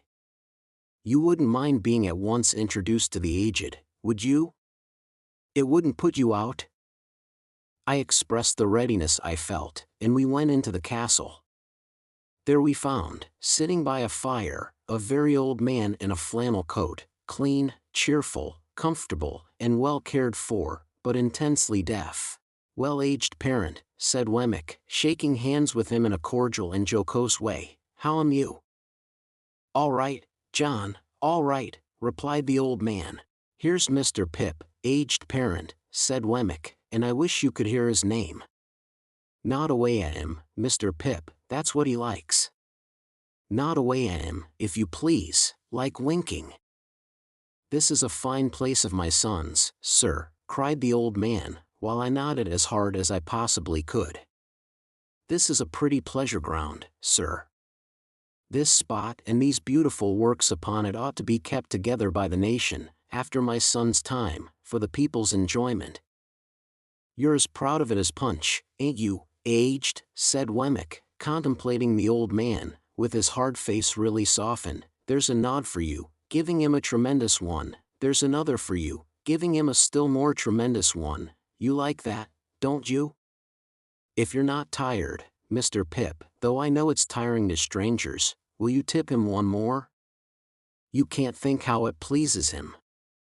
I tipped him several more, and he was in great spirits. We left him bestirring himself to feed the fowls, and we sat down to our punch in the arbor, where Wemmick told me, as he smoked a pipe, that it had taken him a good many years to bring the property up to its present pitch of perfection. "Is it your own, Mr. Wemmick?" "Oh yes," said Wemmick, "I have got hold of it, a bit at a time. It's a freehold, by George." "Is it indeed? I hope Mr. Jaggers admires it." "Never seen it," said Wemmick. "Never heard of it. Never seen the aged. Never heard of him. No, the office is one thing, and private life is another. When I go into the office, I leave the castle behind me, and when I come into the castle, I leave the office behind me. If it's not in any way disagreeable to you, you'll oblige me by doing the same. I don't wish it professionally spoken about." Of course I felt my good faith involved in the observance of his request. The punch being very nice, we sat there drinking it and talking, until it was almost 9 o'clock. "Getting near gunfire," said Wemmick then, as he laid down his pipe, "it's the aged's treat." Proceeding into the castle again, we found the aged heating the poker, with expectant eyes, as a preliminary to the performance of this great nightly ceremony. Wemmick stood with his watch in his hand until the moment was come for him to take the red-hot poker from the aged, and repair to the battery. He took it, and went out, and presently the stinger went off with a bang that shook the crazy little box of a cottage as if it must fall to pieces, and made every glass and teacup in it ring. Upon this, the aged, who I believe would have been blown out of his armchair but for holding on by the elbows, cried out exultingly, "He's fired." I heard him, and I nodded at the old gentleman until it is no figure of speech to declare that I absolutely could not see him. The interval between that time and supper Wemmick devoted to showing me his collection of curiosities. They were mostly of a felonious character, comprising the pen with which a celebrated forgery had been committed, a distinguished razor or two, some locks of hair, and several manuscript confessions written under condemnation, upon which Mr. Wemmick set particular value as being, to use his own words, "every one of 'em lies, sir." These were agreeably dispersed among small specimens of china and glass, various neat trifles made by the proprietor of the museum, and some tobacco stoppers carved by the aged. They were all displayed in that chamber of the castle into which I had been first inducted, and which served, not only as the general sitting room but as the kitchen too, if I might judge from a saucepan on the hob, and a brazen bijou over the fireplace designed for the suspension of a roasting jack. There was a neat little girl in attendance, who looked after the aged in the day. When she had laid the supper cloth, the bridge was lowered to give her means of egress, and she withdrew for the night. The supper was excellent, and though the castle was rather subject to dry rot insomuch that it tasted like a bad nut, and though the pig might have been farther off, I was heartily pleased with my whole entertainment. Nor was there any drawback on my little turret bedroom, beyond there being such a very thin ceiling between me and the flagstaff, that when I lay down on my back in bed, it seemed as if I had to balance that pole on my forehead all night. Wemmick was up early in the morning, and I am afraid I heard him cleaning my boots. After that, he fell to gardening, and I saw him from my Gothic window pretending to employ the aged, and nodding at him in a most devoted manner. Our breakfast was as good as the supper, and at 8:30 precisely we started for Little Britain. By degrees, Wemmick got drier and harder as we went along, and his mouth tightened into a post office again. At last, when we got to his place of business and he pulled out his key from his coat collar, he looked as unconscious of his Walworth property as if the castle and the drawbridge and the arbor and the lake and the fountain and the aged had all been blown into space together by the last discharge of the stinger. Chapter 26. It fell out as Wemmick had told me it would, that I had an early opportunity of comparing my guardian's establishment with that of his cashier and clerk. My guardian was in his room, washing his hands with his scented soap, when I went into the office from Walworth, and he called me to him, and gave me the invitation from myself and friends which Wemmick had prepared me to receive. No ceremony, he stipulated, and no dinner dress, and say tomorrow. I asked him where we should come to, for I had no idea where he lived, and I believe it was in his general objection to make anything like an admission, that he replied, "Come here, and I'll take you home with me." I embraced this opportunity of remarking that he washed his clients off, as if he were a surgeon or a dentist. He had a closet in his room, fitted up for the purpose, which smelt of the scented soap like a perfumer's shop. It had an unusually large jack towel on a roller inside the door, and he would wash his hands, and wipe them and dry them all over this towel, whenever he came in from a police court or dismissed a client from his room. When I and my friends repaired to him at 6 o'clock next day, he seemed to have been engaged on a case of a darker complexion than usual, for we found him with his head butted into this closet, not only washing his hands, but laving his face and gargling his throat. And even when he had done all that, and had gone all round the jack towel, he took out his penknife and scraped the case out of his nails before he put his coat on. There were some people slinking about as usual when we passed out into the street, who were evidently anxious to speak with him, but there was something so conclusive in the halo of scented soap which encircled his presence, that they gave it up for that day.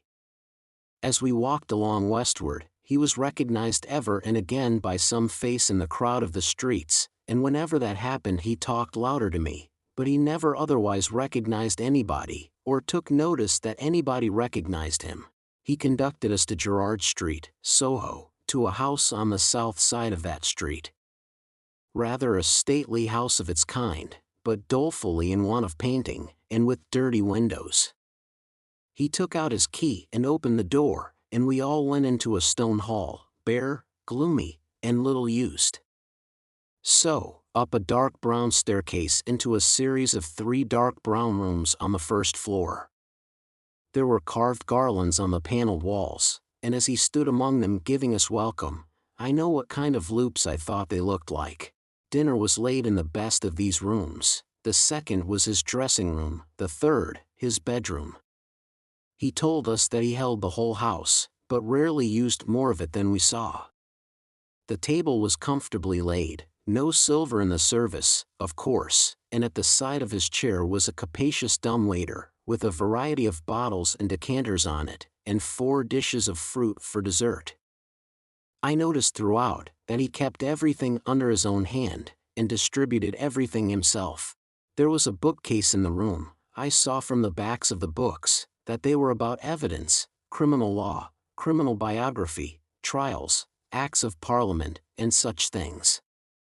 The furniture was all very solid and good, like his watch chain. It had an official look, however, and there was nothing merely ornamental to be seen. In a corner was a little table of papers with a shaded lamp, so that he seemed to bring the office home with him in that respect too, and to wheel it out of an evening and fall to work. As he had scarcely seen my 3 companions until now, for he and I had walked together, he stood on the hearthrug, after ringing the bell, and took a searching look at them. To my surprise, he seemed at once to be principally if not solely interested in Drummle. "Pip," said he, putting his large hand on my shoulder and moving me to the window, "I don't know one from the other." "Who's the spider?" "The spider," said I. "The blotchy, sprawly, sulky fellow." "That's Bentley Drummle," I replied. "The one with the delicate face is Startop." Not making the least account of the one with the delicate face, he returned, "Bentley Drummle is his name, is it? I like the look of that fellow." He immediately began to talk to Drummle, not at all deterred by his replying in his heavy reticent way, but apparently led on by it to screw discourse out of him. I was looking at the two, when there came between me and them the housekeeper, with the first dish for the table. She was a woman of about 40, I supposed, but I may have thought her younger than she was. Rather tall, of a lithe nimble figure, extremely pale, with large faded eyes, and a quantity of streaming hair. I cannot say whether any diseased affection of the heart caused her lips to be parted as if she were panting, and her face to bear a curious expression of suddenness and flutter, but I know that I had been to see Macbeth at the theatre, a night or two before, and that her face looked to me as if it were all disturbed by fiery air, like the faces I had seen rise out of the witch's cauldron. She set the dish on, touched my guardian quietly on the arm with a finger to notify that dinner was ready, and vanished. We took our seats at the round table, and my guardian kept Drummle on one side of him, while Startop sat on the other. It was a noble dish of fish that the housekeeper had put on table, and we had a joint of equally choice mutton afterwards, and then an equally choice bird. Sauces, wines, all the accessories we wanted, and all of the best, were given out by our host from his dumb waiter, and when they had made the circuit of the table, he always put them back again. Similarly, he dealt us clean plates and knives and forks, for each course, and dropped those just disused into 2 baskets on the ground by his chair. No other attendant than the housekeeper appeared. She sat on every dish, and I always saw in her face, a face rising out of the cauldron. Years afterwards, I made a dreadful likeness of that woman, by causing a face that had no other natural resemblance to it than it derived from flowing hair to pass behind a bowl of flaming spirits in a dark room. Induced to take particular notice of the housekeeper, both by her own striking appearance and by Wemmick's preparation, I observed that whenever she was in the room she kept her eyes attentively on my guardian, and that she would remove her hands from any dish she put before him, hesitatingly, as if she dreaded his calling her back, and wanted him to speak when she was nigh, if he had anything to say. I fancied that I could detect in his manner a consciousness of this, and a purpose of always holding her in suspense. Dinner went off gaily, and although my guardian seemed to follow rather than originate subjects, I knew that he wrenched the weakest part of our dispositions out of us. For myself, I found that I was expressing my tendency to lavish expenditure, and to patronize Herbert, and to boast of my great prospects, before I quite knew that I had opened my lips. It was so with all of us, but with no one more than Drummle, the development of whose inclination to gird in a grudging and suspicious way at the rest, was screwed out of him before the fish was taken off. It was not then, but when we had got to the cheese, that our conversation turned upon our rowing feats, and that Drummle was rallied for coming up behind of a night in that slow amphibious way of his. Drummle upon this, informed our host that he much preferred our room to our company, and that as to skill he was more than our master, and that as to strength he could scatter us like chaff. By some invisible agency, my guardian wound him up to a pitch little short of ferocity about this trifle, and he fell to bearing and spanning his arm to show how muscular it was, and we all fell to bearing and spanning our arms in a ridiculous manner. Now the housekeeper was at that time clearing the table. My guardian, taking no heed of her, but with the side of his face turned from her, was leaning back in his chair biting the side of his forefinger and showing an interest in Drummle that, to me, was quite inexplicable. Suddenly, he clapped his large hand on the housekeeper's, like a trap, as she stretched it across the table. So suddenly and smartly did he do this, that we all stopped in our foolish contention. "If you talk of strength," said Mr. Jaggers, "I'll show you a wrist. Molly, let them see your wrist." Her entrapped hand was on the table, but she had already put her other hand behind her waist. "Master," she said, in a low voice, with her eyes attentively and entreatingly fixed upon him. "Don't." "I'll show you a wrist," repeated Mr. Jaggers, with an immovable determination to show it. "Molly, let them see your wrist." "Master," she again murmured. "Please." "Molly," said Mr. Jaggers, not looking at her, but obstinately looking at the opposite side of the room, "let them see both your wrists. Show them. Come." He took his hand from hers, and turned that wrist up on the table. She brought her other hand from behind her, and held the two out side by side. The last wrist was much disfigured, deeply scarred and scarred across and across. When she held her hands out she took her eyes from Mr. Jaggers, and turned them watchfully on every one of the rest of us in succession. "There's power here," said Mr. Jaggers, coolly tracing out the sinews with his forefinger. "Very few men have the power of wrist that this woman has. It's remarkable what mere force of grip there is in these hands. I have had occasion to notice many hands, but I never saw stronger in that respect, man's or woman's, than these." While he said these words in a leisurely, critical style, she continued to look at every one of us in regular succession as we sat. The moment he ceased, she looked at him again.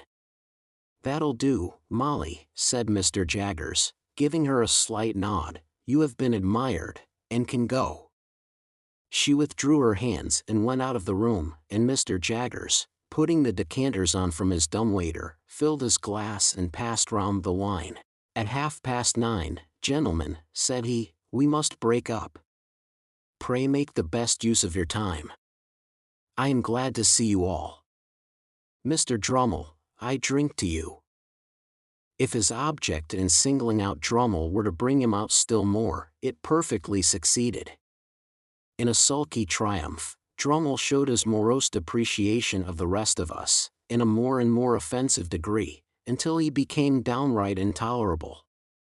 Through all his stages, Mr. Jaggers followed him with the same strange interest. He actually seemed to serve as a zest to Mr. Jaggers's wine. In our boyish want of discretion, I dare say we took too much to drink, and I know we talked too much.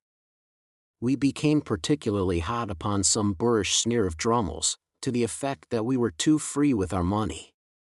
It led to my remarking, with more zeal than discretion, that it came with a bad grace from him, to whom Startop had lent money in my presence but a week or so before. "Well," retorted Drummle, "he'll be paid."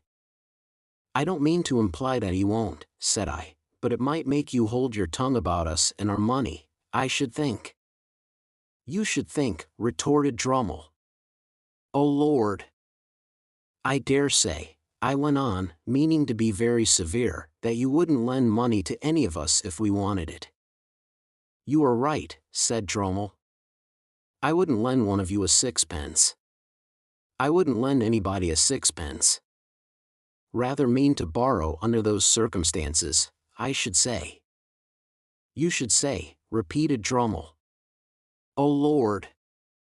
This was so very aggravating, the more especially as I found myself making no way against his surly obtuseness, that I said, disregarding Herbert's efforts to check me, "Come, Mr. Drummle, since we are on the subject, I'll tell you what passed between Herbert here and me, when you borrowed that money."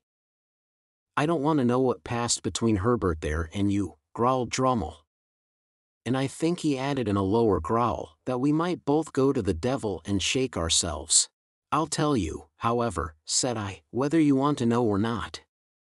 We said that as you put it in your pocket, very glad to get it. You seemed to be immensely amused at his being so weak as to lend it."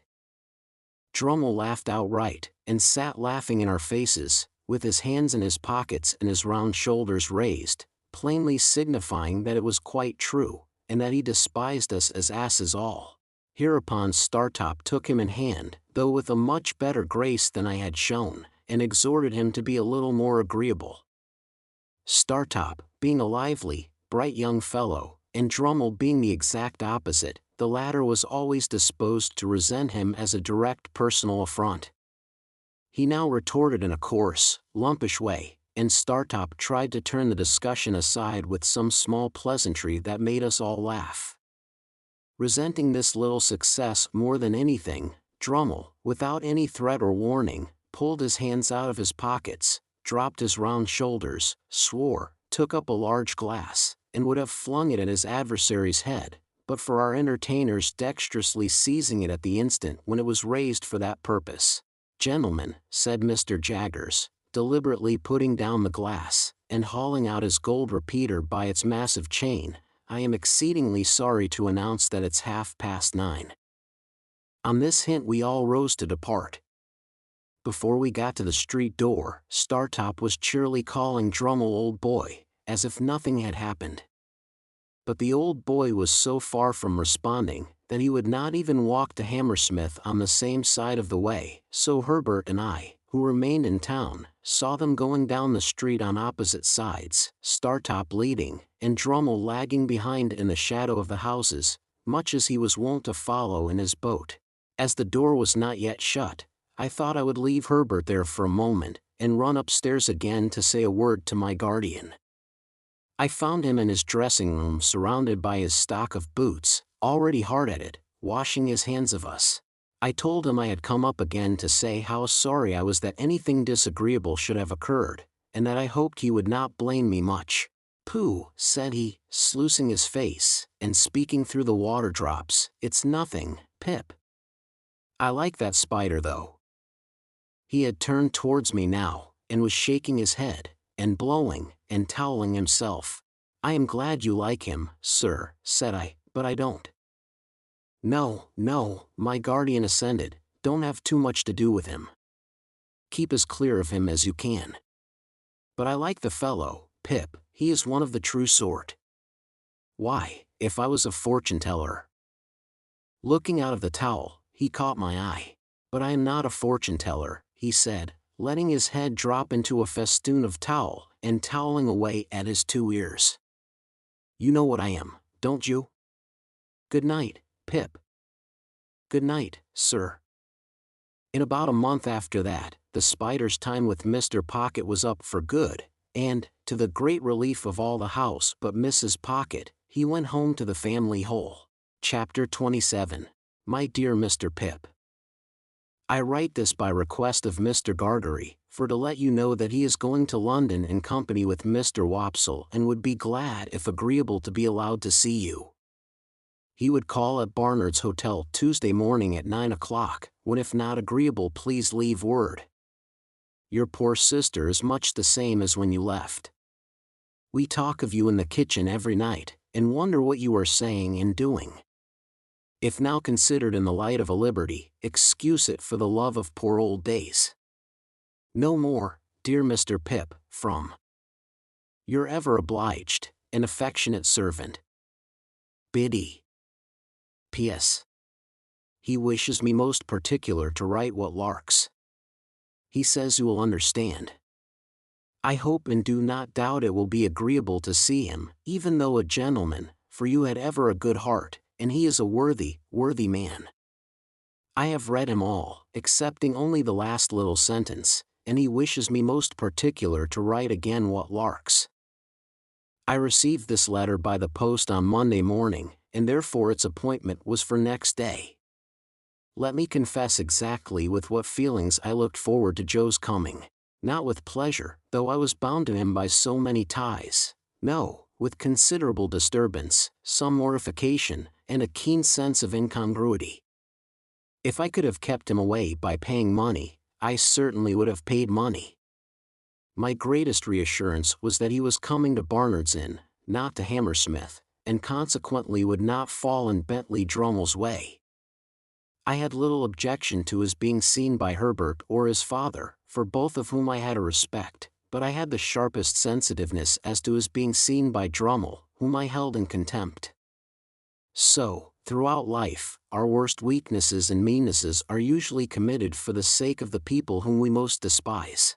I had begun to be always decorating the chambers in some quite unnecessary and inappropriate way or other, and very expensive those wrestles with Barnard proved to be. By this time, the rooms were vastly different from what I had found them, and I enjoyed the honor of occupying a few prominent pages in the books of a neighboring upholsterer. I had got on so fast of late, that I had even started a boy in boots, top boots, in bondage and slavery to whom I might have been said to pass my days. For, after I had made the monster, out of the refuse of my washerwoman's family, and had clothed him with a blue coat, canary waistcoat, white cravat, creamy breeches, and the boots already mentioned, I had to find him a little to do and a great deal to eat, and with both of those horrible requirements he haunted my existence. This avenging phantom was ordered to be on duty at 8 on Tuesday morning in the hall. It was 2 feet square, as charged for floorcloth, and Herbert suggested certain things for breakfast that he thought Joe would like. While I felt sincerely obliged to him for being so interested and considerate, I had an odd half-provoked sense of suspicion upon me, that if Joe had been coming to see him, he wouldn't have been quite so brisk about it. However, I came into town on the Monday night to be ready for Joe, and I got up early in the morning and caused the sitting room and breakfast table to assume their most splendid appearance. Unfortunately, the morning was drizzly, and an angel could not have concealed the fact that Barnard was shedding sooty tears outside the window, like some weak giant of a sweep. As the time approached, I should have liked to run away, but the Avenger, pursuant to orders, was in the hall, and presently I heard Joe on the staircase. I knew it was Joe, by his clumsy manner of coming upstairs, his state boots being always too big for him, and by the time it took him to read the names on the other floors in the course of his ascent. When at last he stopped outside our door, I could hear his finger tracing over the painted letters of my name, and I afterwards distinctly heard him breathing in at the keyhole. Finally he gave a faint single rap, and Pepper, such was the compromising name of the avenging boy, announced Mr. Gargery. I thought he never would have done wiping his feet, and that I must have gone out to lift him off the mat, but at last he came in. "Joe, how are you, Joe?" "Pip, how are you, Pip?" With his good honest face all glowing and shining, and his hat put down on the floor between us, he caught both my hands and worked them straight up and down, as if I had been the last patented pump. "I am glad to see you, Joe. Give me your hat." But Joe, taking it up carefully with both hands, like a bird's nest with eggs in it, wouldn't hear of parting with that piece of property, and persisted in standing talking over it in a most uncomfortable way. "Which you have that growed," said Joe, "and that swelled, and that gentle-folked." Joe considered a little before he discovered this word, "as to be sure you are a honor to your king and country. And you, Joe, look wonderfully well." "Thank God," said Joe, "I'm a curvel to most. And your sister, she's no worse than she were. And Biddy, she's ever right and ready. And all friends is no backarder, if not no forwarder. 'Ceptin Wopsle, he's had a drop." All this time, still with both hands taking great care of the bird's nest, Joe was rolling his eyes round and round the room, and round the flowered pattern of my dressing gown. "Had a drop, Joe?" "Why, yes," said Joe, lowering his voice, "he's left the church and went into the play-acting. Which the play-acting have likeways brought him to London along with me." "And his wish were," said Joe, getting the bird's nest under his left arm for the moment, and groping in it for an egg with his right, "if no offense, as I would in you that." I took what Joe gave me, and found it to be the crumpled playbill of a small metropolitan theater, announcing the first appearance, in that very week, of the celebrated provincial amateur of Russian renown, whose unique performance in the highest tragic walk of our national bard has lately occasioned so great a sensation in local dramatic circles.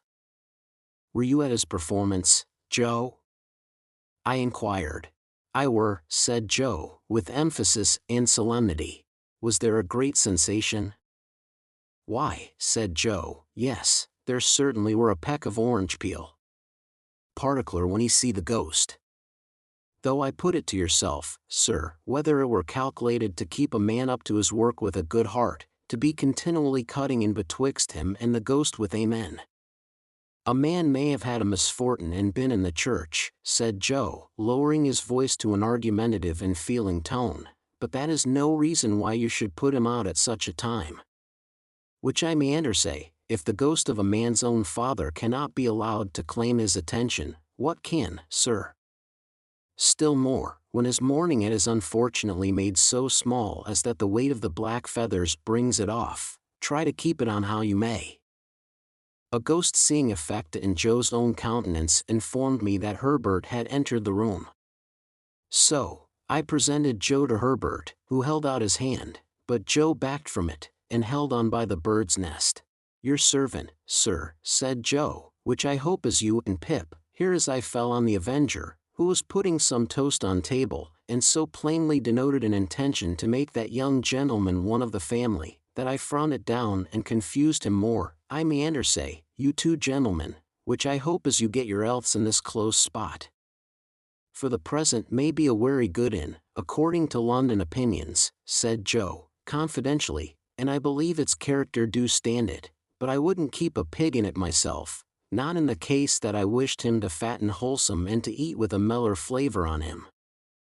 Having borne this flattering testimony to the merits of our dwelling place, and having incidentally shown this tendency to call me Sir, Joe, being invited to sit down to table, looked all round the room for a suitable spot on which to deposit his hat, as if it were only on some very few rare substances in nature that it could find a resting place, and ultimately stood it on an extreme corner of the chimney-piece, from which it ever afterwards fell off at intervals. Do you take tea, or coffee, Mr. Gargery? Asked Herbert, who always presided of a morning. Thank'ee, sir, said Joe, stiff from head to foot. I'll take whichever is most agreeable to yourself. What do you say to coffee?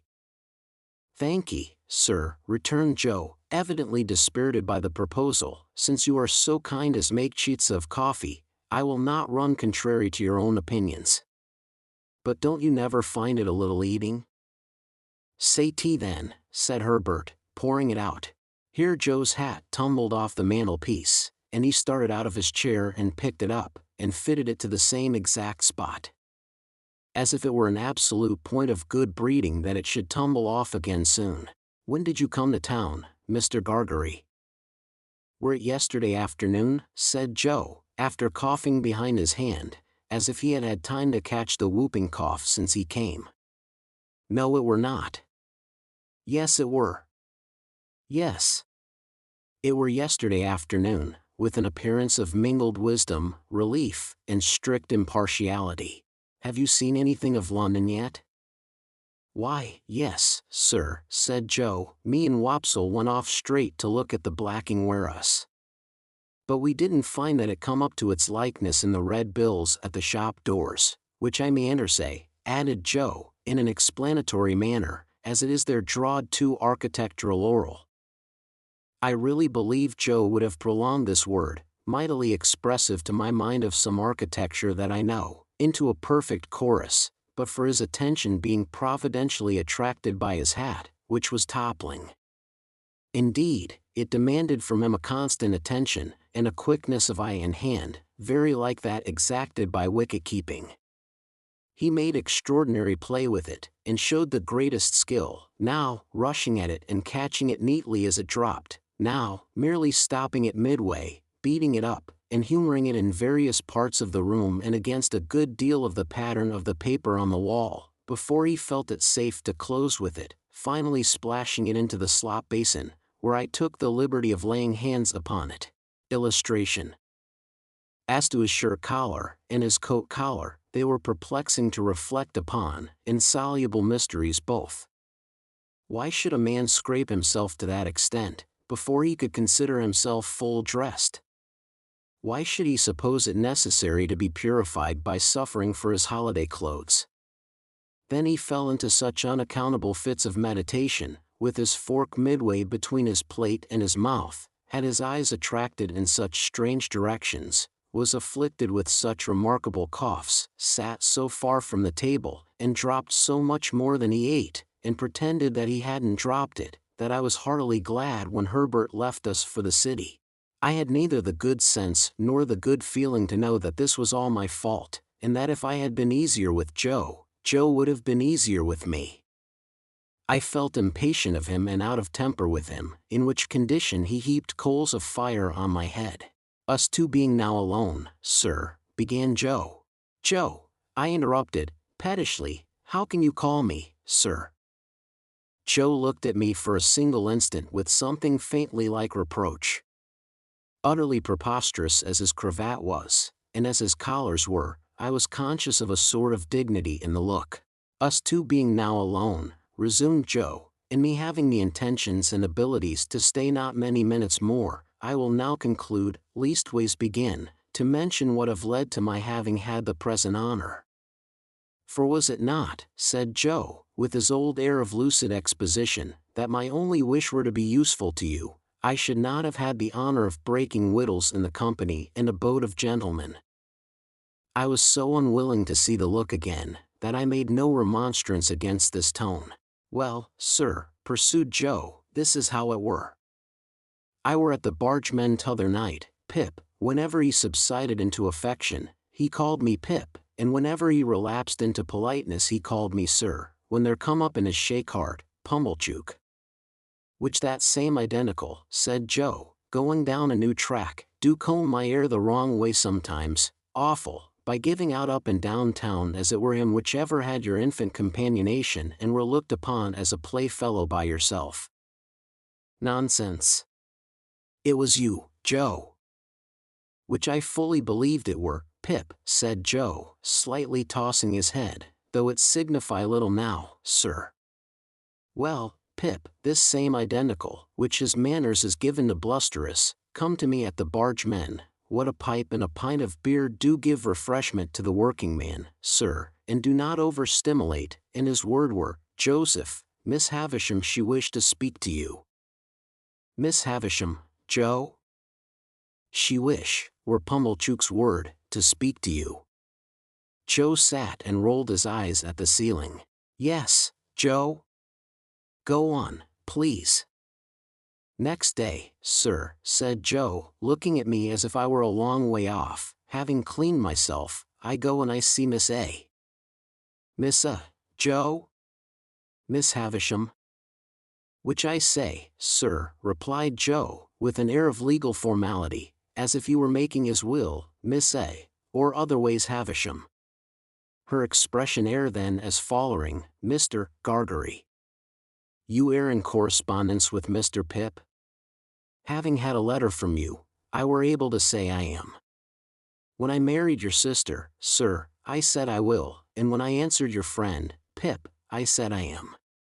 Would you tell him, then, said she, that which Estella has come home and would be glad to see him? I felt my face fire up as I looked at Joe. I hope one remote cause of its firing may have been my consciousness that if I had known his errand, I should have given him more encouragement. Biddy, pursued Joe, when I got home and asked her fur to write the message to you, a little hung back. Biddy says, I know he will be very glad to have it by word of mouth, it is holiday time, you want to see him, go. I have now concluded, sir, said Joe, rising from his chair, and, Pip, I wish you ever well and ever prospering to a greater and a greater height. But you are not going now, Joe? Yes I am, said Joe. But you are coming back to dinner, Joe? No I am not, said Joe. Our eyes met, and all the sir melted out of that manly heart as he gave me his hand. Pip, dear old chap, life is made of ever so many partings welded together, as I may say, and one man's a blacksmith, and one's a whitesmith, and one's a goldsmith, and one's a coppersmith. Divisions among such must come, and must be met as they come. If there's been any fault at all today, it's mine. You and me is not two figures to be together in London, nor yet anywheres else but what is private, and beknown, and understood among friends. It ain't that I am proud, but that I want to be right, as you shall never see me no more in these clothes. I'm wrong in these clothes. I'm wrong out of the forge, the kitchen, or off th meshes. You won't find half so much fault in me if you think of me in my forge dress, with my hammer in my hand, or even my pipe. You won't find half so much fault in me if, supposing as you should ever wish to see me, you come and put your head in at the forge window and see Joe the blacksmith, there, at the old anvil, in the old burnt apron, sticking to the old work. I'm awful dull, but I hope I've beat out something nigh the rights of this at last. And so God bless you, dear old Pip, old chap, God bless you. I had not been mistaken in my fancy that there was a simple dignity in him. The fashion of his dress could no more come in its way when he spoke these words than it could come in its way in heaven. He touched me gently on the forehead, and went out. As soon as I could recover myself sufficiently, I hurried out after him and looked for him in the neighboring streets, but he was gone. Chapter 28. It was clear that I must repair to our town next day, and in the first flow of my repentance, it was equally clear that I must stay at Joe's. But, when I had secured my box place by tomorrow's coach, and had been down to Mr. Pocket's and back, I was not by any means convinced on the last point, and began to invent reasons and make excuses for putting up at the Blue Boar. I should be an inconvenience at Joe's, I was not expected, and my bed would not be ready, I should be too far from Miss Havisham's, and she was exacting and mightn't like it. All other swindlers upon earth are nothing to the self-swindlers, and with such pretenses did I cheat myself. Surely a curious thing. That I should innocently take a bad half-crown of somebody else's manufacture is reasonable enough, but that I should knowingly reckon the spurious coin of my own make as good money. An obliging stranger, under pretense of compactly folding up my banknotes for security's sake, abstracts the notes and gives me nutshells. But what is his sleight of hand to mine, when I fold up my own nutshells and pass them on myself as notes?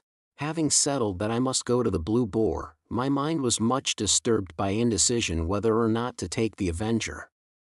It was tempting to think of that expensive mercenary publicly airing his boots in the archway of the Blue Boar's posting yard. It was almost solemn to imagine him casually produced in the tailor's shop, and confounding the disrespectful senses of Trabb's boy.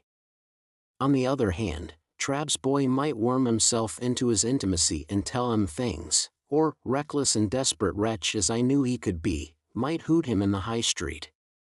My patroness, too, might hear of him, and not approve. On the whole, I resolved to leave the Avenger behind. It was the afternoon coach by which I had taken my place, and, as winter had now come round, I should not arrive at my destination until 2 or 3 hours after dark. Our time of starting from the Cross Keys was 2 o'clock. I arrived on the ground with a quarter of an hour to spare, attended by the Avenger, if I may connect that expression with one who never attended on me if he could possibly help it. At that time it was customary to carry convicts down to the dockyards by stagecoach. As I had often heard of them in the capacity of outside passengers, and had more than once seen them on the high road dangling their iron legs over the coach roof, I had no cause to be surprised when Herbert, meeting me in the yard, came up and told me there were 2 convicts going down with me. But I had a reason that was an old reason now for constitutionally faltering whenever I heard the word convict. "You don't mind them, Handel," said Herbert. "Oh no. I thought you seemed as if you didn't like them." "I can't pretend that I do like them, and I suppose you don't particularly. But I don't mind them. See. There they are," said Herbert, coming out of the tap. "What a degraded and vile sight it is." They had been treating their guard, I suppose, for they had a jailer with them, and all 3 came out wiping their mouths on their hands. The 2 convicts were handcuffed together, and had irons on their legs, irons of a pattern that I knew well. They wore the dress that I likewise knew well. Their keeper had a brace of pistols, and carried a thick-knobbed bludgeon under his arm, but he was on terms of good understanding with them, and stood with them beside him, looking on at the putting to of the horses, rather with an air as if the convicts were an interesting exhibition not formally open at the moment, and he the curator. One was a taller and stouter man than the other, and appeared as a matter of course, according to the mysterious ways of the world, both convict and free, to have had allotted to him the smaller suit of clothes. His arms and legs were like great pincushions of those shapes, and his attire disguised him absurdly, but I knew his half-closed eye at one glance. There stood the man whom I had seen on the settle at the Three Jolly Bargemen on a Saturday night, and who had brought me down with his invisible gun. It was easy to make sure that as yet he knew me no more than if he had never seen me in his life. He looked across at me, and his eye appraised my watch chain, and then he incidentally spat and said something to the other convict, and they laughed and slewed themselves round with a clink of their coupling manacle, and looked at something else. The great numbers on their backs, as if they were street doors, their coarse mangy ungainly outer surface, as if they were lower animals, their iron legs, apologetically garlanded with pocket handkerchiefs, and the way in which all present looked at them and kept from them, made them, as Herbert had said, a most disagreeable and degraded spectacle. but this was not the worst of it. It came out that the whole of the back of the coach had been taken by a family removing from London, and that there were no places for the two prisoners but on the seat in front behind the coachman.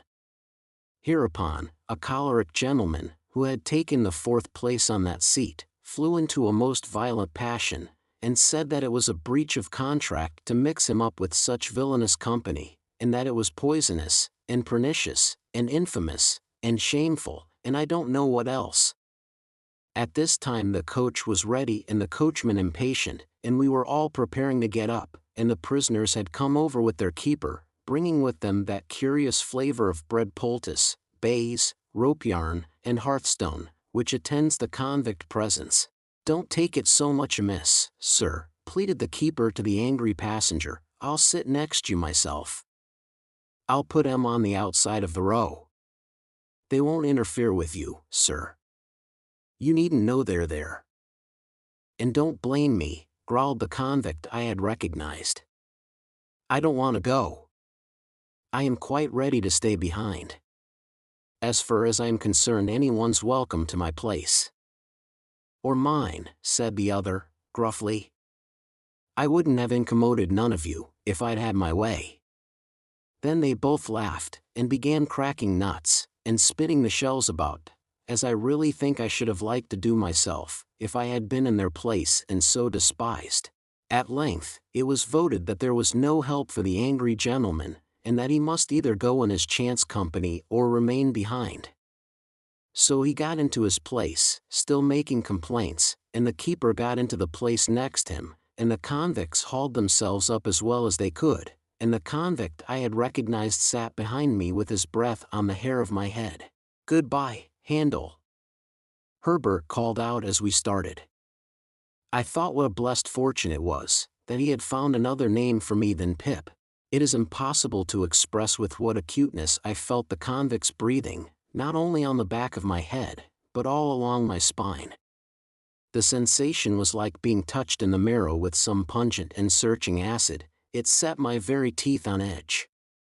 He seemed to have more breathing business to do than another man, and to make more noise in doing it, and I was conscious of growing high-shouldered on one side, in my shrinking endeavors to fend him off. The weather was miserably raw, and the two cursed the cold. It made us all lethargic before we had gone far, and when we had left the halfway house behind, we habitually dozed and shivered and were silent. I dozed off, myself, in considering the question whether I ought to restore a couple of pounds sterling to this creature before losing sight of him, and how it could best be done. In the act of dipping forward as if I were going to bathe among the horses, I woke in a fright and took the question up again. But I must have lost it longer than I had thought, since, although I could recognize nothing in the darkness and the fitful lights and shadows of our lamps, I traced marsh country in the cold damp wind that blew at us. Cowering forward for warmth and to make me a screen against the wind, the convicts were closer to me than before. The very first words I heard them interchange as I became conscious, were the words of my own thought, 2 1-pound notes. "How did he get 'em?" said the convict I had never seen. "How should I know?" returned the other. "He had 'em stowed away somehows. Give him by friends, I expect." "I wish," said the other, with a bitter curse upon the cold, "that I had 'em here." 2 1-pound notes, or friends. 2 1-pound notes. I'd sell all the friends I ever have for one, and think it a blessed good bargain. "Well? So he says?" "So he says," resumed the convict I had recognized. "It was all said and done in half a minute, behind a pile of timber in the dockyard. You're going to be discharged?" Yes, I was. Would I find out that boy that had fed him and kept his secret, and give him them 2 1-pound notes? Yes, I would. And I did.